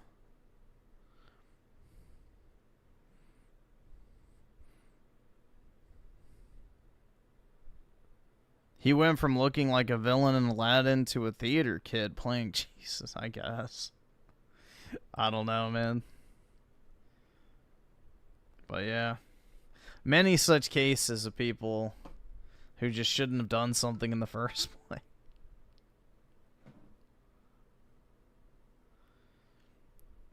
Four reasons why Mormonism is a false religion. Let's see. Mormonism makes some bold claims, but once you start scratching the surface, the whole foundation quickly crumbles. In this video, I'm going to lay out 4 major reasons why Joseph Smith's claims to prophethood fall apart, and why Mormonism is a mess. For starters, Joseph Smith, the founder of Mormonism, claimed to be a prophet of God just like Muhammad, but much like Muhammad, Smith used a fraudulent tactic to back up his claims, a tactic we'll call the self-certifying strategy. It's simple, deceptive, and honestly a bit absurd. Claim you're prophesied in some ancient text, but conveniently, the only proof of that prophecy is in your own hands. Let's break down how this makes Smith's prophetic claims fall apart. Yeah, exactly.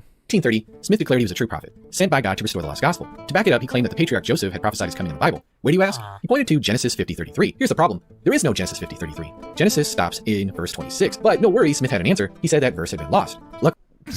Jesus Christ. Luckily for him, he re-revealed it in his own revised translation, the Joseph Smith translation. How convenient that the only evidence of Smith's prophetic claim was in the text he alone could provide. Think about how crazy this is for just a second. To believe in Joseph Smith, you have to believe in this lost verse. And to believe in this verse, you have to trust Joseph Smith. It's a circular argument that demands blind faith, but more than that, it's an obvious red flag for fraud. Here's the kicker. It makes God look totally foolish. We're supposed to believe that God gave a prophecy about Joseph Smith, then let the whole world forget it, only to send it down again to the very person the prophecy was about. What's the point of a prophecy if the only person who knows it is the one who it's about? It's like walking around with a name tag that says, I'm foretold, guys, just ask me. Now, let's apply some basic logic. If God really foretold a prophet's coming, the prophecy would be verifiable. People could check it. God wouldn't let the prophecy vanish, only to re-reveal it to the person it's supposed to be about. That's absurd. No prophet in the Bible ever did this. They relied on either verifiable miracles, their own fulfilled prophecies, or existing scriptures that could be confirmed by others. But Smith did exactly what a false prophet would do. He wrote himself in the Bible. And here's the thing. Most Mormons would this is pretty good. rightly reject Muhammad because he did the exact same thing in the Quran. Look at Surah 61:6. Muhammad claims that Jesus foretold his coming by name no less, but the only place that prophecy shows up is in the Quran itself. No historical source backs it up. It's basically Muhammad's trust me bro.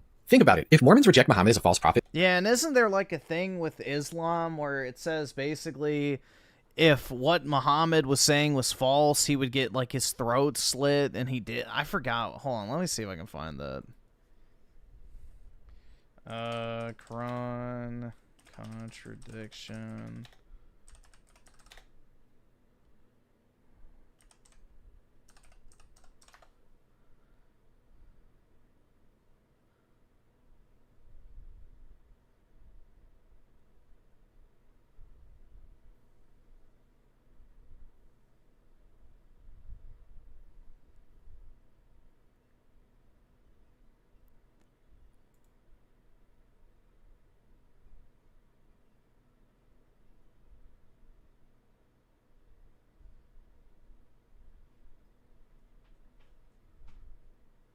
Let's see.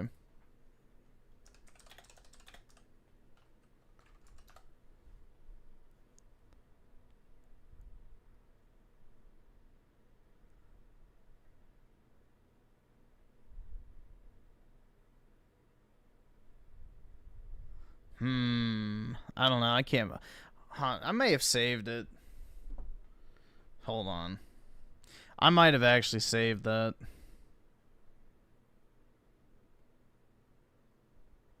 I did not. Damn it. Shit.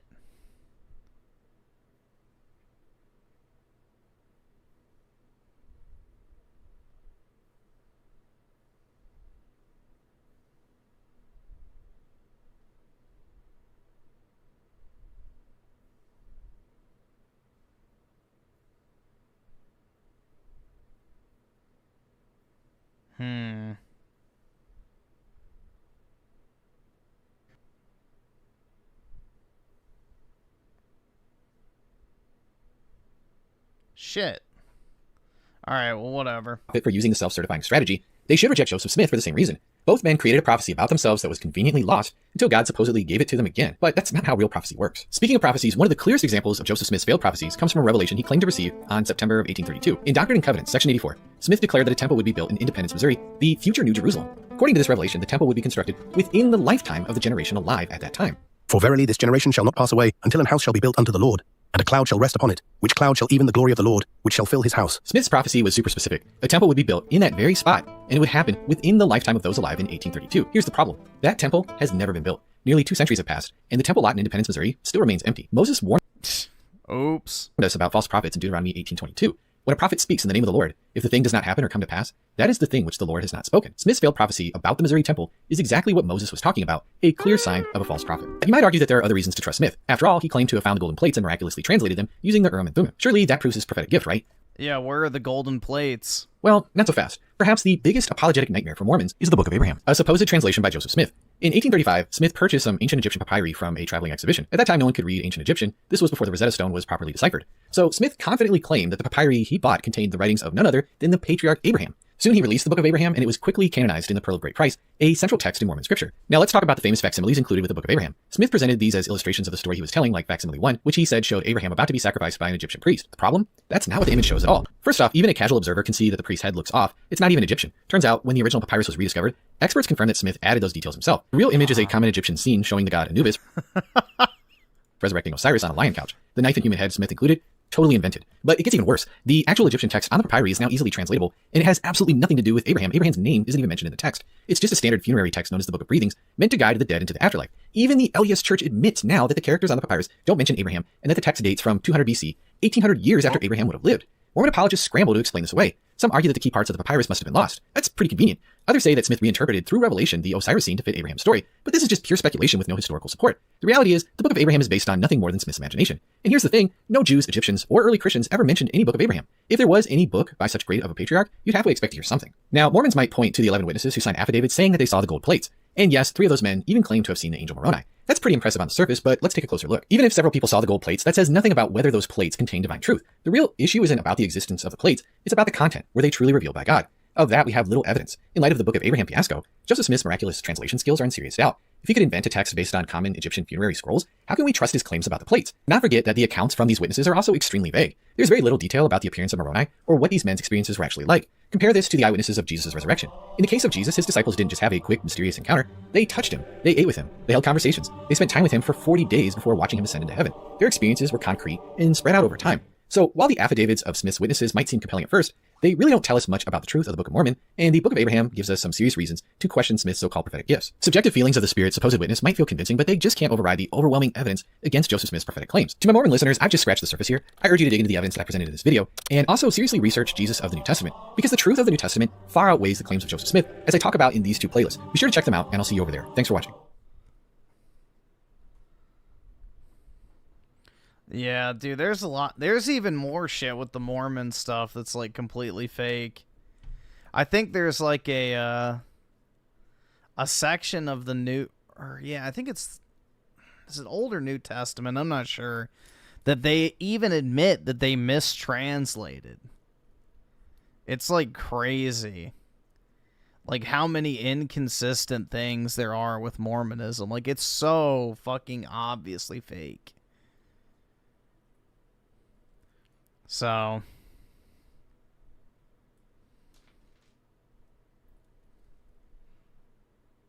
oh yeah, I've seen this. When it comes to the crucifixion of Jesus, the Quran and the Gospels offer dramatically different accounts. While the Quran claims that Jesus wasn't crucified, early Islamic scholars have proposed that somebody else took his place on the cross. But if this is true, then why did the disciples believe and preach that Jesus was crucified and resurrected? This discrepancy raises a serious question about the very foundation of Islam itself. When we read Surah 4, 157, it says, "But they neither killed nor crucified him. It was only made..." Let's see. Galen Wadsworth with the 7, an Islamic friend at my school, asked what religion I am. I said Christian. He goes, not to hate on your religion, but your religion is a lie. Yeah, there's a lot of inconsistencies with Islam, too, which this is one of them. Made to appear so. Even those who argue for this crucifixion are in doubt. They have no knowledge whatsoever, only making assumptions. They certainly did not kill him.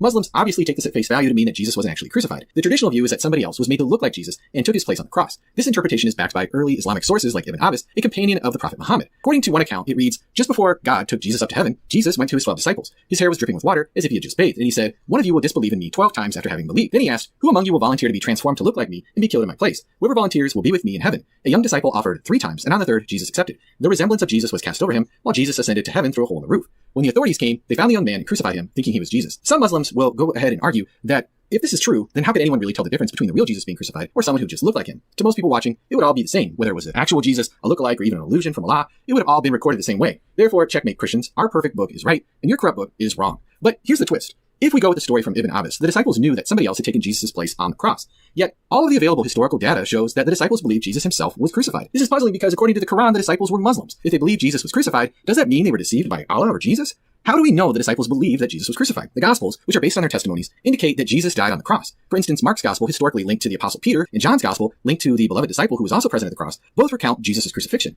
The speeches in the book of Acts and the letters from the apostles, like Paul, also focus on Jesus' death and resurrection. For example, in 1 Corinthians 15, 3-7, yes, they say that like Jesus was a prophet, but not the Son of God.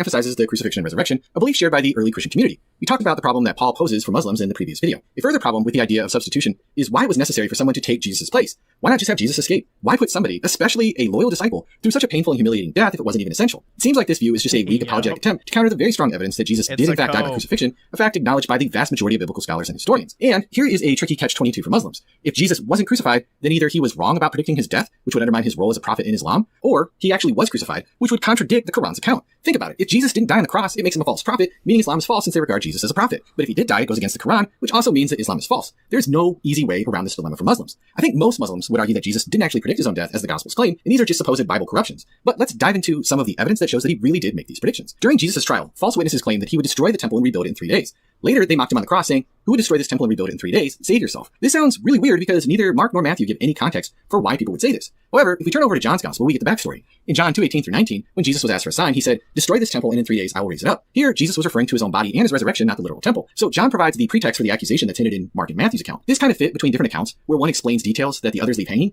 is known as an undesigned coincidence. It suggests that these accounts are independent and based on real events, lending credibility to the story. Another example is when Jesus predicted his death and resurrection in Mark 8:31-33, saying he would be killed and rise after 3 days. Peter, not understanding, rebuked Jesus, but Jesus firmly corrected him, saying, "Get behind me, Satan." This sharp rebuke would be embarrassing and therefore an unlikely detail for the early Christians to invent, especially given Peter's prominence, suggesting that this was based in real events. The numerous predictions and detailed accounts of Jesus' impending death and resurrection are just too compelling to be dismissed as mere inventions. Therefore, there's no escaping this dilemma. Either Jesus didn't die by crucifixion, which would invalidate his prophecy and make him a false prophet. Yeah, that's the thing, is like we literally have Roman texts saying that Jesus was crucified.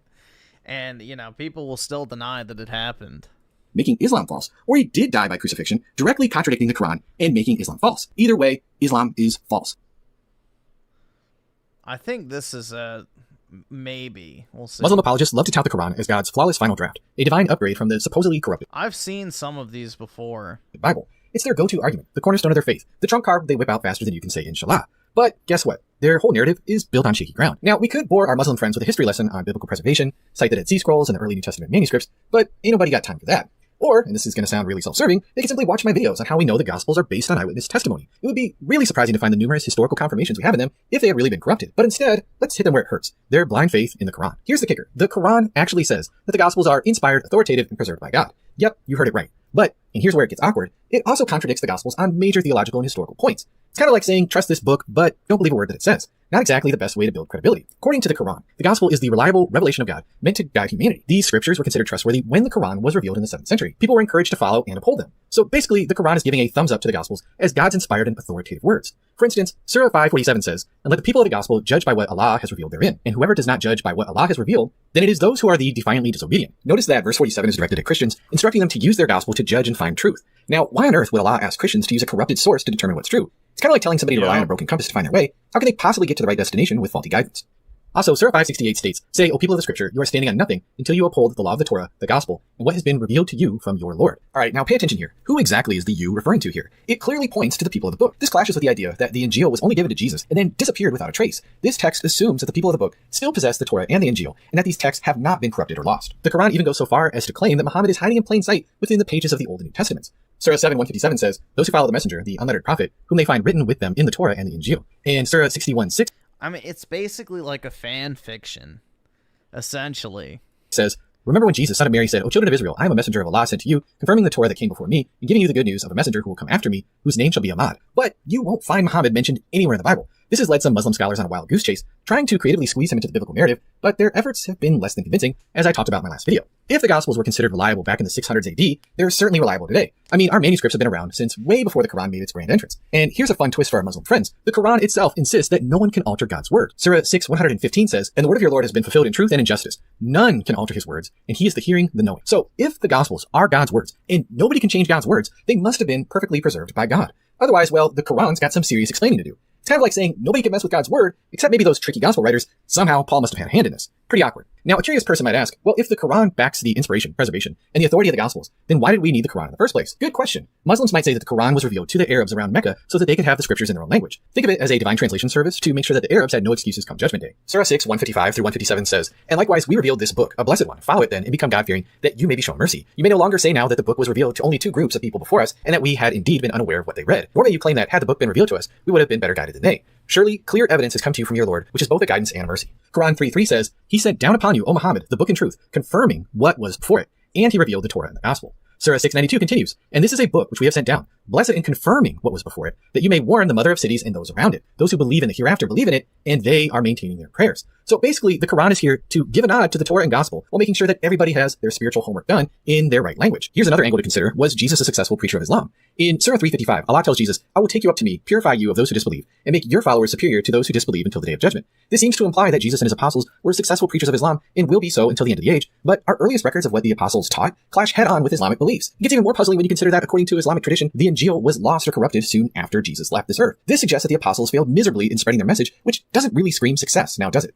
Here's the deal. The Quran boldly asserts that the Gospels are inspired, authoritative, and perfectly preserved. But wait, plot twist, the Quran also flat out contradicts key teachings in the Gospels. You know, like denying that Jesus was the Son of God, that he didn't die on the cross, and that he definitely wasn't resurrected. So here's the blunt truth for our Muslim friends. If the Gospels can't be trusted, then the Quran, which vouches for their reliability, loses its own credibility. But if the Gospels are solid, then the Quran's contradictions make it stumble in the truth department. This puts Muslims in a tough spot. Islam's entire validity rests upon the Quran as being rock solid, just as Christianity hinges on the core beliefs about Jesus' divinity and resurrection. But if the Quran slips up, it's more than just a minor blip. It shakes the very foundation of Islam itself. Now, here's where the Muslim apologists will push back. The Quran does seemingly throw shade at the Christian and Jewish scriptures, suggesting they were mishandled and misinterpreted back in Muhammad's day. The go-to verse for claiming corruption in the Gospels is Surah 279, which warns those who tamper with the scriptures for profit. It says, so woe to those who write the scripture in their own hands, then say, this is from Allah, in order to exchange it for a small price. Woe to them for what their hands have written, and woe to them for what they earn. Then there's also Surah 371, which calls out folks for mixing truth with falsehood. Oh, people of the scripture, why do you confuse the truth with falsehood and conceal the truth while you know it? But while these verses do seem to criticize a group of local people in Muhammad's time for either messing with or forging scriptures, they don't say that the Bible's true message is permanently corrupted.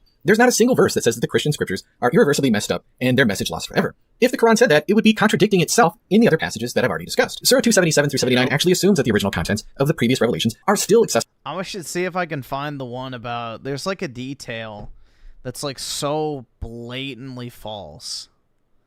His name's Testify. And known. Think about it. To claim that the scriptures were corrupted, you'd first need to know what the original books actually said. How else could you spot the changes or corruption? It's like accusing somebody of altering a recipe without ever seeing the original recipe in the first place. You need to know the starting point to notice any deviations. Now, Muslims love to boast how miraculously well-preserved the Quran is. Okay, let's give them that one for now. But here's the million-dollar question. If Allah is so on point with preserving text, why did he drop the ball on the Torah and the Gospels? What sense does that actually make? The Bible got corrupted, so here's the Quran argument just doesn't hold up under scrutiny. Historical evidence that I've gone over in detail over 2 playlists, and even the Quran itself, back up the reliability of the Gospel. If the Gospels are solid, as both history and as the Quran indicate, then the Quran's conflicting take on Jesus and other key points about Christian doctrines raises major doubts about its reliability.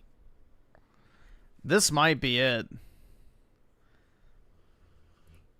Muslim apologists often insist that the Quran is flawless, no contradictions, no inconsistencies, no historical errors. But the truth is, there's a bunch of historical skeletons in the Quran's closet. For starters, Surah 1220 claims that Joseph's brothers sold him for a few dirhams. Problem, dirhams didn't exist in Joseph's time. This Whoops. coin, a derivative of the Greek drachma, wouldn't show up until the 12th century BC, a good 7 centuries after Joseph. Some Muslim apologists argue that dirham just means a weight, not a coin, but let's be real, the verse clearly suggests currency, and we got nada about dirhams being coins used in ancient Egypt. Now compare that to the New Testament, which doesn't slip. The ancient Egyptians didn't use coins. They had no currency. They paid their workers in grain and beer. They were a cashless society. Up on these details. It accurately names coins like drachma, stater, and denarius, even getting their values right. So while the Quran's handling of ancient currency leaves us scratching our heads, the New Testament shows that it knows its ancient coins like a numismatist. Next up, Surah 34, 10 through 11 tells us that David crafted chainmail with a little divine assistance. The problem, chainmail wasn't invented until the 5th century BC by the Celts, a solid 5 centuries after David's time. Oof. Some Muslim apologists say that chainmail here might just refer to any old iron-linked armor, but the verse specifies perfectly balanced links, which lines up with the chainmail technology that came much later. Now, let's stack this against the Bible, which doesn't stumble on the timeline. Take the Tel Dan Stele, a 9th century BC inscription discovered in northern Israel. It mentions the House of David, providing the earliest extra-biblical evidence of David's dynasty and confirming his historical impact soon after his lifetime. While the Bible's record of David lines up with real-world findings, the Quran's take on David's armor seems to jump the gun historically. But it gets worse. Surah 20:35 through 88 in verse 95 has a Samaritan leading Israel astray after Exodus. But the Samaritans didn't exist until the 8th century BC, long after Moses' time. Some Muslims try to sidestep this by saying Samari is just a I personal think this is the video I saw. name, but that doesn't work. Historically, the term is tied to the Samaritans. I'm pretty sure. Compare that to the Bible, which gets the timing and tensions right. Luke 9:51 talks about how Samaritans rejected Jesus on his way from Galilee to Jerusalem, a real-life friction that actually fits the era. Josephus even describes Samaritans attacking Jewish pilgrims from Galilee on their way through Samaria. So while the Quran misses by centuries, the Bible nails the context, showing historical accuracy instead of an awkward timeline slip-up. Here's another awkward one. Surahs 1241 and 2071 mention crucifixion in Egypt during Joseph's and Moses' time. Yeah, this is it. The problem? Crucifixion didn't exist until the Persians introduced it in the 6th century BC, centuries after Moses and Joseph. Some Muslim apologists argue this could mean impalement or affixing to poles, but that's not a method of execution known at that time either. Contrast this with the Bible. The Gospel's crucifixion narrative even nails the small details. In John 19:12, the Jewish crowd taunts Pilate, "If you release this man, you're not Caesar's friend." This struck a nerve because, as Philo notes, Pilate had already angered Tiberius Caesar by setting up golden shields in Jerusalem, earning a sharp rebuke. The crowd's taunt pressured Pilate to comply, fearing further backlash from Rome. While the Quran's timeline slips up, the Bible stays on point with history. Another big blunder is in Surah 930, where the Quran claims that Jews call Ezra or Uzair the son of God, like Christians do with Jesus. But Judaism's strict monotheism never saw Ezra that way. There's zero historical evidence. Some apologists speculate that Uzair might refer to a different figure or a fringe belief in 7th century Arabia, but that's pure guesswork. Contrast this to John 4:22, where Jesus tells the Samaritan woman, "You worship what you do not know." Sounds harsh and maybe even a bit racist, but he's pointing to a real historical issue. According to Josephus, Antiquities 1251, the Samaritans once renamed their temple on Mount Gerizim after Zeus to avoid conflict with Antiochus, blending pagan elements into their worship. Unlike the Quran's claim about Jewish beliefs, this is a concrete reference to an actual spiritual compromise. Are you bad with names? Well, the Quran is too. Surah 1928 calls Mary Mother of Jesus, the sister of Aaron, while Surah 66:12 names her after her father Amram, confusing her with Miriam, Moses' sister. Apologists argue that sister could mean descendant, but culturally, sister implies the same era. Then we have Haman in Egypt, a Persian official from Esther's time, placed in Pharaoh's court with Moses, which is way off timing and geography-wise. And then in Surah 19:7, the Quran claims that no one had the name John before John the Baptist, yet the Old Testament lists a bunch of Johns. Apologists say first just means unique, but early scholars like Ibn Abbas took it literally. John was supposedly the very first one with that name. Contrast this with the Bible, which nails the historical context. Scholar Luke Vandewey argues that the Gospel's naming patterns reveal real historical roots. Using lots of data from Jewish names from 1st century Palestine, he shows that the most common names in the Gospels, like Simon, John, Joseph, and Mary, line up with the top names at the time. Jewish names in other regions, like Egypt, often greatly differed. This points to people who were plugged into that culture, not later forgers making things up. And for more on this naming argument, Inspiring Philosophy has a terrific video, which I'll link in a pinned comment. Be sure to check it out. All of this is just the tip of the iceberg. The Quran's should watch a video about, I don't know if he has a video on Catholics. Historical blunders make it very difficult to call it flawless. Meanwhile, the Bible's details consistently hold up under scrutiny. Let's see.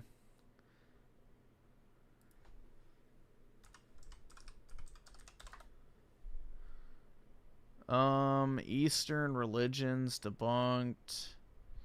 It doesn't look like he has any on Catholics. Yeah.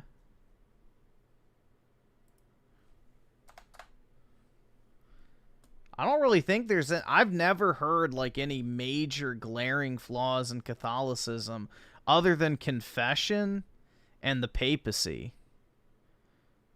So that's the main those are the two main, I guess, conflicts that people have with Catholicism is the confession and then the papacy. But you know, that's not really that like crazy because it's not like an actual scriptural detail. But it's more of just a I guess administrative detail. The statue worshiping? The statue worshiping is not an actual thing. Catholics don't worship statues. It's like a way to visualize, essentially, what they represent. A lot of Catholic prayer has to do with the visualization, like the rosary, for example. The way that works is as you're praying, you're supposed to imagine yourself by, like, Jesus's side, essentially. So the way Catholics use, like, the statues and, you know, different artifacts and things is it's supposed to help you visualize and put yourself in that, like, event that takes place in the Bible to better connect with it. It's not like you're praying to the statue itself. Like, you're not worshiping the statue. The statue is, like, basically a spiritual tool to help you connect with what it represents, which is based on the Bible.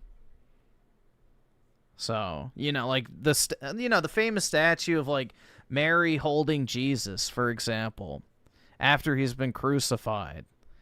Like, that is not, like, a literal thing that people worship. It's a visualization to, like, you know, allow you to, you know, empathize with the, you know, moment, I guess. I don't know. It's not, like, literal statue worship.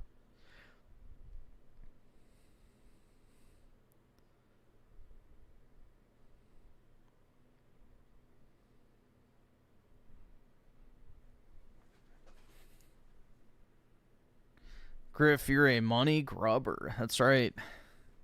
Open your wallets and give me all of your monies.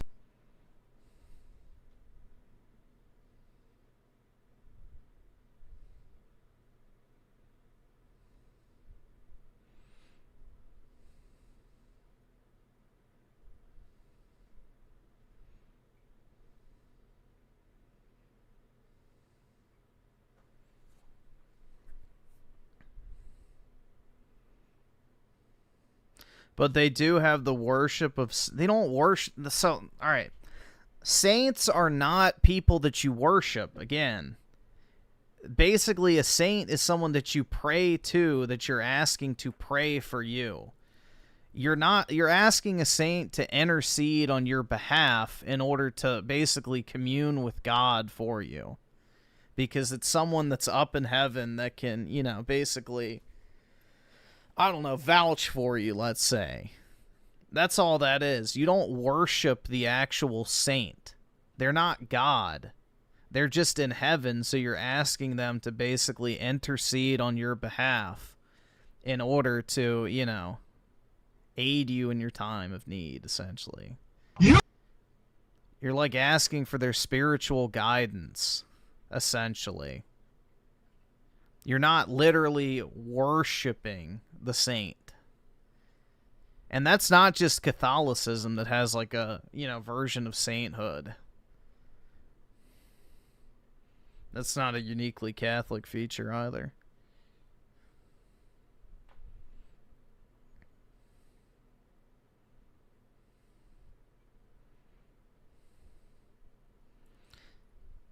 I mean, you can say, like, technically it's worshiping, but the Catholics do not attribute divine status to a saint. Like, they're not God. Only God and Jesus are God. Mary is not God. Saint Michael is not God. Saint George is not God. I don't know, what's some other saint? What, it doesn't matter. Like, they're not God. They're just in heaven, and you're asking for their spiritual, like, strength, essentially, and guidance. That's it. You're just basically asking them to pray for you. And that's not a uniquely Catholic thing either.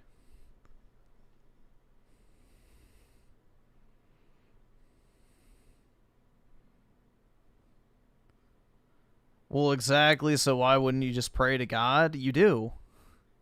You pray to... Again, you're not... Anyway, it doesn't matter. You're getting stuck in the semantics.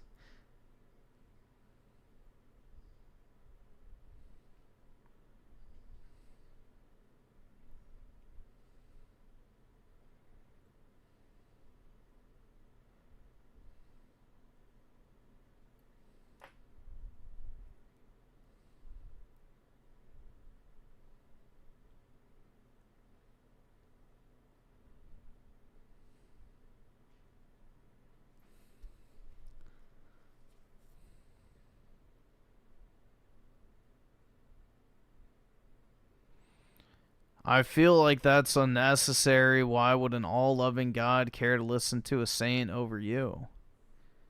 And that's fine. You don't have... Like, again, you don't have to. It's just a thing that's there if you want to. So...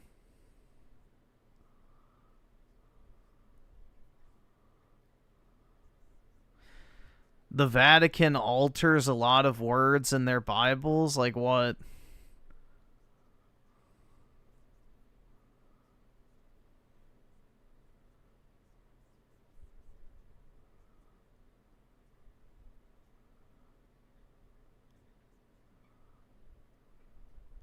I'm gonna call... That's right, dude. He's gonna pull up. He's from Chicago, so he probably stays strapped. Shit. But yeah, I don't know.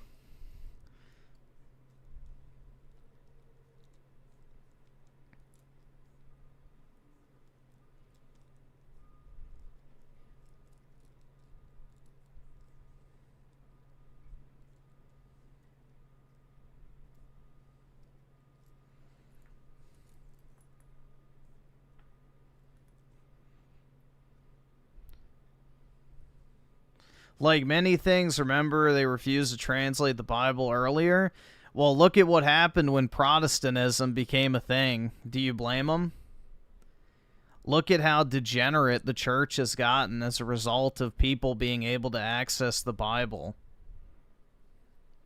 We now have female pastors, fucking LGBT churches. Like... Yeah. That was not for the best. I think Martin Luther would have paid his indulgences if he saw the current state of Protestantism.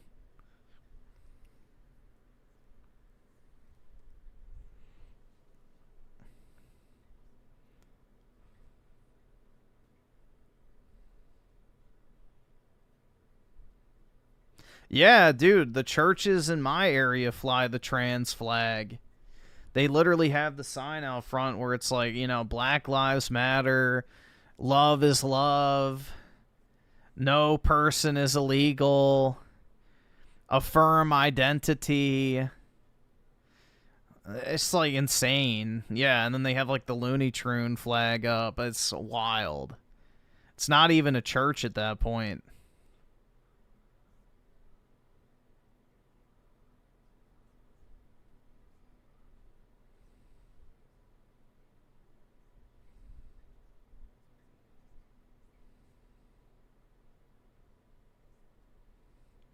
Is that really Protestant? It is Protestantism.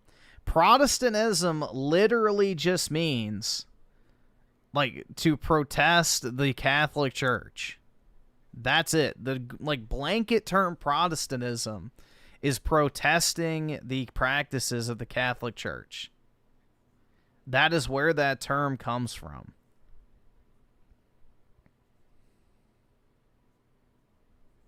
So... yeah, it is a Protestant problem. Yeah, Orthodoxy and Catholicism are really the only two religions under the Christian umbrella, for the most part, that have not been completely just hijacked. So...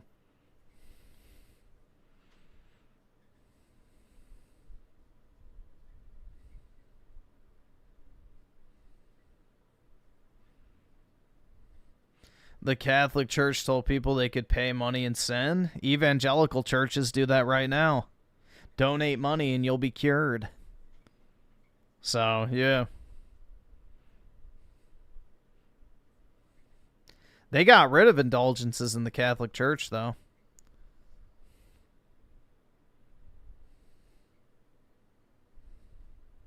They're no longer a thing. They're actively practiced in Protestant churches, though.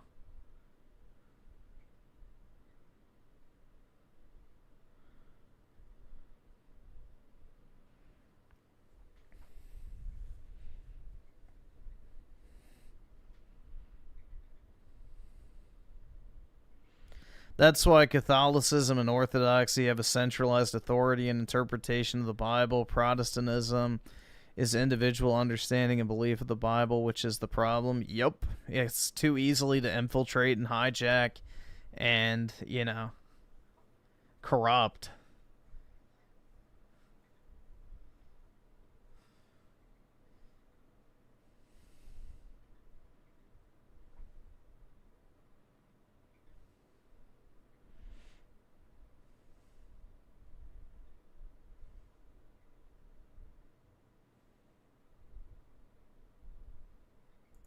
In this video, I'll prove that Muhammad is a fraud, a false prophet. The proof is very simple. Muhammad does something that no true prophet would ever do. To see this, let's start with something that Christians and Muslims agree on. Joseph Smith was a false prophet. Smith started the Mormon Church in 1830, saying that he was a true prophet of God. Now, just imagine this hypothetical dialogue between Smith and the Christians of his time. So, why should we think that you're a true prophet of God? Because the Bible prophesies my coming by name. Where in the Bible is that exactly? In Genesis chapter 50, verse 33. Bro, there is no Genesis 50:33. Genesis 50 stops at verse 26. Well, that's because the original ending of Genesis was lost. But don't worry, God has sent these verses down again. They've been re-revealed. I think I see where this is going, but I'll play along anyways. Who were they re-revealed to? Well, me, of course. Isn't that wonderful? You should be laughing at this point because this is ridiculous. It's hopelessly circular. To believe in Joseph Smith, I need to believe in the prophecy of Genesis 50:33. But to believe in Genesis 50:33, I need to believe in Joseph Smith. But it's worse than a bad argument. It's proof of fraud. This claim requires us to think of God as a bumbling idiot, forgetful moron. Supposedly, this is the sequence of events. Number 1, God sent down a prophecy that Joseph Smith would come. Number 2, over time, God allowed every trace of that prophecy to disappear from the face of the earth. Everyone forgot, and everyone lost that bit of the Bible. This is very absent-minded of God. Number 3, God realizes that the prophecy is forgotten, so decides to send the prophecy again. Who should he send the prophecy with? God makes the worst possible choice. He sends the prophecy to the person that the prophecy is about. Unfortunately, God doesn't seem to realize how utterly pointless and hilariously inept this actually is. Given that God isn't a moron, this is all nonsense. We know what really happened. Smith tried to write himself into the Bible. It's like writing your own job reference or giving your own business a Let's see. So Yogi Bear with the 20. Really appreciate it, man. Griff, this is only for charity. The Griff charity. That's right. The charity of... Open your wallet and give me all of your money. Awesome. Thanks, it's nigga. much appreciated. The good works that this money will go to are innumerable. But I appreciate it, man. And your average gamer with the 5, if I remember correctly, Protestantism was made to protest paying the church money to guarantee entry to heaven, literally the slippery slope. Not only that, but that was one of the main reasons, yes. There was other stuff, too. 5-star review. It's as convincing as if he turned up with a name badge saying, hello, I'm foretold. Just ask. Yeah, I mean, that's the thing. It's like, again, if the Protestants of those days could see how it would end up, maybe they would have paid their indulgences and shut up. Maybe. I don't know. Ask me. Let's call this the self-certifying strategy, or SES. So here's my claim. No true prophet would ever attempt the self-certifying strategy. If you're the real deal, a prophet truly sent from God, then there are a few options. Perhaps God foretold your coming. God, we can say... Well, look at it this way. The reason why the Vatican is the Vatican that we know and love today is because primarily Pope Leo, the Medici Pope, is the one that sold the indulgences. He was the primary, I would say... I mean, there's other ones that did it too, but he was the primary offender. Let's just put it that way. But he used the income from the indulgences to build, you know, the current Vatican that we see today with, like, the cool courtyard and the beautiful paintings and statues and all that type of stuff. So that literally came from Pope Leo, the Medici Pope. So, in a way, the indulgences went to a good cause because it created arguably one of the most beautiful places that humans have ever created. Safely assume didn't do this for no reason. God was... So, it was a bad thing that actually turned out to be for a good cause, I guess you could say. Make sure that when you show up, people can check the prophecy. That way, it does what it's supposed to do. Verify your claim to be a true prophet. Or perhaps God didn't foretell your coming, in which case God would find other ways to authenticate you, miracles or your own prophecies about the future. But even if God allowed... But yeah, I would have definitely... I don't really have an issue with that, honestly. I think it's good to donate, but yeah, saying that you can't get into heaven unless you give shekels is kind of fucked. But again, those are like one-off popes. A prophetic foretelling to be lost to future generations, which seems ridiculous enough, it would be... A wrong doesn't make a right.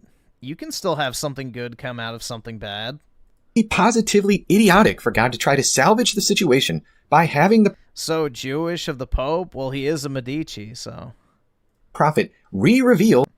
Do with that as you will. Their own foretelling. Given that God wouldn't attempt something so stupid, anyone who tries to attempt the self-certifying strategy is a fraud. No prophet in the Bible attempts the SCS. So, nice try, Joseph Smith, but you played yourself. Here's the point. Muhammad attempted the self-certifying strategy. He claimed that his coming as a prophet was foretold by name by a previous prophet. This prophecy was lost from all memory and all historical records, and then God sent the prophecy about Muhammad again, and God sent it through Muhammad. This is Surah 61:6. And remember, Jesus, the son of Mary, said, O children of Israel, I am the messenger of Allah sent to you, confirming the law which came before me, and giving glad tidings of a messenger to come after me, whose name should be Ahmad.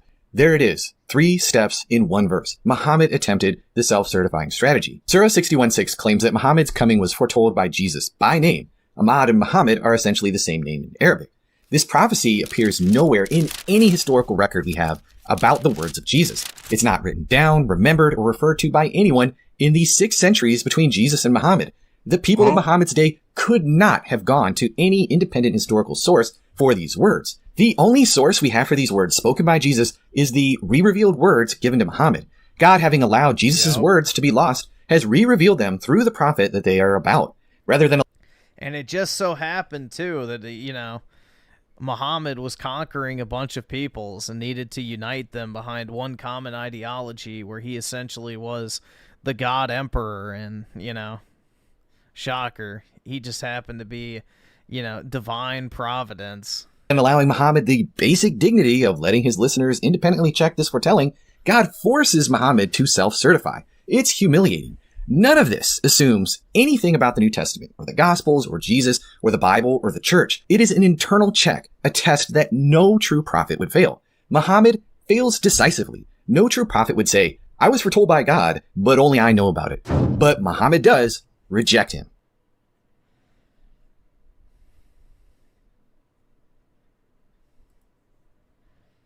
Yeah, there's a lot of inconsistencies with Islam. A lot.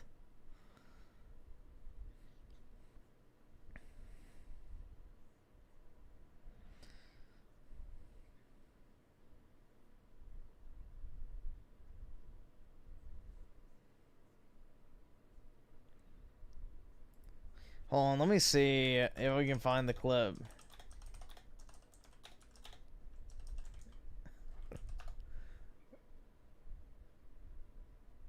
Ah, shit.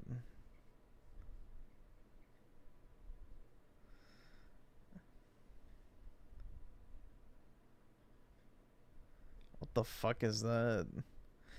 Hold on.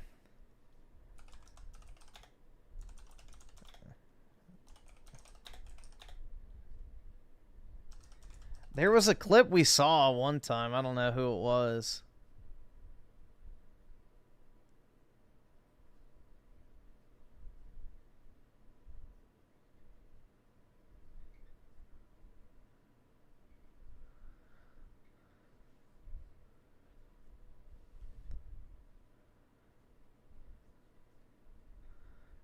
What's that? Close the doors for me for a quick moment. I want everybody to remain standing quickly. How many of y'all really received something from the word of the Lord tonight? Listen, when you study scripture, you will notice that whenever God did something in the lives of the patriarchs of old, the patriarchs would pause. They would set up an altar. Is that sweat?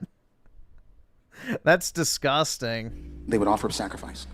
I asked each and every one of you how many of y'all received something from the word of the Lord. Everyone in this place said these words, I did. Because of your acknowledgement of what God did in word, there is an obligation that is attached to that acknowledgement.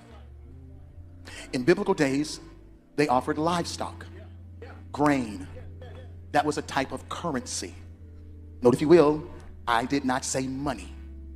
I said currency. And this is what God is saying for at least 1,000 of you in the building. And this is simple. I'm not going to challenge you the way Bishop did. But I know that there's 1,000 individuals under the sound of my voice that can do what I'm about to challenge you all to do. This is simple. 1,000 people giving what I'm about to challenge will be $20,000. 1,000 people giving what I'm about to challenge you all to do will be $20,000. Now, for those of us who are on the dais, I'm taking you higher, so put it back. I'm a strong believer that leaders lead not only in time, not only Dude, look at the sweat. That is disgusting. only in talent, but also in treasure. Leaders lead in time. Look at him. He's like, bro, I ain't got that shit on me. Talent and treasure. I was taught a long time ago. They're all getting nervous because they're going to have to pay. Cost to sit up here. There's 1,000 of you. I said close them doors. Ushers, close the doors. Close the doors. Close the doors. We all gonna leave together. Y'all ain't going no place but to the restaurant. There's 1,000 of you tonight, and those that are watching, it's 1,000 that's watching online. This is a small seed. If I get 1,000 online to give this, if I get 1,000 in the sanctuary to give this, that's $40,000 tonight. Now, everyone up here, we've all sold and seeded, but I need everyone standing up here with us, with me, to plant a seed of $100. Because again, it costs to sit up here. Y'all start moving. Y'all can bring it right now. Come. Even if you're giving tangibly, just put your hand on the, take your phone and stick it on the bucket.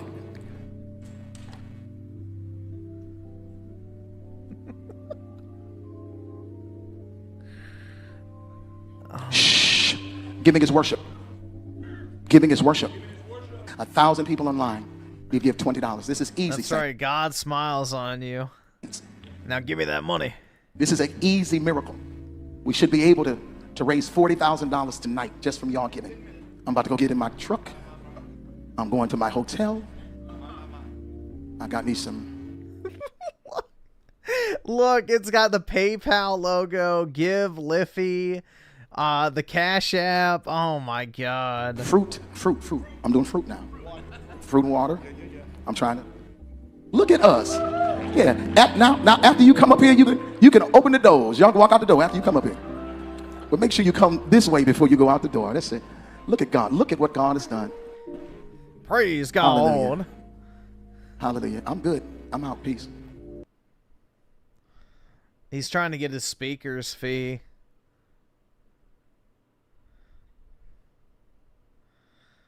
Pitiful, man.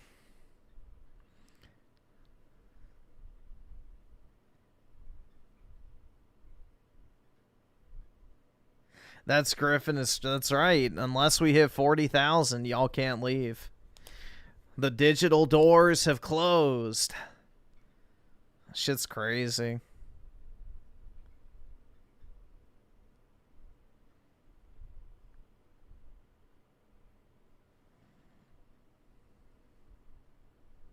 Yeah, we gotta hit 40,000, dude. Otherwise, the public beatings will resume. Bro, that is not an Asian baddie.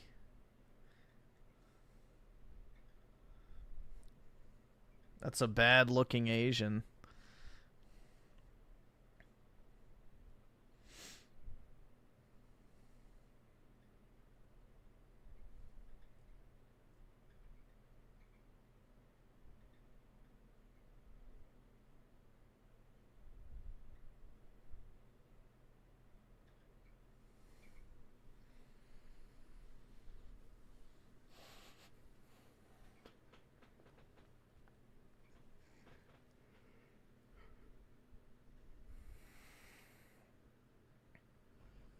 "40-year-old Melanie Mack equals 40K. In what world, bro?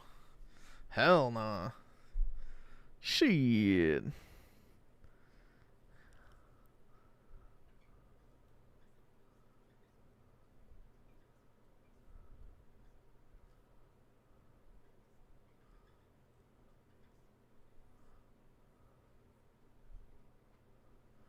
Yeah, that Kenneth Copeland guy's crazy.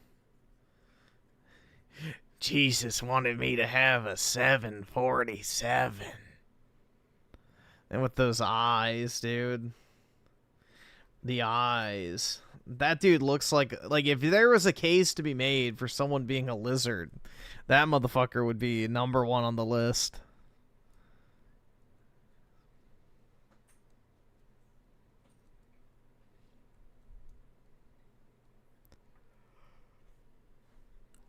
If it's not too long, we can watch it. Let's see. As long as it's not like an hour and a half or something. 40 minutes. All right, we can watch it. I was by this person. Wait, first. What? Oh, hang on. Whoa, He was a victim, and he was what? You were a victim, and you were buddy? No. I wouldn't even rape you. Oh wait, that was fucking Sargoid that said that. I wouldn't even rape you. Oh no. Now we're entering the saltwater fish saga. So a few months ago, Quartering, in order to prove that he didn't go broke from the coffee grift, spent an estimated $50,000 to get a 30-foot saltwater aquarium. Stupid. Not kidding. By the way, not including installation. Well, right? we're saying with I mean, like, you get a used one for about $38,000. And then the installation swell. And then the installation, you know, but he probably bought it new, so it may have been even more than $50,000. So let's have a look here. This is the Fishwater aquarium tank that he put in. Jesus! Whoa! We're 10! So let's fucking go. Buddy! Look at this. So there he is, flexing his gigantic salt. I mean, that does look pretty nice. I'm not gonna lie. I mean, that does look nice. Would I have one? No, because they're a pain in the ass to maintain, but that does look pretty cool. Saltwater aquarium that costs tens of thousands of dollars. It is nice. It is. Of course it is. Beautiful. Yeah, it looks like he has a nice house, too. Of course it is. The thing is, right, Jeremy has never owned fish before. He's never had, like, a normal aquarium with just a couple fish in it and worked his way up. He just decided he was going to go to the absolute apex of aquariums, one that requires a lot of expertise, a lot of experience, and a lot of time and patience to make sure that the fish are okay. Because these are very expensive, very exotic fish that need very specific scenarios to survive. So what did Jeremy do? Well, Jeremy reached out in the general Wisconsin area to all 7 people that live in the great state of Wisconsin. And he managed to solicit somebody. He says, Milwaukee area, email me at thequartering@gmail.com. Aquarium maintenance, 25 plus hours a week, depending on experience and availability, not a temporary job. This is a full-time permanent position in the Quartering empire. Work is technical, but at a leisure pace. Must be independent and good with people, and also the road, as there is driving involved. Starts at $20 to $25 an hour with room to grow. Room to grow? What do you mean? Yeah, so he's got like a career path planned out for his Holy shit, man. 25 hours a week on aquarium maintenance? What the... How does that even work? Aquarium tech? So this guy's paying some guy 20... Dude, how does it take 25 hours a week to maintain an aquarium? $25 an hour, 25 hours a fucking week, on top of the $50,000 for the aquarium, on top of thousands of dollars for the fish. 25 hours a week. By the way, must be good with people. What are you talking about? So the guy has to like play video games with Quartering on the couch, I guess, in between working with the fish. I don't know. It's kind of crazy. Does he have to Quartering's wife as well? I've had an aquarium before, bro, and it was like one of these ones, like, you know, like that size or whatever.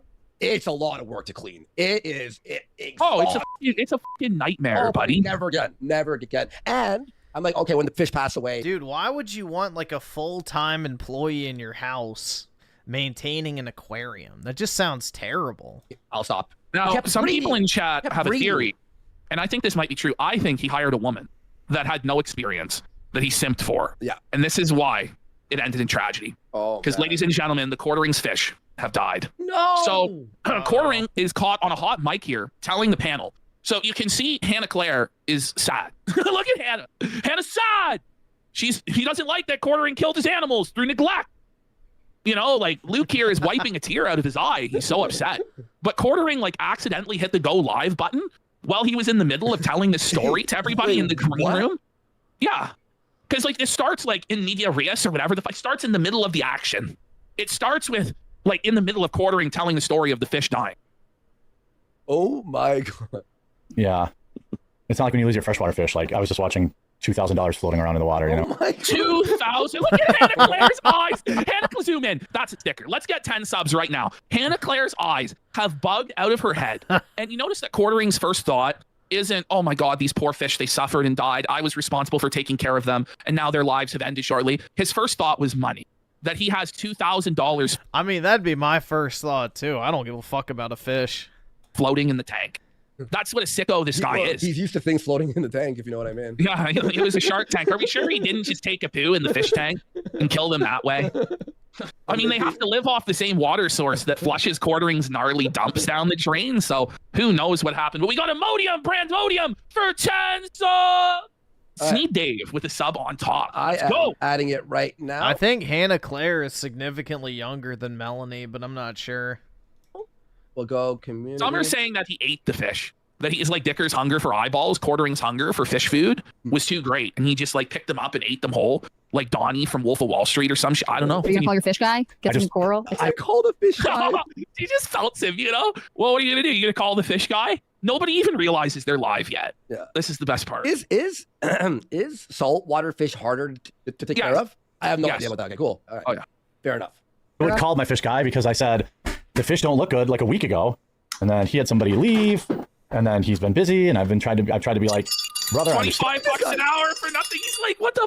Why are you telling me this? And then he's been busy, and I've been trying to. Martinson is supposedly like a medical doctor who like called out the pandemic, or what? He's here to talk about the vaccine and shit. And Jeremy is like, yeah, so my fish died. It's like, what the fuck are we doing? Like, your serious political programs. Try to be like, brother, I understand you've been busy, but like, I said my fish don't look good for like the last week. Imagine buying or hiring a fish guy full time, and they still fuck it up.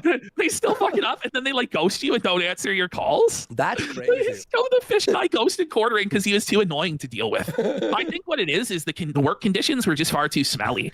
Quartering just gassed him out of the fucking aquarium because every few minutes he was dropping sloshers in the bathroom near the aquarium, and it was just too much. Then Quartering expected the guy to pretend to be his friend for $20 an hour. Right. I love the term slosher as being like is picking up. You know, I made that up like years ago.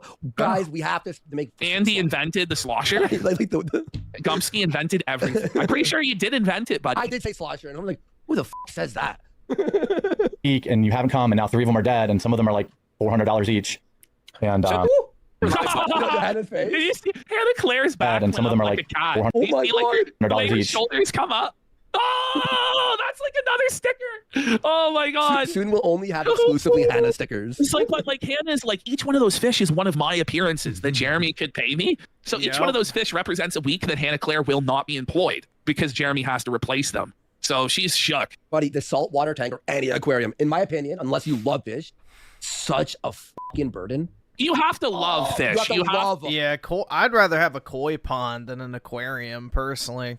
Into it and into the process of taking care of them. Although koi ponds, you have to be careful because the hawks and shit will come and grab the fish out of the pond. So you have to have like some sort of enclosement over top of it. And making sure it's just right. Yeah, definitely. And we're live, by the way. I know we're live. Yeah, that's all right. No one else did. Look at the doctor. He's like, am I really in the midst of this shit show right now? He doesn't know. He had no idea, bro. He had no idea. Imagine I hit go live and I'm like, yeah, so my dishwasher broke. But imagine you tune in and this is the show. It's not like, welcome to the program today. We have a great show for you guys. This is what's going on in the world news. We have special kois. Yeah, the Japanese like pond fish. So they're expensive. Some of them can be like tens of thousands of dollars depending on the coloration and patterns that they have. Yes, Chris Martinson on today. He's a doctor that helped expose the pandemic scam. Instead, it's like this weird, awkward situation where he's explaining how his fish died. Whoa. I know. You have to start. No title card, no music, no anything, no effort. Yeah, that's all right. I wasn't saying anything that was no big deal. I think the audience likes to know what's going on with these fish, especially if they're $400. Oh, she's felting him. She's felting him, and everyone else on the panel is laughing. Look at the doctors laughing. Luke's smiling. That's 20 bags of coffee that the quartering has to sell per fish. He's like, no, I really think people care about this and not the news, Jeremy, for sure. Keep going. Especially when the fish are $400 and you keep telling everybody you're going broke and you're going to have to fire me and Hannah and Luke if we don't get money. But yeah, tell everybody about your $400 fish that you wasted a bunch of money on and died. Great. Listen, if Hannah gets fired, we'll reach out and try to get her as a guest on the show to find the inner workings of the Quartercast. Or now, the Jeremy Hambley Show, which he changed the name of his whole show because of our one video. It's no longer the Quartercast. It's the Hambley Cast because he needs to run the SEO. It's ridiculous. He completely renamed his whole channel because of us and then tries to say that we're irrelevant. It's amazing. It's an expensive hobby. Well, saltwater fish are very expensive. And, what are you, Dr. Fauci, taking out these fish? He calls him Dr. Fauci. Home run there, Luke. This isn't political spurgery at all, buddy. That's a real sharp one there, pal. Is having fish a hobby? He vaxxed the fish, buddy. Is having fish under the it is definitely category of hobby? I guess so. Yeah. I mean, maybe. I mean, shit. If it's yeah, I'd say you're so much fucking if work. it takes 25 hours a week, I was looking. Dude, if it takes 25 hours a week to take care of those fucking fish, then that's definitely a hobby. That is definitely a hobby. For some sort of to give them because they didn't look good, but they fucking good. You know, he said, well, you just got to hope they. This is great back and forth. You know, he went with a holistic approach. You know, feed them this, feed them that. Hope they pull through. And I've never seen one man say so many things and jokes that get nothing. No reaction. No reaction. Whatsoever. No like tag from someone else who jumps in and helps. Nothing. It's everyone just sits there in silence, a no sound. And we got the spicy quesadilla for another 5 subs. Let's go. Let's go. Just looks like my powder brown tang did not pull through, and so that's another $200 on the drain. You need an mRNA gene-specific intervention that is done in China in order to help progress your fish's Burglar! You know this guy's great at parties, right? I mean, do you guys know the government is spying on us through the PRISM program? You guys know that Julian Assange was unlawfully detained in an Ecuadorian embassy for 7 years, even though he did nothing wrong. Guys, I have the documents. Buddy, no one gives a fuck. Holy shit. 9/11 was yeah. You guys know 9/11 was an inside job. I have the documents to building 7. Yeah. Spicy quesadilla for 5. So I'll go to Alex Jones for my fucking conspiracy theories. Thank you very much. Could you make the topic of conspiracy theories any more boring? Like, it's supposed to be fun and exciting. You know, it's a whole world of crazy clandestine cloak and dagger operations by a government that's out to get us for society. So did you guys hear Where's about the sinister music, dude? Dr. Fauci in the lab with the genetic coding of the longevity and health towards being genetically altered to deal with the horrendous conditions you put them under? There's 20,000 people already waiting for us to get going. I want to welcome in today's guest, Chris Martin. Dude, how the fuck does he get 20,000 people immediately after going live? Like, I'm sorry, that is just so fucking suspect. And Chris, thanks so much for joining you. How did you kind of get into... Did you hear that? He goes, thanks so much for joining you. Not thanks so much for joining us, but thanks so much for joining you. Well, I think we're going to ring something for you there, Jer. Yeah, Rumble fudges the numbers on live streams. So they're very, very misrepresentative of the true nature of viewership. For joining yourself. What a great intro for the guest there, Jared. For joining yourself. Thoughts? Chris Martinson. Chris, thanks so much for joining you. How did you kind of get into, truth telling? Is this just something that... What? Like, what a question. Look at this guy. He's looking at Jeremy like, are you fucking retarded? How did you get into truth telling? Well, I'm pretty sure everyone tells the truth. Oh, does Crowder, send over his audience? Oh, okay. That would explain it. Even DSP sometimes will tell the truth. How did you get into telling I still think they fudged the numbers, though. The truth? As we all know, most people lie every single second of their life. Like me, Jeremy from the quartering. How did you get into telling the truth? Like, what a question. How did you... Did you have a moment where you were like, hey, this something's weird? Did you have a moment where something was weird and then you decided to tell the truth and stop lying? Or what was it that got you into telling the truth? There must have been some crazy event. Paul with the 5. How do you stream 9 hours and still work as a data?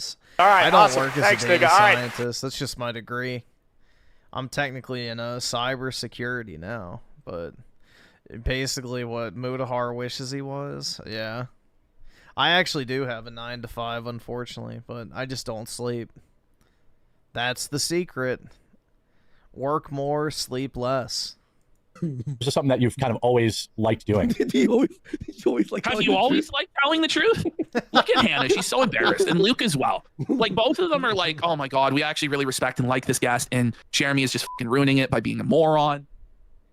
And that channel is still hugely shadow banned. I have a guy behind the scenes. All right, so here we are. So we're doing the shadow ban cope. Now, at least in this guy's situation, he was talking about COVID, which you would actually get shadow banned for. But Quartering is now going to take this opportunity to compare his channel being under attack to this guy's legitimate risky talk about medical information and shit like this. And Quartering's going to go on a whole cope about how his channel's being taken down. It's like, yeah, if I gain 1,000 today, subscribers, there's literally, I don't know, 560,000 there. It's been holding plus or minus 1,000 for like 8 months, you know? Yeah, isn't that funny? I see that sometimes with, you know, my channel too. It's like, you get to live in the silo. Hannah, like, made the face of a, here we go again. Here we go again. Here we go. Oh my God. Oh my, come on, give me a break. We gave you, Hannah, like, just side. Give you this. We give you. Laughing. Luke looks so done too, dude. Like, and the doctor, like, I don't even know what he's doing. He's like, got a load of this fucking guy.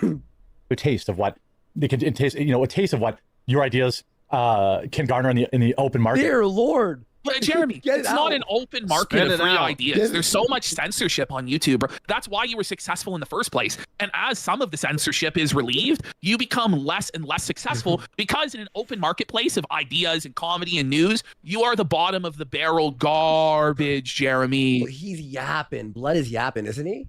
Oh, yeah. He's not alone. Someone said he's such a wordsmith. But actually, we're just going to live right here. And we'll give you a few ones, but then we're going to take them away. Just How about enunciate?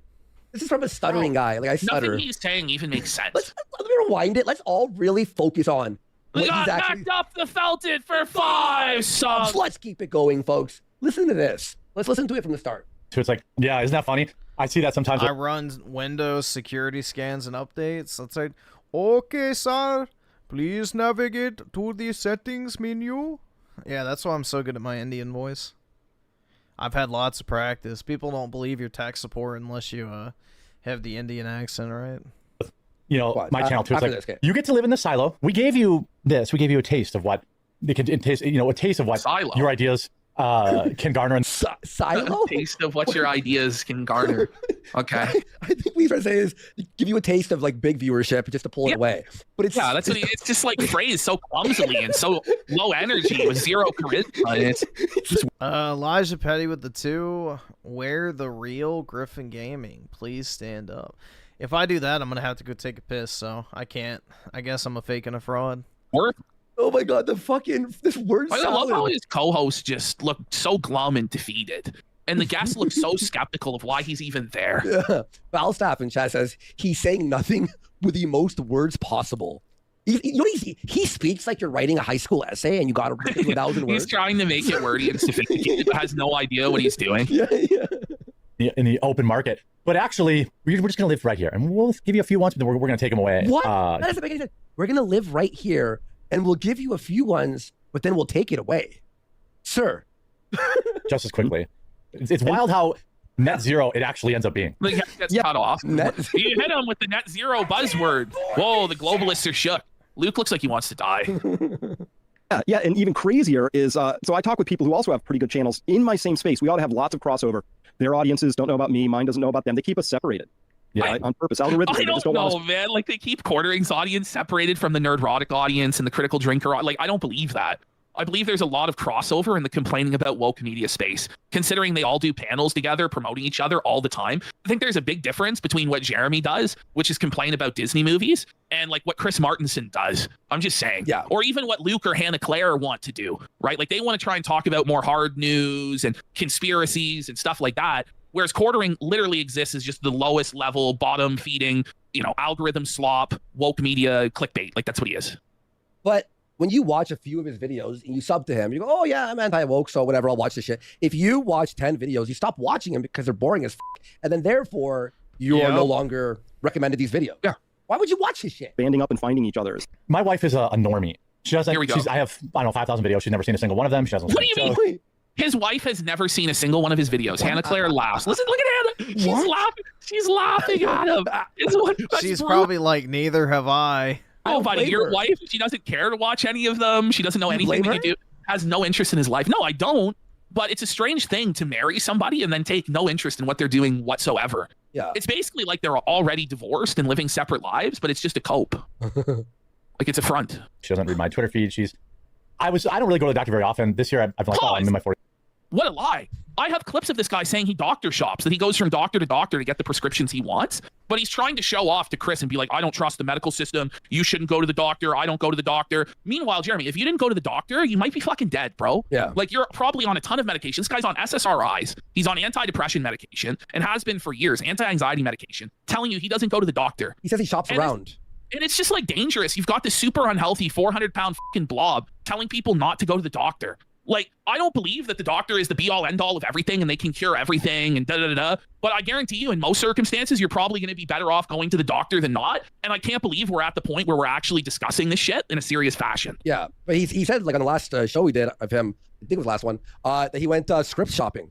You had a doctor to doctor. They go, no, you don't need Adderall. Then he goes, all right, I'll go to the next doctor, next doctor, next doctor. I should probably always get some like physical tests, blood tests, make sure there's not a ticking time bomb in there at least, you know. What are you talking about, a ticking time bomb? You're 400 fucking pounds. Like, we're just in full denial of reality? Okay. I'm sure I have a clean bill of health. Creep on that people weren't coming and going from the island, but I'm saying that there is no evidence. And that Did you hear that? Evidence of Epstein? He just said there was no evidence of Epstein or anybody on the island children. Oh my God. So we're now at the point, this is what Quartering now is doing on the daily on his show, is he's sweeping the Epstein stuff for Trump because Trump doesn't want the Epstein files brought up. And Quartering knows. There's definitely proof that shit happened on the island. That's not even up for debate. Like, that's not even a question. So I don't even know what the fuck that's cope is. Like, that's pretty wild. His entire grift is on the Trump train. So now he goes to the extent of not just saying, well, the Democrats are using this as a political opportunity to hurt Trump. He goes to the extent of denying there's any. Yeah, I mean, if he said something along the lines that, you know, they don't have evidence that he, I guess, trafficked kids for certain people, you could say that. But no, it's not up for debate. He definitely was fucking kids on the island. Evidence that any of this happened. Yes. Which thank God Luke is here to be like, no, actually, Jeremy, even though you're my boss, I'm so autistic that I'm just gonna fucking tell you there is the evidence anyway. Respect. You know, and there's a lot of evidence. Yeah, whoa, what a legend. Bring it up, no, for sure. Yo, what the fuck? There's a lot of financial records. There's billions of dollars being moved around. Oh my God, see his cope shrug and he's just head. Oh, you just tried to deny it, buddy. There's a lot of anomalies, and so there's a lot of records. I will be releasing one Epstein name in every 10 bags of coffee brand coffee. So if you go to... So now he tries to, because he lost on the facts, because Luke actually knows stuff about this and Jeremy can't sweep it, he then tries to make it into a big joke and disrespect the victims of Epstein by trying to say he's going to drop the names and then also turns it into a shameless grifting opportunity for coffee brand coffee. Only at the Quartering can you see shameless bag shit like this. Did you hear, by the way, that the a few of the victims of Epstein's island are going to make their own list now? Did you hear about this? Oh, yeah. Well, Jeremy just says that they're all liars. That's what he does. Okay. Coffeebrandcoffee.com right now. And you buy... No, it was perfectly legit there. Everything was great. There wasn't anything creepy happening. Yeah. Shut the f*** up, Quartering. Why do you have to suck Trump off on every point? But it's just the thing is, the base doesn't even want this. The audience wants the Epstein list revealed. This is where Trump is breaking from his own supporters. Yes. And I just don't get it. Exactly, Ashton. It's like the MAGA crowd is like, that's one thing they haven't... He's probably leveraging it, which is exactly what I would do, too. I wouldn't release it personally. If I had a list of names and blackmail on people that I could use to my advantage, there ain't a fucking chance in hell I'd release it either. Now, I personally don't think there is a list, per se. I think that shit's long gone. The Biden administration was in for 4 fucking years. If there was anything damning in that shit, it would have already been destroyed, hidden, or otherwise disposed. Or altered. Contention with Trump being like, what the fuck? Well, now everybody wants it. Now even the Democrats are clamoring for it to be fucking released because they think it's going to screw over Trump. Yep. But the only person who doesn't want it released is Jeremy for whatever reason. Jeremy. He's sweeping. Every 10th bag will have a name of an Epstein perpetrator. So just... There's not a single laugh in the room. Not a single... Chris is doing a cope smile. He's doing like a, all right, well... some opium as well? No, just it'll be randomly, there'll be one name and every just go buy the coffee. I'm excited. Look, by the way, Just go buy the coffee. Look at Hannah here. Just it'll be randomly, there'll be one name and every just go buy the coffee. She's uncomfortable. It's like nervous She's twitching. Like, oh. I'm excited for something like that. Hey, you know what I'm doing for fall, Chris? I'm digging a huge hole. Get ready for this. Because I've been following. He's on the edge. I've been following. Right, like what retarded shit are you doing now, Jer? Go ahead, Hole? go ahead, tell me. Because I've been following. He's digging a big hole, just like he's been digging for his career the last few weeks. It's maybe time to stop digging holes, bud. How to grow citrus in cold climates, and there's people that do it like they basically, and it's cheap. I mean, it's ugly. No, it's but, not. Like, you just. This guy seems to believe that it's dirt cheap to grow orange trees in Wisconsin in the middle of winter. Well, why is it then that farmers don't grow oranges in Wisconsin if it's so? Yeah, but if she quits the show, she's not going to have a job. Like, who's hiring her? So dirt cheap and so easy. It takes years, 2 years, to even get any sort of yield. And he's going to have to run a greenhouse with hydroponic system in there. Like, it's crazy. Why do you need to grow oranges?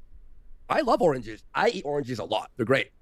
Would I grow a fucking orange tree in Canada? No. And like, it's really never expensive. And following this guy, I think in Utah or Oregon, he's just got a huge hole that's full of, like, we've been trying to grow citrus at our house for a long time. We live in Wisconsin. What? So it's been tough.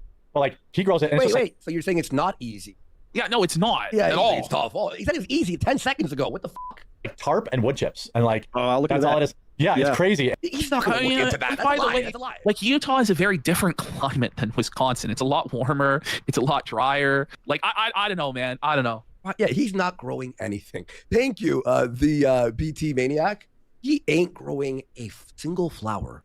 And, it's never going to happen. No, not even like a regular He will never harvest one orange. Not one. It will never happen. Yeah, he's got like, I mean, he goes in there and there's like, 50 orange trees all just blooming, blossoming. The thing is, like, I believe that it probably is possible, but it's going to require so much effort, so much money. And the biggest thing for quartering, time. He doesn't have the time to even do the saltwater aquarium without hiring an outside person. So once again, this is going to turn into something where he has to pay outside help to babysit his orange tree greenhouse to try and get 20 oranges, 24 oranges in 2 years. You know, they're fucking like a buck at the fucking grocery store. For sake, man. He can't even grow his channel, let alone a fucking orange tree. The thing is, he hasn't learned his lesson from the fish, which is that paying some other random guy to take care of your stuff when it has to be massive attention to detail and huge time investment isn't going to work. They don't have the passion. They're just there for a check. It has to be your passionate hobby that you're invested in every day to grow oranges in Wisconsin. It reminds me of what's that show, Financial Audit? You know, with Caleb Hammer. Yeah, he always mentions this on people. It's called hobby jumping. It's where you do something for like a week and you buy like fucking. It's Jomha syndrome. Yes, where they go from they're going to be boxers, they're going to be musicians, they're going to be lives, they're going to have a pod, and it's just jumping from trend to trend. Remember, Anissa bought books. Exactly. She was going to be a big intellectual and a reader. Then it'll be cooking. Then it's going to be I'm going to be a titty streamer again. It's the Jomha syndrome. Yeah. Yes. Exactly. Flowering, doing great. I just talked to my fish guy. Update. There's 3 courses of action. Update on the fish. Like, guys, the fish guy. We have a live breaking update. I've chosen the 3rd. So the first was to pull all the fish and put them in a separate quarantine tank and try to. I don't know what Hannah's doing, but she's got a hobby that she does on the second monitor. There's a game. There's Animal Crossing or Stardew Valley or Bejeweled. Something's going on that second monitor. Save them that way. The second was to treat the tank with a less aggressive medication directly to the tank, which may or may not be effective, and it could kill all the coral. The third was to simply keep my fish fed and let nature take its course. The strong will survive. And the survivors will build up somewhat of immunity. The strong will survive? What the fuck? Apocalyptic tank? Some of you will die. But that's a sacrifice I'm willing to make. He's doing eugenics. Yeah, he's doing eugenics in the quarter-pounder saltwater tank. Like, whoa, man. What the fuck? There can be only one. It's like Mad Max, and they have like fucking... That's what I've decided to do. It sucks, but... That's what Is that what he's decided to do? He's decided to kill off all the fish one by one until there's only one for the fishing? Okay. Holy shit. 1 second. Let nature take its course and let the strong survive. Sucks, I just lost my Potter Brown, and that was very expensive and my favorite fish. His Potter Brown, his favorite fish was called the Potter Brown. Come on. Bruh. It's brown. Oh my God. It's like the pot that he poops in. His favorite fish is the pooper brown. Come on, and he's wearing a brown hoodie as well. Like, could he make it any easier for us at this point? Holy shit. Oh my God. That took 1 second to get. The potty brown. Potty brown. And I won't say like this is the only way to do it. This is the cheap way to do it. He's doing the cheap way? He's going to do the expensive way of building his orange orchard. Okay. There's a way where you can basically dig a hole and like build a greenhouse over the top of it. That's what he's gonna do. There's 2 here. This guy. Here, I'll show you. How about here? He's gonna show us this setup. How about work on like creative projects to make yourself not like lose subs? I'll put it on while I talk about the super chats. Here. Okay, look at this shit. Get ready. He's gonna grow oranges without eating in the snow for only $1,000, if you can believe it. He's showing it to 30,000 people. Yeah. As though anyone would care. So I want to focus on this image of the greenhouse with all of this aluminum foil. It looks like a fucking weed grow up. Guaranteed you're going to have to put hydroponics in there and all sorts of crazy fucking shit, dude. Yeah, in order to grow oranges in the fucking winter. And it's not going to, the yield is going to be fuck all for how much time and money you're investing into it. You know, they don't pay me money, so I don't want to shout them out. Do you hear that? Someone said he goes, bring it back. He goes, there's a company that does this for cheap, but I'm not going to shout them out to you guys because they don't pay me money. Like, whoa. Oh my god. What a grift, bro. Oh, fucking bad. Yeah, this is truly, you know, drilling down to the topics that are at the, you know, forefront of the mind of politically savvy individuals in the United States, for sure. Top tier political commentary. Bastard, isn't he? He They is. don't pay me money, so I hope they fucking sabotage it. I hope they add fucking like lead in the fucking soil. Like, you know what I mean? Luke looks depressed, yeah. Well, Luke doesn't want to talk about this. Jeremy's barely getting any donos to begin with, but he's now not reading any donos under $10. What? Yeah, he hardly gets any donations, but now he's saying that he won't read anything under $10 because his audience will only send in $2, and they're scamming him. so I can read them today because I know I forgot them. Second of all, the only rants I guarantee I will read are $10 or more, because otherwise everyone just does a bunch of $1 super rants and super rumble rants, and I would be like reading them all show long. By the way, all the rumble rants are, you should do this show from a casino. Yes, you'll see like all of the super chats he gets are subtle disses, like from the casino, or asking him if he pooped his pants today. You'll see in the next segment after this, which is called "It's Getting to Him," because it is. He's cracking. I know. I realize that makes me sound like an asshole, but like literally, you know, a rumble rant takes the same amount of time, whether it's $1 or $10, and I just can't read them all the time. Simon Jones says, Elijah Schaefer gave you lots of love on his last show last night. I'm glad you boys kissed. Elijah Schaefer, why? Okay, so now Quartering has kissed the ring of Elijah Schaefer and made up with him. Now, the reason why he was against Elijah for years was because he was simping for Sydney Watson, who, you know, accused Elijah Schaefer of sexual harassment and assault and all this. And to be honest, there's probably something to it. Elijah Schaefer was named along with Holly Alexander as potentially being a pedophile, like Groypers and I shit know like about this. that, by the way. You know, Quartering has decided, though, that since Sydney Watson has raped him, totally grifted him and simped him out for $250,000 between the Publica, and then also Quartering had to simp for her tea company and set her up with a tea company and fulfill all of her orders for free for the tea company because he's a simp. And then she jumped ship to another competitive program anyway and left him holding the bag, and then dragged his name through the dirt amongst all of his friends and said he was a creep and a loser. So now Quartering has crawled back to Elijah Schaefer after calling him every name in the book for years. We'll get into that. We have the clips of Quartering admitting that Lauren Southern simped him out and that Sydney Watson also simped him out. So he's the simpering. We'll get to it. It's not that, I don't want to rehash it. It's not that big a deal. They made it up. It's ancient history now. Yeah. I had no idea. I can tell you off stream. I just don't want to dredge it back up. Yeah. Well, you wouldn't eat any of these fish. But I lost like a flame fin yesterday. I lost one that was like a purple and yellow one. But I'm going to let it happen. No. And then I'm going to make my fish guy refund me. And we'll see if that happens. The fish guy's not going to refund you. What is he talking about? The fish guy is going to refund him? What is he talking It's not happening. Dude. Victim, and I was by this person. Wait, first. What? Oh, hang on. Whoa, He was a victim and he was what? You were a victim and you were buddy? No. Oh no. Wait. Oh shit. Whoops. That was the. All right. The battle continues. So here is the fish funeral fund. So the Quartering established a fund to. By the way, we got spicy quesadilla for 50 subs. Oh my God. Let's put these buddy. let's put these right side by side on the screen, okay? So, Quartering. Thoughts? He didn't get any fucking. It was 10 $5 super chats, and he was going to do a funeral for the fish where he flushed them down the toilet and said a prayer.